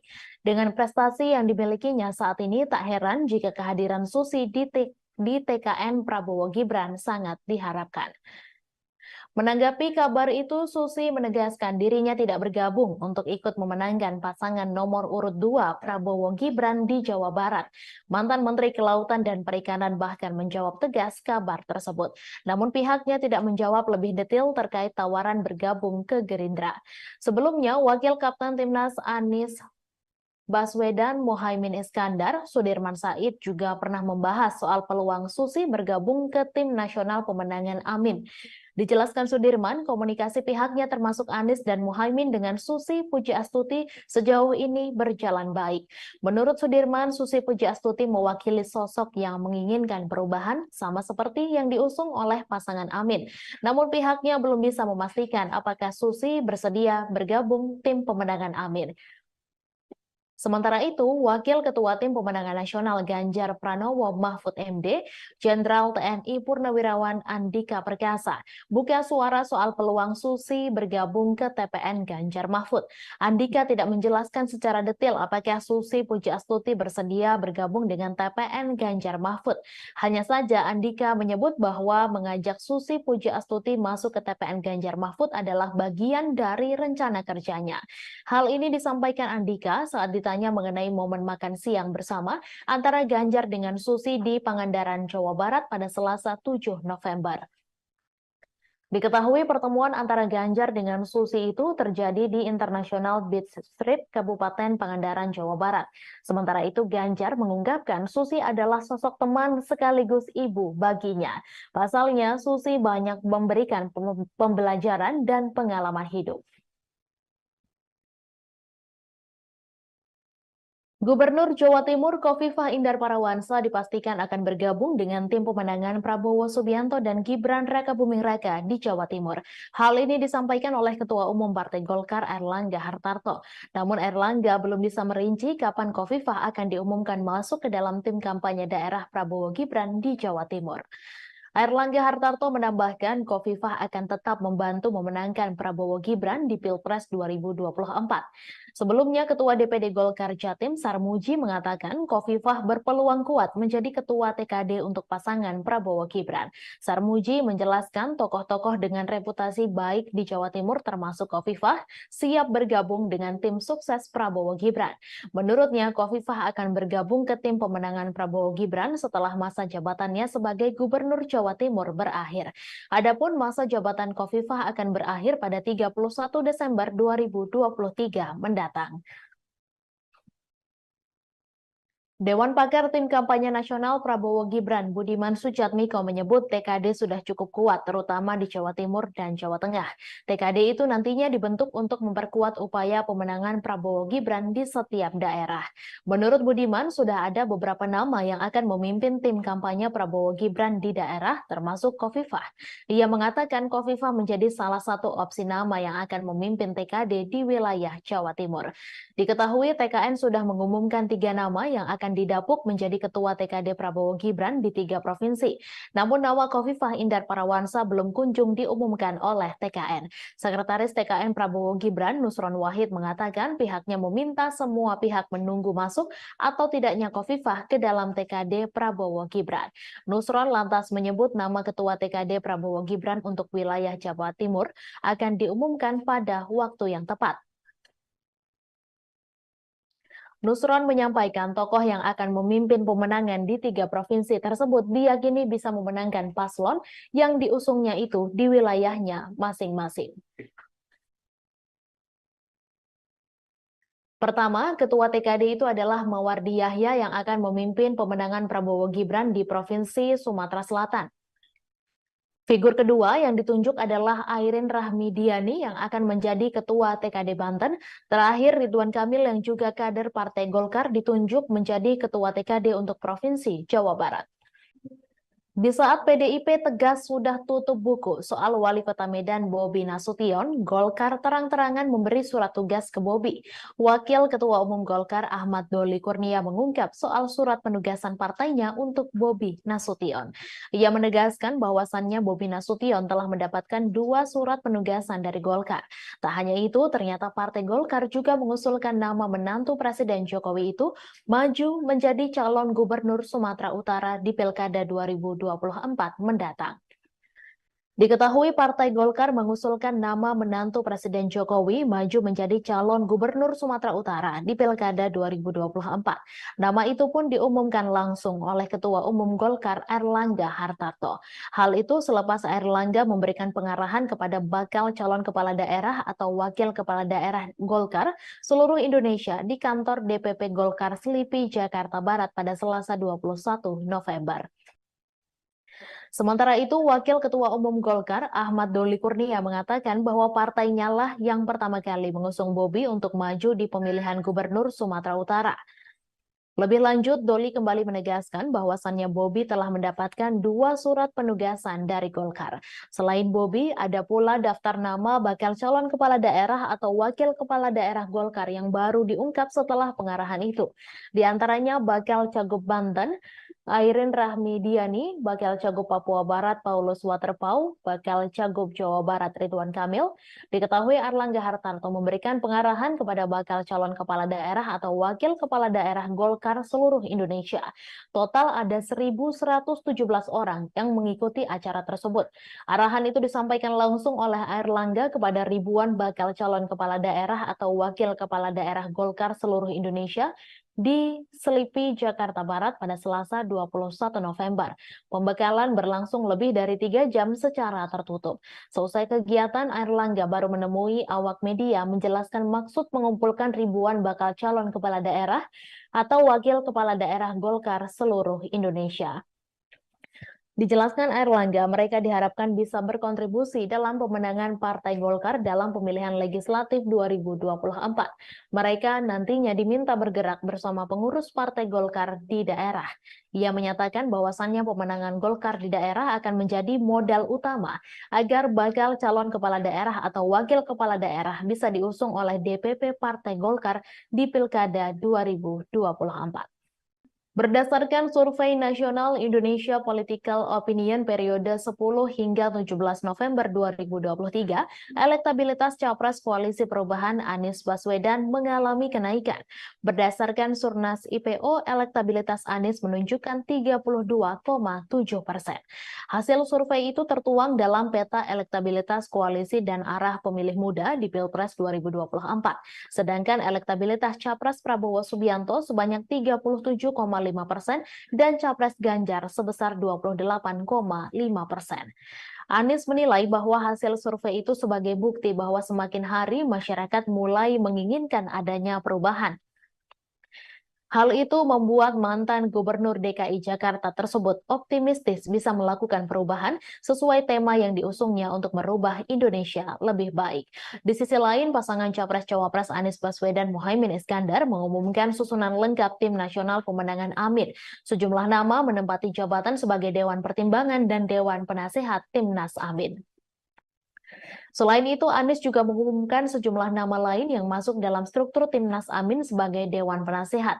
Ia menjelaskan Dewan Penasehat ini bertugas untuk memberikan nasihat-nasihat. Kemudian ada pula pimpinan Pemuda Pancasila Capto Suryo Sumarno masuk menjadi Dewan Penasehat. Selanjutnya ada mantan Wakapolri Komjen Ogroseno, mantan Kepala BIN Letjen Sutioso, Sutrisno Bahir, dan Hidayat Nur Wahid. Sementara itu, juru bicara Anies Baswedan, Surya Chandra, menegaskan dukungan perangkat desa pada salah satu pasangan calon merupakan tindakan berbahaya sehingga menjadi pertimbangan untuk melaporkan insiden ini ke Bawaslu RI. Ia juga menyayangkan perilaku Cawapres nomor urut 2 Gibran Rakabuming Raka yang menghadiri acara Silaturahmi Nasional Desa Bersatu 2023 bersama 8 organisasi perangkat desa di Indonesia Arena GBK Jakarta pada Minggu 19 November. Menjaga netralitas politik perangkat desa menurut Suryan penting untuk membantu mereka bisa mengelola konflik yang potensial terjadi di dalam pemilu nanti. Dengan kata lain, integritas adalah tiang panjang dari tata kelola desa yang baik. Ia meyakinkan warga bahwa negara memang bekerja untuk kepentingan mereka, bukan hanya untuk kalangan tertentu, dan ini vital bagi kesejahteraan ekonomi dan kebaikan masyarakat secara umum. Tribuners, 2 emak-emak dari Depok dan Bekasi melalui kelompok masyarakat Aliansi Penyelamat Konstitusi atau APK melaporkan 7 anggota Komisi Pemilihan Umum ke Dewan Kehormatan Penyelenggara Pemilu. Laporan itu dilakukan lantaran dua mama ini menduga bahwa KPU melakukan pelanggaran etik karena menerima pendaftaran Wali Kota Solo Gibran Rakabuming Raka sebagai cawapres menggunakan aturan dalam peraturan KPU yang lama sebelum putusan Mahkamah Konstitusi nomor 90. Selengkapnya mengenai hal ini kita akan mendengarkan laporan dari reporter Tribun News Mario Christian Sumampo. Silakan rekan Mario. Ya, selamat sore rekan GG. Benar, pada hari ini baru saja dua mama berasal dari Depok dan Bekasi melalui Aliansi Penyelamat Konstitusi atau APK melaporkan 7 anggota KPU RI ke DKPP. Laporan ini diantarkan mereka karena mereka menduga KPU RI melakukan dugaan pelanggaran yang dimana telah menerima Wali Kota Solo Gibran Rakabuming Raka sebagai cawapres menggunakan peraturan KPU yang lama. Sedangkan saat ditetapkan menjadi peserta Pilpres 2024 secara definitif, Gibran ini telah ditentukan dan diresmikan menjadi cawapres menggunakan PKPU yang baru, yang dimana di dalamnya usia capres cawapres telah direduksi pasca putusan Mahkamah Konstitusi. Kedua mama ini menuntut untuk meminta DKPP untuk mencopot 7 anggota KPU RI dari jabatannya. Adapun 7 orang ini adalah yang pertama Ketua KPU RI Hasyim Asyari beserta anggota lainnya Idam Holik, August Melas, Betty Epsilon Idrus, Muhammad Afifuddin, Yulianto Sudrajat, dan juga Sekjen KPU RI Parsadaan Arahap. Demikian GG yang bisa saya sampaikan sejauh ini. Baik, apakah pihak dari KPU sudah mengetahui terkait laporan ini dan bagaimana respons mereka? Nah, sejauh ini GG laporan ini baru saja dikirimkan ke DKPP dan baru juga diterima. Saat ini dari Tribun News sendiri sudah menghubungi pihak KPU RI dan hingga saat ini, hingga laporan ini disampaikan, pihak KPU RI masih belum memberi respon. Demikian Baik, GG. terima kasih. Baik, terima kasih rekan Mario atas laporannya dan selamat bertugas kembali. Tribuners, berikut cuplikan pernyataan pengacara Aliansi Penyelamat Konstitusi atau APK, Firman Syah, terkait dua emak-emak yang melaporkan 7 anggota KPU RI. Kami barusan, saya Firman Syah, salah satu pengacara dari Aliansi Penyelamat Demokrasi, Konstitusi, ya, Aliansi Penyelamat Konstitusi yang hari ini mendapatkan kuasa dari 2 emak-emak. Jadi ada 2 emak-emak yang hari ini melihat bahwa ada pelanggaran kode etik, dugaan kode etik yang dilakukan oleh 7 komisioner KPU. Jadi yang kita laporkan 7 komisioner KPU mulai dari ketua KPU sampai dengan komisioner yang lain. Itu yang kita laporkan adalah dugaan pelanggaran kode etik di mana telah 1 membuat surat edaran dan surat keputusan yang diberikan untuk eksternal pada tanggal 17 Oktober yang lalu pasca putusan MK 90. Lalu pada tanggal 25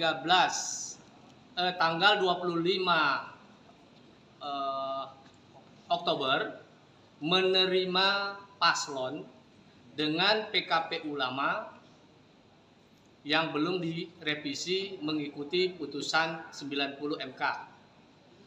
Yang ketiga, dugaan kode etik yang dilanggar oleh komisioner KPU membuat putusan menetapkan paslon. Rapor merah penegakan hukum dan hak asasi manusia pemerintahan Jokowi yang diberikan calon Presiden Ganjar Pranowo mengundang reaksi berbeda-beda dari berbagai pihak. Ganjar Pranowo memberikan nilai 5 untuk penegakan hukum dan HAM di era pemerintahan Jokowi Ma'ruf Amin. Bukan tanpa alasan penilaian yang diberikan Ganjar Pranowo. Satu hal yang membuat Ganjar menganggap penegakan hukum dan HAM di era pemerintahan Jokowi jeblok adalah putusan Mahkamah Konstitusi soal syarat usia Capres-Cawapres. Diketahui imbas putusan itu, Anwar Usman yang merupakan adik ipar Jokowi sekaligus paman Gibran Rakabuming Raka diputus melakukan pelanggaran etik berat dan dicopot dari jabatan Ketua MK. Selain itu, imbas putusan MK tersebut seakan menjadi pemulus jalan Gibran menjadi calon wakil presiden pendamping Prabowo Subianto. Di sisi lain, rapor merah yang diberikan Ganjar tersebut pun seakan menjadi bumerang mengingat Mahfud MD yang saat ini menjadi cawapres pendampingnya berstatus sebagai Menteri Koordinator Bidang Politik Hukum dan Keamanan.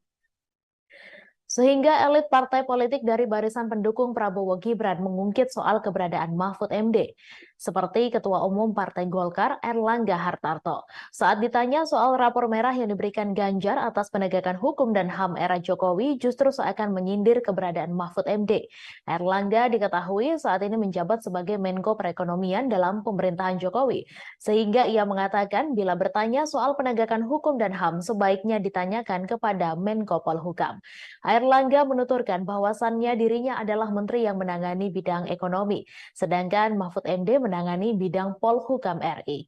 Hal senada pun dikatakan Ketua Harian DPP Partai Gerindra Sufmi Dasko Ahmad merespons soal tersebut. Dasko awalnya mempertanyakan, apakah nilai 5 dari skala 1 sampai 10 yang diberikan Ganjar murni penilaian pribadi atau justru penilaian dari tim pemenangan?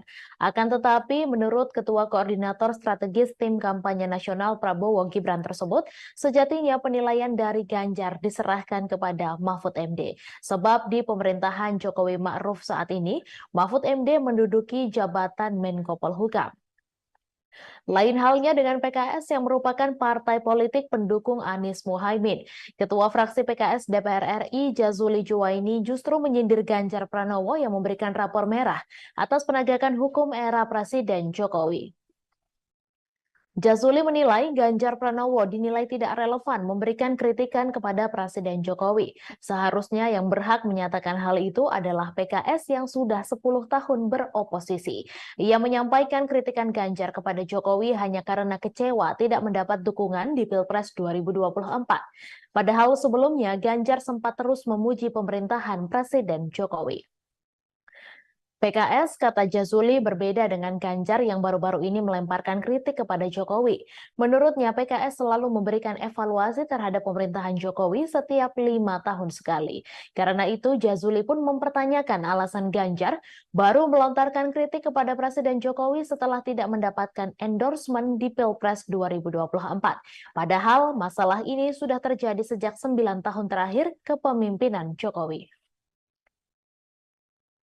Deputi Hukum Tim Pemenangan Nasional Ganjar Pranowo Mahfud MD Todung Mulya Lubis mengatakan pose 3 jari Mahfud dengan 2 orang pilot Garuda Indonesia bukan kampanye.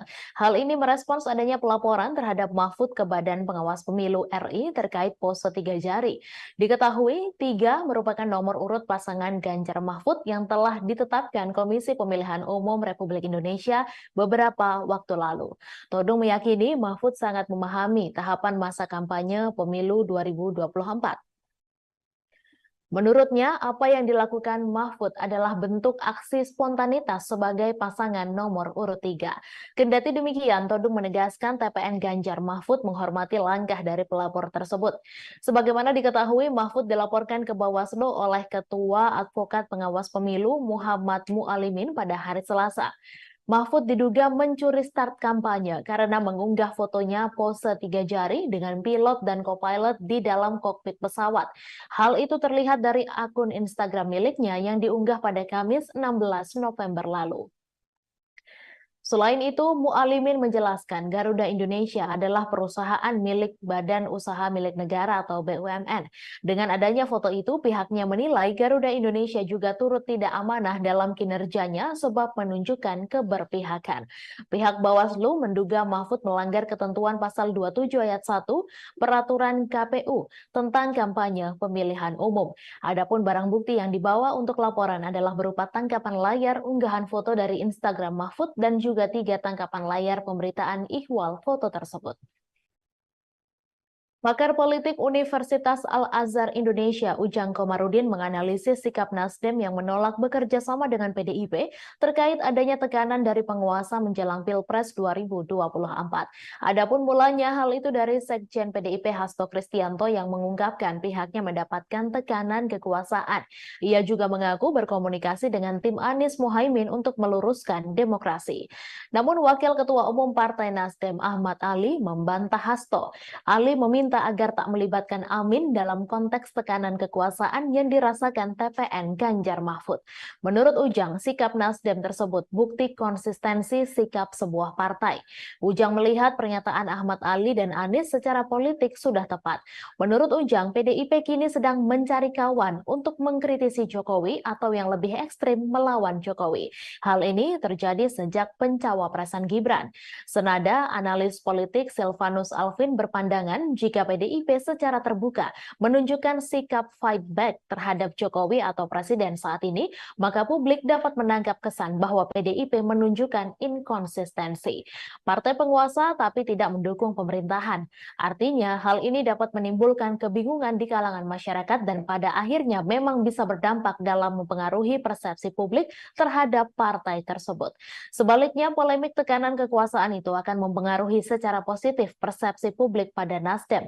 Dosen Universitas Multimedia Nusantara ini melihat Nasdem bersama pasangan Amin hanya mau fokus dengan strategi komunikasinya. Seperti diketahui, Wakil Ketua Umum Partai Nasdem Ahmad Ali merespons pernyataan Sekjen PDIP Hasto Kristianto terkait rencana kubu Ganjar Mahfud yang ingin membangun komunikasi dengan kubu Anies Mohaimin dalam rangka melawan tekanan penguasa. Ahmad Ali pun heran dengan rencana itu mengingat posisi Hasto yang merupakan bagian dari partai penguasa. Kalaupun konteks penguasa yang dimaksud Hasto adalah presiden, Ahmad Ali menegaskan bahwa sampai hari ini Nasdem tetap menjadi partai pendukung pemerintah hingga akhir masa jabatan. Ahmad Ali bahkan mengingatkan Hasto layaknya termakan omongan sendiri, lantaran dulu pernah menyebut Anies sebagai pemimpin yang ditolak alam saat terpilih menjadi gubernur DKI pada Pilkada 2018 silam. Sebelumnya, Sekretaris Tim Pemenangan Nasional Ganjar Mahfud, Hasto Kristianto, mengungkapkan tekanan demi tekanan mulai terasa dialami TPN dan pihak yang menyuarakan mengenai paslon nomor urut 3. Hal itu disampaikan Hasto di sela-sela rapat konsolidasi Tim Pemenangan Ganjar Mahfud di Jakarta pada Sabtu 18 November, di mana acara itu dihadiri seluruh tim pemenangan daerah Ganjar Mahfud dari 38 provinsi. Sekretaris Jenderal PDI Perjuangan ini pun mencontohkan adanya intimidasi terhadap Direktur Eksekutif Carta Politika Indonesia, Yunarto Wijaya, yang memotret fakta elektabilitas Ganjar Mahfud meninggi. Tekanan yang sama juga dialami pegiat media sosial Ulin Niam Yusron. Hasto juga mengaku mendapat tekanan bersama rekan separtainya Adian Napitupulu. Tribuners, dua emak-emak dari Depok dan Bekasi melalui kelompok masyarakat Aliansi Penyelamat Konstitusi atau APK melaporkan 7 anggota Komisi Pemilihan Umum ke Dewan Kehormatan Penyelenggara Pemilu. Laporan itu dilakukan lantaran dua mama ini menduga bahwa KPU melakukan pelanggaran etik karena menerima pendaftaran Wali Kota Solo Gibran Rakabuming Raka sebagai cawapres menggunakan aturan dalam peraturan KPU yang lama sebelum putusan Mahkamah Konstitusi nomor 90. Selengkapnya mengenai hal ini, kita akan mendengarkan laporan dari reporter Tribun News Mario Christian Sumampo. Silakan rekan Mario. Ya, selamat sore rekan GG. Benar, pada hari ini baru saja dua mama berasal dari Depok dan Bekasi melalui Aliansi Penyelamat Konstitusi atau APK melaporkan 7 anggota KPU RI ke DKPP. Laporan ini diantarkan mereka karena mereka menduga KPU RI melakukan dugaan pelanggaran yang dimana telah menerima Wali Kota Solo Gibran Rakabuming Raka sebagai cawapres menggunakan peraturan KPU yang lama. Sedangkan saat ditetapkan menjadi peserta Pilpres 2024 secara definitif, Gibran ini telah ditentukan dan diresmikan menjadi cawapres menggunakan PKPU yang baru yang dimana di dalamnya usia capres-cawapres telah direduksi pasca putusan Mahkamah Konstitusi. Kedua mama ini menuntut untuk meminta DKPP untuk mencopot 7 anggota KPU RI dari jabatannya. Adapun 7 orang ini adalah Yang pertama, Ketua KPU RI Hasyim Asyari beserta anggota lainnya Idam Holik, August Melas, Betty Epsilon Idrus, Muhammad Afifuddin, Yulianto Sudrajat, dan juga Sekjen KPU RI Parsadaan Arahap. Demikian GG yang bisa saya sampaikan sejauh ini. Baik, apakah pihak dari KPU sudah mengetahui terkait laporan ini dan bagaimana respons mereka? Nah, sejauh ini GG laporan ini baru saja dikirimkan ke DKPP dan baru juga diterima. Saat ini dari Tribun News sendiri sudah menghubungi pihak KPU RI dan hingga saat ini, hingga laporan ini disampaikan, pihak KPU RI masih belum memberi respon. Demikian Baik, GG. terima kasih. Baik, terima kasih rekan Mario atas laporannya dan selamat bertugas kembali. Tribuners, berikut cuplikan pernyataan pengacara Aliansi Penyelamat Konstitusi atau APK, Firman Syah, terkait dua emak-emak yang melaporkan 7 anggota KPU RI. Kami barusan, saya Firman Syah, salah satu pengacara dari Aliansi Penyelamat Demokrasi Konstitusi, ya, Aliansi Penyelamat Konstitusi yang hari ini mendapatkan kuasa dari dua emak-emak. Jadi ada dua emak-emak yang hari ini melihat bahwa ada pelanggaran kode etik, dugaan kode etik yang dilakukan oleh 7 komisioner KPU. Jadi yang kita laporkan 7 komisioner KPU mulai dari ketua KPU sampai dengan komisioner yang lain. Itu yang kita laporkan adalah dugaan pelanggaran kode etik di mana telah 1. Membuat surat edaran dan surat keputusan yang diberikan untuk eksternal pada tanggal 17 Oktober yang lalu pasca putusan MK 90. Lalu pada tanggal 25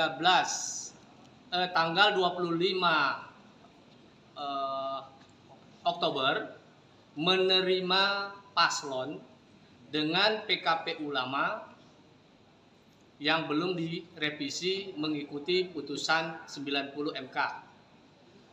Yang ketiga, dugaan kode etik yang dilanggar oleh komisioner KPU membuat putusan menetapkan paslon Calon Wakil Presiden Prabowo Subianto dalam Pilpres 2024, Gibran Rakabuming Raka, diterpa isu ijazah palsu.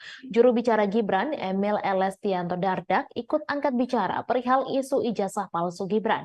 Ia mengaku prihatin atas tuduhan tersebut.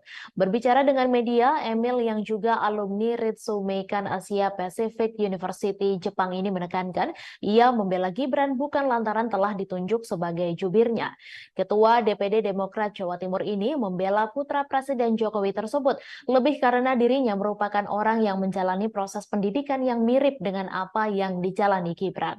Emil menjelaskan pada proses pendidikan yang dimaksud, Gibran mengambil program dengan Inggris University of Bradford melalui Management Development Institute of Singapore. Bukan hanya Gibran, Emil bercerita bahwa dirinya pernah mengambil program dengan University of Wales melalui sebuah perguruan tinggi Indonesia yang namanya Universitas Indonesia Esa Unggul. Wakil Gubernur Jatim itu pun menyatakan sudah banyak penjelasan terkait alur pendidikan yang ditempuh Gibran maupun dirinya, termasuk yang juga ditempuh dirinya sendiri. Dari dalam negeri juga telah ada pengakuan kesetaraan ijazah dari Pangkalan Data Pendidikan Tinggi yang menjadi landasan pendidikan yang ditempuh. Karenanya, Emil Dardak yang juga memperoleh gelar diploma dari Melbourne Institute of Business and Technology ini berharap hal tersebut tak menjadi polemik berkelanjutan. Kepada masyarakat sebagai calon pemilih di pemilu, Emil berpesan agar melihat tiap informasi secara objektif, tidak mengambil satu fakta dari satu opini saja, namun juga perlunya mencari informasi dari pihak lain. Sebelumnya, Dr. Tifa menyoalkan ijazah Gibran Rakabuming Raka yang dituding palsu serta setara SMA. Hal ini pun viral di media sosial. Melalui akun Twitternya, ia mempertanyakan keabsahan ijazah S1 Gibran. Dalam unggahannya, Dr. Tifa menuding ijazah Gibran palsu dan hanya lulusan program studi yang setara sekolah menengah kejuruan atau SMK. Nama mantan Menteri Kelautan dan Perikanan Susi Pujiastuti disebut-sebut akan bergabung dengan tim pemenangan pasangan Capres-Cawapres nomor urut 2, Prabowo Subianto, Gibran Rakabuming Raka. Susi disebut bakal bergabung dalam Badan Pemenangan Pemilu DPD Partai Gerindra Jawa Barat.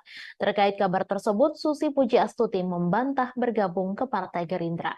Adapun klaim Susi bergabung dengan Gerindra dilontarkan oleh Ketua Badan Pemenangan Pemilu Partai Gerindra Jawa Barat, Aris Marsudianto. Namun saat ditanya apakah pernah ada tawaran bergabung ke Gerindra, Susi tidak menjawab pertanyaan wartawan. Susi Pujiastuti sebelumnya pernah dikabarkan merapat ke pasangan Capres-Cawapres Anies Baswedan dan Muhaimin Iskandar. Namun baru-baru ini namanya santer dikabarkan merapat ke kubu pasangan Capres-Cawapres Prabowo Subianto dan Gibran Rakabuming Raka. Lantas kemanakah arah dukungan Susi Pujiastuti di Pilpres 2024? Susi Pujiastuti baru-baru ini dikabarkan merapat ke kubu pasangan Prabowo Gibran. Kabar itu awalnya disampaikan oleh Bapilu DPD Partai Gerindra Jawa Barat Aris yang mengklaim jika Susi Pujiastuti telah ditawari posisi Dewan Kehormatan Bapilu Gerindra Jawa Barat. Hal itu diungkapkan Aris kepada awak media pada Senin 20 November. Meski demikian, Aris belum membeberkan secara detail terkait dengan tawaran itu apakah diterima Susi Pujiastuti atau tidak. Pernyataan Aris selalu diperkuat Wakil Ketua Umum Partai Gerindra Habibur Rahman yang mengklaim bahwa Susi akan merapat ke kubu Prabowo Gibran.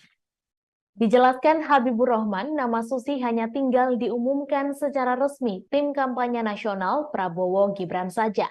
Apalagi Prabowo memiliki hubungan yang baik dengan pemilik Susi Air tersebut. Menurutnya, Susi sosok perempuan terbaik bangsa yang memiliki banyak prestasi saat menjadi menteri. Dengan prestasi yang dimilikinya saat ini, tak heran jika kehadiran Susi di TKN Prabowo Gibran sangat diharapkan. Menanggapi kabar itu, Susi menegaskan dirinya tidak bergabung untuk ikut memenangkan pasangan nomor urut 2 Prabowo Gibran di Jawa Barat. Mantan Menteri Kelautan dan Perikanan bahkan menjawab tegas kabar tersebut. Namun pihaknya tidak menjawab lebih detail terkait tawaran bergabung ke Gerindra. Sebelumnya, Wakil Kapten Timnas Anies Baswedan Muhaimin Iskandar, Sudirman Said juga pernah membahas soal peluang Susi bergabung ke tim nasional pemenangan Amin. Dijelaskan Sudirman, komunikasi pihaknya termasuk Anies dan Muhaimin dengan Susi Pujiastuti sejauh ini berjalan baik. Menurut Sudirman, Susi Pujiastuti mewakili sosok yang menginginkan perubahan sama seperti yang diusung oleh pasangan Amin. Namun pihaknya belum bisa memastikan apakah Susi bersedia bergabung tim pemenangan Amin. Sementara itu, Wakil Ketua Tim Pemenangan Nasional Ganjar Pranowo Mahfud MD, Jenderal TNI Purnawirawan Andika Perkasa, buka suara soal peluang Susi bergabung ke TPN Ganjar Mahfud. Andika tidak menjelaskan secara detail apakah Susi Pujiastuti bersedia bergabung dengan TPN Ganjar Mahfud. Hanya saja Andika menyebut bahwa mengajak Susi Pujiastuti masuk ke TPN Ganjar Mahfud adalah bagian dari rencana kerjanya. Hal ini disampaikan Andika saat ditanya mengenai momen makan siang bersama antara Ganjar dengan Susi di Pangandaran, Jawa Barat pada Selasa 7 November. Diketahui pertemuan antara Ganjar dengan Susi itu terjadi di International Beach Street, Kabupaten Pangandaran, Jawa Barat. Sementara itu Ganjar mengungkapkan Susi adalah sosok teman sekaligus ibu baginya. Pasalnya Susi banyak memberikan pembelajaran dan pengalaman hidup. Gubernur Jawa Timur Khofifah Indar Parawansa dipastikan akan bergabung dengan tim pemenangan Prabowo Subianto dan Gibran Rakabuming Raka di Jawa Timur. Hal ini disampaikan oleh Ketua Umum Partai Golkar Airlangga Hartarto. Namun Airlangga belum bisa merinci kapan Khofifah akan diumumkan masuk ke dalam tim kampanye daerah Prabowo Gibran di Jawa Timur. Airlangga Hartarto menambahkan Khofifah akan tetap membantu memenangkan Prabowo Gibran di Pilpres 2024. Sebelumnya, Ketua DPD Golkar Jatim Sarmuji mengatakan Khofifah berpeluang kuat menjadi Ketua TKD untuk pasangan Prabowo Gibran. Sarmuji menjelaskan tokoh-tokoh dengan reputasi baik di Jawa Timur termasuk Khofifah siap bergabung dengan tim sukses Prabowo Gibran. Menurutnya, Khofifah akan bergabung ke tim pemenangan Prabowo Gibran setelah masa jabatannya sebagai Gubernur Jawa Timur berakhir. Adapun masa jabatan Khofifah akan berakhir pada 31 Desember 2023 mendatang. Dewan Pakar Tim Kampanye Nasional Prabowo Gibran Budiman Sujatmiko menyebut TKD sudah cukup kuat, terutama di Jawa Timur dan Jawa Tengah. TKD itu nantinya dibentuk untuk memperkuat upaya pemenangan Prabowo Gibran di setiap daerah. Menurut Budiman, sudah ada beberapa nama yang akan memimpin tim kampanye Prabowo Gibran di daerah, termasuk Khofifah. Ia mengatakan Khofifah menjadi salah satu opsi nama yang akan memimpin TKD di wilayah Jawa Timur. Diketahui TKN sudah mengumumkan 3 nama yang akan didapuk menjadi ketua TKD Prabowo Gibran di 3 provinsi. Namun nama Khofifah Indar Parawansa belum kunjung diumumkan oleh TKN. Sekretaris TKN Prabowo Gibran Nusron Wahid mengatakan pihaknya meminta semua pihak menunggu masuk atau tidaknya Khofifah ke dalam TKD Prabowo Gibran. Nusron lantas menyebut nama ketua TKD Prabowo Gibran untuk wilayah Jawa Timur akan diumumkan pada waktu yang tepat. Nusron menyampaikan tokoh yang akan memimpin pemenangan di 3 provinsi tersebut diyakini bisa memenangkan paslon yang diusungnya itu di wilayahnya masing-masing.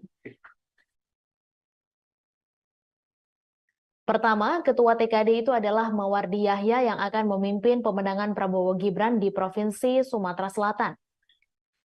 Figur kedua yang ditunjuk adalah Airin Rahmidiani yang akan menjadi ketua TKD Banten. Terakhir, Ridwan Kamil yang juga kader Partai Golkar ditunjuk menjadi ketua TKD untuk Provinsi Jawa Barat. Di saat PDIP tegas sudah tutup buku soal Wali Kota Medan Bobi Nasution, Golkar terang-terangan memberi surat tugas ke Bobi. Wakil Ketua Umum Golkar Ahmad Doli Kurnia mengungkap soal surat penugasan partainya untuk Bobi Nasution. Ia menegaskan bahwasannya Bobi Nasution telah mendapatkan 2 surat penugasan dari Golkar. Tak hanya itu, ternyata Partai Golkar juga mengusulkan nama menantu Presiden Jokowi itu maju menjadi calon gubernur Sumatera Utara di Pilkada 2024 mendatang. Diketahui Partai Golkar mengusulkan nama menantu Presiden Jokowi maju menjadi calon gubernur Sumatera Utara di Pilkada 2024. Nama itu pun diumumkan langsung oleh Ketua Umum Golkar Airlangga Hartarto. Hal itu selepas Airlangga memberikan pengarahan kepada bakal calon kepala daerah atau wakil kepala daerah Golkar seluruh Indonesia di kantor DPP Golkar Selipi, Jakarta Barat pada Selasa 21 November. Sementara itu, Wakil Ketua Umum Golkar Ahmad Doli Kurnia mengatakan bahwa partainya lah yang pertama kali mengusung Bobi untuk maju di pemilihan gubernur Sumatera Utara.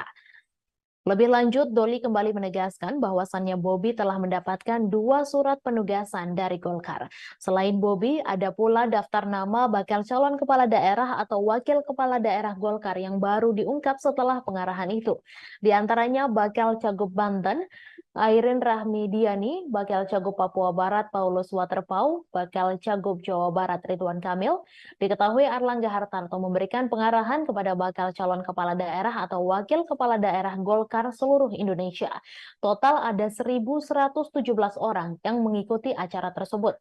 Arahan itu disampaikan langsung oleh Airlangga kepada ribuan bakal calon kepala daerah atau wakil kepala daerah Golkar seluruh Indonesia di Selipi, Jakarta Barat pada Selasa 21 November. Pembekalan berlangsung lebih dari 3 jam secara tertutup. Selesai kegiatan, Airlangga baru menemui awak media menjelaskan maksud mengumpulkan ribuan bakal calon kepala daerah atau wakil kepala daerah Golkar seluruh Indonesia.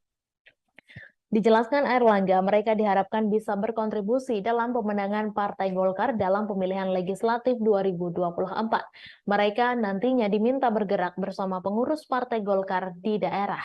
Ia menyatakan bahwasannya pemenangan Golkar di daerah akan menjadi modal utama agar bakal calon kepala daerah atau wakil kepala daerah bisa diusung oleh DPP Partai Golkar di Pilkada 2024. Berdasarkan Survei Nasional Indonesia Political Opinion periode 10 hingga 17 November 2023, elektabilitas Capres Koalisi Perubahan Anies Baswedan mengalami kenaikan. Berdasarkan Surnas IPO, elektabilitas Anies menunjukkan 32,7%. Hasil survei itu tertuang dalam peta elektabilitas koalisi dan arah pemilih muda di Pilpres 2024. Sedangkan elektabilitas Capres Prabowo Subianto sebanyak 37,5% dan Capres Ganjar sebesar 28,5%. Anies menilai bahwa hasil survei itu sebagai bukti bahwa semakin hari masyarakat mulai menginginkan adanya perubahan. Hal itu membuat mantan Gubernur DKI Jakarta tersebut optimistis bisa melakukan perubahan sesuai tema yang diusungnya untuk merubah Indonesia lebih baik. Di sisi lain, pasangan Capres-Cawapres Anies Baswedan Muhaimin Iskandar mengumumkan susunan lengkap Tim Nasional Pemenangan Amin. Sejumlah nama menempati jabatan sebagai Dewan Pertimbangan dan Dewan Penasehat Timnas Amin. Selain itu, Anies juga mengumumkan sejumlah nama lain yang masuk dalam struktur Timnas Amin sebagai Dewan Penasehat. Ia menjelaskan Dewan Penasehat ini bertugas untuk memberikan nasihat-nasihat. Kemudian ada pula pimpinan Pemuda Pancasila Capto Suryo Sumarno masuk menjadi Dewan Penasehat. Selanjutnya ada mantan Wakapolri Komjen Ogroseno, mantan Kepala BIN Letjen Sutioso, Sutrisno Bahir, dan Hidayat Nur Wahid. Sementara itu, juru bicara Anies Baswedan, Surya Chandra, menegaskan dukungan perangkat desa pada salah satu pasangan calon merupakan tindakan berbahaya sehingga menjadi pertimbangan untuk melaporkan insiden ini ke Bawaslu RI. Ia juga menyayangkan perilaku Cawapres nomor urut 2, Gibran Rakabuming Raka, yang menghadiri acara Silaturahmi Nasional Desa Bersatu 2023 bersama 8 organisasi perangkat desa di Indonesia Arena GBK, Jakarta pada Minggu 19 November. Menjaga netralitas politik perangkat desa menurut Suryan penting untuk membantu mereka bisa mengelola konflik yang potensial terjadi di dalam pemilu nanti. Dengan kata lain, integritas adalah tiang panjang dari tata kelola desa yang baik. Ia meyakinkan warga bahwa negara memang bekerja untuk kepentingan mereka, bukan hanya untuk kalangan tertentu, dan ini vital bagi kesejahteraan ekonomi dan kebaikan masyarakat secara umum. Tribuners, dua emak-emak dari Depok dan Bekasi melalui kelompok masyarakat Aliansi Penyelamat Konstitusi atau APK melaporkan 7 anggota Komisi Pemilihan Umum ke Dewan Kehormatan Penyelenggara Pemilu. Laporan itu dilakukan lantaran dua mama ini menduga bahwa KPU melakukan pelanggaran etik karena menerima pendaftaran Wali Kota Solo Gibran Rakabuming Raka sebagai cawapres menggunakan aturan dalam peraturan KPU yang lama sebelum putusan Mahkamah Konstitusi nomor 90. Selengkapnya mengenai hal ini, kita akan mendengarkan laporan dari reporter Tribun News Mario Christian Sumampo. Silakan rekan Mario. Ya, selamat sore rekan GG. Benar, pada hari ini baru saja dua mama berasal dari Depok dan Bekasi melalui Aliansi Penyelamat Konstitusi atau APK melaporkan 7 anggota KPU RI ke DKPP. Laporan ini diantarkan mereka karena mereka menduga KPU RI melakukan dugaan pelanggaran yang dimana telah menerima Wali Kota Solo Gibran Rakabuming Raka sebagai cawapres menggunakan peraturan KPU yang lama. Sedangkan saat ditetapkan menjadi peserta Pilpres 2024 secara definitif, Gibran ini telah ditentukan dan diresmikan menjadi cawapres menggunakan PKPU yang baru, yang dimana di dalamnya usia capres cawapres telah direduksi pasca putusan Mahkamah Konstitusi. Kedua mama ini menuntut untuk meminta DKPP untuk mencopot 7 anggota KPU RI dari jabatannya. Adapun 7 orang ini adalah yang pertama Ketua KPU RI Hasyim Asyari beserta anggota lainnya Idam Holik, August Melas, Betty Epsilon Idrus, Muhammad Afifuddin, Yulianto Sudrajat, dan juga Sekjen KPU RI Parsadaan Arahap. Demikian GG yang bisa saya sampaikan sejauh ini. Baik, apakah pihak dari KPU sudah mengetahui terkait laporan ini dan bagaimana respons mereka? Nah, sejauh ini GG laporan ini baru saja dikirimkan ke DKPP dan baru juga diterima. Saat ini dari Tribun News sendiri sudah menghubungi pihak KPU RI dan hingga saat ini, hingga laporan ini disampaikan, pihak KPU RI masih belum memberi respon. Demikian GG. Baik, terima kasih rekan Mario atas laporannya dan selamat bertugas kembali. Tribuners, berikut cuplikan pernyataan pengacara Aliansi Penyelamat Konstitusi atau APK, Firman Syah, terkait dua emak-emak yang melaporkan 7 anggota KPU RI. Kami barusan,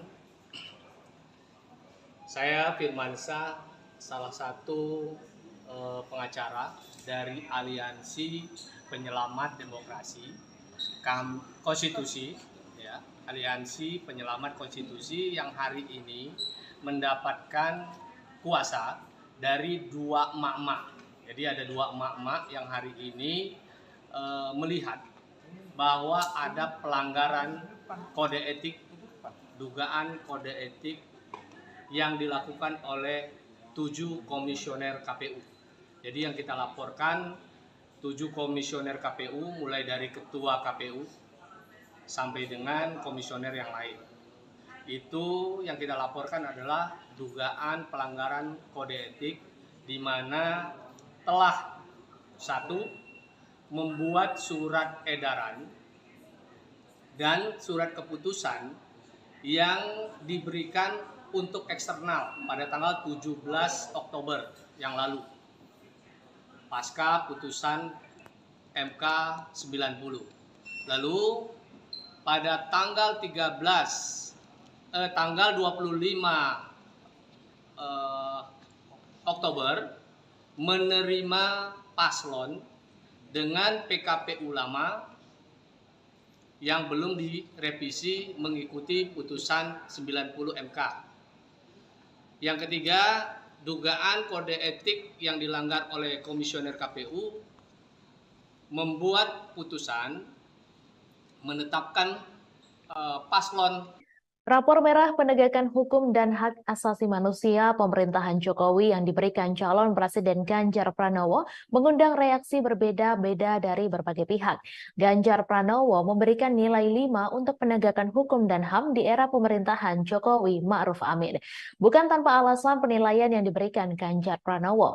Satu hal yang membuat Ganjar menganggap penegakan hukum dan HAM di era pemerintahan Jokowi jeblok adalah putusan Mahkamah Konstitusi soal syarat usia Capres-Cawapres.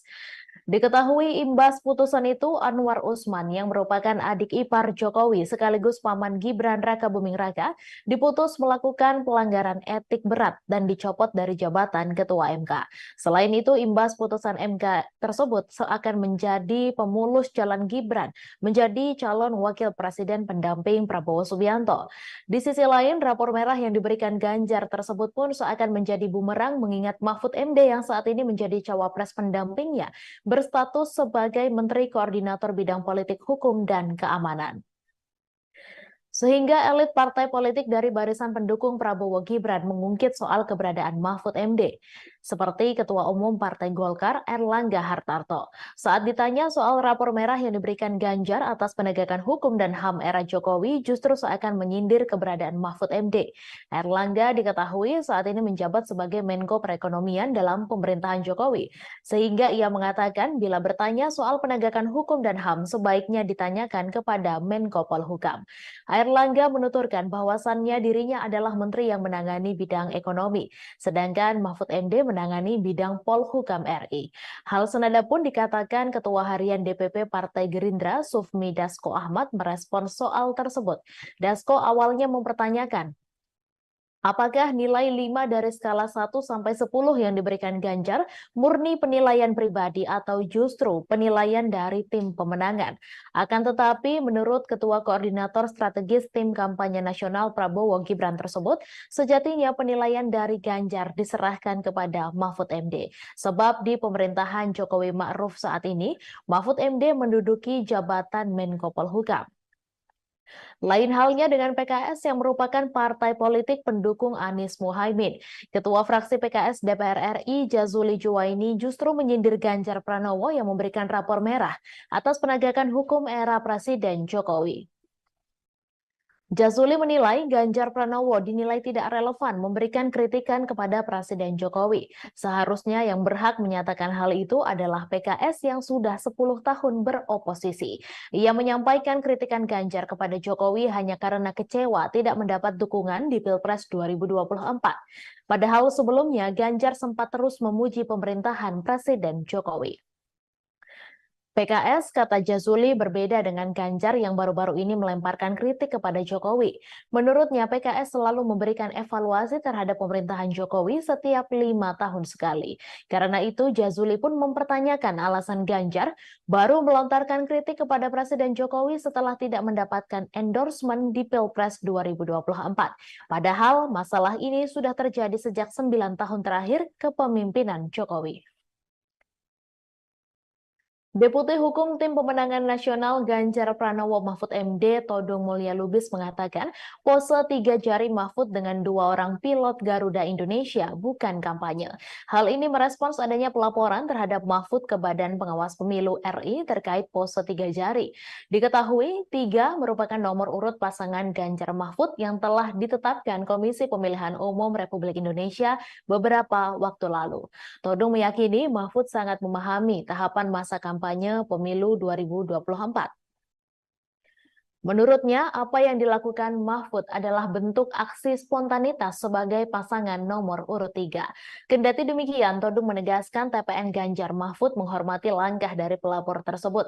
Sebagaimana diketahui, Mahfud dilaporkan ke Bawaslu oleh Ketua Advokat Pengawas Pemilu Muhammad Mualimin pada hari Selasa. Mahfud diduga mencuri start kampanye karena mengunggah fotonya pose 3 jari dengan pilot dan co-pilot di dalam kokpit pesawat.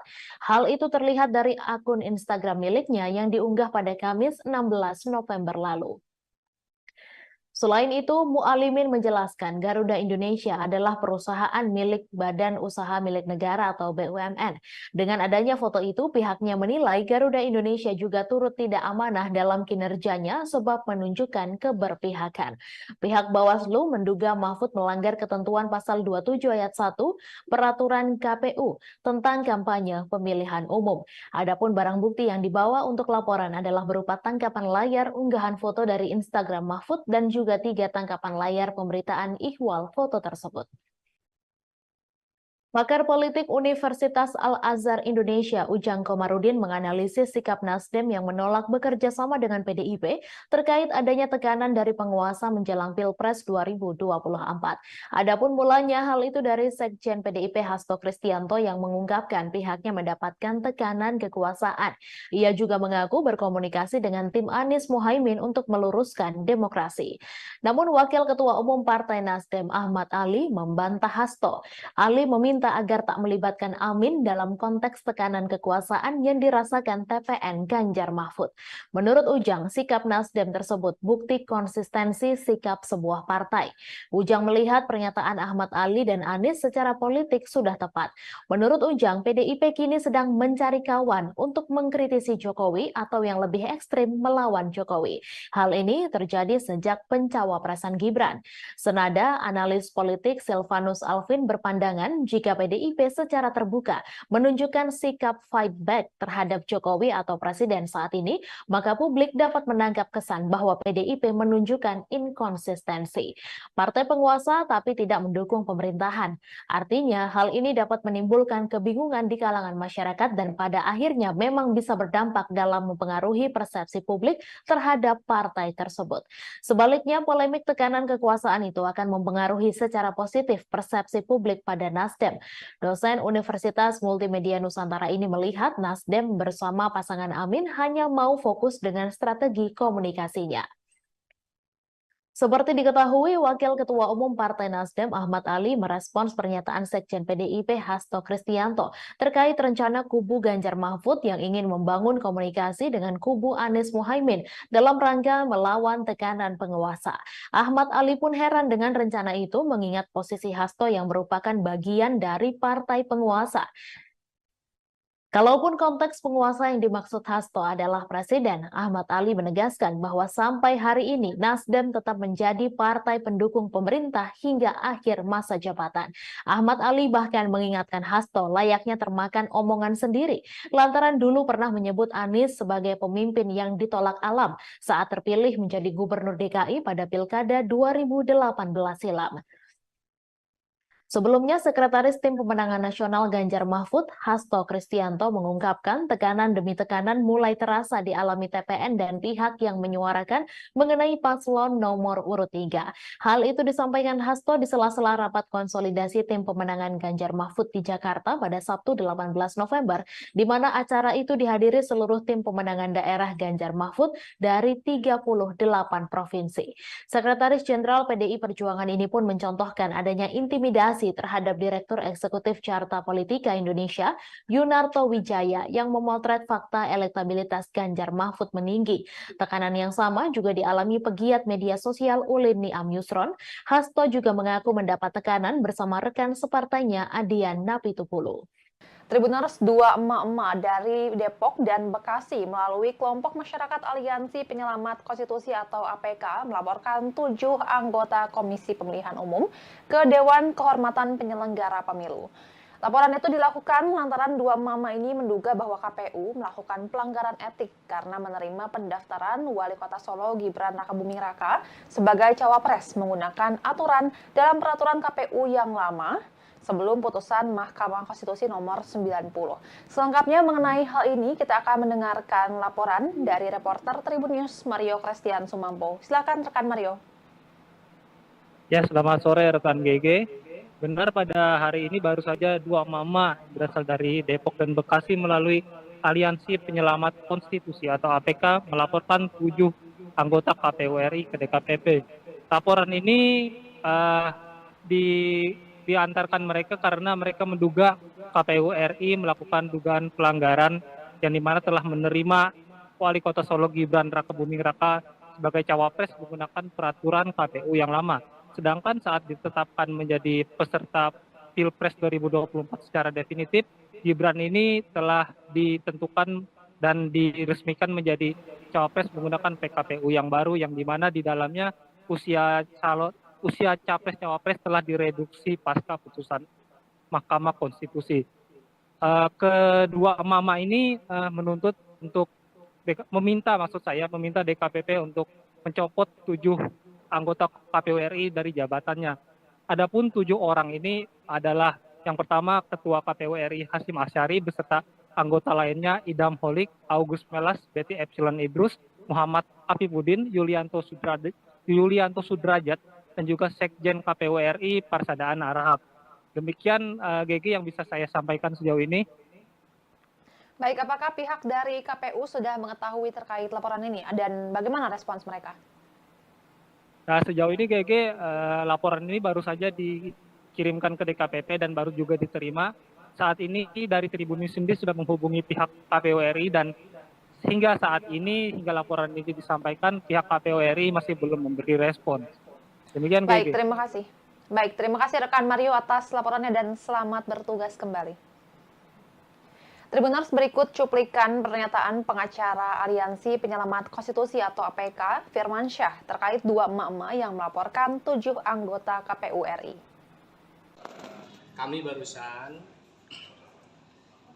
saya Firman Syah, salah satu pengacara dari Aliansi Penyelamat Demokrasi Konstitusi, ya, Aliansi Penyelamat Konstitusi yang hari ini mendapatkan kuasa dari dua emak-emak.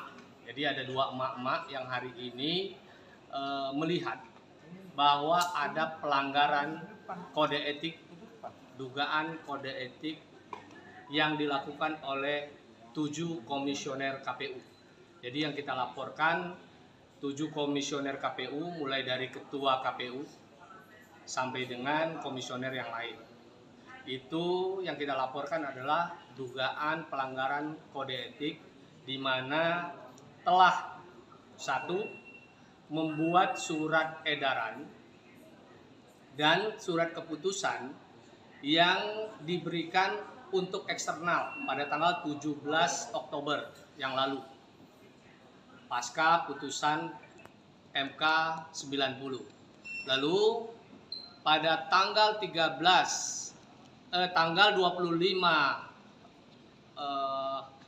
Oktober menerima paslon dengan PKPU lama yang belum direvisi mengikuti putusan 90 MK.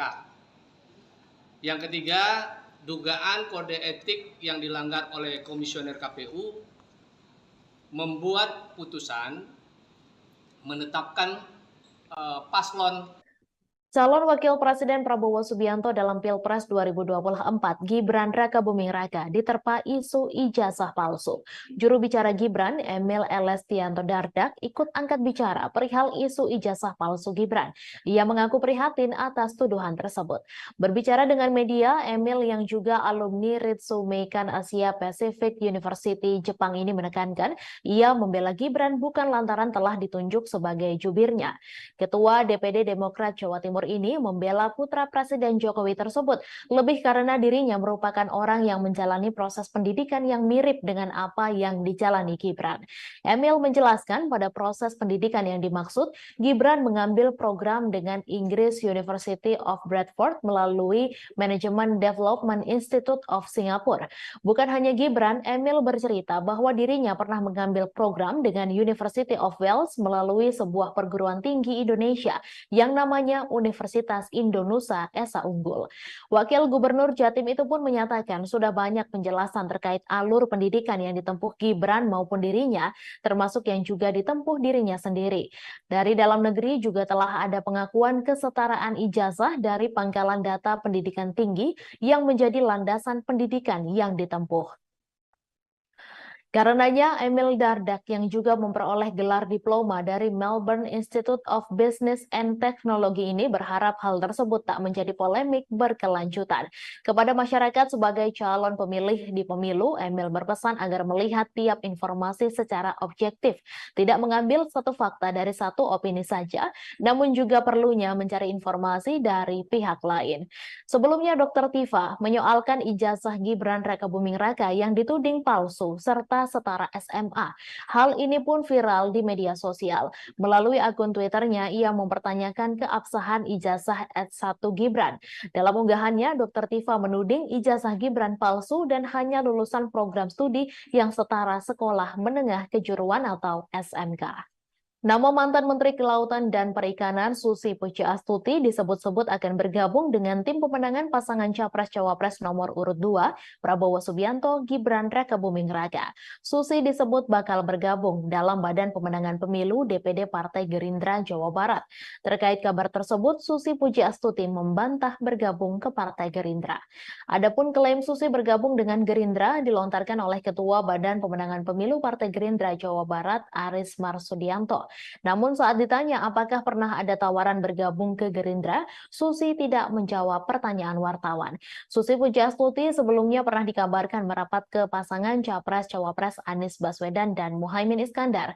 Namun baru-baru ini namanya santer dikabarkan merapat ke kubu pasangan Capres-Cawapres Prabowo Subianto dan Gibran Rakabuming Raka. Lantas kemanakah arah dukungan Susi Pujiastuti di Pilpres 2024?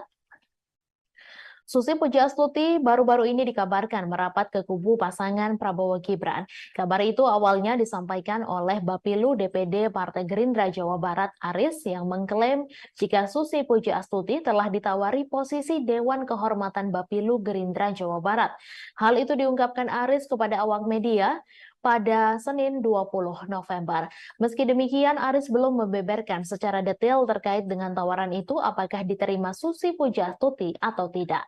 Pernyataan Aris selalu diperkuat Wakil Ketua Umum Partai Gerindra Habibur Rahman yang mengklaim bahwa Susi akan merapat ke kubu Prabowo Gibran. Dijelaskan Habibur Rahman, nama Susi hanya tinggal diumumkan secara resmi tim kampanye nasional Prabowo Gibran saja. Apalagi Prabowo memiliki hubungan yang baik dengan pemilik Susi Air tersebut. Menurutnya, Susi sosok perempuan terbaik bangsa yang memiliki banyak prestasi saat menjadi menteri. Dengan prestasi yang dimilikinya saat ini, tak heran jika kehadiran Susi di TKN Prabowo Gibran sangat diharapkan.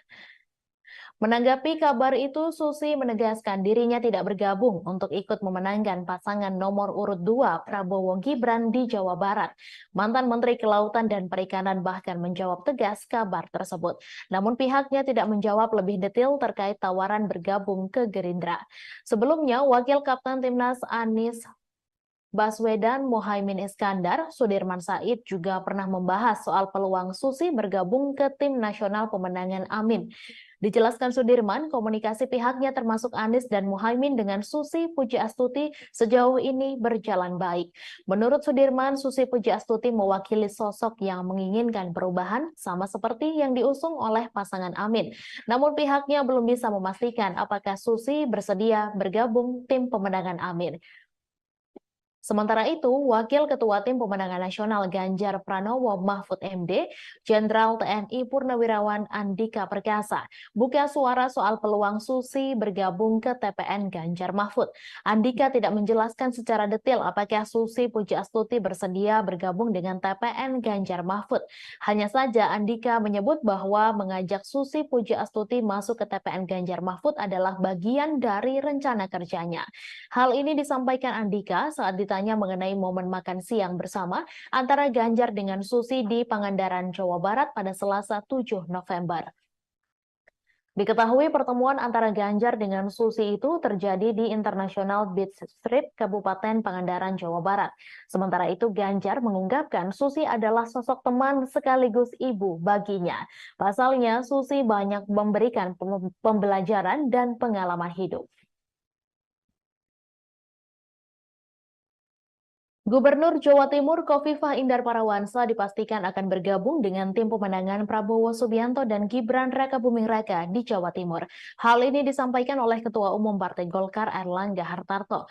Namun Airlangga belum bisa merinci kapan Khofifah akan diumumkan masuk ke dalam tim kampanye daerah Prabowo Gibran di Jawa Timur. Airlangga Hartarto menambahkan Khofifah akan tetap membantu memenangkan Prabowo Gibran di Pilpres 2024. Sebelumnya, Ketua DPD Golkar Jatim Sarmuji mengatakan Khofifah berpeluang kuat menjadi Ketua TKD untuk pasangan Prabowo Gibran. Sarmuji menjelaskan tokoh-tokoh dengan reputasi baik di Jawa Timur termasuk Khofifah siap bergabung dengan tim sukses Prabowo Gibran. Menurutnya, Khofifah akan bergabung ke tim pemenangan Prabowo Gibran setelah masa jabatannya sebagai Gubernur Jawa Timur berakhir. Adapun masa jabatan Khofifah akan berakhir pada 31 Desember 2023 mendatang.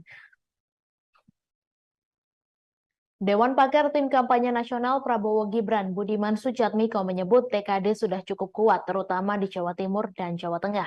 TKD itu nantinya dibentuk untuk memperkuat upaya pemenangan Prabowo Gibran di setiap daerah. Menurut Budiman sudah ada beberapa nama yang akan memimpin tim kampanye Prabowo Gibran di daerah termasuk Khofifah. Ia mengatakan Khofifah menjadi salah satu opsi nama yang akan memimpin TKD di wilayah Jawa Timur. Diketahui TKN sudah mengumumkan 3 nama yang akan didapuk menjadi Ketua TKD Prabowo Gibran di 3 provinsi. Namun nama Khofifah Indar Parawansa belum kunjung diumumkan oleh TKN. Sekretaris TKN Prabowo Gibran Nusron Wahid mengatakan pihaknya meminta semua pihak menunggu masuk atau tidaknya Khofifah ke dalam TKD Prabowo Gibran. Nusron lantas menyebut nama Ketua TKD Prabowo Gibran untuk wilayah Jawa Timur akan diumumkan pada waktu yang tepat. Nusron menyampaikan tokoh yang akan memimpin pemenangan di 3 provinsi tersebut diyakini bisa memenangkan paslon yang diusungnya itu di wilayahnya masing-masing. Pertama, Ketua TKD itu adalah Mawardi Yahya yang akan memimpin pemenangan Prabowo Gibran di Provinsi Sumatera Selatan. Figur kedua yang ditunjuk adalah Airin Rahmidiani yang akan menjadi Ketua TKD Banten. Terakhir, Ridwan Kamil yang juga kader Partai Golkar ditunjuk menjadi Ketua TKD untuk Provinsi Jawa Barat. Di saat PDIP tegas sudah tutup buku soal Wali Kota Medan Bobi Nasution, Golkar terang-terangan memberi surat tugas ke Bobi. Wakil Ketua Umum Golkar Ahmad Doli Kurnia mengungkap soal surat penugasan partainya untuk Bobi Nasution. Ia menegaskan bahwasannya Bobi Nasution telah mendapatkan 2 surat penugasan dari Golkar. Tak hanya itu, ternyata Partai Golkar juga mengusulkan nama menantu Presiden Jokowi itu maju menjadi calon Gubernur Sumatera Utara di Pilkada 2024 mendatang. Diketahui Partai Golkar mengusulkan nama menantu Presiden Jokowi maju menjadi calon gubernur Sumatera Utara di Pilkada 2024. Nama itu pun diumumkan langsung oleh Ketua Umum Golkar Airlangga Hartarto. Hal itu selepas Airlangga memberikan pengarahan kepada bakal calon kepala daerah atau wakil kepala daerah Golkar seluruh Indonesia di kantor DPP Golkar Selipi, Jakarta Barat pada Selasa 21 November. Sementara itu, Wakil Ketua Umum Golkar Ahmad Doli Kurnia mengatakan bahwa partainya lah yang pertama kali mengusung Bobi untuk maju di pemilihan gubernur Sumatera Utara. Lebih lanjut, Doli kembali menegaskan bahwasannya Bobi telah mendapatkan 2 surat penugasan dari Golkar. Selain Bobi, ada pula daftar nama bakal calon kepala daerah atau wakil kepala daerah Golkar yang baru diungkap setelah pengarahan itu. Di antaranya bakal Cagup Banten, Airin Rahmidiani, bakal Cagup Papua Barat Paulus Waterpau, bakal Cagup Jawa Barat Ridwan Kamil. Diketahui Airlangga Hartarto memberikan pengarahan kepada bakal calon kepala daerah atau wakil kepala daerah Golkar seluruh Indonesia. Total ada 1.117 orang yang mengikuti acara tersebut. Arahan itu disampaikan langsung oleh Airlangga kepada ribuan bakal calon kepala daerah atau wakil kepala daerah Golkar seluruh Indonesia di Selipi, Jakarta Barat pada Selasa 21 November. Pembekalan berlangsung lebih dari 3 jam secara tertutup. Selesai kegiatan, Airlangga baru menemui awak media menjelaskan maksud mengumpulkan ribuan bakal calon kepala daerah atau wakil kepala daerah Golkar seluruh Indonesia. Dijelaskan Airlangga, mereka diharapkan bisa berkontribusi dalam pemenangan Partai Golkar dalam pemilihan legislatif 2024. Mereka nantinya diminta bergerak bersama pengurus Partai Golkar di daerah. Ia menyatakan bahwasannya pemenangan Golkar di daerah akan menjadi modal utama agar bakal calon kepala daerah atau wakil kepala daerah bisa diusung oleh DPP Partai Golkar di Pilkada 2024. Berdasarkan Survei Nasional Indonesia Political Opinion periode 10 hingga 17 November 2023, elektabilitas Capres Koalisi Perubahan Anies Baswedan mengalami kenaikan. Berdasarkan Surnas IPO, elektabilitas Anies menunjukkan 32,7%. Hasil survei itu tertuang dalam peta elektabilitas koalisi dan arah pemilih muda di Pilpres 2024. Sedangkan elektabilitas Capres Prabowo Subianto sebanyak 37,5% dan Capres Ganjar sebesar 28,5%. Anies menilai bahwa hasil survei itu sebagai bukti bahwa semakin hari masyarakat mulai menginginkan adanya perubahan. Hal itu membuat mantan Gubernur DKI Jakarta tersebut optimistis bisa melakukan perubahan sesuai tema yang diusungnya untuk merubah Indonesia lebih baik. Di sisi lain, pasangan Capres-Cawapres Anies Baswedan Muhaimin Iskandar mengumumkan susunan lengkap Tim Nasional Pemenangan Amin. Sejumlah nama menempati jabatan sebagai Dewan Pertimbangan dan Dewan Penasehat Timnas Amin. Selain itu, Anies juga mengumumkan sejumlah nama lain yang masuk dalam struktur Timnas Amin sebagai Dewan Penasehat. Ia menjelaskan Dewan Penasehat ini bertugas untuk memberikan nasihat-nasihat. Kemudian ada pula pimpinan Pemuda Pancasila Capto Suryo Sumarno masuk menjadi Dewan Penasehat. Selanjutnya ada mantan Wakapolri Komjen Ogroseno, mantan Kepala BIN Letjen Sutioso, Sutrisno Bahir, dan Hidayat Nur Wahid. Sementara itu, juru bicara Anies Baswedan, Surya Chandra, menegaskan dukungan perangkat desa pada salah satu pasangan calon merupakan tindakan berbahaya sehingga menjadi pertimbangan untuk melaporkan insiden ini ke Bawaslu RI. Ia juga menyayangkan perilaku Cawapres nomor urut 2 Gibran Rakabuming Raka yang menghadiri acara Silaturahmi Nasional Desa Bersatu 2023 bersama 8 organisasi perangkat desa di Indonesia Arena GBK Jakarta pada Minggu 19 November. Menjaga netralitas politik perangkat desa menurut Suryan penting untuk membantu mereka bisa mengelola konflik yang potensial terjadi di dalam pemilu nanti. Dengan kata lain, integritas adalah tiang panjang dari tata kelola desa yang baik. Ia meyakinkan warga bahwa negara memang bekerja untuk kepentingan mereka, bukan hanya untuk kalangan tertentu, dan ini vital bagi kesejahteraan ekonomi dan kebaikan masyarakat secara umum. Tribuners, 2 emak-emak dari Depok dan Bekasi melalui kelompok masyarakat Aliansi Penyelamat Konstitusi atau APK melaporkan 7 anggota Komisi Pemilihan Umum ke Dewan Kehormatan Penyelenggara Pemilu. Laporan itu dilakukan lantaran dua mama ini menduga bahwa KPU melakukan pelanggaran etik karena menerima pendaftaran Wali Kota Solo Gibran Rakabuming Raka sebagai cawapres menggunakan aturan dalam peraturan KPU yang lama sebelum putusan Mahkamah Konstitusi nomor 90.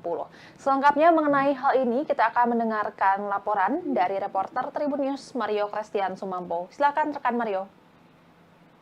Ya, selamat sore rekan GG. Benar, pada hari ini baru saja dua mama berasal dari Depok dan Bekasi melalui Aliansi Penyelamat Konstitusi atau APK melaporkan 7 anggota KPU RI ke DKPP. Laporan ini diantarkan mereka karena mereka menduga KPU RI melakukan dugaan pelanggaran yang dimana telah menerima Wali Kota Solo Gibran Rakabuming Raka sebagai cawapres menggunakan peraturan KPU yang lama.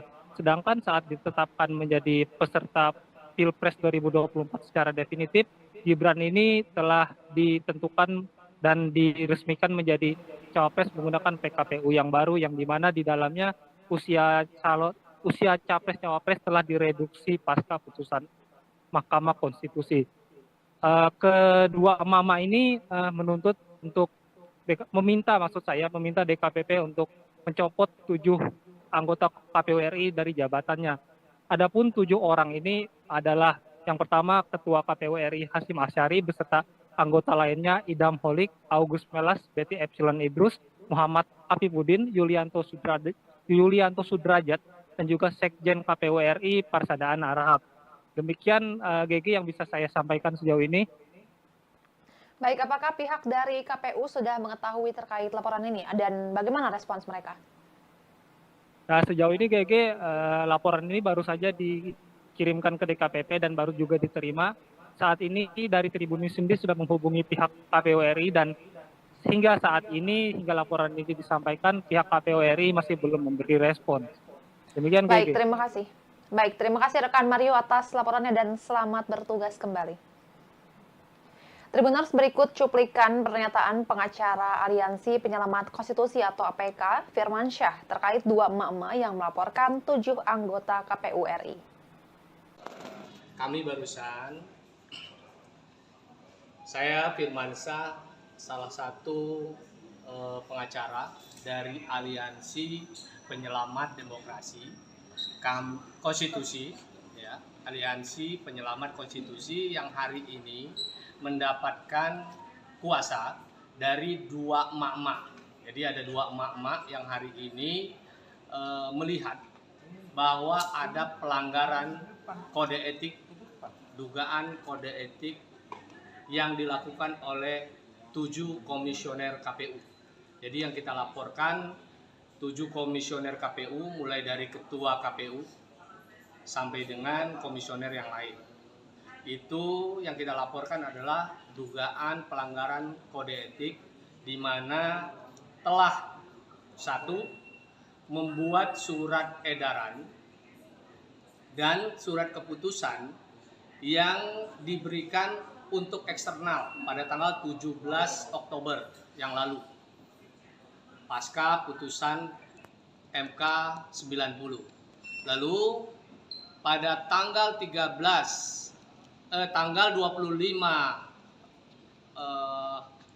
Oktober menerima paslon dengan PKPU lama yang belum direvisi mengikuti putusan 90 MK. Yang ketiga, dugaan kode etik yang dilanggar oleh komisioner KPU membuat putusan menetapkan paslon. Rapor merah penegakan hukum dan hak asasi manusia pemerintahan Jokowi yang diberikan calon Presiden Ganjar Pranowo mengundang reaksi berbeda-beda dari berbagai pihak. Ganjar Pranowo memberikan nilai 5 untuk penegakan hukum dan HAM di era pemerintahan Jokowi Ma'ruf Amin. Bukan tanpa alasan penilaian yang diberikan Ganjar Pranowo. Satu hal yang membuat Ganjar menganggap penegakan hukum dan HAM di era pemerintahan Jokowi jeblok adalah putusan Mahkamah Konstitusi soal syarat usia Capres-Cawapres. Diketahui imbas putusan itu, Anwar Usman yang merupakan adik ipar Jokowi sekaligus paman Gibran Rakabuming Raka diputus melakukan pelanggaran etik berat dan dicopot dari jabatan Ketua MK. Selain itu, imbas putusan MK tersebut seakan menjadi pemulus jalan Gibran menjadi calon wakil presiden pendamping Prabowo Subianto.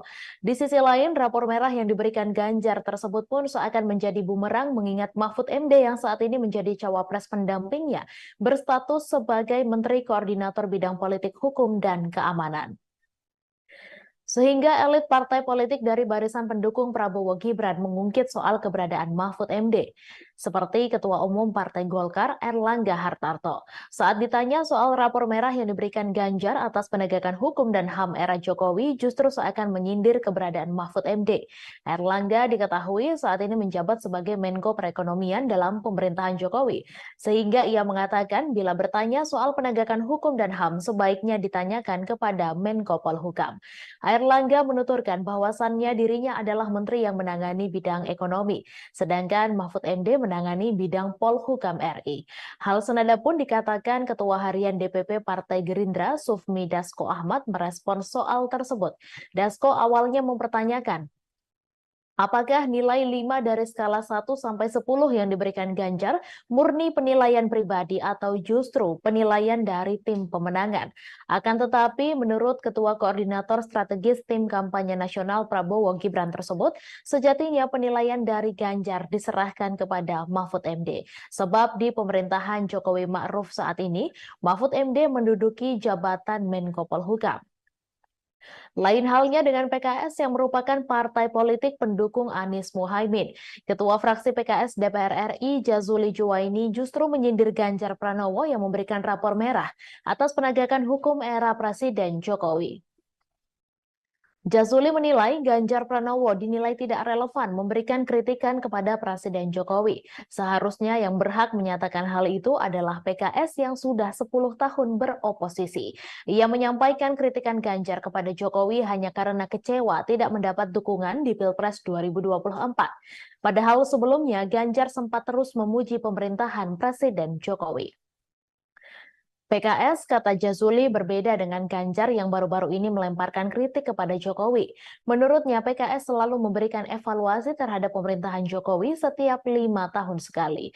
Karena itu, Jazuli pun mempertanyakan alasan Ganjar baru melontarkan kritik kepada Presiden Jokowi setelah tidak mendapatkan endorsement di Pilpres 2024.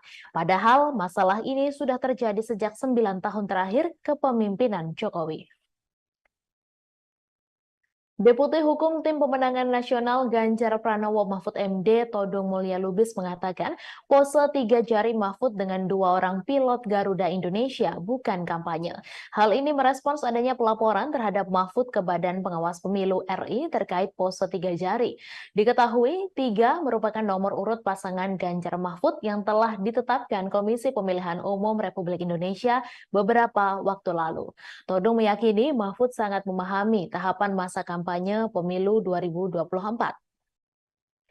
Menurutnya, apa yang dilakukan Mahfud adalah bentuk aksi spontanitas sebagai pasangan nomor urut 3. Kendati demikian, Todung menegaskan TPN Ganjar Mahfud menghormati langkah dari pelapor tersebut. Sebagaimana diketahui, Mahfud dilaporkan ke Bawaslu oleh Ketua Advokat Pengawas Pemilu Muhammad Mualimin pada hari Selasa. Mahfud diduga mencuri start kampanye karena mengunggah fotonya pose 3 jari dengan pilot dan co-pilot di dalam kokpit pesawat. Hal itu terlihat dari akun Instagram miliknya yang diunggah pada Kamis 16 November lalu. Selain itu, Mualimin menjelaskan Garuda Indonesia adalah perusahaan milik Badan Usaha Milik Negara atau BUMN.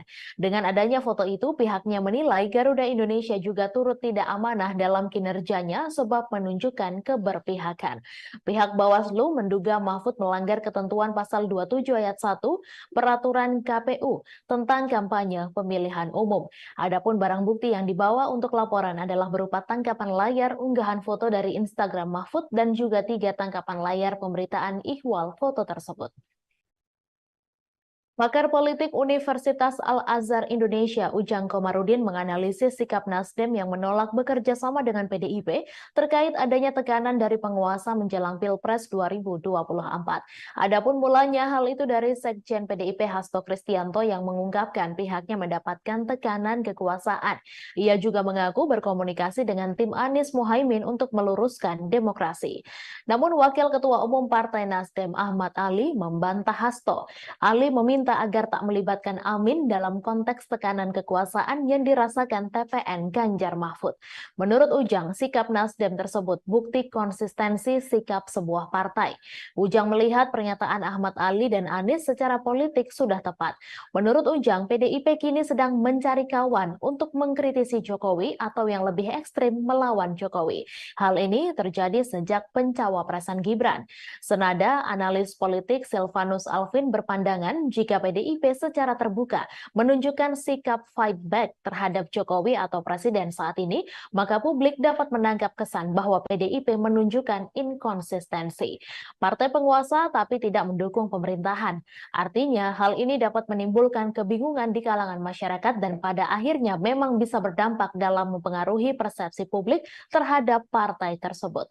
Sebaliknya, polemik tekanan kekuasaan itu akan mempengaruhi secara positif persepsi publik pada Nasdem. Dosen Universitas Multimedia Nusantara ini melihat Nasdem bersama pasangan Amin hanya mau fokus dengan strategi komunikasinya. Seperti diketahui, Wakil Ketua Umum Partai Nasdem Ahmad Ali merespons pernyataan Sekjen PDIP Hasto Kristianto terkait rencana kubu Ganjar Mahfud yang ingin membangun komunikasi dengan kubu Anies Muhaimin dalam rangka melawan tekanan penguasa. Ahmad Ali pun heran dengan rencana itu mengingat posisi Hasto yang merupakan bagian dari partai penguasa. Kalaupun konteks penguasa yang dimaksud Hasto adalah presiden, Ahmad Ali menegaskan bahwa sampai hari ini Nasdem tetap menjadi partai pendukung pemerintah hingga akhir masa jabatan. Ahmad Ali bahkan mengingatkan Hasto layaknya termakan omongan sendiri, lantaran dulu pernah menyebut Anies sebagai pemimpin yang ditolak alam saat terpilih menjadi gubernur DKI pada Pilkada 2018 silam. Sebelumnya, Sekretaris Tim Pemenangan Nasional Ganjar Mahfud, Hasto Kristianto, mengungkapkan tekanan demi tekanan mulai terasa dialami TPN dan pihak yang menyuarakan mengenai paslon nomor urut 3. Hal itu disampaikan Hasto di sela-sela rapat konsolidasi Tim Pemenangan Ganjar Mahfud di Jakarta pada Sabtu 18 November, di mana acara itu dihadiri seluruh tim pemenangan daerah Ganjar Mahfud dari 38 provinsi. Sekretaris Jenderal PDI Perjuangan ini pun mencontohkan adanya intimidasi terhadap Direktur Eksekutif Carta Politika Indonesia, Yunarto Wijaya, yang memotret fakta elektabilitas Ganjar Mahfud meninggi.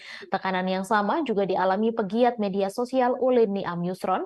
Hasto juga mengaku mendapat tekanan bersama rekan separtainya Adian Napitupulu.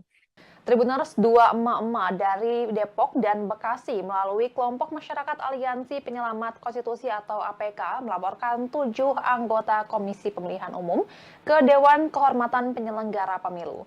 Laporan itu dilakukan lantaran dua mama ini menduga bahwa KPU melakukan pelanggaran etik karena menerima pendaftaran Wali Kota Solo Gibran Rakabuming Raka sebagai cawapres menggunakan aturan dalam peraturan KPU yang lama sebelum putusan Mahkamah Konstitusi nomor 90.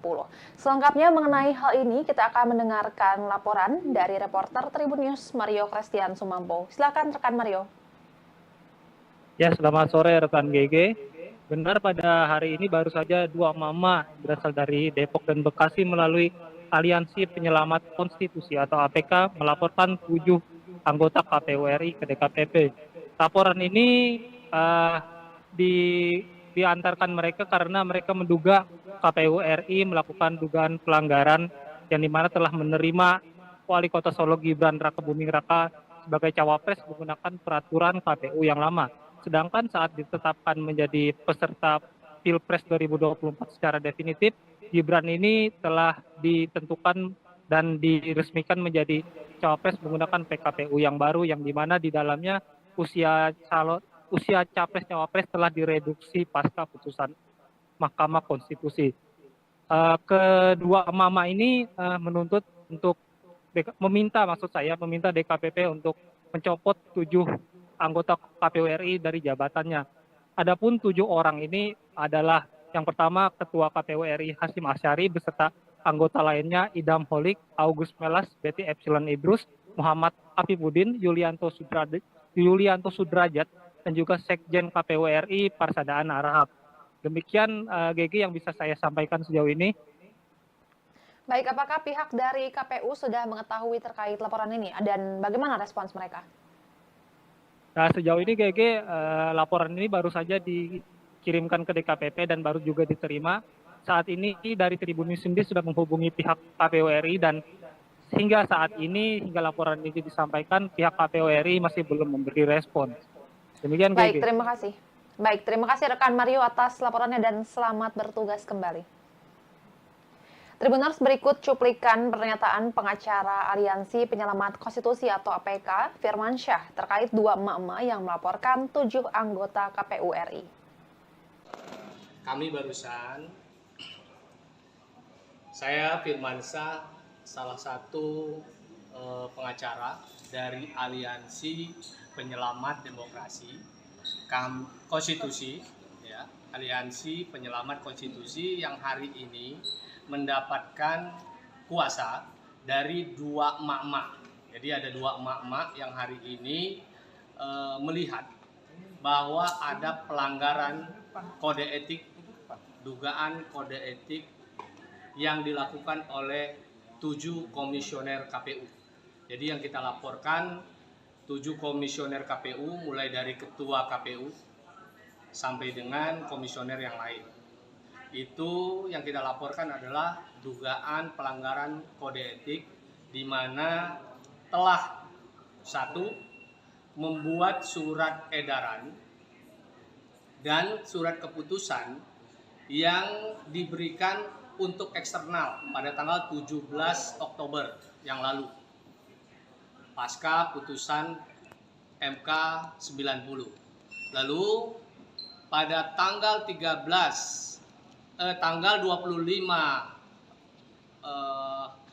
Oktober menerima paslon dengan PKPU lama yang belum direvisi mengikuti putusan 90 MK.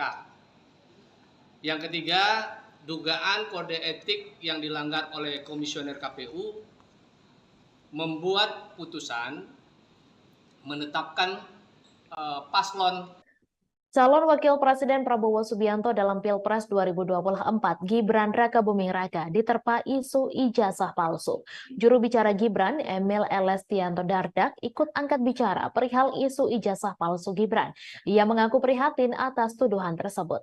Berbicara dengan media, Emil yang juga alumni Ritsumeikan Asia Pacific University Jepang ini menekankan, ia membela Gibran bukan lantaran telah ditunjuk sebagai jubirnya. Ketua DPD Demokrat Jawa Timur ini membela putra Presiden Jokowi tersebut lebih karena dirinya merupakan orang yang menjalani proses pendidikan yang mirip dengan apa yang dijalani Gibran. Emil menjelaskan pada proses pendidikan yang dimaksud, Gibran mengambil program dengan Inggris University of Bradford melalui Management Development Institute of Singapore. Bukan hanya Gibran, Emil bercerita bahwa dirinya pernah mengambil program dengan University of Wales melalui sebuah perguruan tinggi Indonesia yang namanya Universitas Indonesia Esa Unggul. Wakil Gubernur Jatim itu pun menyatakan sudah banyak penjelasan terkait alur pendidikan yang ditempuh Gibran maupun dirinya, termasuk yang juga ditempuh dirinya sendiri. Dari dalam negeri juga telah ada pengakuan kesetaraan ijazah dari Pangkalan Data Pendidikan Tinggi yang menjadi landasan pendidikan yang ditempuh. Karenanya, Emil Dardak yang juga memperoleh gelar diploma dari Melbourne Institute of Business and Technology ini berharap hal tersebut tak menjadi polemik berkelanjutan. Kepada masyarakat sebagai calon pemilih di pemilu, Emil berpesan agar melihat tiap informasi secara objektif, tidak mengambil satu fakta dari satu opini saja, namun juga perlunya mencari informasi dari pihak lain. Sebelumnya, Dr. Tifa menyoalkan ijazah Gibran Rakabuming Raka yang dituding palsu serta setara SMA.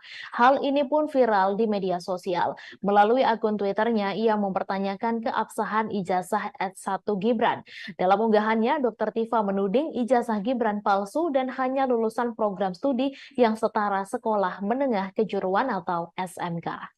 Nama mantan Menteri Kelautan dan Perikanan Susi Pujiastuti disebut-sebut akan bergabung dengan tim pemenangan pasangan Capres-Cawapres nomor urut 2, Prabowo Subianto, Gibran Rakabuming Raka. Susi disebut bakal bergabung dalam Badan Pemenangan Pemilu DPD Partai Gerindra Jawa Barat. Terkait kabar tersebut, Susi Pujiastuti membantah bergabung ke Partai Gerindra. Adapun klaim Susi bergabung dengan Gerindra dilontarkan oleh Ketua Badan Pemenangan Pemilu Partai Gerindra Jawa Barat, Aris Marsudianto. Namun saat ditanya apakah pernah ada tawaran bergabung ke Gerindra, Susi tidak menjawab pertanyaan wartawan. Susi Pujiastuti sebelumnya pernah dikabarkan merapat ke pasangan Capres-Cawapres Anies Baswedan dan Muhaimin Iskandar. Namun baru-baru ini namanya santer dikabarkan merapat ke kubu pasangan Capres-Cawapres Prabowo Subianto dan Gibran Rakabuming Raka. Lantas kemanakah arah dukungan Susi Pujiastuti di Pilpres 2024? Susi Pujiastuti baru-baru ini dikabarkan merapat ke kubu pasangan Prabowo Gibran. Kabar itu awalnya disampaikan oleh Bapilu DPD Partai Gerindra Jawa Barat Aris yang mengklaim jika Susi Pujiastuti telah ditawari posisi Dewan Kehormatan Bapilu Gerindra Jawa Barat. Hal itu diungkapkan Aris kepada awak media pada Senin 20 November. Meski demikian, Aris belum membeberkan secara detail terkait dengan tawaran itu apakah diterima Susi Pujiastuti atau tidak. Pernyataan Aris selalu diperkuat Wakil Ketua Umum Partai Gerindra Habibur Rahman yang mengklaim bahwa Susi akan merapat ke kubu Prabowo Gibran. Dijelaskan Habibur Rahman, nama Susi hanya tinggal diumumkan secara resmi tim kampanye nasional Prabowo Gibran saja. Apalagi Prabowo memiliki hubungan yang baik dengan pemilik Susi Air tersebut. Menurutnya, Susi sosok perempuan terbaik bangsa yang memiliki banyak prestasi saat menjadi menteri. Dengan prestasi yang dimilikinya saat ini, tak heran jika kehadiran Susi di TKN Prabowo Gibran sangat diharapkan. Menanggapi kabar itu, Susi menegaskan dirinya tidak bergabung untuk ikut memenangkan pasangan nomor urut 2 Prabowo Gibran di Jawa Barat. Mantan Menteri Kelautan dan Perikanan bahkan menjawab tegas kabar tersebut. Namun pihaknya tidak menjawab lebih detail terkait tawaran bergabung ke Gerindra. Sebelumnya, Wakil Kapten Timnas Anies Baswedan Muhaimin Iskandar, Sudirman Said juga pernah membahas soal peluang Susi bergabung ke tim nasional pemenangan Amin. Dijelaskan Sudirman, komunikasi pihaknya termasuk Anies dan Muhaimin dengan Susi Pujiastuti sejauh ini berjalan baik. Menurut Sudirman, Susi Pujiastuti mewakili sosok yang menginginkan perubahan sama seperti yang diusung oleh pasangan Amin. Namun pihaknya belum bisa memastikan apakah Susi bersedia bergabung tim pemenangan Amin.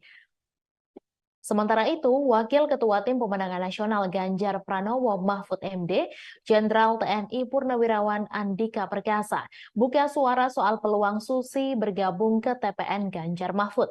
Andika tidak menjelaskan secara detail apakah Susi Pujiastuti bersedia bergabung dengan TPN Ganjar Mahfud. Hanya saja Andika menyebut bahwa mengajak Susi Pujiastuti masuk ke TPN Ganjar Mahfud adalah bagian dari rencana kerjanya. Hal ini disampaikan Andika saat ditanya mengenai momen makan siang bersama antara Ganjar dengan Susi di Pangandaran, Jawa Barat pada Selasa 7 November. Diketahui pertemuan antara Ganjar dengan Susi itu terjadi di International Beach Street, Kabupaten Pangandaran, Jawa Barat. Sementara itu Ganjar mengungkapkan Susi adalah sosok teman sekaligus ibu baginya. Pasalnya Susi banyak memberikan pembelajaran dan pengalaman hidup. Gubernur Jawa Timur Khofifah Indar Parawansa dipastikan akan bergabung dengan tim pemenangan Prabowo Subianto dan Gibran Rakabuming Raka di Jawa Timur. Hal ini disampaikan oleh Ketua Umum Partai Golkar Airlangga Hartarto. Namun Airlangga belum bisa merinci kapan Khofifah akan diumumkan masuk ke dalam tim kampanye daerah Prabowo Gibran di Jawa Timur. Airlangga Hartarto menambahkan Khofifah akan tetap membantu memenangkan Prabowo Gibran di Pilpres 2024. Sebelumnya, Ketua DPD Golkar Jatim Sarmuji mengatakan Khofifah berpeluang kuat menjadi Ketua TKD untuk pasangan Prabowo Gibran. Sarmuji menjelaskan tokoh-tokoh dengan reputasi baik di Jawa Timur termasuk Khofifah siap bergabung dengan tim sukses Prabowo Gibran. Menurutnya, Khofifah akan bergabung ke tim pemenangan Prabowo Gibran setelah masa jabatannya sebagai Gubernur Jawa Timur berakhir. Adapun masa jabatan Khofifah akan berakhir pada 31 Desember 2023 mendatang. Dewan Pakar Tim Kampanye Nasional Prabowo Gibran Budiman Sujatmiko menyebut TKD sudah cukup kuat, terutama di Jawa Timur dan Jawa Tengah. TKD itu nantinya dibentuk untuk memperkuat upaya pemenangan Prabowo Gibran di setiap daerah. Menurut Budiman, sudah ada beberapa nama yang akan memimpin tim kampanye Prabowo Gibran di daerah, termasuk Khofifah. Ia mengatakan Khofifah menjadi salah satu opsi nama yang akan memimpin TKD di wilayah Jawa Timur. Diketahui TKN sudah mengumumkan 3 nama yang akan didapuk menjadi ketua TKD Prabowo Gibran di 3 provinsi. Namun nama Khofifah Indar Parawansa belum kunjung diumumkan oleh TKN. Sekretaris TKN Prabowo Gibran Nusron Wahid mengatakan pihaknya meminta semua pihak menunggu masuk atau tidaknya Khofifah ke dalam TKD Prabowo Gibran. Nusron lantas menyebut nama ketua TKD Prabowo Gibran untuk wilayah Jawa Timur akan diumumkan pada waktu yang tepat. Nusron menyampaikan tokoh yang akan memimpin pemenangan di 3 provinsi tersebut diyakini bisa memenangkan paslon yang diusungnya itu di wilayahnya masing-masing.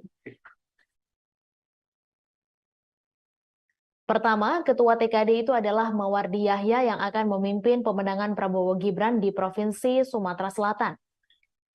Figur kedua yang ditunjuk adalah Airin Rahmidiani yang akan menjadi ketua TKD Banten. Terakhir, Ridwan Kamil yang juga kader Partai Golkar ditunjuk menjadi ketua TKD untuk Provinsi Jawa Barat. Di saat PDIP tegas sudah tutup buku soal Wali Kota Medan Bobi Nasution, Golkar terang-terangan memberi surat tugas ke Bobi. Wakil Ketua Umum Golkar Ahmad Doli Kurnia mengungkap soal surat penugasan partainya untuk Bobi Nasution. Ia menegaskan bahwasannya Bobi Nasution telah mendapatkan 2 surat penugasan dari Golkar. Tak hanya itu, ternyata Partai Golkar juga mengusulkan nama menantu Presiden Jokowi itu maju menjadi calon gubernur Sumatera Utara di Pilkada 2024 mendatang. Diketahui Partai Golkar mengusulkan nama menantu Presiden Jokowi maju menjadi calon gubernur Sumatera Utara di Pilkada 2024. Nama itu pun diumumkan langsung oleh Ketua Umum Golkar Airlangga Hartarto. Hal itu selepas Airlangga memberikan pengarahan kepada bakal calon kepala daerah atau wakil kepala daerah Golkar seluruh Indonesia di kantor DPP Golkar Selipi, Jakarta Barat pada Selasa 21 November. Sementara itu, Wakil Ketua Umum Golkar Ahmad Doli Kurnia mengatakan bahwa partainya lah yang pertama kali mengusung Bobi untuk maju di pemilihan gubernur Sumatera Utara. Lebih lanjut, Doli kembali menegaskan bahwasannya Bobi telah mendapatkan 2 surat penugasan dari Golkar. Selain Bobi, ada pula daftar nama bakal calon kepala daerah atau wakil kepala daerah Golkar yang baru diungkap setelah pengarahan itu. Di antaranya bakal Cagup Banten, Airin Rahmidiani, bakal Cagup Papua Barat Paulus Waterpau, bakal Cagup Jawa Barat Ridwan Kamil. Diketahui Airlangga Hartarto memberikan pengarahan kepada bakal calon kepala daerah atau wakil kepala daerah Golkar seluruh Indonesia. Total ada 1.117 orang yang mengikuti acara tersebut. Arahan itu disampaikan langsung oleh Airlangga kepada ribuan bakal calon kepala daerah atau wakil kepala daerah Golkar seluruh Indonesia di Selipi, Jakarta Barat pada Selasa 21 November. Pembekalan berlangsung lebih dari 3 jam secara tertutup. Selesai kegiatan, Airlangga baru menemui awak media menjelaskan maksud mengumpulkan ribuan bakal calon kepala daerah atau wakil kepala daerah Golkar seluruh Indonesia. Dijelaskan Airlangga, mereka diharapkan bisa berkontribusi dalam pemenangan Partai Golkar dalam pemilihan legislatif 2024. Mereka nantinya diminta bergerak bersama pengurus Partai Golkar di daerah. Ia menyatakan bahwasannya pemenangan Golkar di daerah akan menjadi modal utama agar bakal calon kepala daerah atau wakil kepala daerah bisa diusung oleh DPP Partai Golkar di Pilkada 2024. Berdasarkan Survei Nasional Indonesia Political Opinion periode 10 hingga 17 November 2023, elektabilitas Capres Koalisi Perubahan Anies Baswedan mengalami kenaikan. Berdasarkan Surnas IPO, elektabilitas Anies menunjukkan 32,7%. Hasil survei itu tertuang dalam peta elektabilitas koalisi dan arah pemilih muda di Pilpres 2024. Sedangkan elektabilitas Capres Prabowo Subianto sebanyak 37,5% dan Capres Ganjar sebesar 28,5%. Anies menilai bahwa hasil survei itu sebagai bukti bahwa semakin hari masyarakat mulai menginginkan adanya perubahan. Hal itu membuat mantan Gubernur DKI Jakarta tersebut optimistis bisa melakukan perubahan sesuai tema yang diusungnya untuk merubah Indonesia lebih baik. Di sisi lain, pasangan Capres-Cawapres Anies Baswedan Muhaimin Iskandar mengumumkan susunan lengkap Tim Nasional Pemenangan Amin. Sejumlah nama menempati jabatan sebagai Dewan Pertimbangan dan Dewan Penasehat Timnas Amin. Selain itu, Anies juga mengumumkan sejumlah nama lain yang masuk dalam struktur Timnas Amin sebagai Dewan Penasehat. Ia menjelaskan Dewan Penasehat ini bertugas untuk memberikan nasihat-nasihat. Kemudian ada pula pimpinan Pemuda Pancasila Capto Suryo Sumarno masuk menjadi Dewan Penasehat. Selanjutnya ada mantan Wakapolri Komjen Ogroseno, mantan Kepala BIN Letjen Sutioso, Sutrisno Bahir, dan Hidayat Nur Wahid. Sementara itu, juru bicara Anies Baswedan, Surya Chandra, menegaskan dukungan perangkat desa pada salah satu pasangan calon merupakan tindakan berbahaya sehingga menjadi pertimbangan untuk melaporkan insiden ini ke Bawaslu RI. Ia juga menyayangkan perilaku Cawapres nomor urut 2, Gibran Rakabuming Raka, yang menghadiri acara Silaturahmi Nasional Desa Bersatu 2023 bersama 8 organisasi perangkat desa di Indonesia Arena GBK, Jakarta pada Minggu 19 November. Menjaga netralitas politik perangkat desa menurut Suryan penting untuk membantu mereka bisa mengelola konflik yang potensial terjadi di dalam pemilu nanti. Dengan kata lain, integritas adalah tiang panjang dari tata kelola desa yang baik. Ia meyakinkan warga bahwa negara memang bekerja untuk kepentingan mereka, bukan hanya untuk kalangan tertentu, dan ini vital bagi kesejahteraan ekonomi dan kebaikan masyarakat secara umum. Tribuners, dua emak-emak dari Depok dan Bekasi melalui kelompok masyarakat Aliansi Penyelamat Konstitusi atau APK melaporkan 7 anggota Komisi Pemilihan Umum ke Dewan Kehormatan Penyelenggara Pemilu. Laporan itu dilakukan lantaran dua mama ini menduga bahwa KPU melakukan pelanggaran etik karena menerima pendaftaran Wali Kota Solo Gibran Rakabuming Raka sebagai cawapres menggunakan aturan dalam peraturan KPU yang lama sebelum putusan Mahkamah Konstitusi nomor 90. Selengkapnya mengenai hal ini, kita akan mendengarkan laporan dari reporter Tribun News Mario Christian Sumampo. Silakan rekan Mario. Ya, selamat sore rekan GG. Benar, pada hari ini baru saja dua mama berasal dari Depok dan Bekasi melalui Aliansi Penyelamat Konstitusi atau APK melaporkan 7 anggota KPU RI ke DKPP. Laporan ini diantarkan mereka karena mereka menduga KPU RI melakukan dugaan pelanggaran yang dimana telah menerima Wali Kota Solo Gibran Rakabuming Raka sebagai cawapres menggunakan peraturan KPU yang lama. Sedangkan saat ditetapkan menjadi peserta Pilpres 2024 secara definitif, Gibran ini telah ditentukan dan diresmikan menjadi cawapres menggunakan PKPU yang baru, yang dimana di dalamnya usia capres-cawapres telah direduksi pasca putusan Mahkamah Konstitusi. Kedua mama ini menuntut untuk meminta DKPP untuk mencopot 7 anggota KPU RI dari jabatannya. Adapun 7 orang ini adalah yang pertama Ketua KPU RI Hasyim Asyari beserta anggota lainnya Idam Holik, August Melas, Betty Epsilon Idrus, Muhammad Afifuddin, Yulianto Sudrajat, dan juga Sekjen KPU RI Parsadaan Arahap. Demikian GG yang bisa saya sampaikan sejauh ini. Baik, apakah pihak dari KPU sudah mengetahui terkait laporan ini dan bagaimana respons mereka? Nah, sejauh ini GG laporan ini baru saja dikirimkan ke DKPP dan baru juga diterima. Saat ini dari Tribun News sendiri sudah menghubungi pihak KPU RI dan hingga saat ini, hingga laporan ini disampaikan, pihak KPU RI masih belum memberi respon. Demikian, Baik, GG. terima kasih. Baik, terima kasih rekan Mario atas laporannya dan selamat bertugas kembali. Tribuners, berikut cuplikan pernyataan pengacara Aliansi Penyelamat Konstitusi atau APK, Firmansyah, terkait dua emak-emak yang melaporkan 7 anggota KPU RI.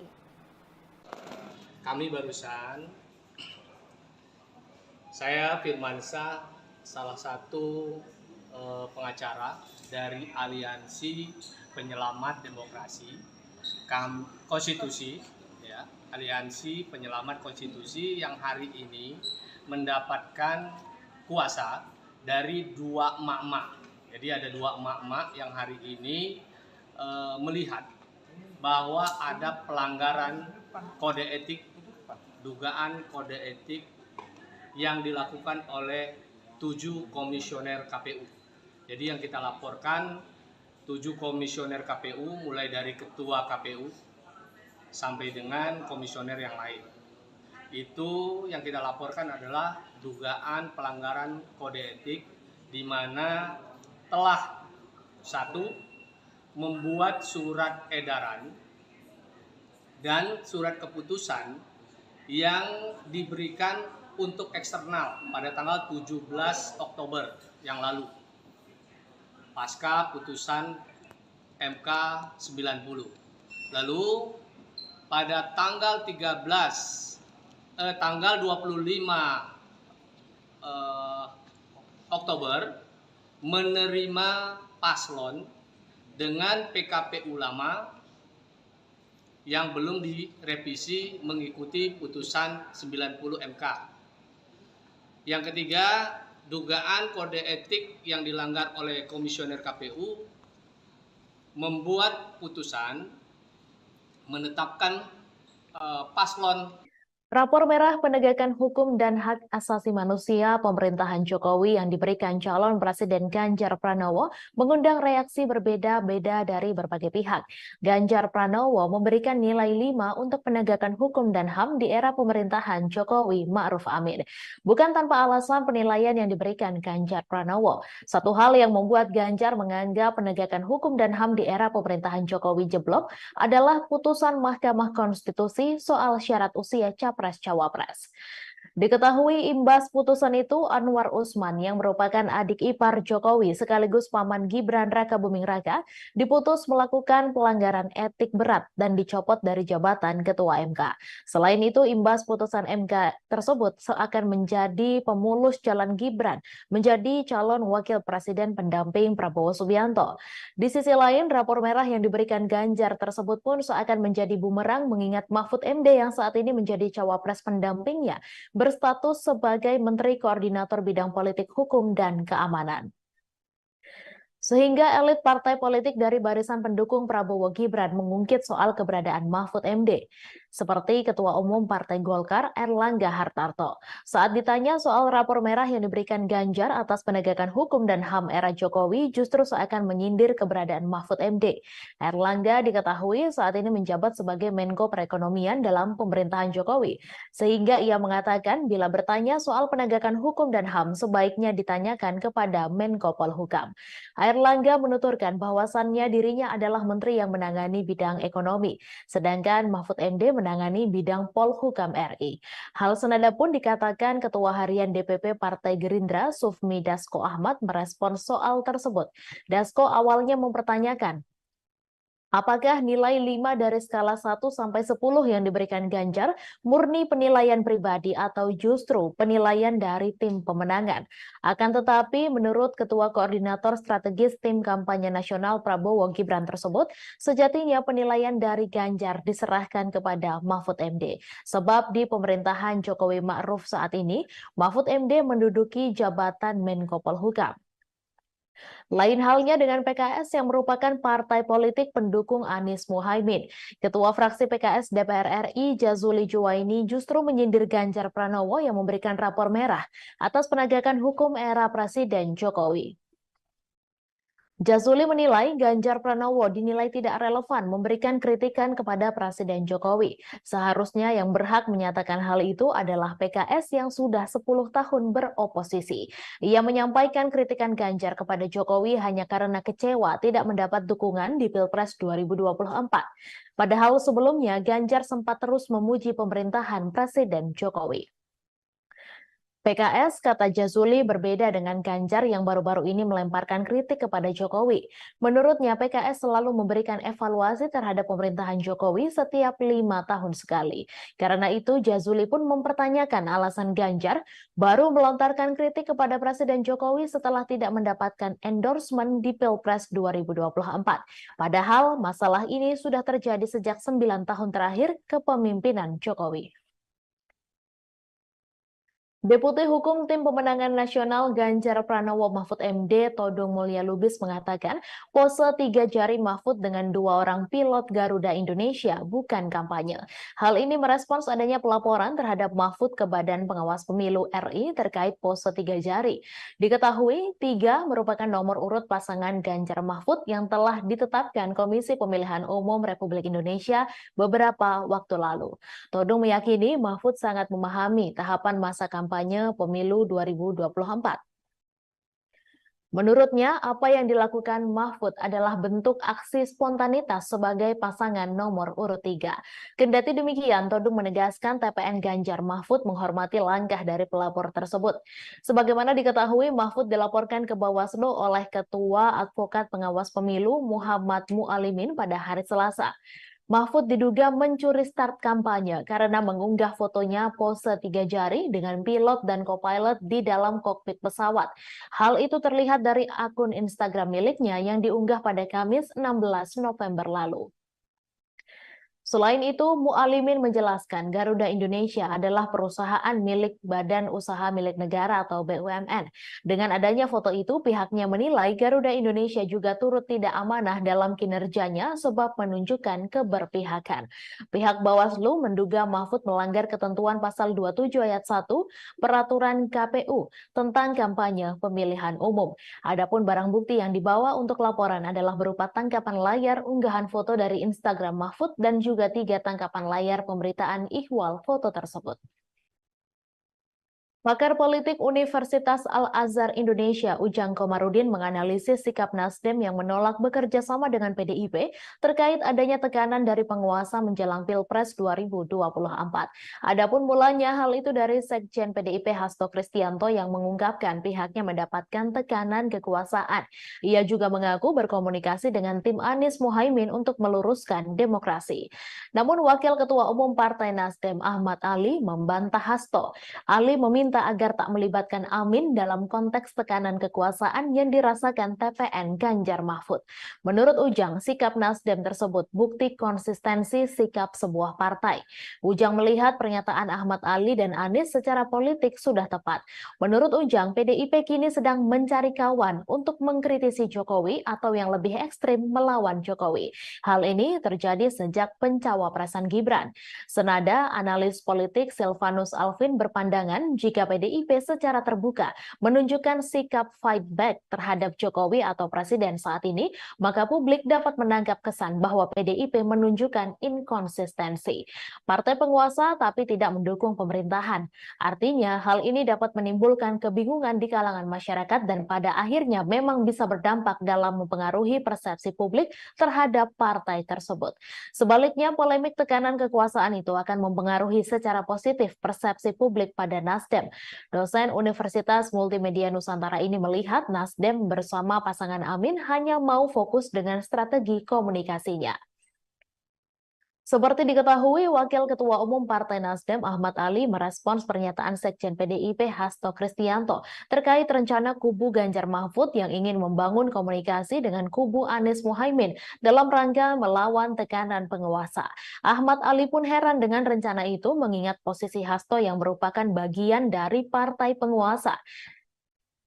Kalaupun konteks penguasa yang dimaksud Hasto adalah presiden, Ahmad Ali menegaskan bahwa sampai hari ini Nasdem tetap menjadi partai pendukung pemerintah hingga akhir masa jabatan. Ahmad Ali bahkan mengingatkan Hasto layaknya termakan omongan sendiri, lantaran dulu pernah menyebut Anies sebagai pemimpin yang ditolak alam saat terpilih menjadi gubernur DKI pada Pilkada 2018 silam. Sebelumnya, Sekretaris Tim Pemenangan Nasional Ganjar Mahfud, Hasto Kristianto, mengungkapkan tekanan demi tekanan mulai terasa dialami TPN dan pihak yang menyuarakan mengenai paslon nomor urut 3. Hal itu disampaikan Hasto di sela-sela rapat konsolidasi Tim Pemenangan Ganjar Mahfud di Jakarta pada Sabtu 18 November, di mana acara itu dihadiri seluruh tim pemenangan daerah Ganjar Mahfud dari 38 provinsi. Sekretaris Jenderal PDI Perjuangan ini pun mencontohkan adanya intimidasi investigasi terhadap Direktur Eksekutif Carta Politika Indonesia, Yunarto Wijaya, yang memotret fakta elektabilitas Ganjar Mahfud meninggi. Tekanan yang sama juga dialami pegiat media sosial Ulin Niam Yusron. Hasto juga mengaku mendapat tekanan bersama rekan separtainya Adian Napitupulu. Tribuners, dua emak-emak dari Depok dan Bekasi melalui kelompok masyarakat Aliansi Penyelamat Konstitusi atau APK melaporkan 7 anggota Komisi Pemilihan Umum ke Dewan Kehormatan Penyelenggara Pemilu. Laporan itu dilakukan lantaran dua mama ini menduga bahwa KPU melakukan pelanggaran etik karena menerima pendaftaran Wali Kota Solo Gibran Rakabuming Raka sebagai cawapres menggunakan aturan dalam peraturan KPU yang lama sebelum putusan Mahkamah Konstitusi nomor 90. Selengkapnya mengenai hal ini, kita akan mendengarkan laporan dari reporter Tribun News Mario Christian Sumampo. Silakan rekan Mario. Ya, selamat sore rekan GG. Benar, pada hari ini baru saja dua mama berasal dari Depok dan Bekasi melalui Aliansi Penyelamat Konstitusi atau APK melaporkan 7 anggota KPU RI ke DKPP. Laporan ini diantarkan mereka karena mereka menduga KPU RI melakukan dugaan pelanggaran yang dimana telah menerima Wali Kota Solo Gibran Rakabuming Raka sebagai cawapres menggunakan peraturan KPU yang lama.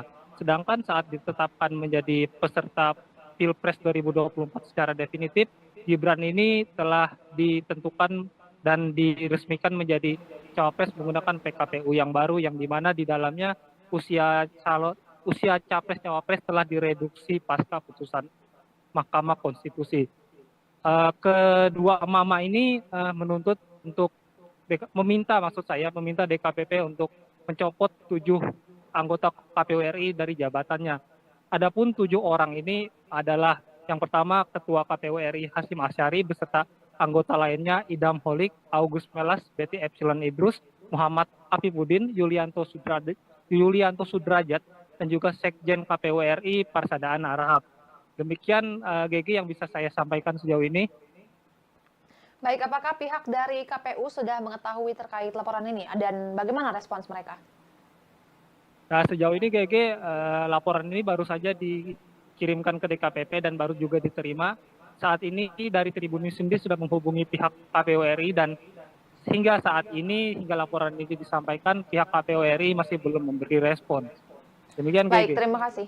Baik, terima kasih rekan Mario atas laporannya dan selamat bertugas kembali. Tribuners, berikut cuplikan pernyataan pengacara Aliansi Penyelamat Konstitusi atau APK, Firman Syah, terkait dua emak-emak yang melaporkan 7 anggota KPU RI. Kami barusan, saya Firman Syah, salah satu pengacara dari Aliansi Penyelamat Demokrasi Konstitusi, ya, Aliansi Penyelamat Konstitusi yang hari ini mendapatkan kuasa dari 2 emak-emak.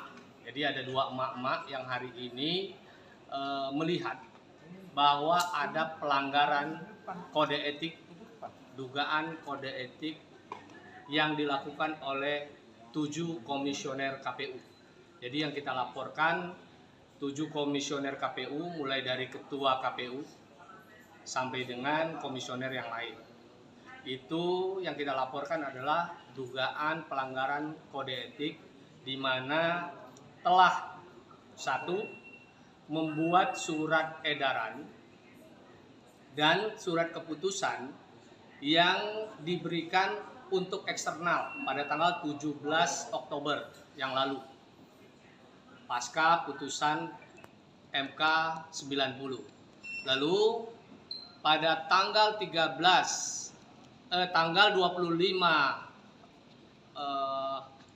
Oktober menerima paslon dengan PKPU lama yang belum direvisi mengikuti putusan 90 MK.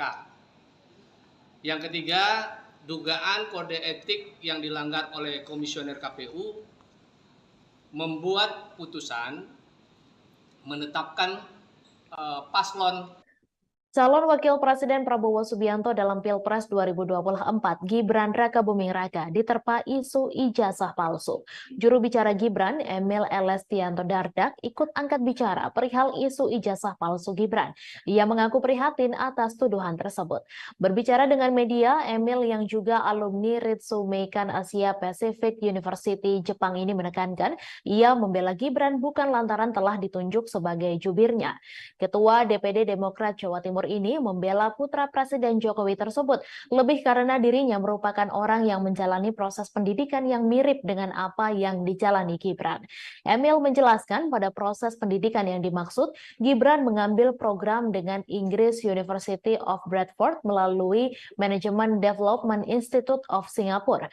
Bukan hanya Gibran, Emil bercerita bahwa dirinya pernah mengambil program dengan University of Wales melalui sebuah perguruan tinggi Indonesia yang namanya Universitas Indonesia Esa Unggul.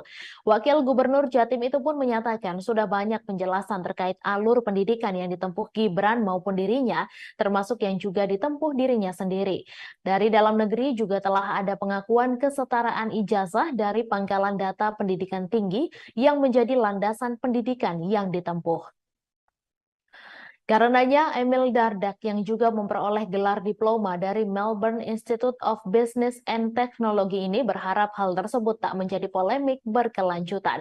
Kepada masyarakat sebagai calon pemilih di pemilu, Emil berpesan agar melihat tiap informasi secara objektif, tidak mengambil satu fakta dari satu opini saja, namun juga perlunya mencari informasi dari pihak lain. Sebelumnya, Dr. Tifa menyoalkan ijazah Gibran Rakabuming Raka yang dituding palsu serta setara SMA. Hal ini pun viral di media sosial.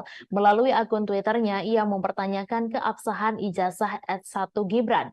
Dalam unggahannya, Dr. Tifa menuding ijazah Gibran palsu dan hanya lulusan program studi yang setara sekolah menengah kejuruan atau SMK. Nama mantan Menteri Kelautan dan Perikanan Susi Pujiastuti disebut-sebut akan bergabung dengan tim pemenangan pasangan Capres-Cawapres nomor urut 2, Prabowo Subianto, Gibran Rakabuming Raka.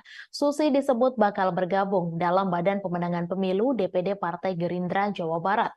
Terkait kabar tersebut, Susi Pujiastuti membantah bergabung ke Partai Gerindra.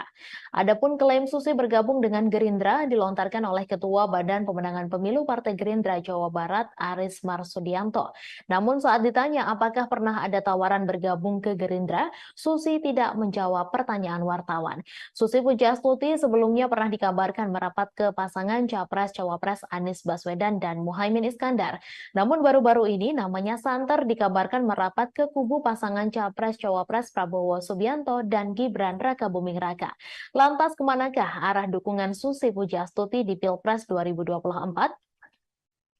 Susi Pujiastuti baru-baru ini dikabarkan merapat ke kubu pasangan Prabowo Gibran. Kabar itu awalnya disampaikan oleh Bapilu DPD Partai Gerindra Jawa Barat Aris yang mengklaim jika Susi Pujiastuti telah ditawari posisi Dewan Kehormatan Bapilu Gerindra Jawa Barat. Hal itu diungkapkan Aris kepada awak media pada Senin 20 November. Meski demikian, Aris belum membeberkan secara detail terkait dengan tawaran itu apakah diterima Susi Pujiastuti atau tidak. Pernyataan Aris selalu diperkuat Wakil Ketua Umum Partai Gerindra Habibur Rahman yang mengklaim bahwa Susi akan merapat ke kubu Prabowo Gibran. Dijelaskan Habibur Rahman, nama Susi hanya tinggal diumumkan secara resmi tim kampanye nasional Prabowo Gibran saja. Apalagi Prabowo memiliki hubungan yang baik dengan pemilik Susi Air tersebut. Menurutnya, Susi sosok perempuan terbaik bangsa yang memiliki banyak prestasi saat menjadi menteri. Dengan prestasi yang dimilikinya saat ini, tak heran jika kehadiran Susi di TKN Prabowo Gibran sangat diharapkan. Menanggapi kabar itu, Susi menegaskan dirinya tidak bergabung untuk ikut memenangkan pasangan nomor urut 2 Prabowo Gibran di Jawa Barat. Mantan Menteri Kelautan dan Perikanan bahkan menjawab tegas kabar tersebut. Namun pihaknya tidak menjawab lebih detail terkait tawaran bergabung ke Gerindra. Sebelumnya, Wakil Kapten Timnas Anies Baswedan, Muhaimin Iskandar, Sudirman Said juga pernah membahas soal peluang Susi bergabung ke tim nasional pemenangan Amin. Dijelaskan Sudirman, komunikasi pihaknya termasuk Anies dan Muhaimin dengan Susi Pujiastuti sejauh ini berjalan baik. Menurut Sudirman, Susi Pujiastuti mewakili sosok yang menginginkan perubahan sama seperti yang diusung oleh pasangan Amin. Namun pihaknya belum bisa memastikan apakah Susi bersedia bergabung tim pemenangan Amin. Sementara itu, Wakil Ketua Tim Pemenangan Nasional Ganjar Pranowo Mahfud MD, Jenderal TNI Purnawirawan Andika Perkasa, buka suara soal peluang Susi bergabung ke TPN Ganjar Mahfud. Andika tidak menjelaskan secara detail apakah Susi Pujiastuti bersedia bergabung dengan TPN Ganjar Mahfud. Hanya saja Andika menyebut bahwa mengajak Susi Pujiastuti masuk ke TPN Ganjar Mahfud adalah bagian dari rencana kerjanya. Hal ini disampaikan Andika saat ditanya mengenai momen makan siang bersama antara Ganjar dengan Susi di Pangandaran, Jawa Barat pada Selasa 7 November. Diketahui pertemuan antara Ganjar dengan Susi itu terjadi di International Beach Street, Kabupaten Pangandaran, Jawa Barat.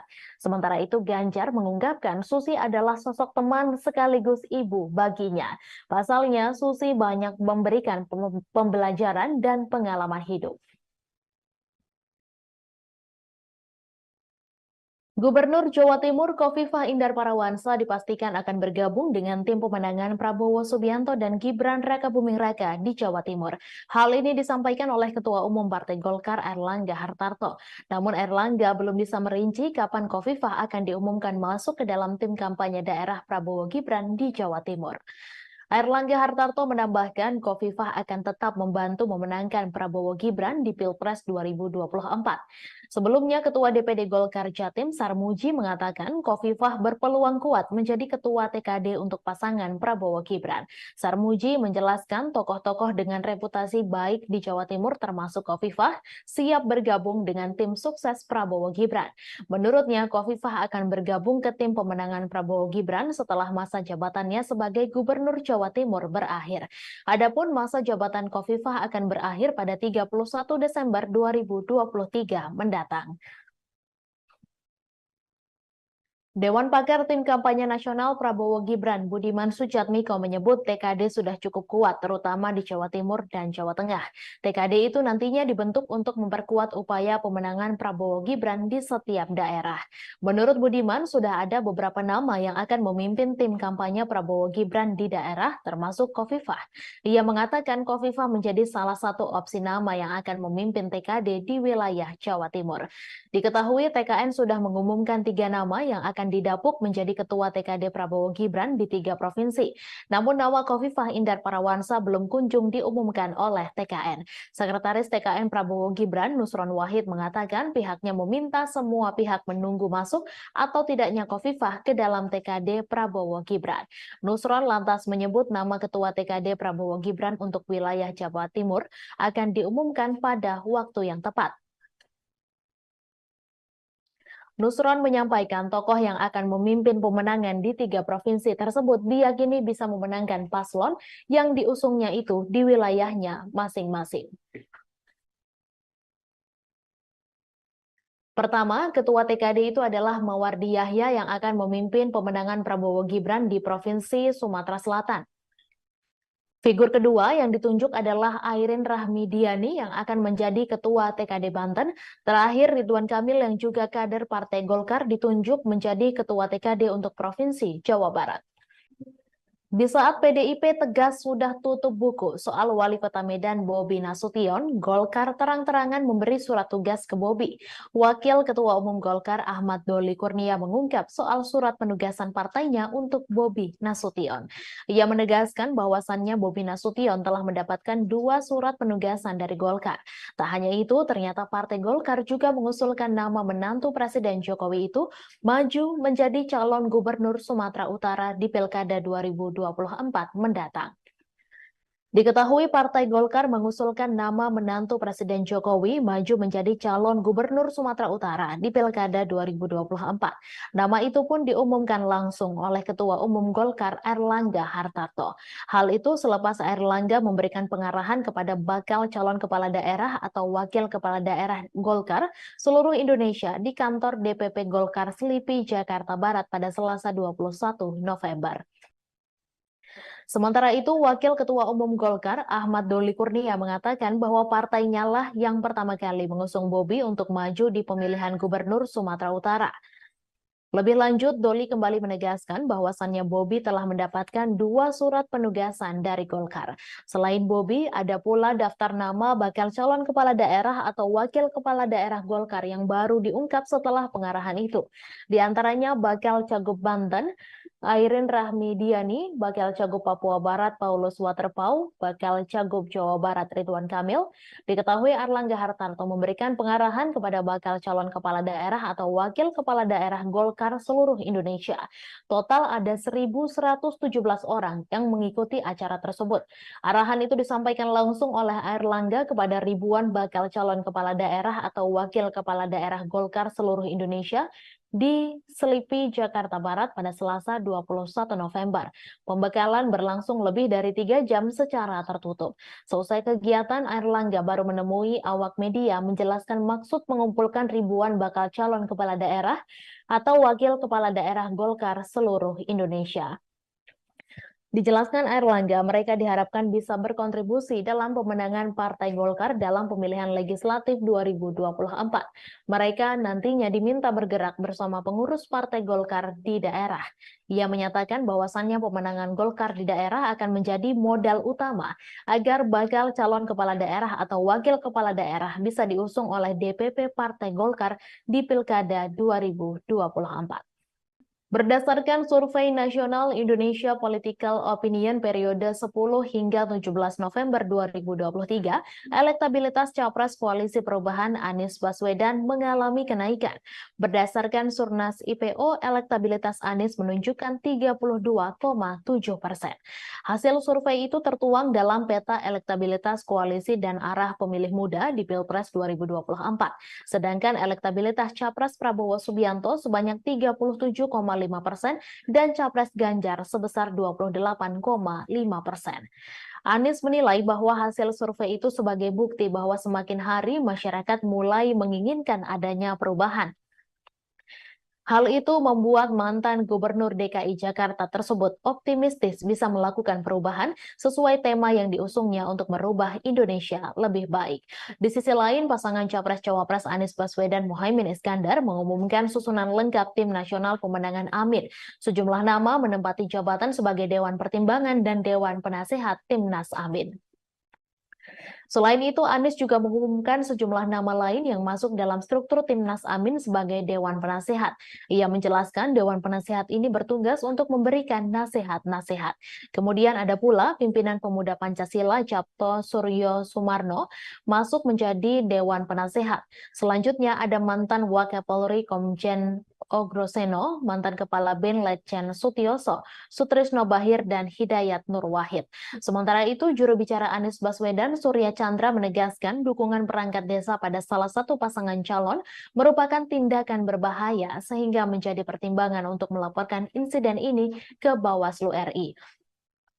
Ia juga menyayangkan perilaku Cawapres nomor urut 2 Gibran Rakabuming Raka yang menghadiri acara Silaturahmi Nasional Desa Bersatu 2023 bersama 8 organisasi perangkat desa di Indonesia Arena GBK Jakarta pada Minggu 19 November.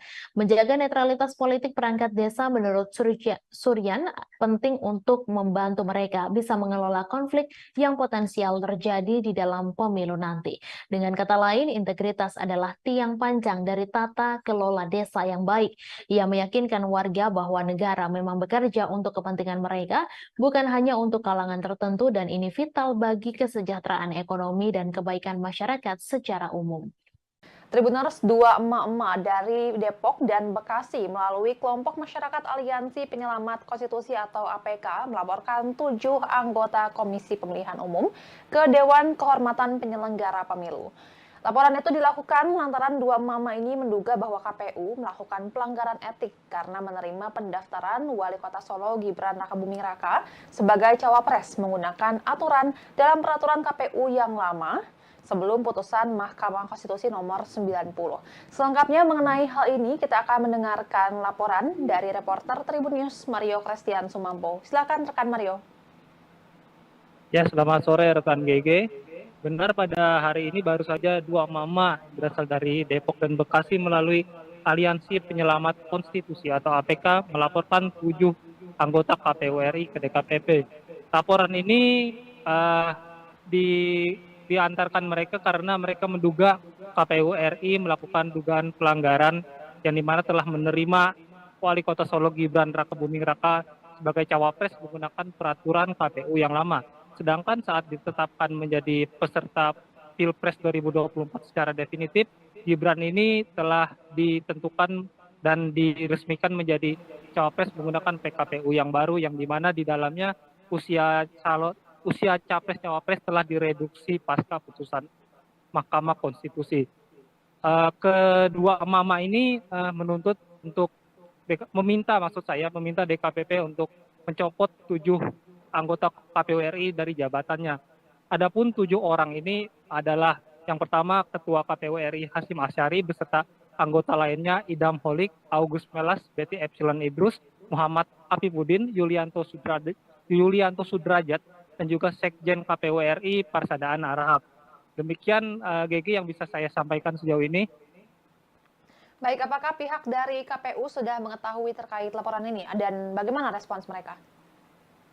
Nah, sejauh ini GG laporan ini baru saja dikirimkan ke DKPP dan baru juga diterima.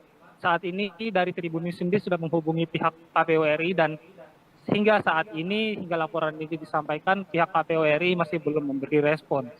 Demikian GG. Baik, terima kasih. Baik, terima kasih rekan Mario atas laporannya dan selamat bertugas kembali. Tribuners, berikut cuplikan pernyataan pengacara Aliansi Penyelamat Konstitusi atau APK, Firman Syah, terkait dua emak-emak yang melaporkan 7 anggota KPU RI. Kami barusan, saya Firman Syah, salah satu pengacara dari Aliansi Penyelamat Demokrasi, Konstitusi, ya, Aliansi Penyelamat Konstitusi yang hari ini mendapatkan kuasa dari 2 emak-emak. Jadi ada 2 emak-emak yang hari ini melihat bahwa ada pelanggaran kode etik, dugaan kode etik yang dilakukan oleh 7 komisioner KPU. Jadi yang kita laporkan 7 komisioner KPU mulai dari ketua KPU sampai dengan komisioner yang lain. Itu yang kita laporkan adalah dugaan pelanggaran kode etik di mana telah 1 membuat surat edaran dan surat keputusan yang diberikan untuk eksternal pada tanggal 17 Oktober yang lalu pasca putusan MK 90. Lalu pada tanggal 25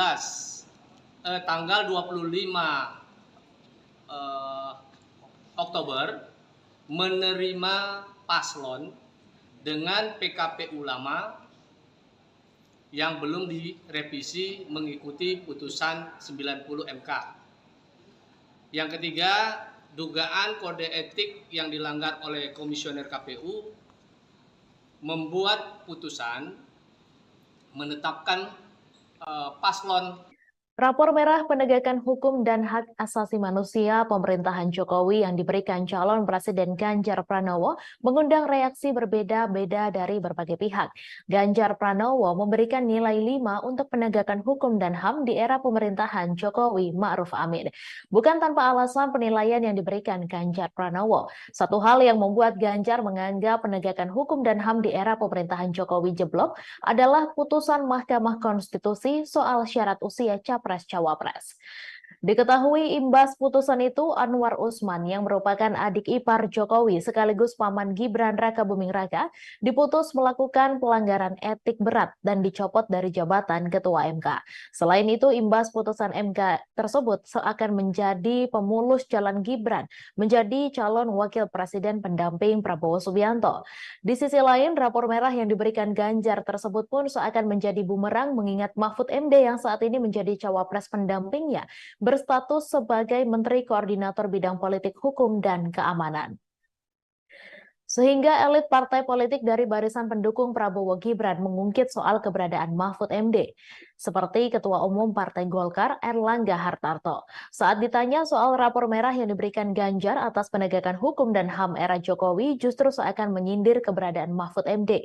Erlangga diketahui saat ini menjabat sebagai Menko Perekonomian dalam pemerintahan Jokowi, sehingga ia mengatakan bila bertanya soal penegakan hukum dan HAM sebaiknya ditanyakan kepada Menko Polhukam. Erlangga menuturkan bahwasannya dirinya adalah menteri yang menangani bidang ekonomi, sedangkan Mahfud MD menangani bidang Polhukam RI. Hal senada pun dikatakan Ketua Harian DPP Partai Gerindra Sufmi Dasko Ahmad merespons soal tersebut. Dasko awalnya mempertanyakan, apakah nilai 5 dari skala 1 sampai 10 yang diberikan Ganjar murni penilaian pribadi atau justru penilaian dari tim pemenangan? Akan tetapi, menurut Ketua Koordinator Strategis Tim Kampanye Nasional Prabowo Gibran tersebut, sejatinya penilaian dari Ganjar diserahkan kepada Mahfud MD. Sebab di pemerintahan Jokowi Ma'ruf saat ini, Mahfud MD menduduki jabatan Menko Polhukam. Lain halnya dengan PKS yang merupakan partai politik pendukung Anies Muhaimin. Ketua fraksi PKS DPR RI Jazuli Juwaini justru menyindir Ganjar Pranowo yang memberikan rapor merah atas penegakan hukum era Presiden Jokowi. Jazuli menilai Ganjar Pranowo dinilai tidak relevan memberikan kritikan kepada Presiden Jokowi. Seharusnya yang berhak menyatakan hal itu adalah PKS yang sudah 10 tahun beroposisi. Ia menyampaikan kritikan Ganjar kepada Jokowi hanya karena kecewa tidak mendapat dukungan di Pilpres 2024. Padahal sebelumnya Ganjar sempat terus memuji pemerintahan Presiden Jokowi. PKS, kata Jazuli, berbeda dengan Ganjar yang baru-baru ini melemparkan kritik kepada Jokowi. Menurutnya, PKS selalu memberikan evaluasi terhadap pemerintahan Jokowi setiap 5 tahun sekali. Karena itu, Jazuli pun mempertanyakan alasan Ganjar baru melontarkan kritik kepada Presiden Jokowi setelah tidak mendapatkan endorsement di Pilpres 2024. Padahal, masalah ini sudah terjadi sejak 9 tahun terakhir kepemimpinan Jokowi. Deputi Hukum Tim Pemenangan Nasional Ganjar Pranowo Mahfud MD Todung Mulya Lubis mengatakan pose 3 jari Mahfud dengan 2 orang pilot Garuda Indonesia bukan kampanye. Hal ini merespons adanya pelaporan terhadap Mahfud ke Badan Pengawas Pemilu RI terkait pose 3 jari. Diketahui 3 merupakan nomor urut pasangan Ganjar Mahfud yang telah ditetapkan Komisi Pemilihan Umum Republik Indonesia beberapa waktu lalu. Todung meyakini Mahfud sangat memahami tahapan masa kampanye pemilu 2024. Menurutnya, apa yang dilakukan Mahfud adalah bentuk aksi spontanitas sebagai pasangan nomor urut 3. Kendati demikian, Todung menegaskan TPN Ganjar Mahfud menghormati langkah dari pelapor tersebut. Sebagaimana diketahui, Mahfud dilaporkan ke Bawaslu oleh Ketua Advokat Pengawas Pemilu Muhammad Mualimin pada hari Selasa. Mahfud diduga mencuri start kampanye karena mengunggah fotonya pose 3 jari dengan pilot dan co-pilot di dalam kokpit pesawat. Hal itu terlihat dari akun Instagram miliknya yang diunggah pada Kamis 16 November lalu. Selain itu, Mualimin menjelaskan Garuda Indonesia adalah perusahaan milik Badan Usaha Milik Negara atau BUMN. Dengan adanya foto itu, pihaknya menilai Garuda Indonesia juga turut tidak amanah dalam kinerjanya sebab menunjukkan keberpihakan. Pihak Bawaslu menduga Mahfud melanggar ketentuan pasal 27 ayat 1 Peraturan KPU tentang kampanye pemilihan umum. Adapun barang bukti yang dibawa untuk laporan adalah berupa tangkapan layar unggahan foto dari Instagram Mahfud dan juga 3 tangkapan layar pemberitaan ihwal foto tersebut. Pakar politik Universitas Al-Azhar Indonesia, Ujang Komarudin, menganalisis sikap Nasdem yang menolak bekerja sama dengan PDIP terkait adanya tekanan dari penguasa menjelang Pilpres 2024. Adapun mulanya hal itu dari Sekjen PDIP Hasto Kristianto yang mengungkapkan pihaknya mendapatkan tekanan kekuasaan. Ia juga mengaku berkomunikasi dengan tim Anies Muhaimin untuk meluruskan demokrasi. Namun Wakil Ketua Umum Partai Nasdem Ahmad Ali membantah Hasto. Ali meminta agar tak melibatkan Amin dalam konteks tekanan kekuasaan yang dirasakan TPN Ganjar Mahfud.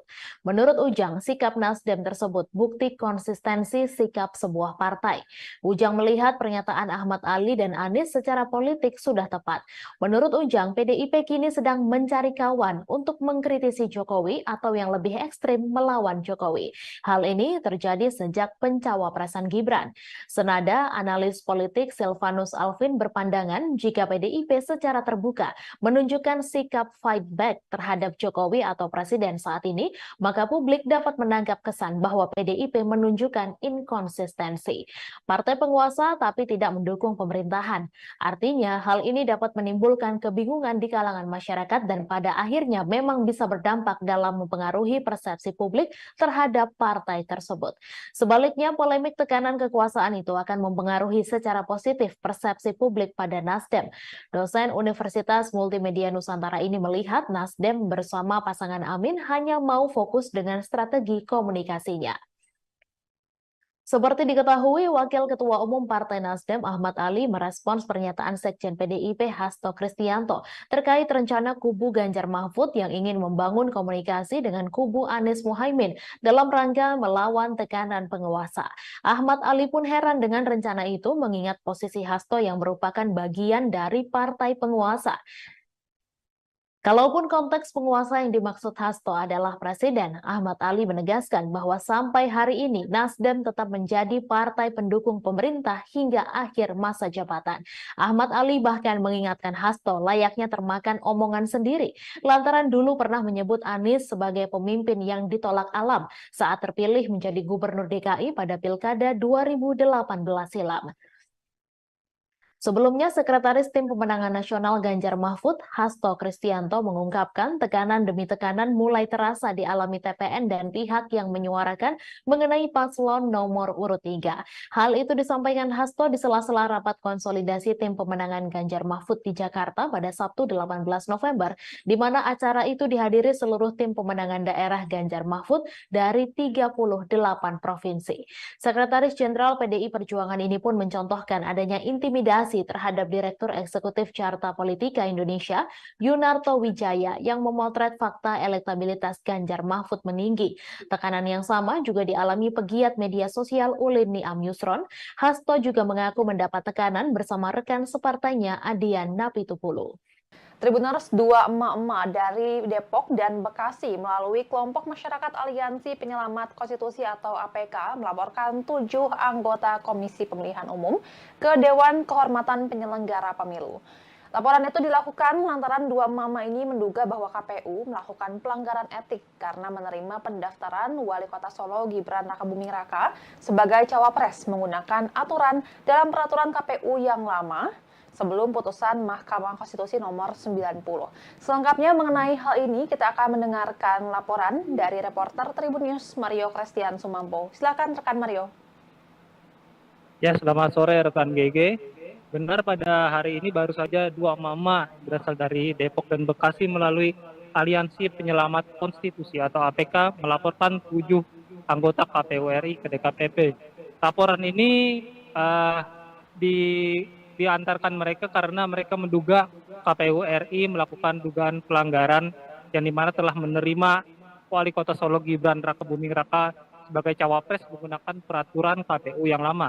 Sedangkan saat ditetapkan menjadi peserta Pilpres 2024 secara definitif, Gibran ini telah ditentukan dan diresmikan menjadi cawapres menggunakan PKPU yang baru, yang dimana di dalamnya usia capres-cawapres telah direduksi pasca putusan Mahkamah Konstitusi.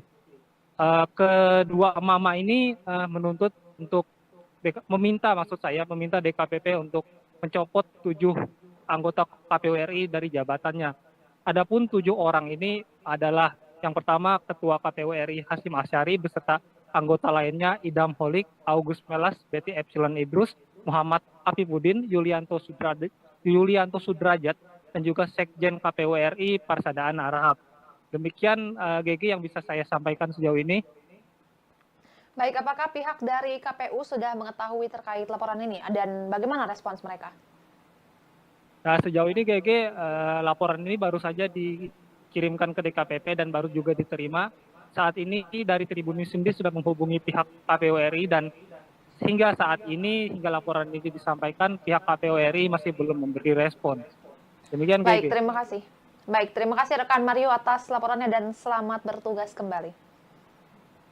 Tribuners, berikut cuplikan pernyataan pengacara Aliansi Penyelamat Konstitusi atau APK, Firman Syah, terkait dua emak-emak yang melaporkan 7 anggota KPU RI. Kami barusan, saya Firman Syah, salah satu pengacara dari Aliansi Penyelamat Demokrasi Konstitusi, ya, Aliansi Penyelamat Konstitusi yang hari ini mendapatkan kuasa dari dua emak-emak. Jadi ada dua emak-emak yang hari ini melihat bahwa ada pelanggaran kode etik, dugaan kode etik yang dilakukan oleh 7 komisioner KPU. Jadi yang kita laporkan 7 komisioner KPU, mulai dari ketua KPU sampai dengan komisioner yang lain. Itu yang kita laporkan adalah dugaan pelanggaran kode etik di mana telah 1. Membuat surat edaran dan surat keputusan yang diberikan untuk eksternal pada tanggal 17 Oktober yang lalu pasca putusan MK 90. Lalu pada tanggal 25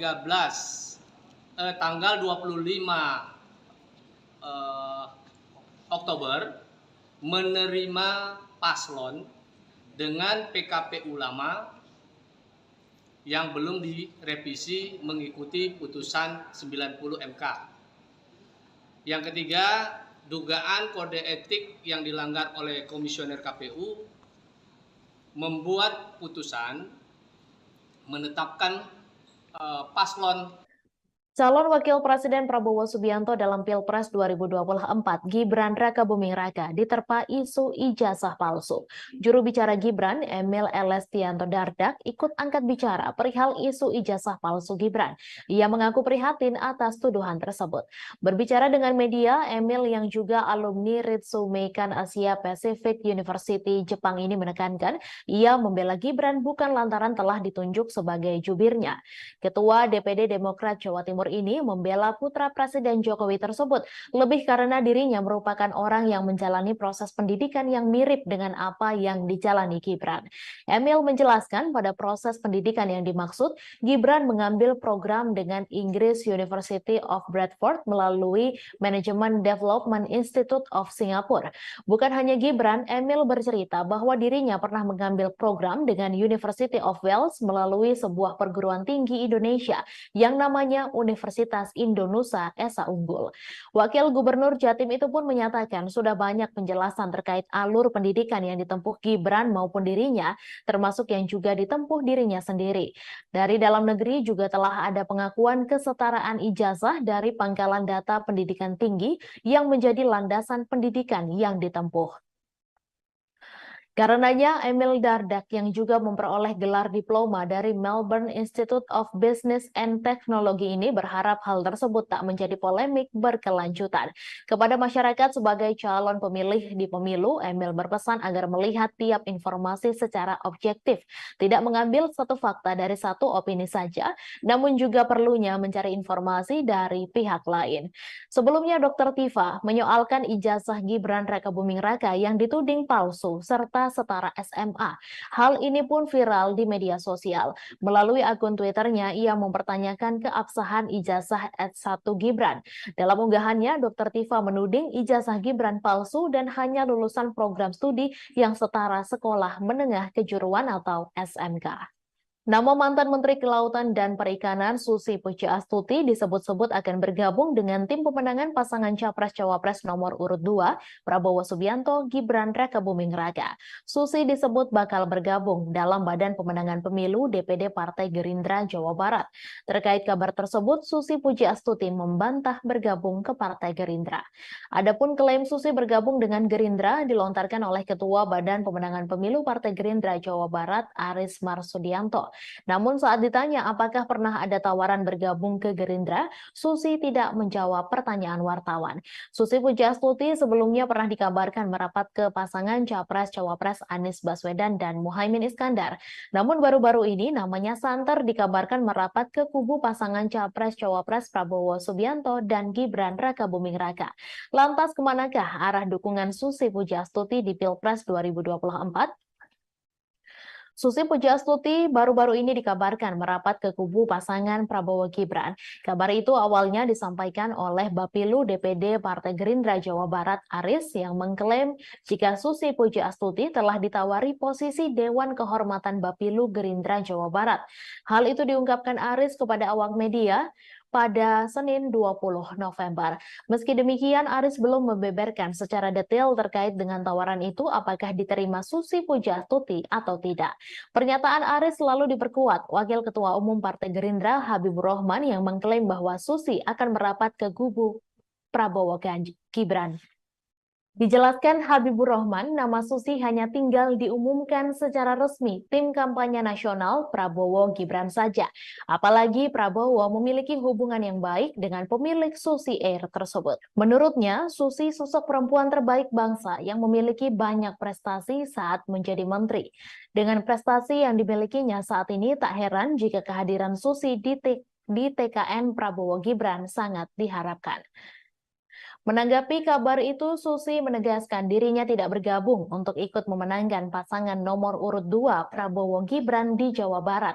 Mantan Menteri Kelautan dan Perikanan bahkan menjawab tegas kabar tersebut. Namun pihaknya tidak menjawab lebih detail terkait tawaran bergabung ke Gerindra. Sebelumnya, Wakil Kapten Timnas Anies Baswedan Muhaimin Iskandar, Sudirman Said juga pernah membahas soal peluang Susi bergabung ke tim nasional pemenangan Amin. Dijelaskan Sudirman, komunikasi pihaknya termasuk Anies dan Muhaimin dengan Susi Pujiastuti sejauh ini berjalan baik. Menurut Sudirman, Susi Pujiastuti mewakili sosok yang menginginkan perubahan sama seperti yang diusung oleh pasangan Amin. Namun pihaknya belum bisa memastikan apakah Susi bersedia bergabung tim pemenangan Amin. Sementara itu, Wakil Ketua Tim Pemenangan Nasional Ganjar Pranowo Mahfud MD, Jenderal TNI Purnawirawan Andika Perkasa, buka suara soal peluang Susi bergabung ke TPN Ganjar Mahfud. Andika tidak menjelaskan secara detail apakah Susi Pujiastuti bersedia bergabung dengan TPN Ganjar Mahfud.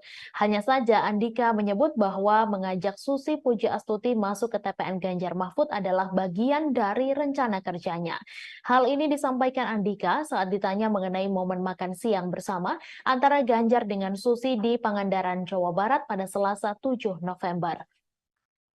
Diketahui pertemuan antara Ganjar dengan Susi itu terjadi di International Beach Street, Kabupaten Pangandaran, Jawa Barat. Sementara itu Ganjar mengungkapkan Susi adalah sosok teman sekaligus ibu baginya. Pasalnya Susi banyak memberikan pembelajaran dan pengalaman hidup. Gubernur Jawa Timur Khofifah Indar Parawansa dipastikan akan bergabung dengan tim pemenangan Prabowo Subianto dan Gibran Rakabuming Raka di Jawa Timur. Hal ini disampaikan oleh Ketua Umum Partai Golkar Airlangga Hartarto. Namun Airlangga belum bisa merinci kapan Khofifah akan diumumkan masuk ke dalam tim kampanye daerah Prabowo Gibran di Jawa Timur. Airlangga Hartarto menambahkan Khofifah akan tetap membantu memenangkan Prabowo Gibran di Pilpres 2024. Sebelumnya, Ketua DPD Golkar Jatim Sarmuji mengatakan Khofifah berpeluang kuat menjadi Ketua TKD untuk pasangan Prabowo Gibran. Sarmuji menjelaskan tokoh-tokoh dengan reputasi baik di Jawa Timur termasuk Khofifah siap bergabung dengan tim sukses Prabowo Gibran. Menurutnya, Khofifah akan bergabung ke tim pemenangan Prabowo Gibran setelah masa jabatannya sebagai Gubernur Jawa Timur berakhir. Adapun masa jabatan Khofifah akan berakhir pada 31 Desember 2023 mendatang. Dewan Pakar Tim Kampanye Nasional Prabowo Gibran Budiman Sujatmiko menyebut TKD sudah cukup kuat, terutama di Jawa Timur dan Jawa Tengah. TKD itu nantinya dibentuk untuk memperkuat upaya pemenangan Prabowo Gibran di setiap daerah. Menurut Budiman, sudah ada beberapa nama yang akan memimpin tim kampanye Prabowo Gibran di daerah, termasuk Khofifah. Ia mengatakan Khofifah menjadi salah satu opsi nama yang akan memimpin TKD di wilayah Jawa Timur. Diketahui TKN sudah mengumumkan 3 nama yang akan didapuk menjadi ketua TKD Prabowo Gibran di 3 provinsi. Namun nama Khofifah Indar Parawansa belum kunjung diumumkan oleh TKN. Sekretaris TKN Prabowo Gibran Nusron Wahid mengatakan pihaknya meminta semua pihak menunggu masuk atau tidaknya Khofifah ke dalam TKD Prabowo Gibran. Nusron lantas menyebut nama ketua TKD Prabowo Gibran untuk wilayah Jawa Timur akan diumumkan pada waktu yang tepat. Nusron menyampaikan tokoh yang akan memimpin pemenangan di 3 provinsi tersebut diyakini bisa memenangkan paslon yang diusungnya itu di wilayahnya masing-masing. Pertama, Ketua TKD itu adalah Mawardi Yahya yang akan memimpin pemenangan Prabowo Gibran di Provinsi Sumatera Selatan. Figur kedua yang ditunjuk adalah Airin Rahmidiani yang akan menjadi Ketua TKD Banten. Terakhir, Ridwan Kamil yang juga kader Partai Golkar ditunjuk menjadi Ketua TKD untuk Provinsi Jawa Barat. Di saat PDIP tegas sudah tutup buku soal Wali Kota Medan Bobi Nasution, Golkar terang-terangan memberi surat tugas ke Bobi. Wakil Ketua Umum Golkar Ahmad Doli Kurnia mengungkap soal surat penugasan partainya untuk Bobi Nasution. Ia menegaskan bahwasannya Bobi Nasution telah mendapatkan 2 surat penugasan dari Golkar. Tak hanya itu, ternyata Partai Golkar juga mengusulkan nama menantu Presiden Jokowi itu maju menjadi calon gubernur Sumatera Utara di Pilkada 2024 mendatang. Diketahui Partai Golkar mengusulkan nama menantu Presiden Jokowi maju menjadi calon gubernur Sumatera Utara di Pilkada 2024. Nama itu pun diumumkan langsung oleh Ketua Umum Golkar Airlangga Hartarto. Hal itu selepas Airlangga memberikan pengarahan kepada bakal calon kepala daerah atau wakil kepala daerah Golkar seluruh Indonesia di kantor DPP Golkar Selipi, Jakarta Barat pada Selasa 21 November. Sementara itu, Wakil Ketua Umum Golkar Ahmad Doli Kurnia mengatakan bahwa partainya lah yang pertama kali mengusung Bobi untuk maju di pemilihan gubernur Sumatera Utara. Lebih lanjut, Doli kembali menegaskan bahwasannya Bobi telah mendapatkan 2 surat penugasan dari Golkar. Selain Bobi, ada pula daftar nama bakal calon kepala daerah atau wakil kepala daerah Golkar yang baru diungkap setelah pengarahan itu. Di antaranya bakal Cagup Banten, Airin Rahmidiani, bakal Cagup Papua Barat Paulus Waterpau, bakal Cagup Jawa Barat Ridwan Kamil. Diketahui Airlangga Hartarto memberikan pengarahan kepada bakal calon kepala daerah atau wakil kepala daerah Golkar seluruh Indonesia. Total ada 1.117 orang yang mengikuti acara tersebut. Arahan itu disampaikan langsung oleh Airlangga kepada ribuan bakal calon kepala daerah atau wakil kepala daerah Golkar seluruh Indonesia di Selipi, Jakarta Barat pada Selasa 21 November. Pembekalan berlangsung lebih dari 3 jam secara tertutup. Selesai kegiatan, Airlangga baru menemui awak media menjelaskan maksud mengumpulkan ribuan bakal calon kepala daerah atau wakil kepala daerah Golkar seluruh Indonesia. Dijelaskan Airlangga, mereka diharapkan bisa berkontribusi dalam pemenangan Partai Golkar dalam pemilihan legislatif 2024. Mereka nantinya diminta bergerak bersama pengurus Partai Golkar di daerah. Ia menyatakan bahwasannya pemenangan Golkar di daerah akan menjadi modal utama agar bakal calon kepala daerah atau wakil kepala daerah bisa diusung oleh DPP Partai Golkar di Pilkada 2024. Berdasarkan Survei Nasional Indonesia Political Opinion periode 10 hingga 17 November 2023, elektabilitas Capres Koalisi Perubahan Anies Baswedan mengalami kenaikan. Berdasarkan Surnas IPO, elektabilitas Anies menunjukkan 32,7%. Hasil survei itu tertuang dalam peta elektabilitas koalisi dan arah pemilih muda di Pilpres 2024.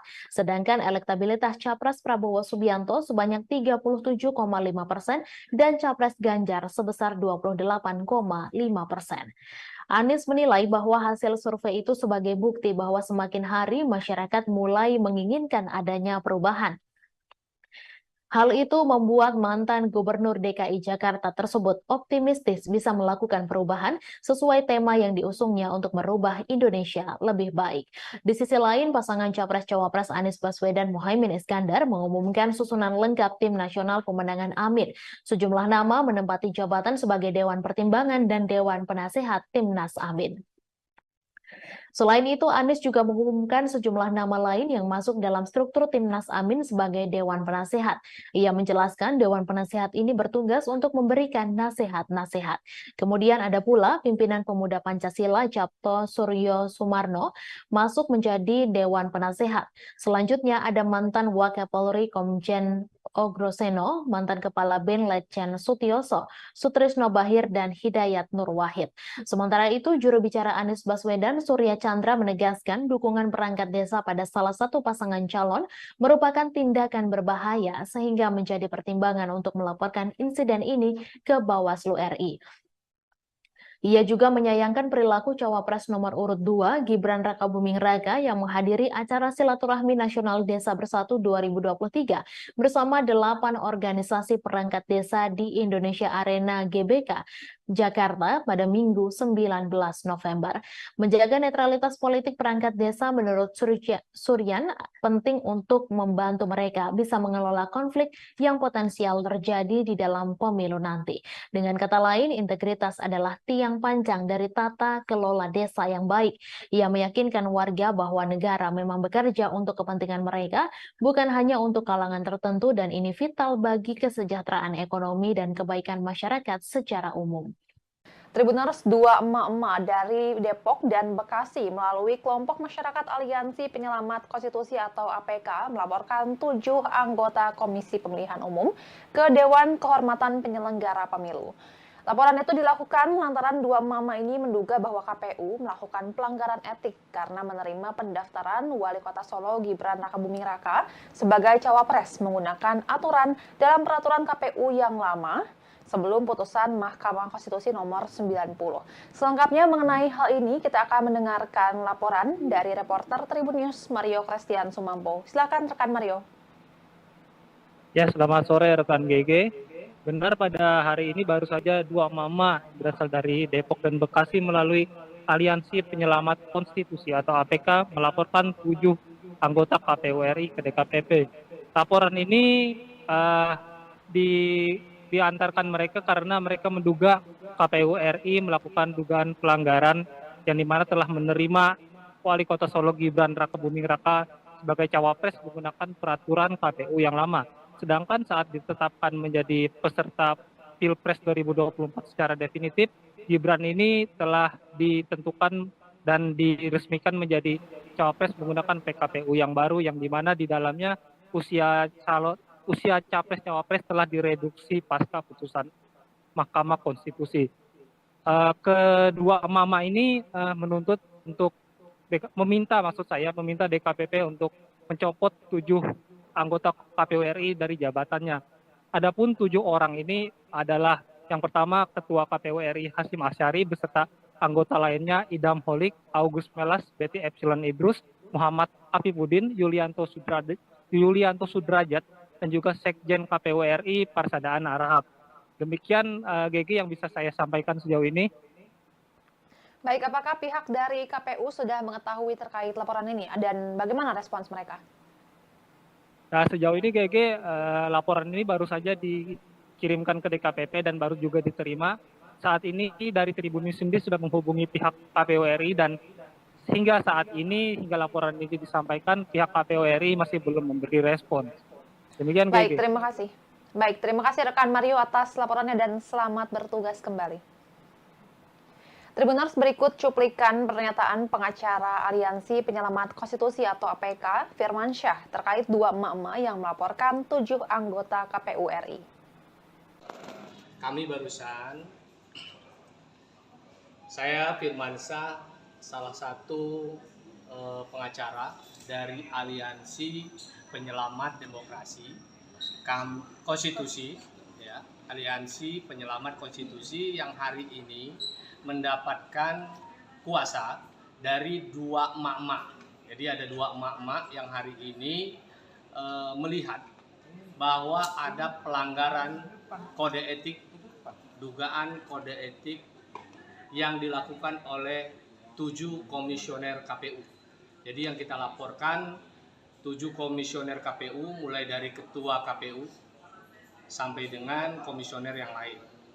Itu yang kita laporkan adalah dugaan pelanggaran kode etik di mana telah satu membuat surat edaran dan surat keputusan yang diberikan untuk eksternal pada tanggal 17 Oktober yang lalu pasca putusan MK 90. Lalu pada tanggal 25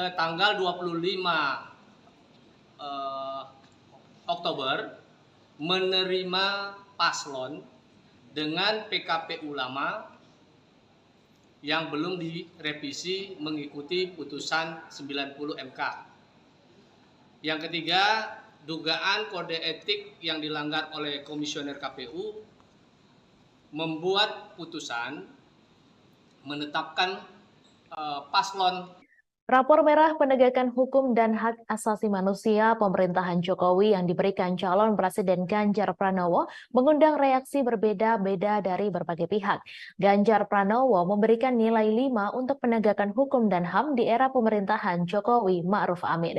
Bukan tanpa alasan penilaian yang diberikan Ganjar Pranowo. Satu hal yang membuat Ganjar menganggap penegakan hukum dan HAM di era pemerintahan Jokowi jeblok adalah putusan Mahkamah Konstitusi soal syarat usia Capres-Cawapres. Diketahui imbas putusan itu, Anwar Usman yang merupakan adik ipar Jokowi sekaligus paman Gibran Rakabuming Raka diputus melakukan pelanggaran etik berat dan dicopot dari jabatan Ketua MK. Selain itu, imbas putusan MK tersebut seakan menjadi pemulus jalan Gibran menjadi calon wakil presiden pendamping Prabowo Subianto. Di sisi lain, rapor merah yang diberikan Ganjar tersebut pun seakan menjadi bumerang mengingat Mahfud MD yang saat ini menjadi cawapres pendampingnya berstatus sebagai Menteri Koordinator Bidang Politik Hukum dan Keamanan. Sehingga elit partai politik dari barisan pendukung Prabowo Gibran mengungkit soal keberadaan Mahfud MD, seperti Ketua Umum Partai Golkar Erlangga Hartarto. Saat ditanya soal rapor merah yang diberikan Ganjar atas penegakan hukum dan HAM era Jokowi justru seakan menyindir keberadaan Mahfud MD. Erlangga diketahui saat ini menjabat sebagai Menko Perekonomian dalam pemerintahan Jokowi, sehingga ia mengatakan bila bertanya soal penegakan hukum dan HAM sebaiknya ditanyakan kepada Menko Polhukam. Erlangga menuturkan bahwasannya dirinya adalah menteri yang menangani bidang ekonomi, sedangkan Mahfud MD menangani bidang Polhukam RI. Hal senada pun dikatakan Ketua Harian DPP Partai Gerindra Sufmi Dasko Ahmad merespons soal tersebut. Dasko awalnya mempertanyakan, apakah nilai 5 dari skala 1 sampai 10 yang diberikan Ganjar murni penilaian pribadi atau justru penilaian dari tim pemenangan? Akan tetapi menurut Ketua Koordinator Strategis Tim Kampanye Nasional Prabowo Gibran tersebut, sejatinya penilaian dari Ganjar diserahkan kepada Mahfud MD. Sebab di pemerintahan Jokowi Ma'ruf saat ini, Mahfud MD menduduki jabatan Menko Polhukam. Lain halnya dengan PKS yang merupakan partai politik pendukung Anies Muhaimin. Ketua fraksi PKS DPR RI Jazuli Juwaini justru menyindir Ganjar Pranowo yang memberikan rapor merah atas penegakan hukum era Presiden Jokowi. Jazuli menilai Ganjar Pranowo dinilai tidak relevan memberikan kritikan kepada Presiden Jokowi. Seharusnya yang berhak menyatakan hal itu adalah PKS yang sudah 10 tahun beroposisi. Ia menyampaikan kritikan Ganjar kepada Jokowi hanya karena kecewa tidak mendapat dukungan di Pilpres 2024. Padahal sebelumnya Ganjar sempat terus memuji pemerintahan Presiden Jokowi. PKS, kata Jazuli, berbeda dengan Ganjar yang baru-baru ini melemparkan kritik kepada Jokowi. Menurutnya, PKS selalu memberikan evaluasi terhadap pemerintahan Jokowi setiap 5 tahun sekali. Karena itu, Jazuli pun mempertanyakan alasan Ganjar baru melontarkan kritik kepada Presiden Jokowi setelah tidak mendapatkan endorsement di Pilpres 2024. Padahal, masalah ini sudah terjadi sejak 9 tahun terakhir kepemimpinan Jokowi. Deputi Hukum Tim Pemenangan Nasional Ganjar Pranowo Mahfud MD Todung Mulya Lubis mengatakan pose 3 jari Mahfud dengan 2 orang pilot Garuda Indonesia bukan kampanye. Hal ini merespons adanya pelaporan terhadap Mahfud ke Badan Pengawas Pemilu RI terkait pose 3 jari. Diketahui 3 merupakan nomor urut pasangan Ganjar Mahfud yang telah ditetapkan Komisi Pemilihan Umum Republik Indonesia beberapa waktu lalu. Todung meyakini Mahfud sangat memahami tahapan masa kampanye pemilu 2024. Menurutnya, apa yang dilakukan Mahfud adalah bentuk aksi spontanitas sebagai pasangan nomor urut 3. Kendati demikian, Todung menegaskan TPN Ganjar Mahfud menghormati langkah dari pelapor tersebut. Sebagaimana diketahui, Mahfud dilaporkan ke Bawaslu oleh Ketua Advokat Pengawas Pemilu Muhammad Mualimin pada hari Selasa. Mahfud diduga mencuri start kampanye karena mengunggah fotonya pose 3 jari dengan pilot dan co-pilot di dalam kokpit pesawat. Hal itu terlihat dari akun Instagram miliknya yang diunggah pada Kamis 16 November lalu. Selain itu, Mualimin menjelaskan Garuda Indonesia adalah perusahaan milik Badan Usaha Milik Negara atau BUMN. Dengan adanya foto itu, pihaknya menilai Garuda Indonesia juga turut tidak amanah dalam kinerjanya sebab menunjukkan keberpihakan. Pihak Bawaslu menduga Mahfud melanggar ketentuan pasal 27 ayat 1 Peraturan KPU tentang kampanye pemilihan umum. Adapun barang bukti yang dibawa untuk laporan adalah berupa tangkapan layar unggahan foto dari Instagram Mahfud dan juga 3 tangkapan layar pemberitaan ihwal foto tersebut. Pakar politik Universitas Al-Azhar Indonesia, Ujang Komarudin, menganalisis sikap Nasdem yang menolak bekerja sama dengan PDIP terkait adanya tekanan dari penguasa menjelang Pilpres 2024. Adapun mulanya hal itu dari Sekjen PDIP Hasto Kristianto yang mengungkapkan pihaknya mendapatkan tekanan kekuasaan. Ia juga mengaku berkomunikasi dengan tim Anies Muhaimin untuk meluruskan demokrasi. Namun Wakil Ketua Umum Partai Nasdem Ahmad Ali membantah Hasto. Ali meminta agar tak melibatkan Amin dalam konteks tekanan kekuasaan yang dirasakan TPN Ganjar Mahfud. Menurut Ujang, sikap Nasdem tersebut bukti konsistensi sikap sebuah partai. Ujang melihat pernyataan Ahmad Ali dan Anies secara politik sudah tepat. Menurut Ujang, PDIP kini sedang mencari kawan untuk mengkritisi Jokowi atau yang lebih ekstrim melawan Jokowi. Hal ini terjadi sejak pencawapresan Gibran. Senada, analis politik Silvanus Alvin berpandangan jika PDIP secara terbuka menunjukkan sikap fight back terhadap Jokowi atau Presiden saat ini, maka publik dapat menangkap kesan bahwa PDIP menunjukkan inkonsistensi. Partai penguasa tapi tidak mendukung pemerintahan. Artinya, hal ini dapat menimbulkan kebingungan di kalangan masyarakat dan pada akhirnya memang bisa berdampak dalam mempengaruhi persepsi publik terhadap partai tersebut. Sebaliknya, polemik tekanan kekuasaan itu akan mempengaruhi secara positif persepsi publik pada Nasdem. Dosen Universitas Multimedia Nusantara ini melihat Nasdem bersama pasangan Amin hanya mau fokus dengan strategi komunikasinya. Seperti diketahui, Wakil Ketua Umum Partai Nasdem Ahmad Ali merespons pernyataan Sekjen PDIP Hasto Kristianto terkait rencana kubu Ganjar Mahfud yang ingin membangun komunikasi dengan kubu Anies Muhaimin dalam rangka melawan tekanan penguasa. Ahmad Ali pun heran dengan rencana itu mengingat posisi Hasto yang merupakan bagian dari partai penguasa. Kalaupun konteks penguasa yang dimaksud Hasto adalah presiden, Ahmad Ali menegaskan bahwa sampai hari ini Nasdem tetap menjadi partai pendukung pemerintah hingga akhir masa jabatan. Ahmad Ali bahkan mengingatkan Hasto layaknya termakan omongan sendiri, lantaran dulu pernah menyebut Anies sebagai pemimpin yang ditolak alam saat terpilih menjadi gubernur DKI pada Pilkada 2018 silam. Sebelumnya, Sekretaris Tim Pemenangan Nasional Ganjar Mahfud, Hasto Kristianto, mengungkapkan tekanan demi tekanan mulai terasa dialami TPN dan pihak yang menyuarakan mengenai paslon nomor urut 3.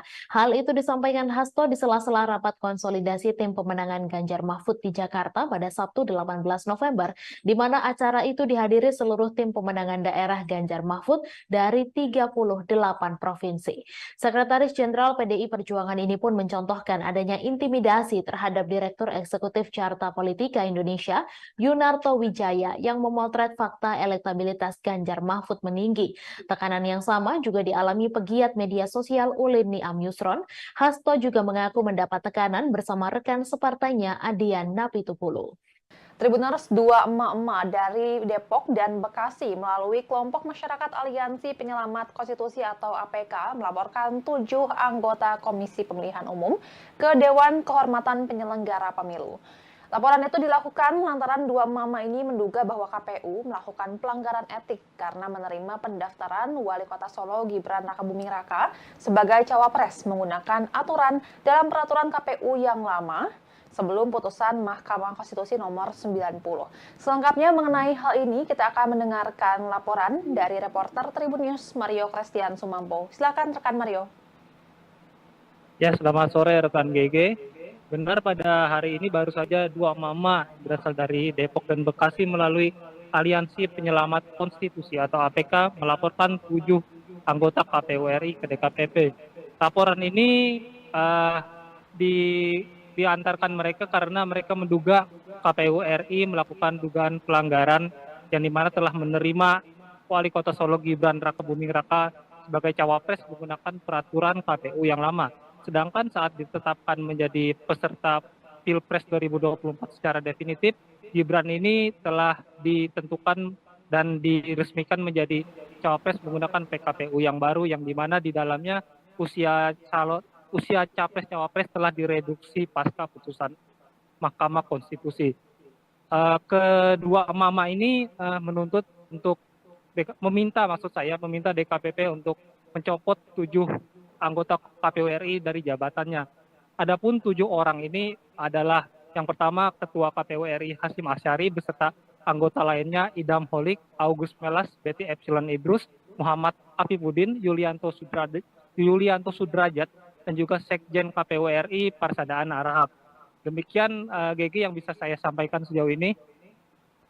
Baik, apakah pihak dari KPU sudah mengetahui terkait laporan ini dan bagaimana respons mereka? Nah, sejauh ini GG laporan ini baru saja dikirimkan ke DKPP dan baru juga diterima. Saat ini dari Tribun News sendiri sudah menghubungi pihak KPU RI dan hingga saat ini, hingga laporan ini disampaikan, pihak KPU RI masih belum memberi respon. Demikian, Baik, GG. terima kasih rekan Mario atas laporannya dan selamat bertugas kembali. Tribuners, berikut cuplikan pernyataan pengacara Aliansi Penyelamat Konstitusi atau APK, Firman Syah, terkait dua emak-emak yang melaporkan 7 anggota KPU RI. Kami barusan, saya Firman Syah, salah satu pengacara dari Aliansi Penyelamat Demokrasi Konstitusi, ya, Aliansi Penyelamat Konstitusi yang hari ini mendapatkan kuasa dari 2 emak-emak. Jadi ada 2 emak-emak yang hari ini melihat bahwa ada pelanggaran kode etik, dugaan kode etik yang dilakukan oleh 7 komisioner KPU. Jadi yang kita laporkan 7 komisioner KPU, mulai dari ketua KPU sampai dengan komisioner yang lain. Itu yang kita laporkan adalah dugaan pelanggaran kode etik di mana telah 1. Membuat surat edaran dan surat keputusan yang diberikan untuk eksternal pada tanggal 17 Oktober yang lalu pasca putusan MK 90. Lalu pada tanggal 25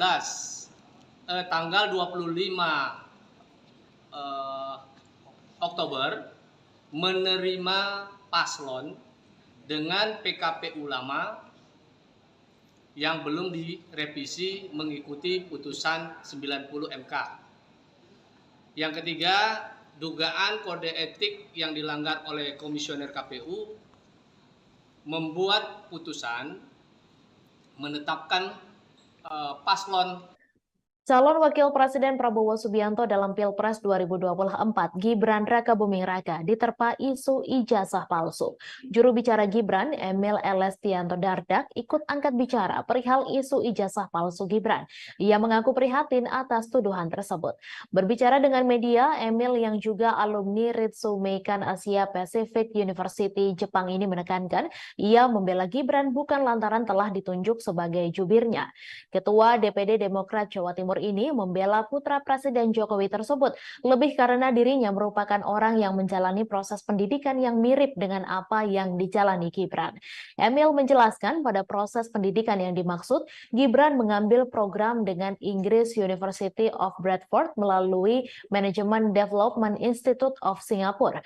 Bukan hanya Gibran, Emil bercerita bahwa dirinya pernah mengambil program dengan University of Wales melalui sebuah perguruan tinggi Indonesia yang namanya Universitas Indonesia Esa Unggul. Wakil Gubernur Jatim itu pun menyatakan sudah banyak penjelasan terkait alur pendidikan yang ditempuh Gibran maupun dirinya, termasuk yang juga ditempuh dirinya sendiri. Dari dalam negeri juga telah ada pengakuan kesetaraan ijazah dari Pangkalan Data Pendidikan Tinggi yang menjadi landasan pendidikan yang ditempuh.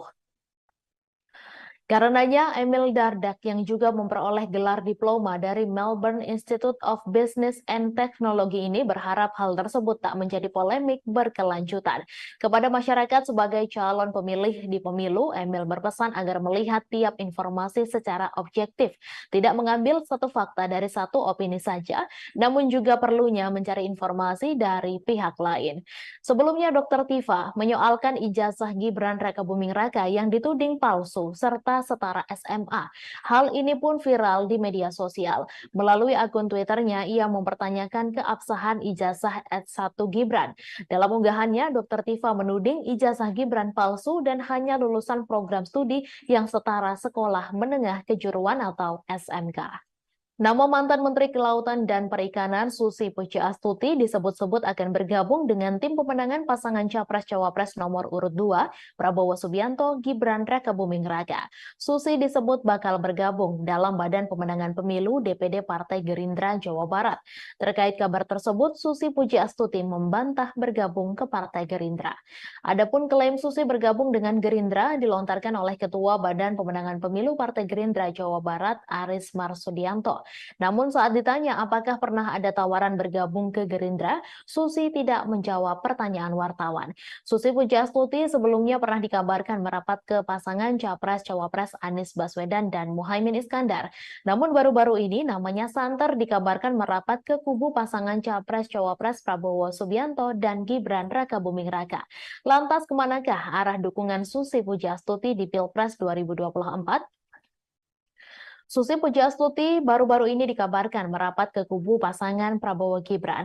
Kabar itu awalnya disampaikan oleh Bapilu DPD Partai Gerindra Jawa Barat Aris yang mengklaim jika Susi Pujiastuti telah ditawari posisi Dewan Kehormatan Bapilu Gerindra Jawa Barat. Hal itu diungkapkan Aris kepada awak media pada Senin 20 November. Meski demikian, Aris belum membeberkan secara detail terkait dengan tawaran itu apakah diterima Susi Pujiastuti atau tidak. Pernyataan Aris selalu diperkuat Wakil Ketua Umum Partai Gerindra Habibur Rahman yang mengklaim bahwa Susi akan merapat ke kubu Prabowo Gibran. Dijelaskan Habibur Rahman, nama Susi hanya tinggal diumumkan secara resmi tim kampanye nasional Prabowo Gibran saja. Apalagi Prabowo memiliki hubungan yang baik dengan pemilik Susi Air tersebut. Menurutnya, Susi sosok perempuan terbaik bangsa yang memiliki banyak prestasi saat menjadi menteri. Dengan prestasi yang dimilikinya saat ini, tak heran jika kehadiran Susi di TKN Prabowo Gibran sangat diharapkan. Menanggapi kabar itu, Susi menegaskan dirinya tidak bergabung untuk ikut memenangkan pasangan nomor urut 2 Prabowo Gibran di Jawa Barat. Mantan Menteri Kelautan dan Perikanan bahkan menjawab tegas kabar tersebut. Namun pihaknya tidak menjawab lebih detail terkait tawaran bergabung ke Gerindra. Sebelumnya, Wakil Kapten Timnas Anies Baswedan